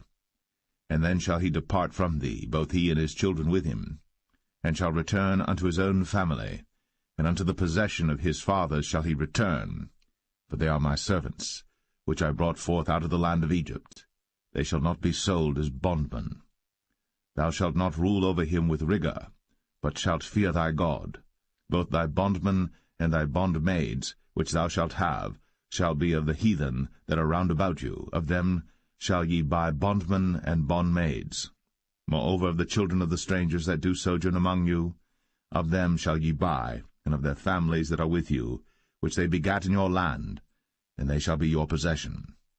And ye shall take them as an inheritance for your children after you, to inherit them for a possession. They shall be your bondmen for ever. But over your brethren, the children of Israel, ye shall not rule one over another with rigor. And if a sojourner or stranger wax rich by thee, and thy brother that dwelleth by him wax poor, and sell himself unto the stranger or sojourner by thee, or to the stock of the stranger's family, after that he is sold, he may be redeemed again. One of his brethren may redeem him. Either his uncle or his uncle's son may redeem him, or any that is nigh of kin unto him of his family may redeem him, or if he be able, he may redeem himself. And he shall reckon with him that bought him from the year that he was sold to him unto the year of Jubilee. And the price of his sale shall be according unto the number of years. According to the time of an hired servant shall it be with him. If there be yet many years behind, according unto them, he shall give again the price of his redemption out of the money that he was bought for. And if there remain but few years unto the year of Jubilee, then he shall count with him, and according unto his years shall he give him again the price of his redemption. And as a yearly hired servant shall he be with him, and the other shall not rule with rigor over him in thy sight. And if he be not redeemed in these years, then he shall go out in the year of Jubilee, both he and his children with him. For unto me the children of Israel are servants. They are my servants whom I brought forth out of the land of Egypt. I am the Lord your God.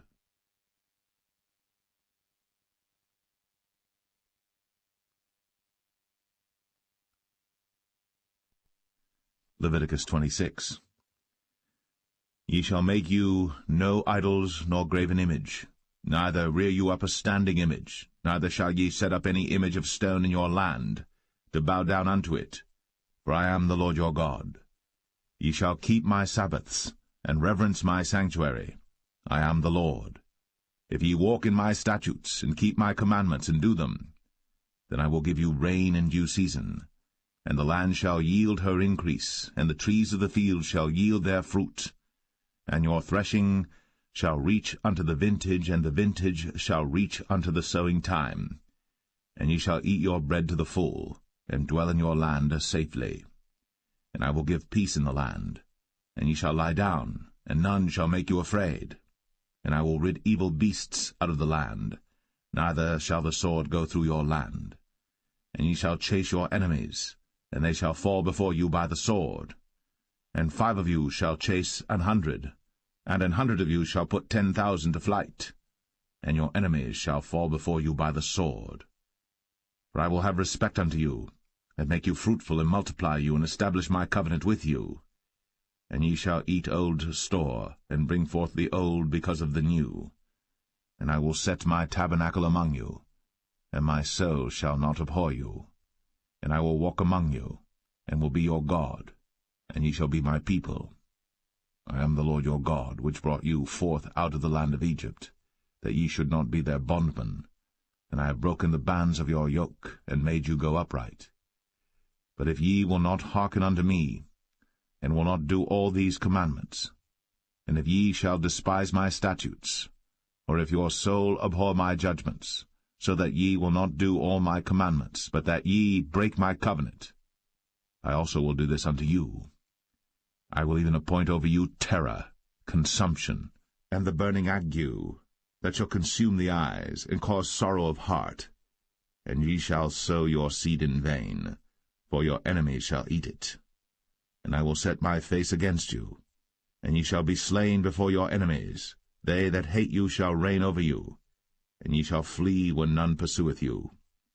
And if ye will not yet for all this hearken unto me, then I will punish you 7 times more for your sins. And I will break the pride of your power, and I will make your heaven as iron, and your earth as brass, and your strength shall be spent in vain. For your land shall not yield her increase, neither shall the trees of the land yield their fruits. And if ye walk contrary unto me, and will not hearken unto me, I will bring 7 times more plagues upon you according to your sins. I will also send wild beasts among you, which shall rob you of your children, and destroy your cattle, and make you few in number, and your highways shall be desolate. And if ye will not be reformed by me by these things, but will walk contrary unto me, then will I also walk contrary unto you, and will punish you yet 7 times for your sins. And I will bring a sword upon you, that shall avenge the quarrel of my covenant. And when ye are gathered together within your cities, I will send the pestilence among you, and ye shall be delivered into the hand of the enemy. And when I have broken the staff of your bread, 10 women shall bake your bread in 1 oven, and they shall deliver you your bread again by weight, and ye shall eat and not be satisfied. And if ye will not for all this hearken unto me, but walk contrary unto me, then I will walk contrary unto you also in fury, and I, even I, will chastise you 7 times for your sins. And ye shall eat the flesh of your sons, and the flesh of your daughters shall ye eat. And I will destroy your high places, and cut down your images, and cast your carcasses upon the carcasses of your idols. And my soul shall abhor you. And I will make your cities waste, and bring your sanctuaries unto desolation, and I will not smell the savour of your sweet odours. And I will bring the land into desolation, and your enemies which dwell therein shall be astonished at it.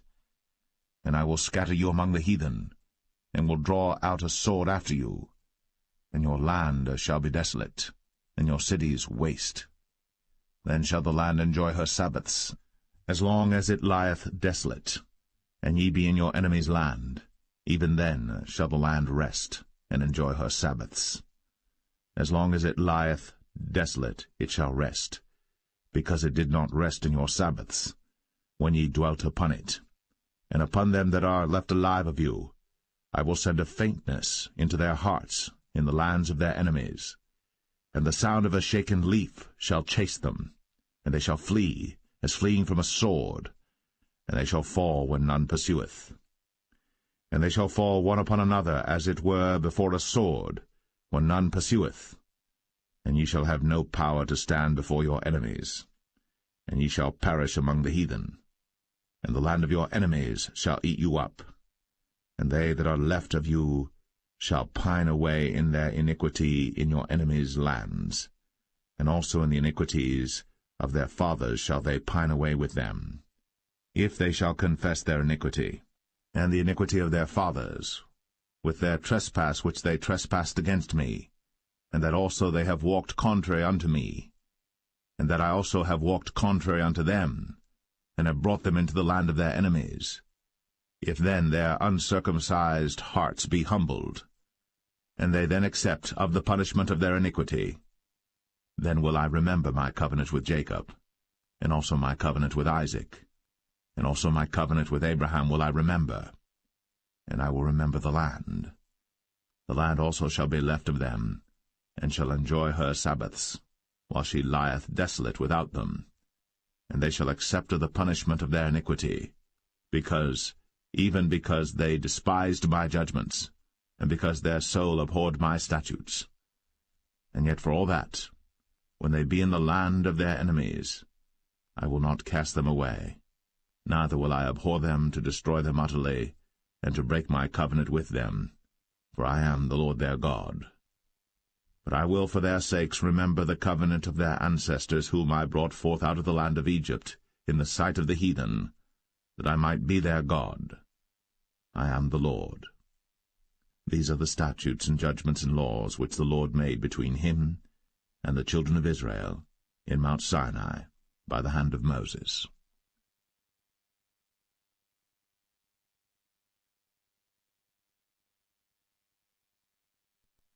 Leviticus 27. And the Lord spake unto Moses, saying, "Speak unto the children of Israel, and say unto them, When a man shall make a singular vow, the person shall be for the Lord by thy estimation. And thy estimation shall be of the male from 20 years old even unto 60 years old. Even thy estimation shall be 50 shekels of silver after the shekel of the sanctuary. And if it be a female, then thy estimation shall be 30 shekels. And if it be from 5 years old even unto 20 years old, then thy estimation shall be of the male 20 shekels, and for the female 10 shekels.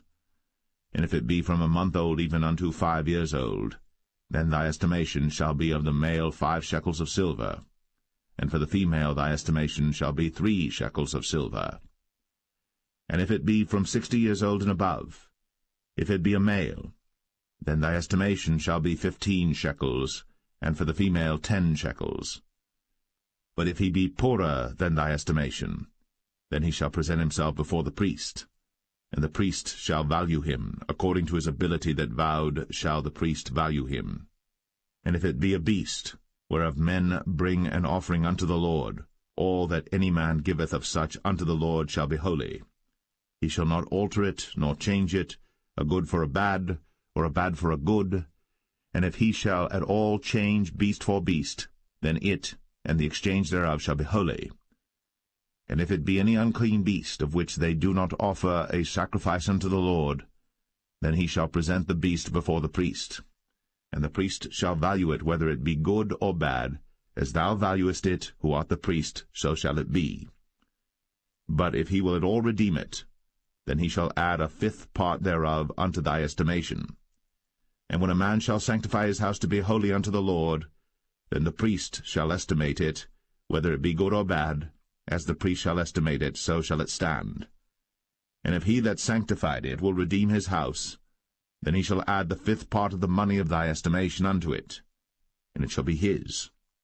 And if a man shall sanctify unto the Lord some part of a field of his possession, then thy estimation shall be according to the seed thereof, and homer of barley seed shall be valued at 50 shekels of silver. If he sanctify his field from the year of Jubilee according to thy estimation, it shall stand. But if he sanctify his field after the Jubilee, then the priest shall reckon unto him the money according to the years that remain, even unto the year of the Jubilee, and it shall be abated from thy estimation.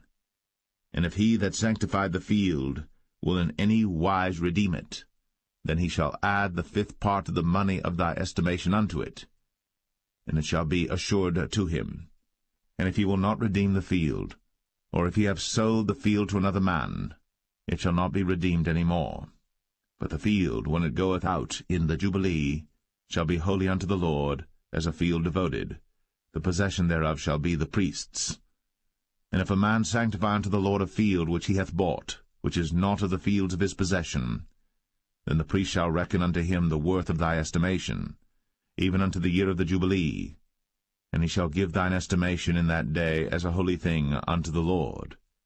In the year of the Jubilee the field shall return unto him of whom it was bought, even to him to whom the possession of the land did belong. And all thy estimation shall be according to the shekel of the sanctuary. 20 gerahs shall be the shekel. Only the firstling of the beasts, which should be the Lord's firstling, no man shall sanctify it, whether it be ox or sheep, it is the Lord's. And if it be of an unclean beast, then he shall redeem it according to thine estimation, and shall add a 5th part of it thereto. Or if it be not redeemed, then it shall be sold according to thy estimation. Notwithstanding no devoted thing, that a man shall devote unto the Lord of all that he hath, both of man and beast, and of the field of his possession, shall be sold or redeemed. Every devoted thing is most holy unto the Lord. None devoted, which shall be devoted of men, shall be redeemed, but shall surely be put to death. And all the tithe of the land, whether of the seed of the land or of the fruit of the tree, is the Lord's. It is holy unto the Lord. And if a man will at all redeem aught of his tithes, he shall add thereto the 5th part thereof. And concerning the tithe of the herd or of the flock, even of whatsoever passeth under the rod, the 10th shall be holy unto the Lord. He shall not search whether it be good or bad, neither shall he change it. And if he change it at all, then both it and the change thereof shall be holy, it shall not be redeemed. These are the commandments which the Lord commanded Moses for the children of Israel in Mount Sinai.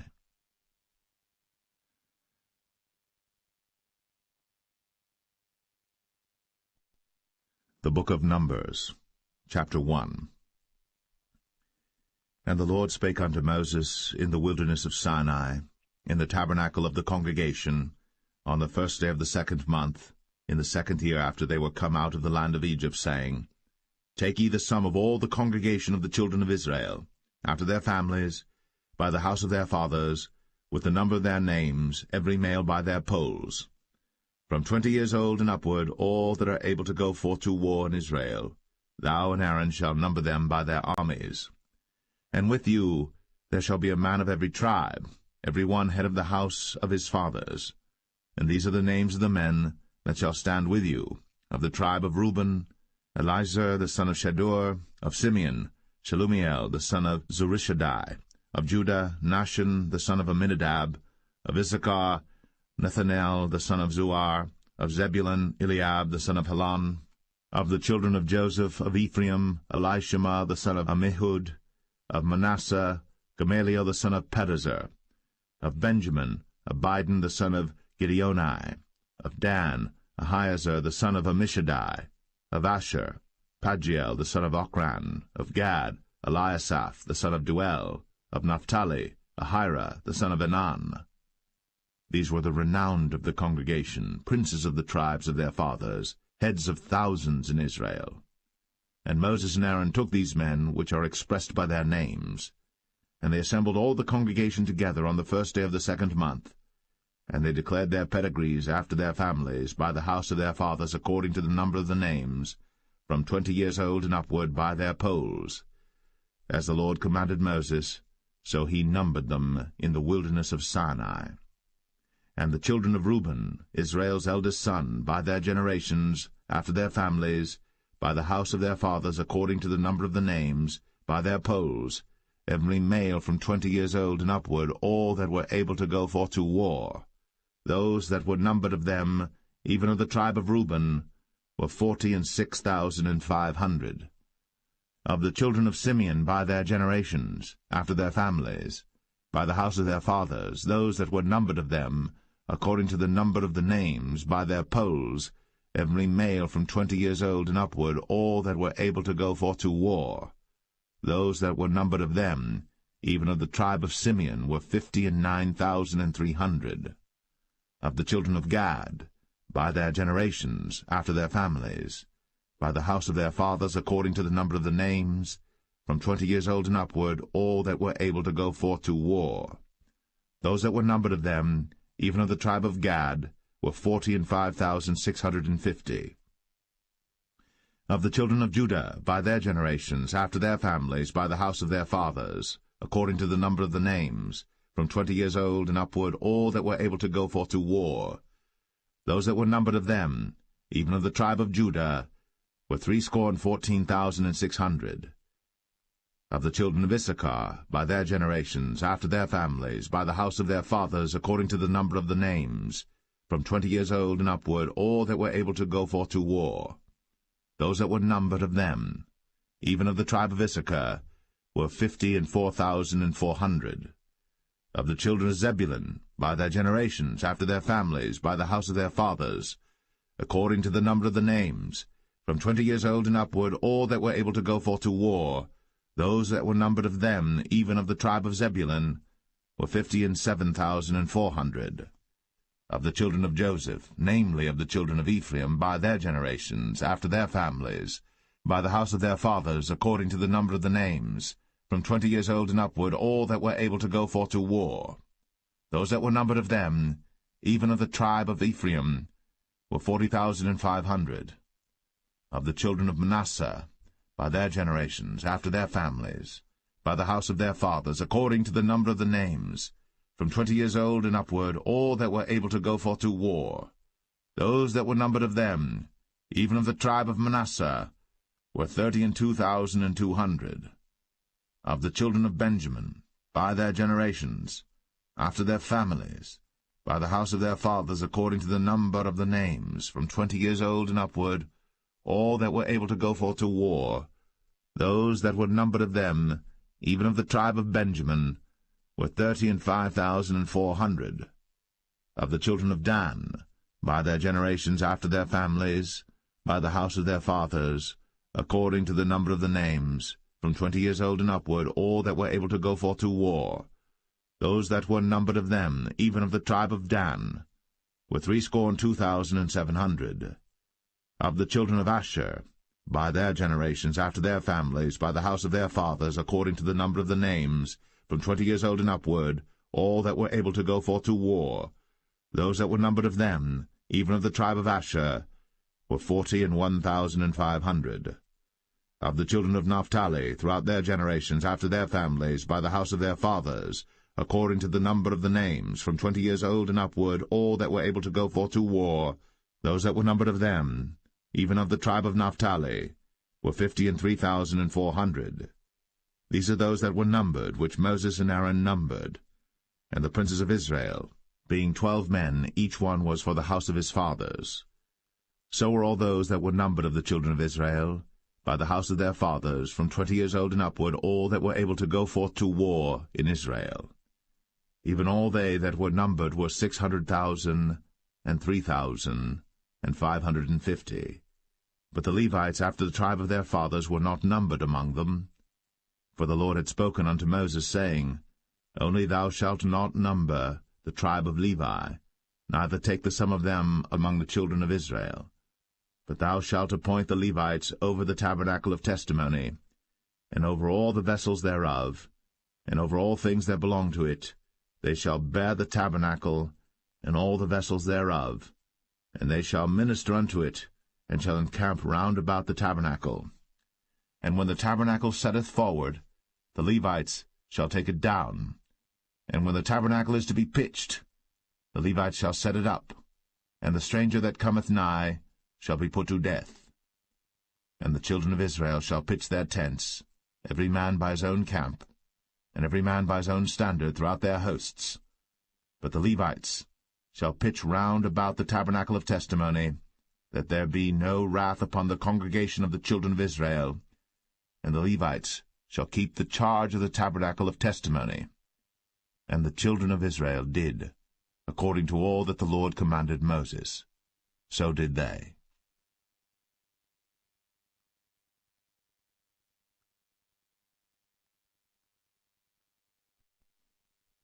Numbers 2. And the Lord spake unto Moses and unto Aaron, saying, Every man of the children of Israel shall pitch by his own standard, with the ensign of their father's house. Far off about the tabernacle of the congregation shall they pitch. And on the east side toward the rising of the sun shall they of the standard of the camp of Judah pitch throughout their armies. And Nahshon the son of Amminadab shall be captain of the children of Judah. And his host, and those that were numbered of them, were 314,600. And those that do pitch next unto him shall be the tribe of Issachar. And Nethaniel the son of Zuar shall be captain of the children of Issachar. And his host, and those that were numbered thereof, were 54,400. Then the tribe of Zebulun, and Eliab the son of Helon, shall be captain of the children of Zebulun. And his host, and those that were numbered thereof, were 57,400. All that were numbered in the camp of Judah were 100,000 and 6,400 throughout their armies. These shall first set forth. On the south side shall be the standard of the camp of Reuben, according to their armies, and the captain of the children of Reuben shall be Elizur, the son of Shedeur. And his host, and those that were numbered thereof, were 46,500. And those which pitched by him shall be the tribe of Simeon. And the captain of the children of Simeon shall be Shelumiel, the son of Zerushadai. And his host, and those that were numbered of them, were 59,300. Then the tribe of Gad, and the captain of the sons of Gad shall be Eliasaph, the son of Ruel. And his host, and those that were numbered of them, were 45,650. All that were numbered in the camp of Reuben were 100,050 and 1,450 throughout their armies. and they shall set forth in the second rank. Then the tabernacle of the congregation shall set forward with the camp of the Levites, in the midst of the camp, as they encamp, so shall they set forward, every man in his place by their standards. On the west side shall be the standard of the camp of Ephraim, according to their armies, and the captain of the sons of Ephraim shall be Elishama, the son of Ammihud, and his host, and those that were numbered of them were 40,500. And by him shall be the tribe of Manasseh, and the captain of the children of Manasseh shall be Gamaliel, the son of Pedazur, and his host, and those that were numbered of them were 32,200. Then the tribe of Benjamin, and the captain of the sons of Benjamin shall be Abidan, the son of Gideoni, and his host, and those that were numbered of them were 35,400. All that were numbered of the camp of Ephraim were 100,000 and 8,000 and 100 throughout their armies, and they shall go forward in the third rank. The standard of the camp of Dan shall be on the north side by their armies, and the captain of the children of Dan shall be Ahiezer, the son of Ammishaddai, and his host, and those that were numbered of them were 62,700. And those that encamp by him shall be the tribe of Asher, and the captain of the children of Asher shall be Pagiel, the son of Ochran, and his host, and those that were numbered of them were 41,500. Then the tribe of Naphtali, and the captain of the children of Naphtali shall be Ahira, the son of Enan, and his host, and those that were numbered of them were 53,400. All they that were numbered in the camp of Dan were 100,050 and 7,600. They shall go hindmost with their standards. These are those which were numbered of the children of Israel, by the house of their fathers. All those that were numbered of the camps throughout their hosts were 600,000 and 3,550. But the Levites were not numbered among the children of Israel, as the Lord commanded Moses. And the children of Israel did according to all that the Lord commanded Moses. So they pitched by their standards, and so they set forward, every one after their families, according to the house of their fathers.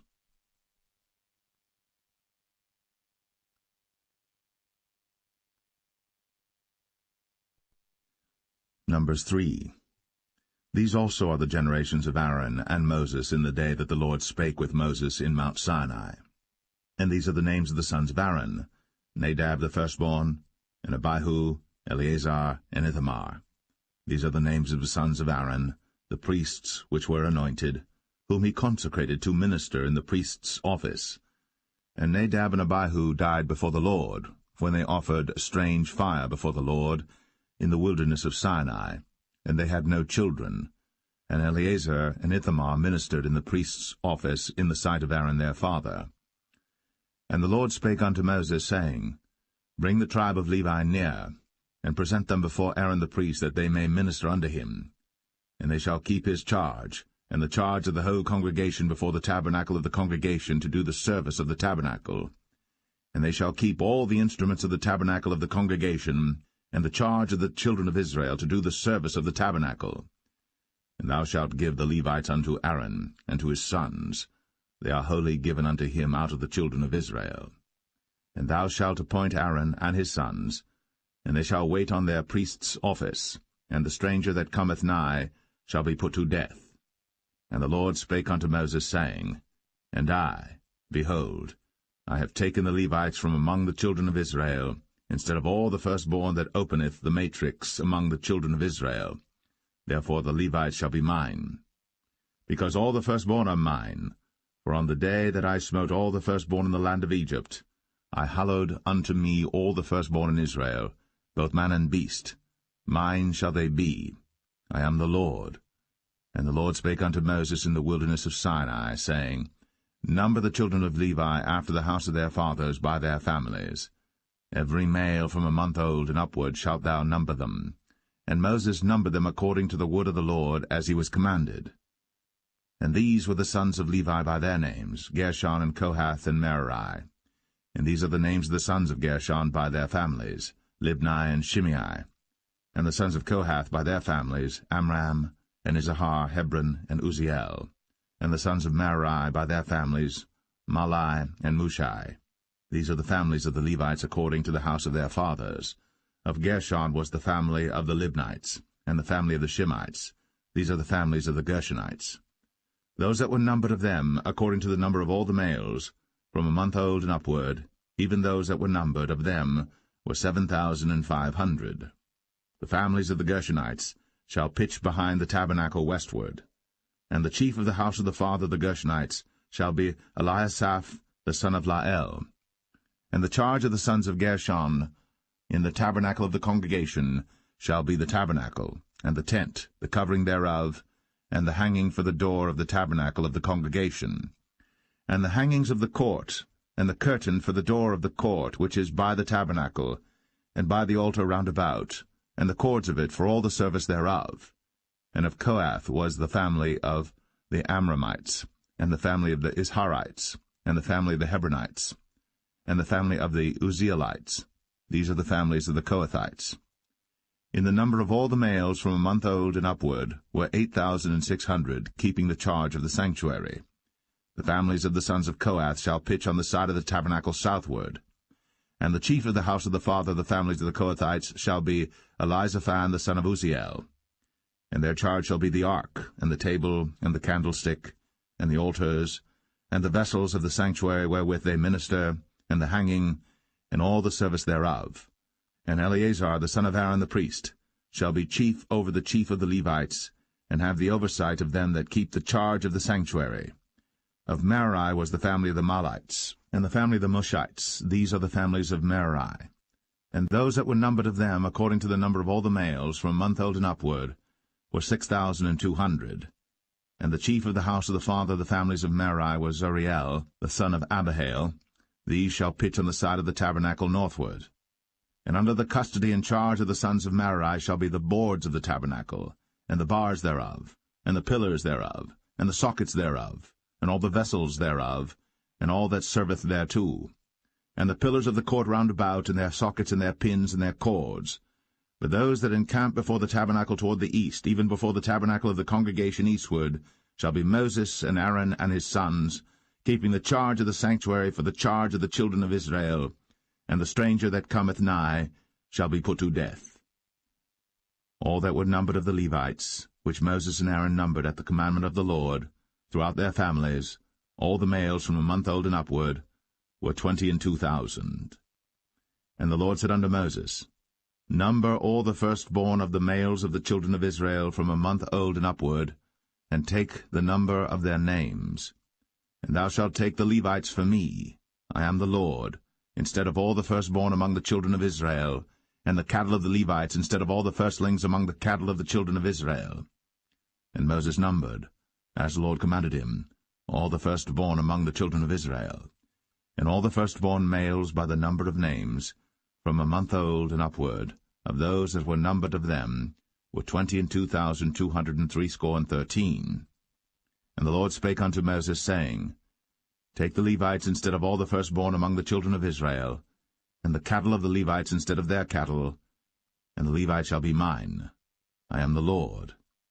And for those that are to be redeemed of the 213 of the firstborn of the children of Israel, which are more than the Levites, thou shalt even take 5 shekels apiece by the poll. After the shekel of the sanctuary shalt thou take them. The shekel is 20 gerahs. And thou shalt give the money wherewith the odd number of them is to be redeemed, unto Aaron and to his sons. And Moses took the redemption money of them that were over and above them that were redeemed by the Levites. Of the firstborn of the children of Israel took he the money, 1,365 shekels, after the shekel of the sanctuary. And Moses gave the money of them that were redeemed unto Aaron and to his sons, according to the word of the Lord, as the Lord commanded Moses.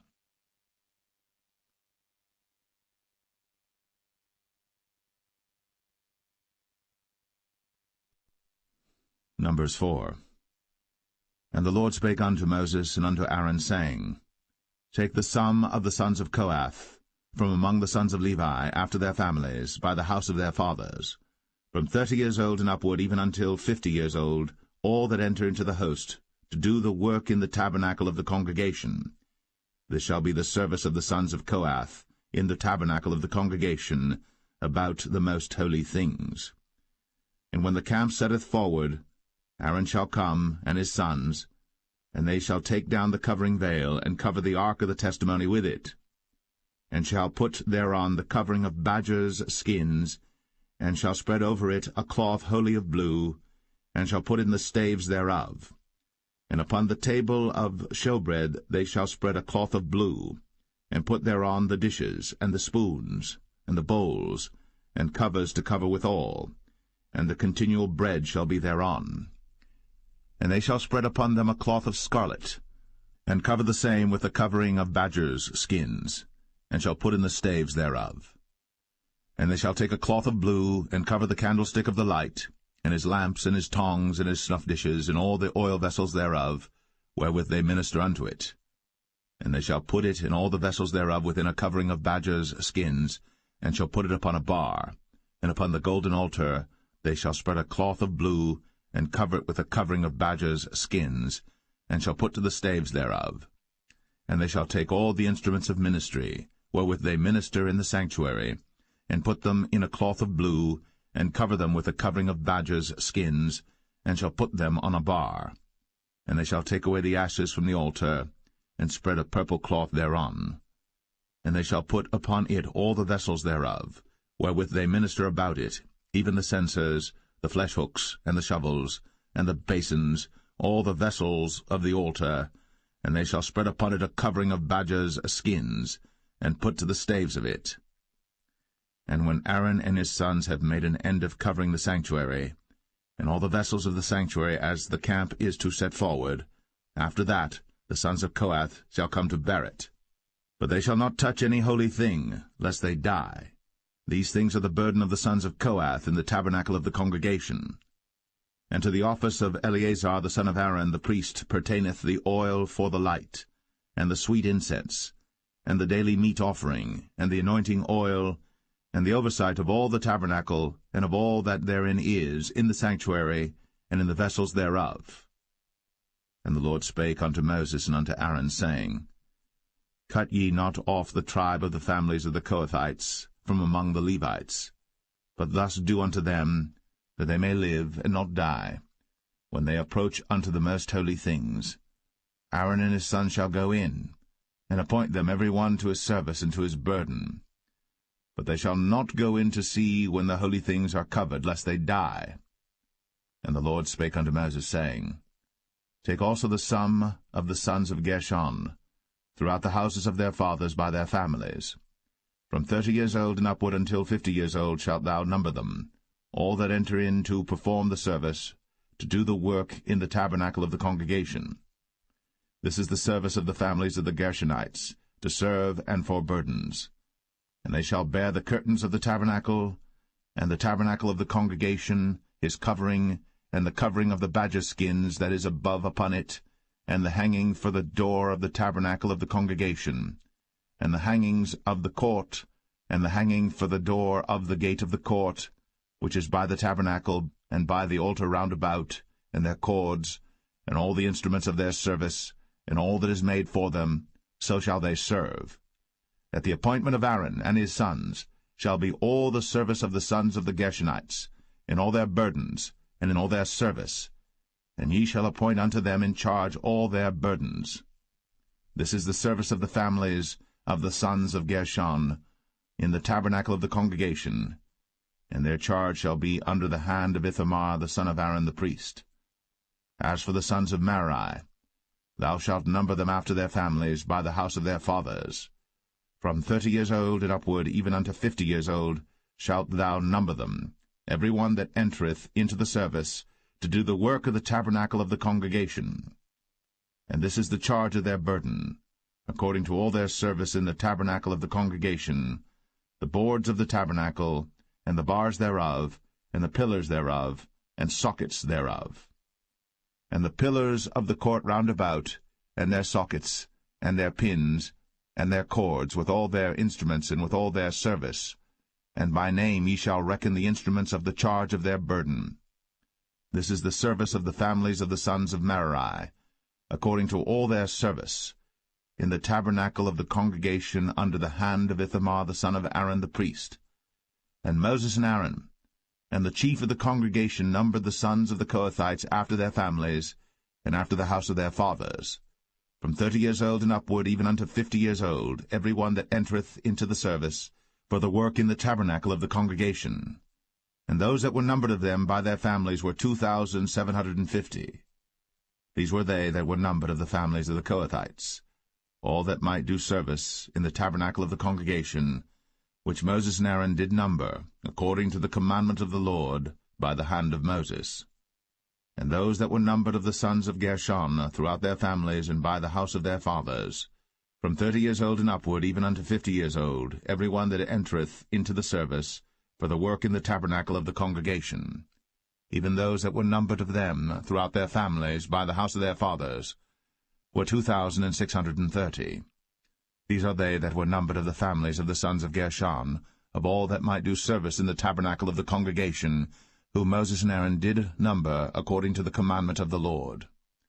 And those that were numbered of the families of the sons of Merari throughout their families by the house of their fathers, from 30 years old and upward, even unto 50 years old, every one that entereth into the service, for the work in the tabernacle of the congregation, even those that were numbered of them after their families were 3,200.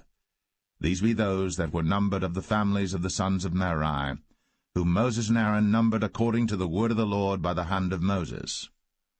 All those that were numbered of the Levites, whom Moses and Aaron and the chief of Israel numbered, after their families, and after the house of their fathers, from 30 years old and upward, even unto 50 years old, every one that came to do the service of the ministry, and the service of the burden in the tabernacle of the congregation. Even those that were numbered of them were 8,580. According to the commandment of the Lord they were numbered by the hand of Moses, every one according to his service, and according to his burden. Thus were they numbered of him, as the Lord commanded Moses.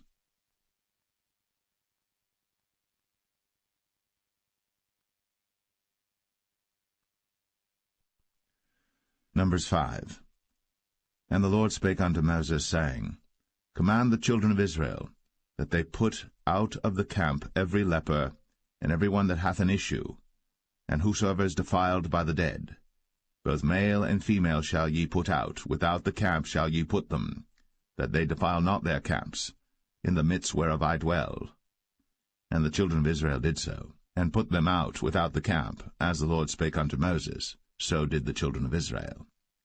And the Lord spake unto Moses, saying, Speak unto the children of Israel, when a man or woman shall commit any sin that men commit, to do a trespass against the Lord, and that person be guilty, then they shall confess their sin which they have done, and he shall recompense his trespass with the principal thereof, and add unto it the 5th part thereof, and give it unto him against whom he hath trespassed.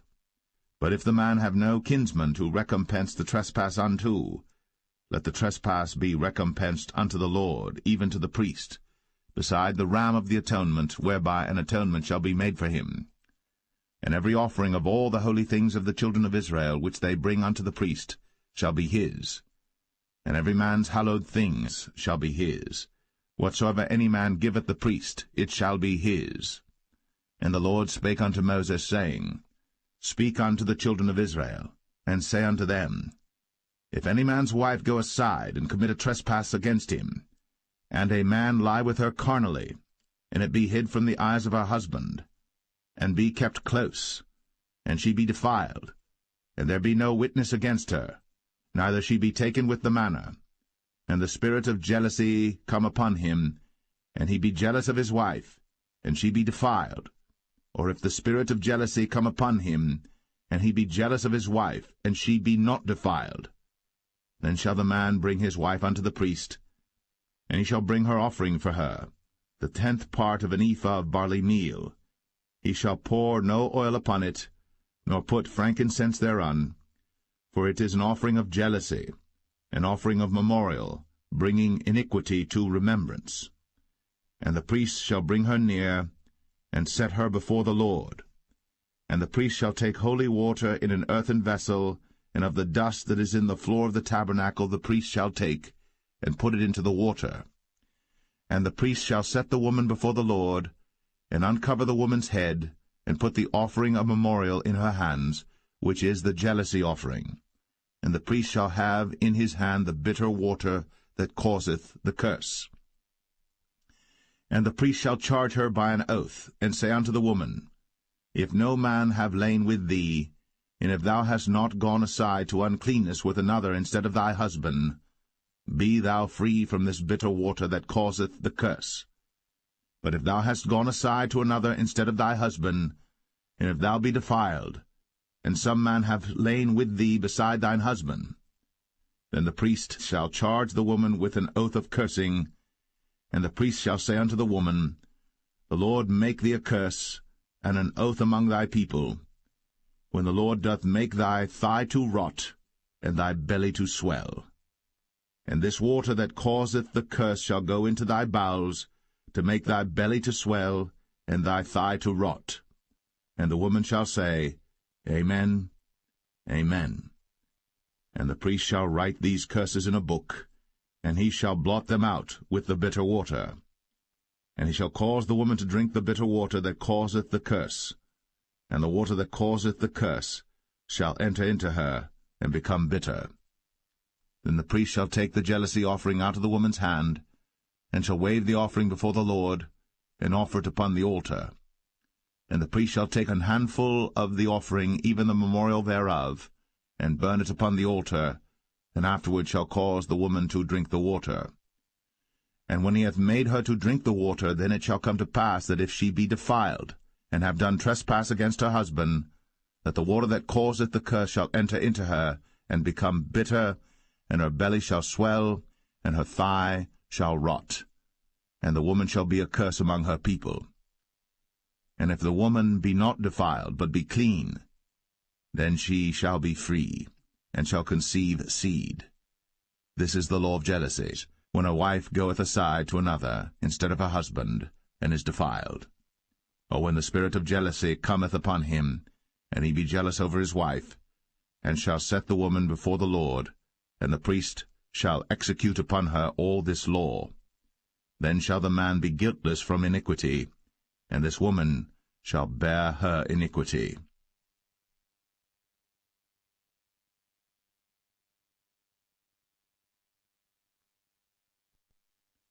Number 6.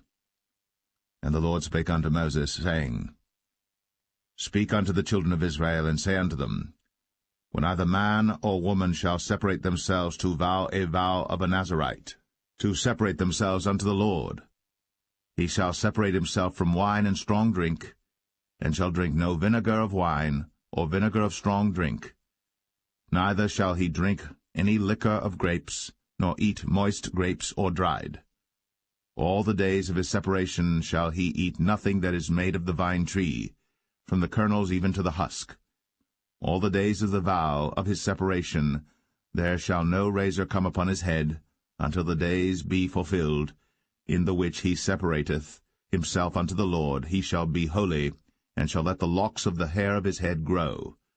All the days that he separateth himself unto the Lord, he shall come at no dead body.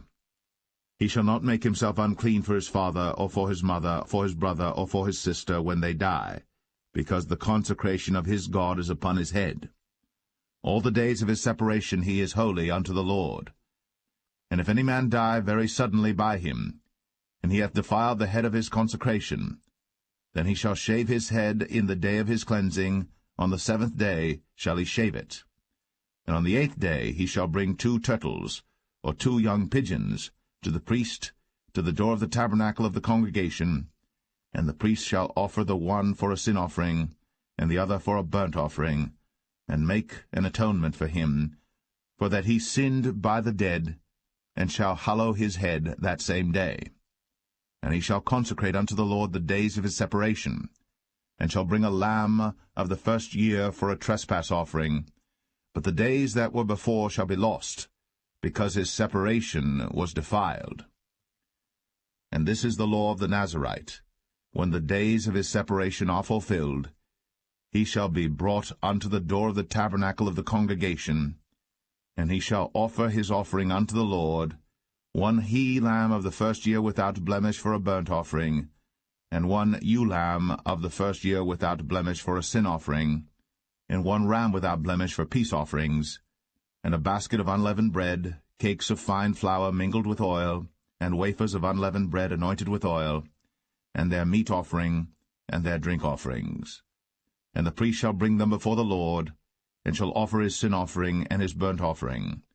And he shall offer the ram for a sacrifice of peace offerings unto the Lord, with the basket of unleavened bread. The priest shall offer also his meat offering and his drink offering. And the Nazarite shall shave the head of his separation at the door of the tabernacle of the congregation, and shall take the hair of the head of his separation, and put it in the fire which is under the sacrifice of the peace offerings. And the priest shall take the sodden shoulder of the ram, and 1 unleavened cake out of the basket, and 1 unleavened wafer, and shall put them upon the hands of the Nazarite, after the hair of his separation is shaven. And the priest shall wave them for a wave offering before the Lord. This is holy for the priest, with the wave breast and heave shoulder. And after that the Nazarite may drink wine. This is the law of the Nazarite who hath vowed, and of his offering unto the Lord for his separation, beside that his hand shall get, according to the vow which he vowed, so he must do after the law of his separation.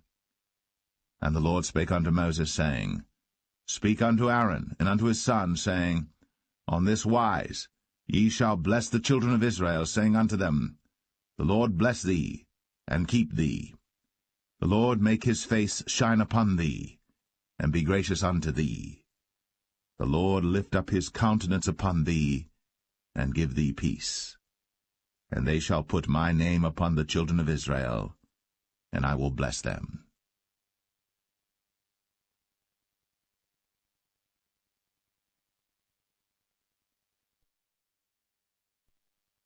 Number 7.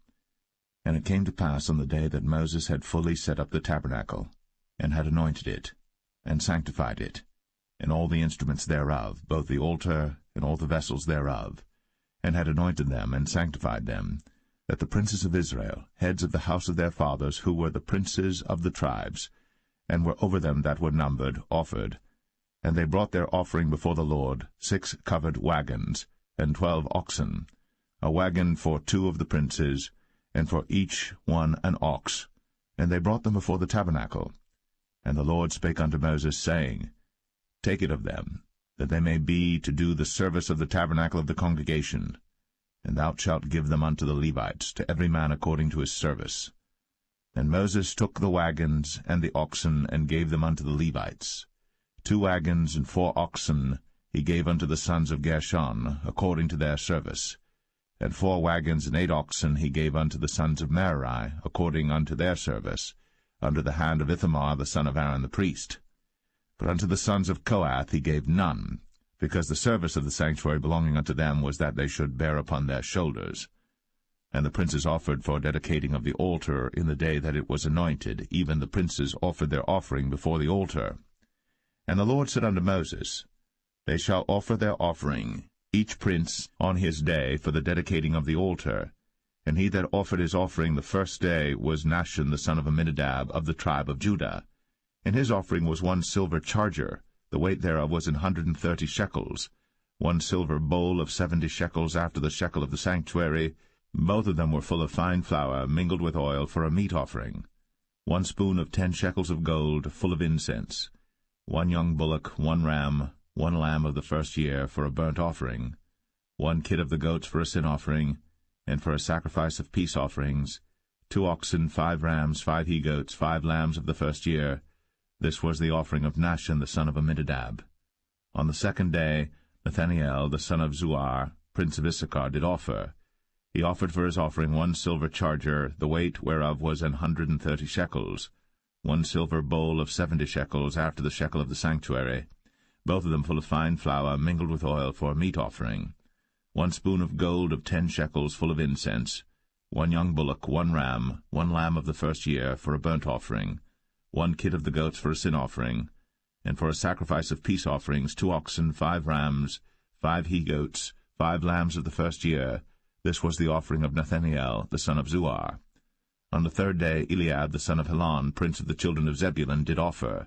His offering was 1 silver charger, the weight whereof was 130 shekels, 1 silver bowl of 70 shekels after the shekel of the sanctuary, both of them full of fine flour mingled with oil for a meat offering, 1 golden spoon of 10 shekels full of incense, 1 young bullock, 1 ram, 1 lamb of the first year for a burnt offering, 1 kid of the goats for a sin offering, and for a sacrifice of peace offerings 2 oxen, 5 rams, 5 he-goats, 5 lambs of the first year.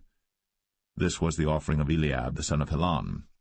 On the 4th day Eleazar the son of Shadur, prince of the children of Reuben, did offer. His offering was 1 silver charger of the weight of 130 shekels, 1 silver bowl of 70 shekels after the shekel of the sanctuary, both of them full of fine flour mingled with oil for a meat offering, 1 golden spoon of 10 shekels full of incense, 1 young bullock, 1 ram, 1 lamb of the first year for a burnt offering, 1 kid of the goats for a sin offering, and for a sacrifice of peace offerings 2 oxen, 5 rams, 5 he-goats, 5 lambs of the first year. This was the offering of Elizur the son of Shadur. On the 5th day Shelumiel the son of Zerushadai, prince of the children of Simeon, did offer. His offering was 1 silver charger, the weight whereof was 130 shekels, 1 silver bowl of 70 shekels after the shekel of the sanctuary, both of them full of fine flour mingled with oil for a meat offering, 1 golden spoon of 10 shekels full of incense, 1 young bullock, 1 ram, 1 lamb of the first year for a burnt offering, 1 kid of the goats for a sin offering, and for a sacrifice of peace offerings 2 oxen, 5 rams, 5 he-goats, 5 lambs of the first year. This was the offering of Shelumiel the son of Zerushadai. On the 6th day Eliasaph the son of Deuel, prince of the children of Gad, offered. His offering was 1 silver charger of the weight of 130 shekels, a silver bowl of 70 shekels after the shekel of the sanctuary, both of them full of fine flour mingled with oil for a meat offering, 1 golden spoon of 10 shekels full of incense, 1 young bullock, 1 ram, 1 lamb of the first year for a burnt offering, 1 kid of the goats for a sin offering, and for a sacrifice of peace offerings 2 oxen, 5 rams, 5 he-goats, 5 lambs of the first year. This was the offering of Eliasaph the son of Deuel. On the 7th day Elishama the son of Ammihud, prince of the children of Ephraim, offered. His offering was 1 silver charger, the weight whereof was 130 shekels, 1 silver bowl of 70 shekels after the shekel of the sanctuary, both of them full of fine flour mingled with oil for a meat offering, 1 golden spoon of 10 shekels full of incense, 1 young bullock, 1 ram, 1 lamb of the first year for a burnt offering, 1 kid of the goats for a sin offering, and for a sacrifice of peace offerings 2 oxen, 5 rams, 5 he-goats, 5 lambs of the first year. This was the offering of Elishama the son of Ammihud. On the 8th day offered Gamaliel the son of Pedahzur, prince of the children of Manasseh. His offering was 1 silver charger of the weight of 130 shekels, 1 silver bowl of 70 shekels after the shekel of the sanctuary, both of them full of fine flour mingled with oil for a meat offering, 1 golden spoon of 10 shekels full of incense, 1 young bullock, 1 ram, 1 lamb of the first year for a burnt offering, 1 kid of the goats for a sin offering, and for a sacrifice of peace offerings 2 oxen, 5 rams, 5 he-goats, 5 lambs of the first year. This was the offering of Gamaliel the son of Pedahzur. On the 9th day Abidan the son of Gideoni, prince of the children of Benjamin, offered. His offering was 1 silver charger, the weight whereof was 130 shekels, 1 silver bowl of 70 shekels after the shekel of the sanctuary, both of them full of fine flour mingled with oil for a meat offering, 1 golden spoon of 10 shekels full of incense, 1 young bullock, 1 ram, 1 lamb of the first year for a burnt offering, 1 kid of the goats for a sin offering, and for a sacrifice of peace offerings 2 oxen, 5 rams, 5 he-goats, 5 lambs of the first year. This was the offering of Abidan the son of Gideoni. On the 10th day Ahiezer the son of Ammishaddai, prince of the children of Dan, offered. His offering was 1 silver charger, the weight whereof was 130 shekels, 1 silver bowl of 70 shekels after the shekel of the sanctuary, both of them full of fine flour mingled with oil for a meat offering, 1 golden spoon of 10 shekels full of incense, 1 young bullock, 1 ram, 1 lamb of the first year for a burnt offering, 1 kid of the goats for a sin offering, and for a sacrifice of peace offerings 2 oxen, 5 rams, 5 he-goats, 5 lambs of the first year. This was the offering of Ahiezer the son of Ammishaddai. On the 11th day Pagiel the son of Ochran, prince of the children of Asher, offered. His offering was 1 silver charger, the weight whereof was 130 shekels, 1 silver bowl of 70 shekels after the shekel of the sanctuary, both of them full of fine flour mingled with oil for a meat offering, 1 golden spoon of 10 shekels full of incense, 1 young bullock, 1 ram, 1 lamb of the first year for a burnt offering, 1 kid of the goats for a sin offering, and for a sacrifice of peace offerings 2 oxen, 5 rams, 5 he-goats, 5 lambs of the first year. This was the offering of Pagiel the son of Ochran. On the 12th day, Ahira the son of Anan, prince of the children of Naphtali, offered. His offering was 1 silver charger, the weight whereof was 130 shekels, 1 silver bowl of 70 shekels after the shekel of the sanctuary, both of them full of fine flour mingled with oil for a meat offering, 1 golden spoon of 10 shekels full of incense, 1 young bullock, 1 ram, 1 lamb of the first year for a burnt offering, 1 kid of the goats for a sin offering, and for a sacrifice of peace offerings 2 oxen, 5 rams, 5 he-goats, 5 lambs of the first year. This was the offering of Ahira the son of Anan. This was the dedication of the altar in the day when it was anointed by the princes of Israel, 12 chargers of silver, 12 silver bowls, 12 spoons of gold, each charger of silver weighing 130 shekels, each bowl 70, all the silver vessels weighed 2,400 shekels after the shekel of the sanctuary. The golden spoons were 12, full of incense, weighing 10 shekels apiece, after the shekel of the sanctuary. All the gold of the spoons was 120 shekels. All the oxen for the burnt offering were 12 bullocks, the rams 12, the lambs of the first year 12, with their meat offering, and the kids of the goats for sin offering 12. And all the oxen for the sacrifice of the peace offerings were 20 and 4 bullocks, the rams 60, the he-goats 60, the lambs of the first year 60. This was the dedication of the altar. After that it was anointed. And when Moses was gone into the tabernacle of the congregation to speak with him, then he heard the voice of one speaking unto him from off the mercy seat, that was upon the ark of testimony, from between the 2 cherubims, and he spake unto him.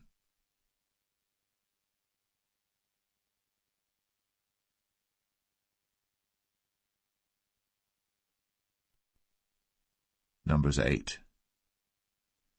And the Lord spake unto Moses, saying, Speak unto Aaron, and say unto him, When thou lightest the lamps, the 7 lamps shall give light over against the candlestick. And Aaron did so. He lighted the lamps thereof over against the candlestick, as the Lord commanded Moses. And this work of the candlestick was of beaten gold, unto the shaft thereof, unto the flowers thereof was beaten work, according unto the pattern which the Lord had shown Moses. So he made the candlestick. And the Lord spake unto Moses, saying, Take the Levites from among the children of Israel, and cleanse them. And thus shalt thou do unto them to cleanse them. Sprinkle water of purifying upon them, and let them shave all their flesh, and let them wash their clothes, and so make themselves clean. Then let them take a young bullock with his meat offering, even fine flour mingled with oil, and another young bullock shalt thou take for a sin offering. And thou shalt bring the Levites before the tabernacle of the congregation, and thou shalt gather the whole assembly of the children of Israel together. And thou shalt bring the Levites before the Lord, and the children of Israel shall put their hands upon the Levites. And Aaron shall offer the Levites before the Lord for an offering of the children of Israel, that they may execute the service of the Lord. And the Levites shall lay their hands upon the heads of the bullocks. And thou shalt offer the one for a sin offering, and the other for a burnt offering unto the Lord, to make an atonement for the Levites. And thou shalt set the Levites before Aaron, and before his sons, and offer them for an offering unto the Lord. Thus shalt thou separate the Levites from among the children of Israel, and the Levites shall be mine. And after that shall the Levites go in to do the service of the tabernacle of the congregation. And thou shalt cleanse them, and offer them for an offering. For they are wholly given unto me from among the children of Israel, instead of such as open every womb, even instead of the firstborn of all the children of Israel, have I taken them unto me. For all the firstborn of the children of Israel are mine, both man and beast. On the day that I smote every firstborn in the land of Egypt, I sanctified them for myself. And I have taken the Levites for all the firstborn of the children of Israel. And I have given the Levites as a gift to Aaron and to his sons from among the children of Israel, to do the service of the children of Israel in the tabernacle of the congregation, and to make an atonement for the children of Israel. that there be no plague among the children of Israel, when the children of Israel come nigh unto the sanctuary. And Moses and Aaron and all the congregation of the children of Israel did to the Levites according unto all that the Lord commanded Moses concerning the Levites. So did the children of Israel unto them. And the Levites were purified, and they washed their clothes, and Aaron offered them as an offering before the Lord. And Aaron made an atonement for them to cleanse them. And after that went the Levites in to do their service in the tabernacle of the congregation before Aaron, and before his sons, as the Lord had commanded Moses concerning the Levites, so did they unto them. And the Lord spake unto Moses, saying, This is it that belongeth unto the Levites. From 25 years old and upward they shall go in to wait upon the service of the tabernacle of the congregation.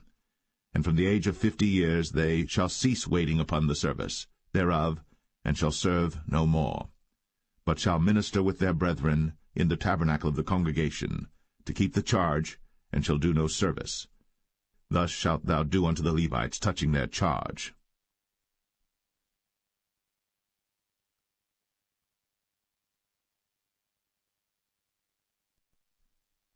Numbers 9.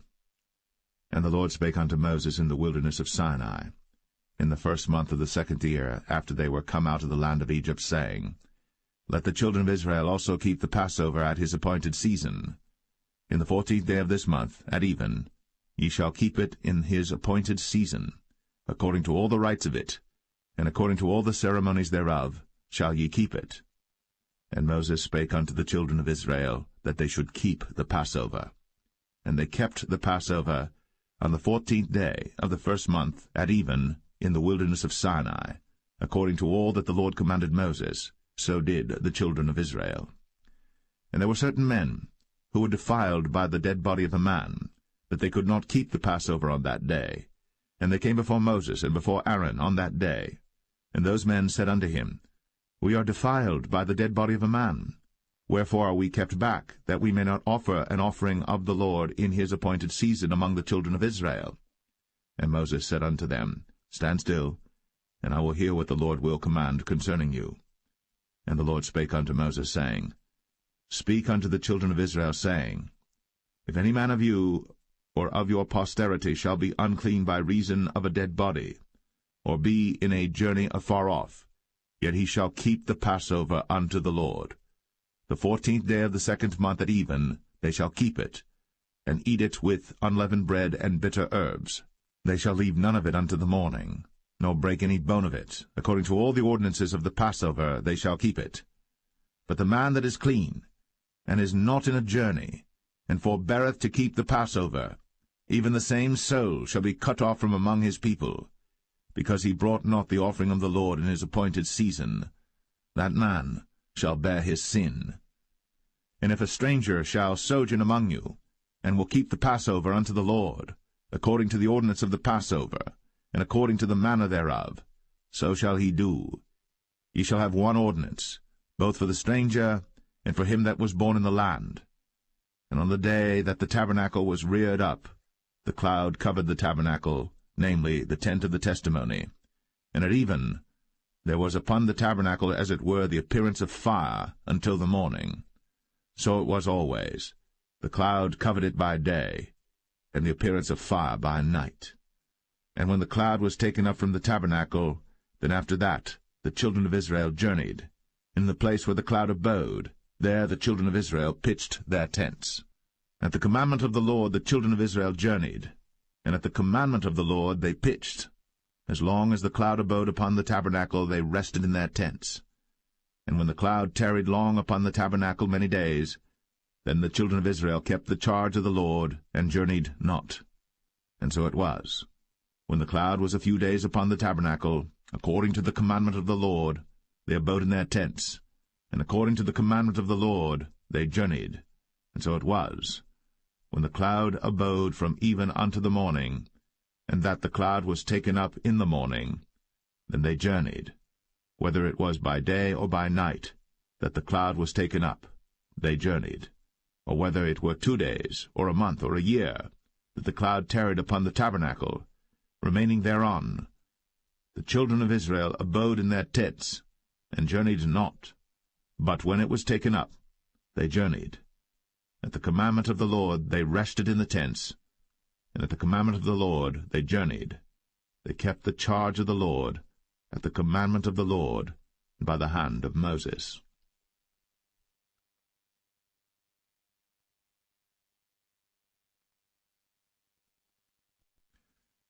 Numbers 10. And the Lord spake unto Moses, saying, Make thee 2 trumpets of silver. Of a whole piece shalt thou make them, that thou mayest use them for the calling of the assembly, and for the journeying of the camps. And when they shall blow with them, all the assembly shall assemble themselves to thee at the door of the tabernacle of the congregation. And if they blow but with 1 trumpet, then the princes, which are heads of the thousands of Israel, shall gather themselves unto thee. When ye blow an alarm, then the camps that lie on the east parts shall go forward. When ye blow an alarm the 2nd time, then the camps that lie on the south side shall take their journey. They shall blow an alarm for their journeys. But when the congregation is to be gathered together, ye shall blow, but ye shall not sound an alarm.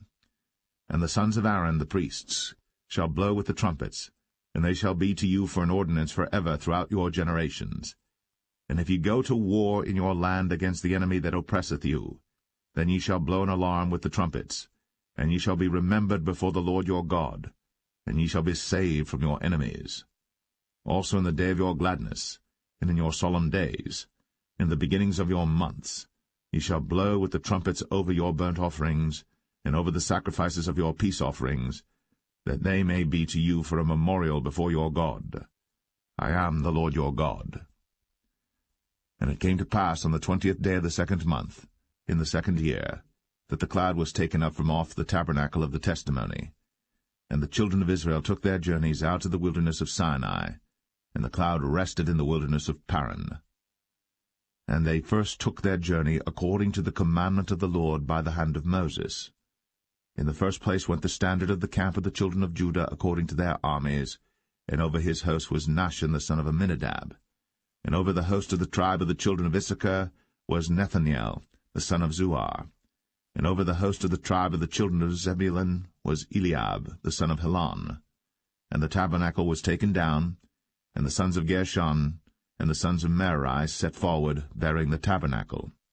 And the standard of the camp of Reuben set forward according to their armies. And over his host was Elizur the son of Shadur.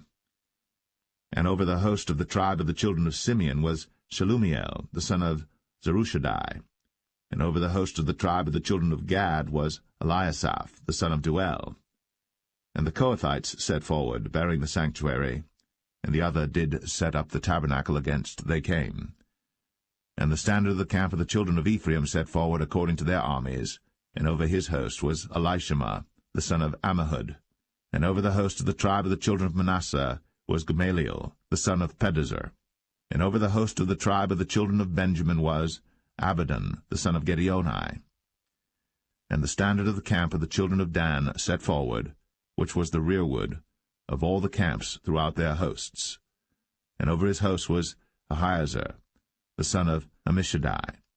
And over the host of the tribe of the children of Asher was Pagiel the son of Ochran. And over the host of the tribe of the children of Naphtali was Ahira the son of Enan. Thus were the journeyings of the children of Israel according to their armies, when they set forward. And Moses said unto Hobab the son of Raguel the Midianite, Moses' father-in-law, We are journeying unto the place of which the Lord said, I will give it you. Come thou with us, and we will do thee good. For the Lord hath spoken good concerning Israel. And he said unto him, I will not go, but I will depart to mine own land, and to my kindred. And he said, Leave us not, I pray thee, for as much as thou knowest how we are to encamp in the wilderness, and thou mayest be to us instead of eyes. And it shall be, if thou go with us, yea, it shall be that what goodness the Lord shall do unto us, the same will we do unto thee. And they departed from the mount of the Lord 3 days' journey. And the ark of the covenant of the Lord went before them in the 3 days' journey, to search out a resting place for them. And the cloud of the Lord was upon them by day, when they went out of the camp. And it came to pass, when the ark set forward, that Moses said, Rise up, Lord, and let thine enemies be scattered. and let them that hate thee flee before thee. And when it rested, he said, Return, O Lord, unto the many thousands of Israel.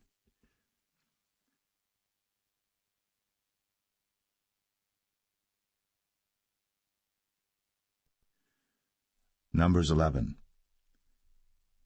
And when the people complained, it displeased the Lord. And the Lord heard it, and his anger was kindled, and the fire of the Lord burnt among them, and consumed them that were in the uttermost parts of the camp. And the people cried unto Moses. And when Moses prayed unto the Lord, the fire was quenched. And he called the name of the place Taberah, because the fire of the Lord burnt among them. And the mixed multitude that was among them fell a-lusting. And the children of Israel also wept again, and said, Who shall give us flesh to eat? We remember the fish which we did eat in Egypt freely, the cucumbers, and the melons, and the leeks, and the onions, and the garlic. But now our soul is dried away. There is nothing at all beside this manna before our eyes. And the manna was as coriander seed, and the color thereof as the color of bdellium. And the people went about, and gathered it, and ground it in mills, or beat it in a mortar, and baked it in pans, and made cakes of it. And the taste of it was as the taste of fresh oil. And when the dew fell upon the camp in the night, the manna fell upon it. Then Moses heard the people weep throughout their families, every man in the door of his tent. And the anger of the Lord was kindled greatly. Moses also was displeased. And Moses said unto the Lord, Wherefore hast thou afflicted thy servant? And wherefore have I not found favor in thy sight, that thou layest the burden of all this people upon me? Have I conceived all this people? Have I begotten them, that thou shouldst say unto me, Carry them in thy bosom, as a nursing father beareth the sucking child, unto the land which thou swarest unto their fathers? Whence should I have flesh to give unto all this people? For they weep unto me, saying, Give us flesh, that we may eat. I am not able to bear all this people alone, because it is too heavy for me. And if thou deal thus with me, kill me, I pray thee, out of hand, if I have found favor in thy sight, and let me not see my wretchedness.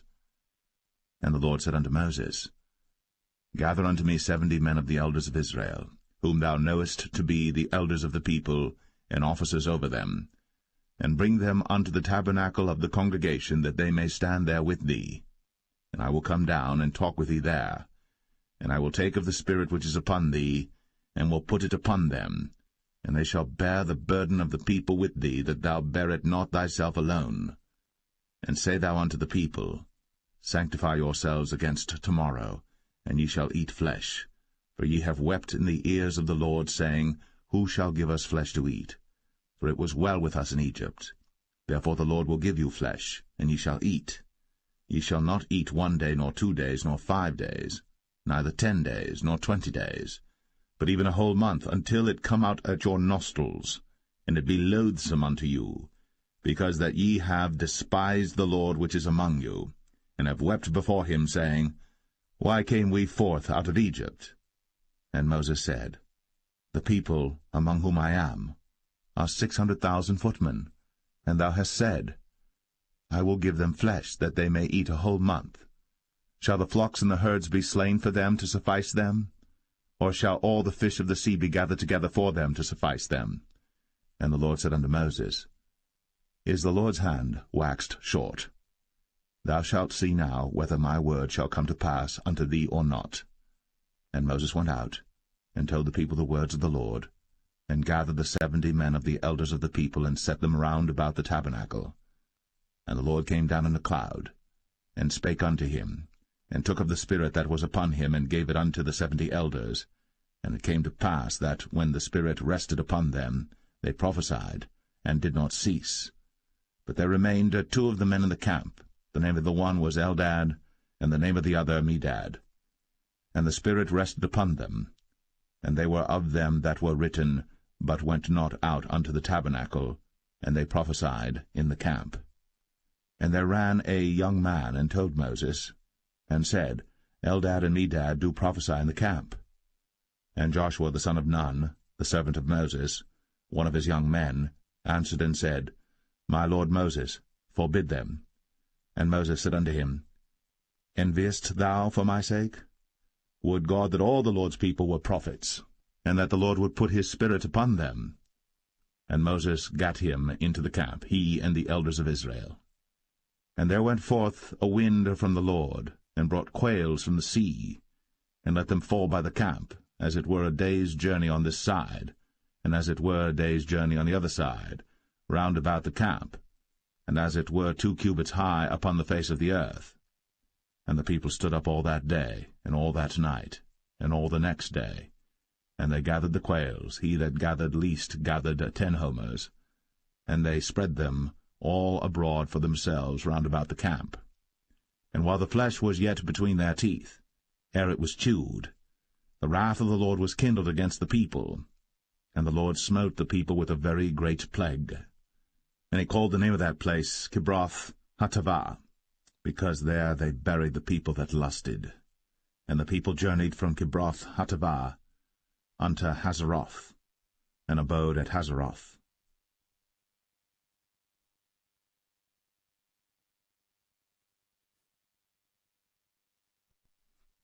Numbers 12.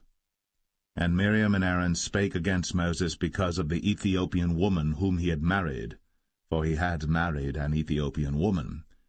And they said, Hath the Lord indeed spoken only by Moses? Hath he not spoken also by us? And the Lord heard it.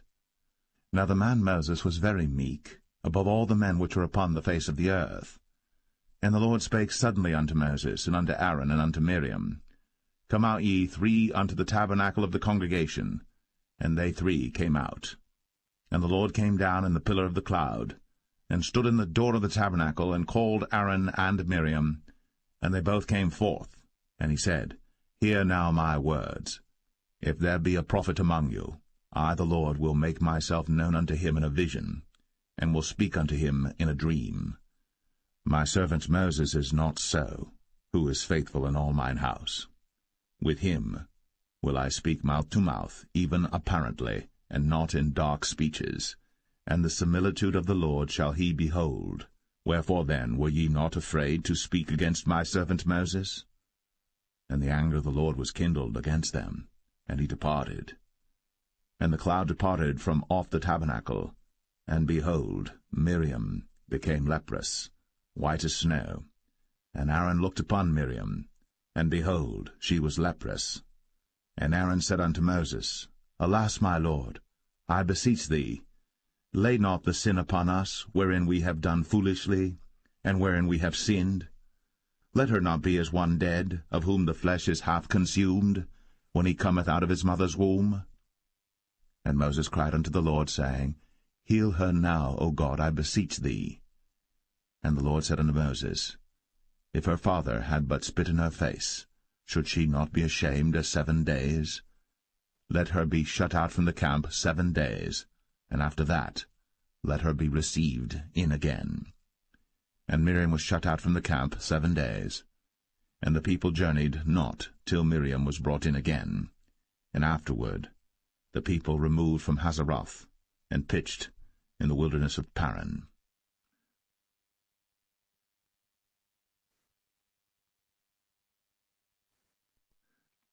Numbers 13.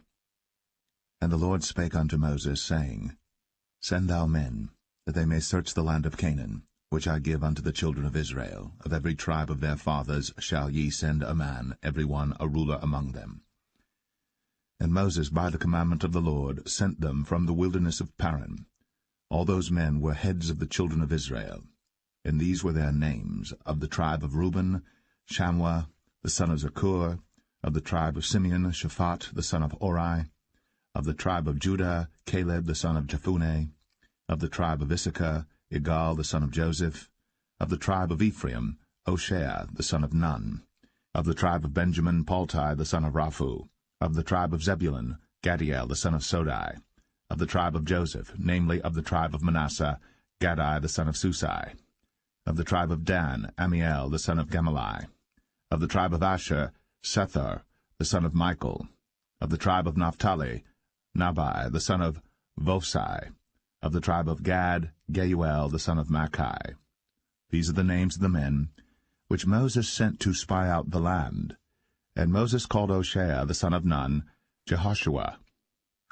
And Moses sent them to spy out the land of Canaan, and said unto them, Get you up this way southward, and go up into the mountain, and see the land what it is, and the people that dwelleth therein, whether they be strong or weak, few or many, and what the land is that they dwell in, whether it be good or bad, and what cities they be that they dwell in, whether in tents or in strongholds, and what the land is, whether it be fat or lean, whether there be wood therein or not.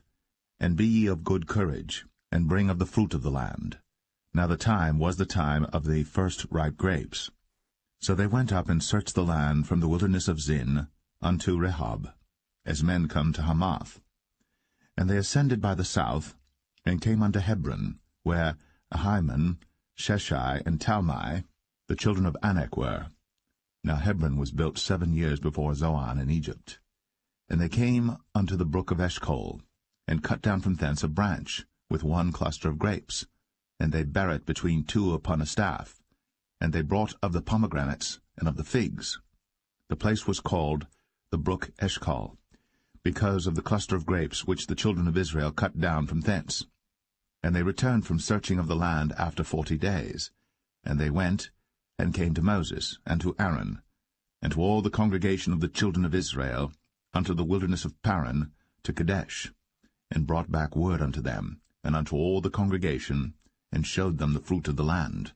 And they told him, and said, We came unto the land whither thou sentest us, and surely it floweth with milk and honey, and this is the fruit of it. Nevertheless the people be strong that dwell in the land, and the cities are walled and very great. And moreover, we saw the children of Anak there. The Amalekites dwell in the land of the south, and the Hittites, and the Jebusites, and the Amorites dwell in the mountains, and the Canaanites dwell by the sea, and by the coast of Jordan. And Caleb stilled the people before Moses, and said, Let us go up at once, and possess it, for we are well able to overcome it. But the men that went up with him said, We be not able to go up against the people, for they are stronger than we. And they brought up an evil report of the land, which they had searched unto the children of Israel, saying, The land, through which we have gone to search it, is a land that eateth up the inhabitants thereof, and all the people that we saw in it are men of a great stature. And there we saw the giants, the sons of Anak, which come of the giants. And we were in our own sight as grasshoppers, and so we were in their sight.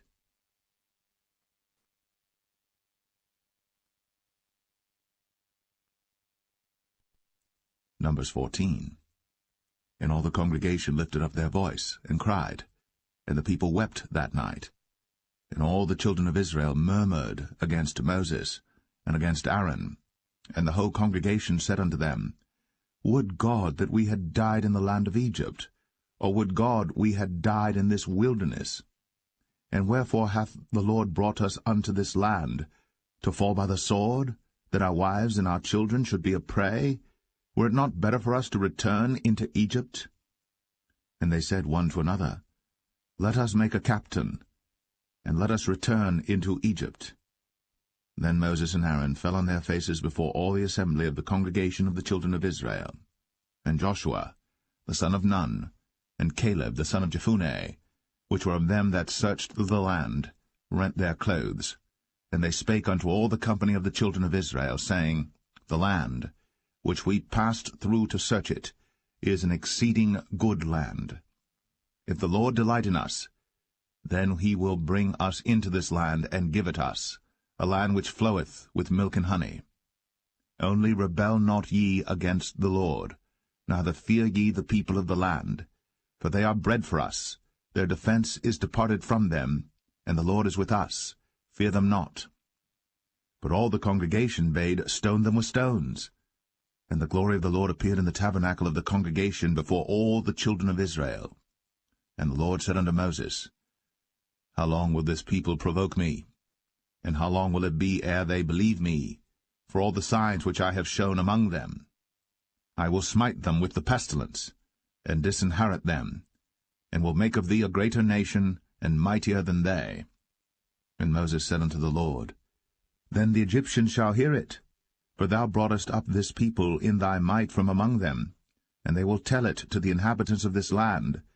For they have heard that thou, Lord, art among this people, that thou, Lord, art seen face to face, and that thy cloud standeth over them, and that thou goest before them by daytime in a pillar of a cloud, and in a pillar of fire by night. Now if thou shalt kill all this people as one man, then the nations which have heard the fame of thee will speak, saying, Because the Lord was not able to bring this people into the land which he sware unto them, therefore he hath slain them in the wilderness.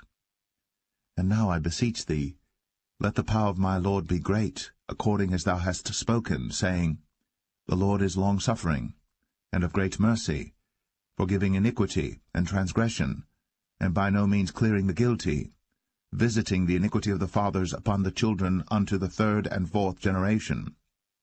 Pardon, I beseech thee, the iniquity of this people according unto the greatness of thy mercy, and as thou hast forgiven this people from Egypt even until now. And the Lord said, I have pardoned according to thy word. But as truly as I live, all the earth shall be filled with the glory of the Lord, because all those men which have seen my glory and my miracles, which I did in Egypt and in the wilderness, and have tempted me now these 10 times, and have not hearkened to my voice, surely they shall not see the land which I sware unto their fathers, neither shall any of them that provoked me see it. But my servant Caleb, because he had another spirit with him, and hath followed me fully, him will I bring into the land whereinto he went, and his seed shall possess it. Now the Amalekites and the Canaanites dwelt in the valley. Tomorrow turn you, and get you into the wilderness by the way of the Red Sea.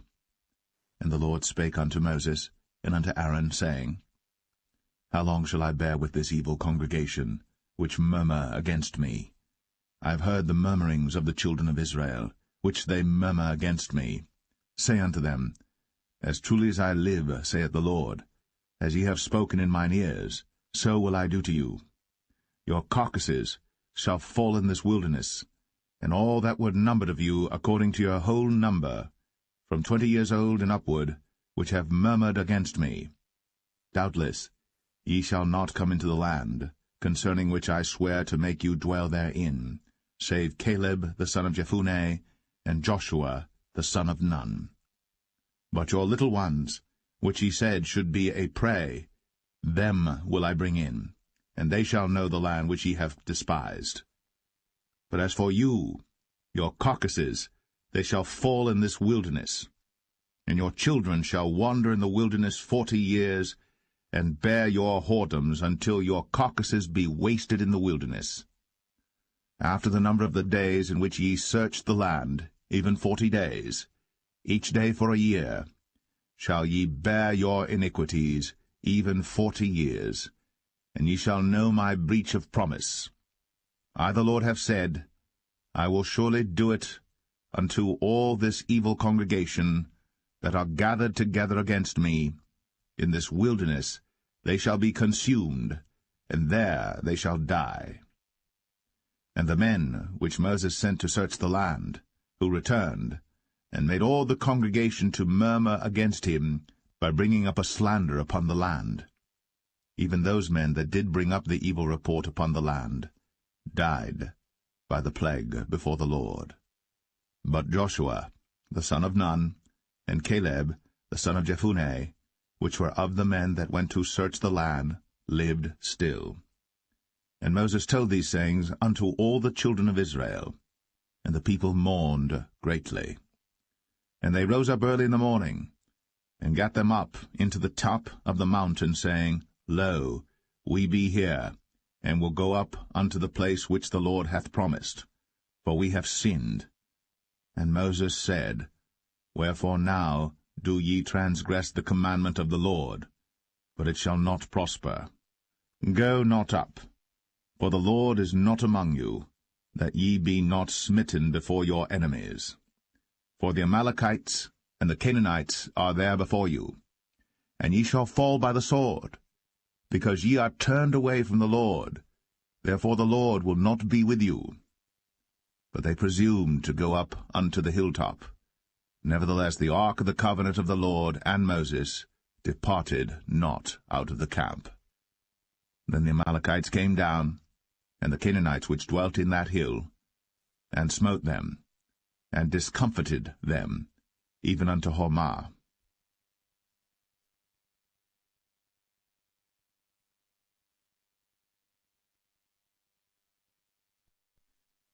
Numbers 15.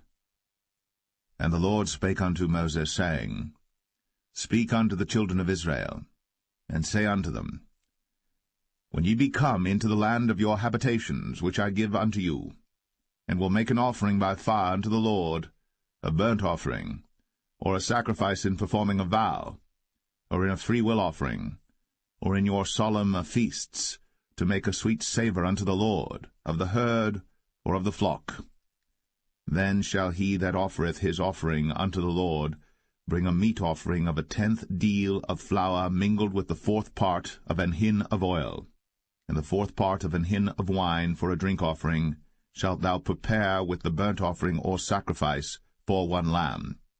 Or for a ram thou shalt prepare for a meat offering 2/10 deals of flour mingled with the 3rd part of an hin of oil. And for a drink offering thou shalt offer the 3rd part of an hin of wine for a sweet savour unto the Lord. And when thou preparest a bullock for a burnt offering, or for a sacrifice in performing a vow, or peace offerings unto the Lord, then shall he bring with a bullock a meat offering of 3/10 deals of flour mingled with 1/2 an hin of oil. And thou shalt bring for a drink offering 1/2 an hin of wine, for an offering made by fire, of a sweet savour unto the Lord. Thus shall it be done for 1 bullock, or for 1 ram, or for a lamb, or a kid, according to the number that ye shall prepare. So shall ye do to every one according to their number. All that are born of the country shall do these things after this manner, in offering an offering made by fire, of a sweet savour unto the Lord. And if a stranger sojourn with you, or whosoever be among you in your generations, and will offer an offering made by fire, of a sweet savour unto the Lord, as ye do, so he shall do. 1 ordinance shall be both for you of the congregation, and also for the stranger that sojourneth with you, an ordinance for ever in your generations, as ye are, so shall the stranger be before the Lord. 1 law and 1 manner shall be for you, and for the stranger that sojourneth with you. And the Lord spake unto Moses, saying, Speak unto the children of Israel, and say unto them, When ye come into the land whither I bring you, then it shall be that when ye eat of the bread of the land, ye shall offer up an heave offering unto the Lord. Ye shall offer up a cake of the first of your dough for an heave offering. As ye do the heave offering of the threshing floor, so shall ye heave it. Of the first of your dough ye shall give unto the Lord an heave offering in your generations. And if ye have erred, and not observed all these commandments which the Lord hath spoken unto Moses, even all that the Lord hath commanded you by the hand of Moses, from the day that the Lord commanded Moses, and henceforward among your generations, then it shall be, if aught be committed by ignorance without the knowledge of the congregation, that all the congregation shall offer 1 young bullock for a burnt offering, for a sweet savour unto the Lord, with his meat offering and his drink offering, according to the manner, and 1 kid of the goats for a sin offering. And the priest shall make an atonement for all the congregation of the children of Israel, and shall be forgiven them, for it is ignorance. And they shall bring their offering, a sacrifice made by fire unto the Lord, and their sin offering before the Lord, for their ignorance. And it shall be forgiven all the congregation of the children of Israel, and the stranger that sojourneth among them, seeing all the people were in ignorance. And if any soul sin through ignorance, then he shall bring a she-goat of the first year for sin offering, and the priest shall make an atonement for the soul that sinneth ignorantly. When he sinneth by ignorance before the Lord, to make an atonement for him, and it shall be forgiven him. Ye shall have 1 law for him that sinneth through ignorance, both for him that is born among the children of Israel, and for the stranger that sojourneth among them. But the soul that doeth aught presumptuously, whether he be born in the land or a stranger, the same reproacheth the Lord, and that soul shall be cut off from among his people, because he hath despised the word of the Lord, and hath broken his commandment. That soul shall utterly be cut off. His iniquity shall be upon him. And while the children of Israel were in the wilderness, they found a man that gathered sticks upon the Sabbath day. And they that found him gathering sticks brought him unto Moses and Aaron, and unto all the congregation. And they put him in ward, because it was not declared what should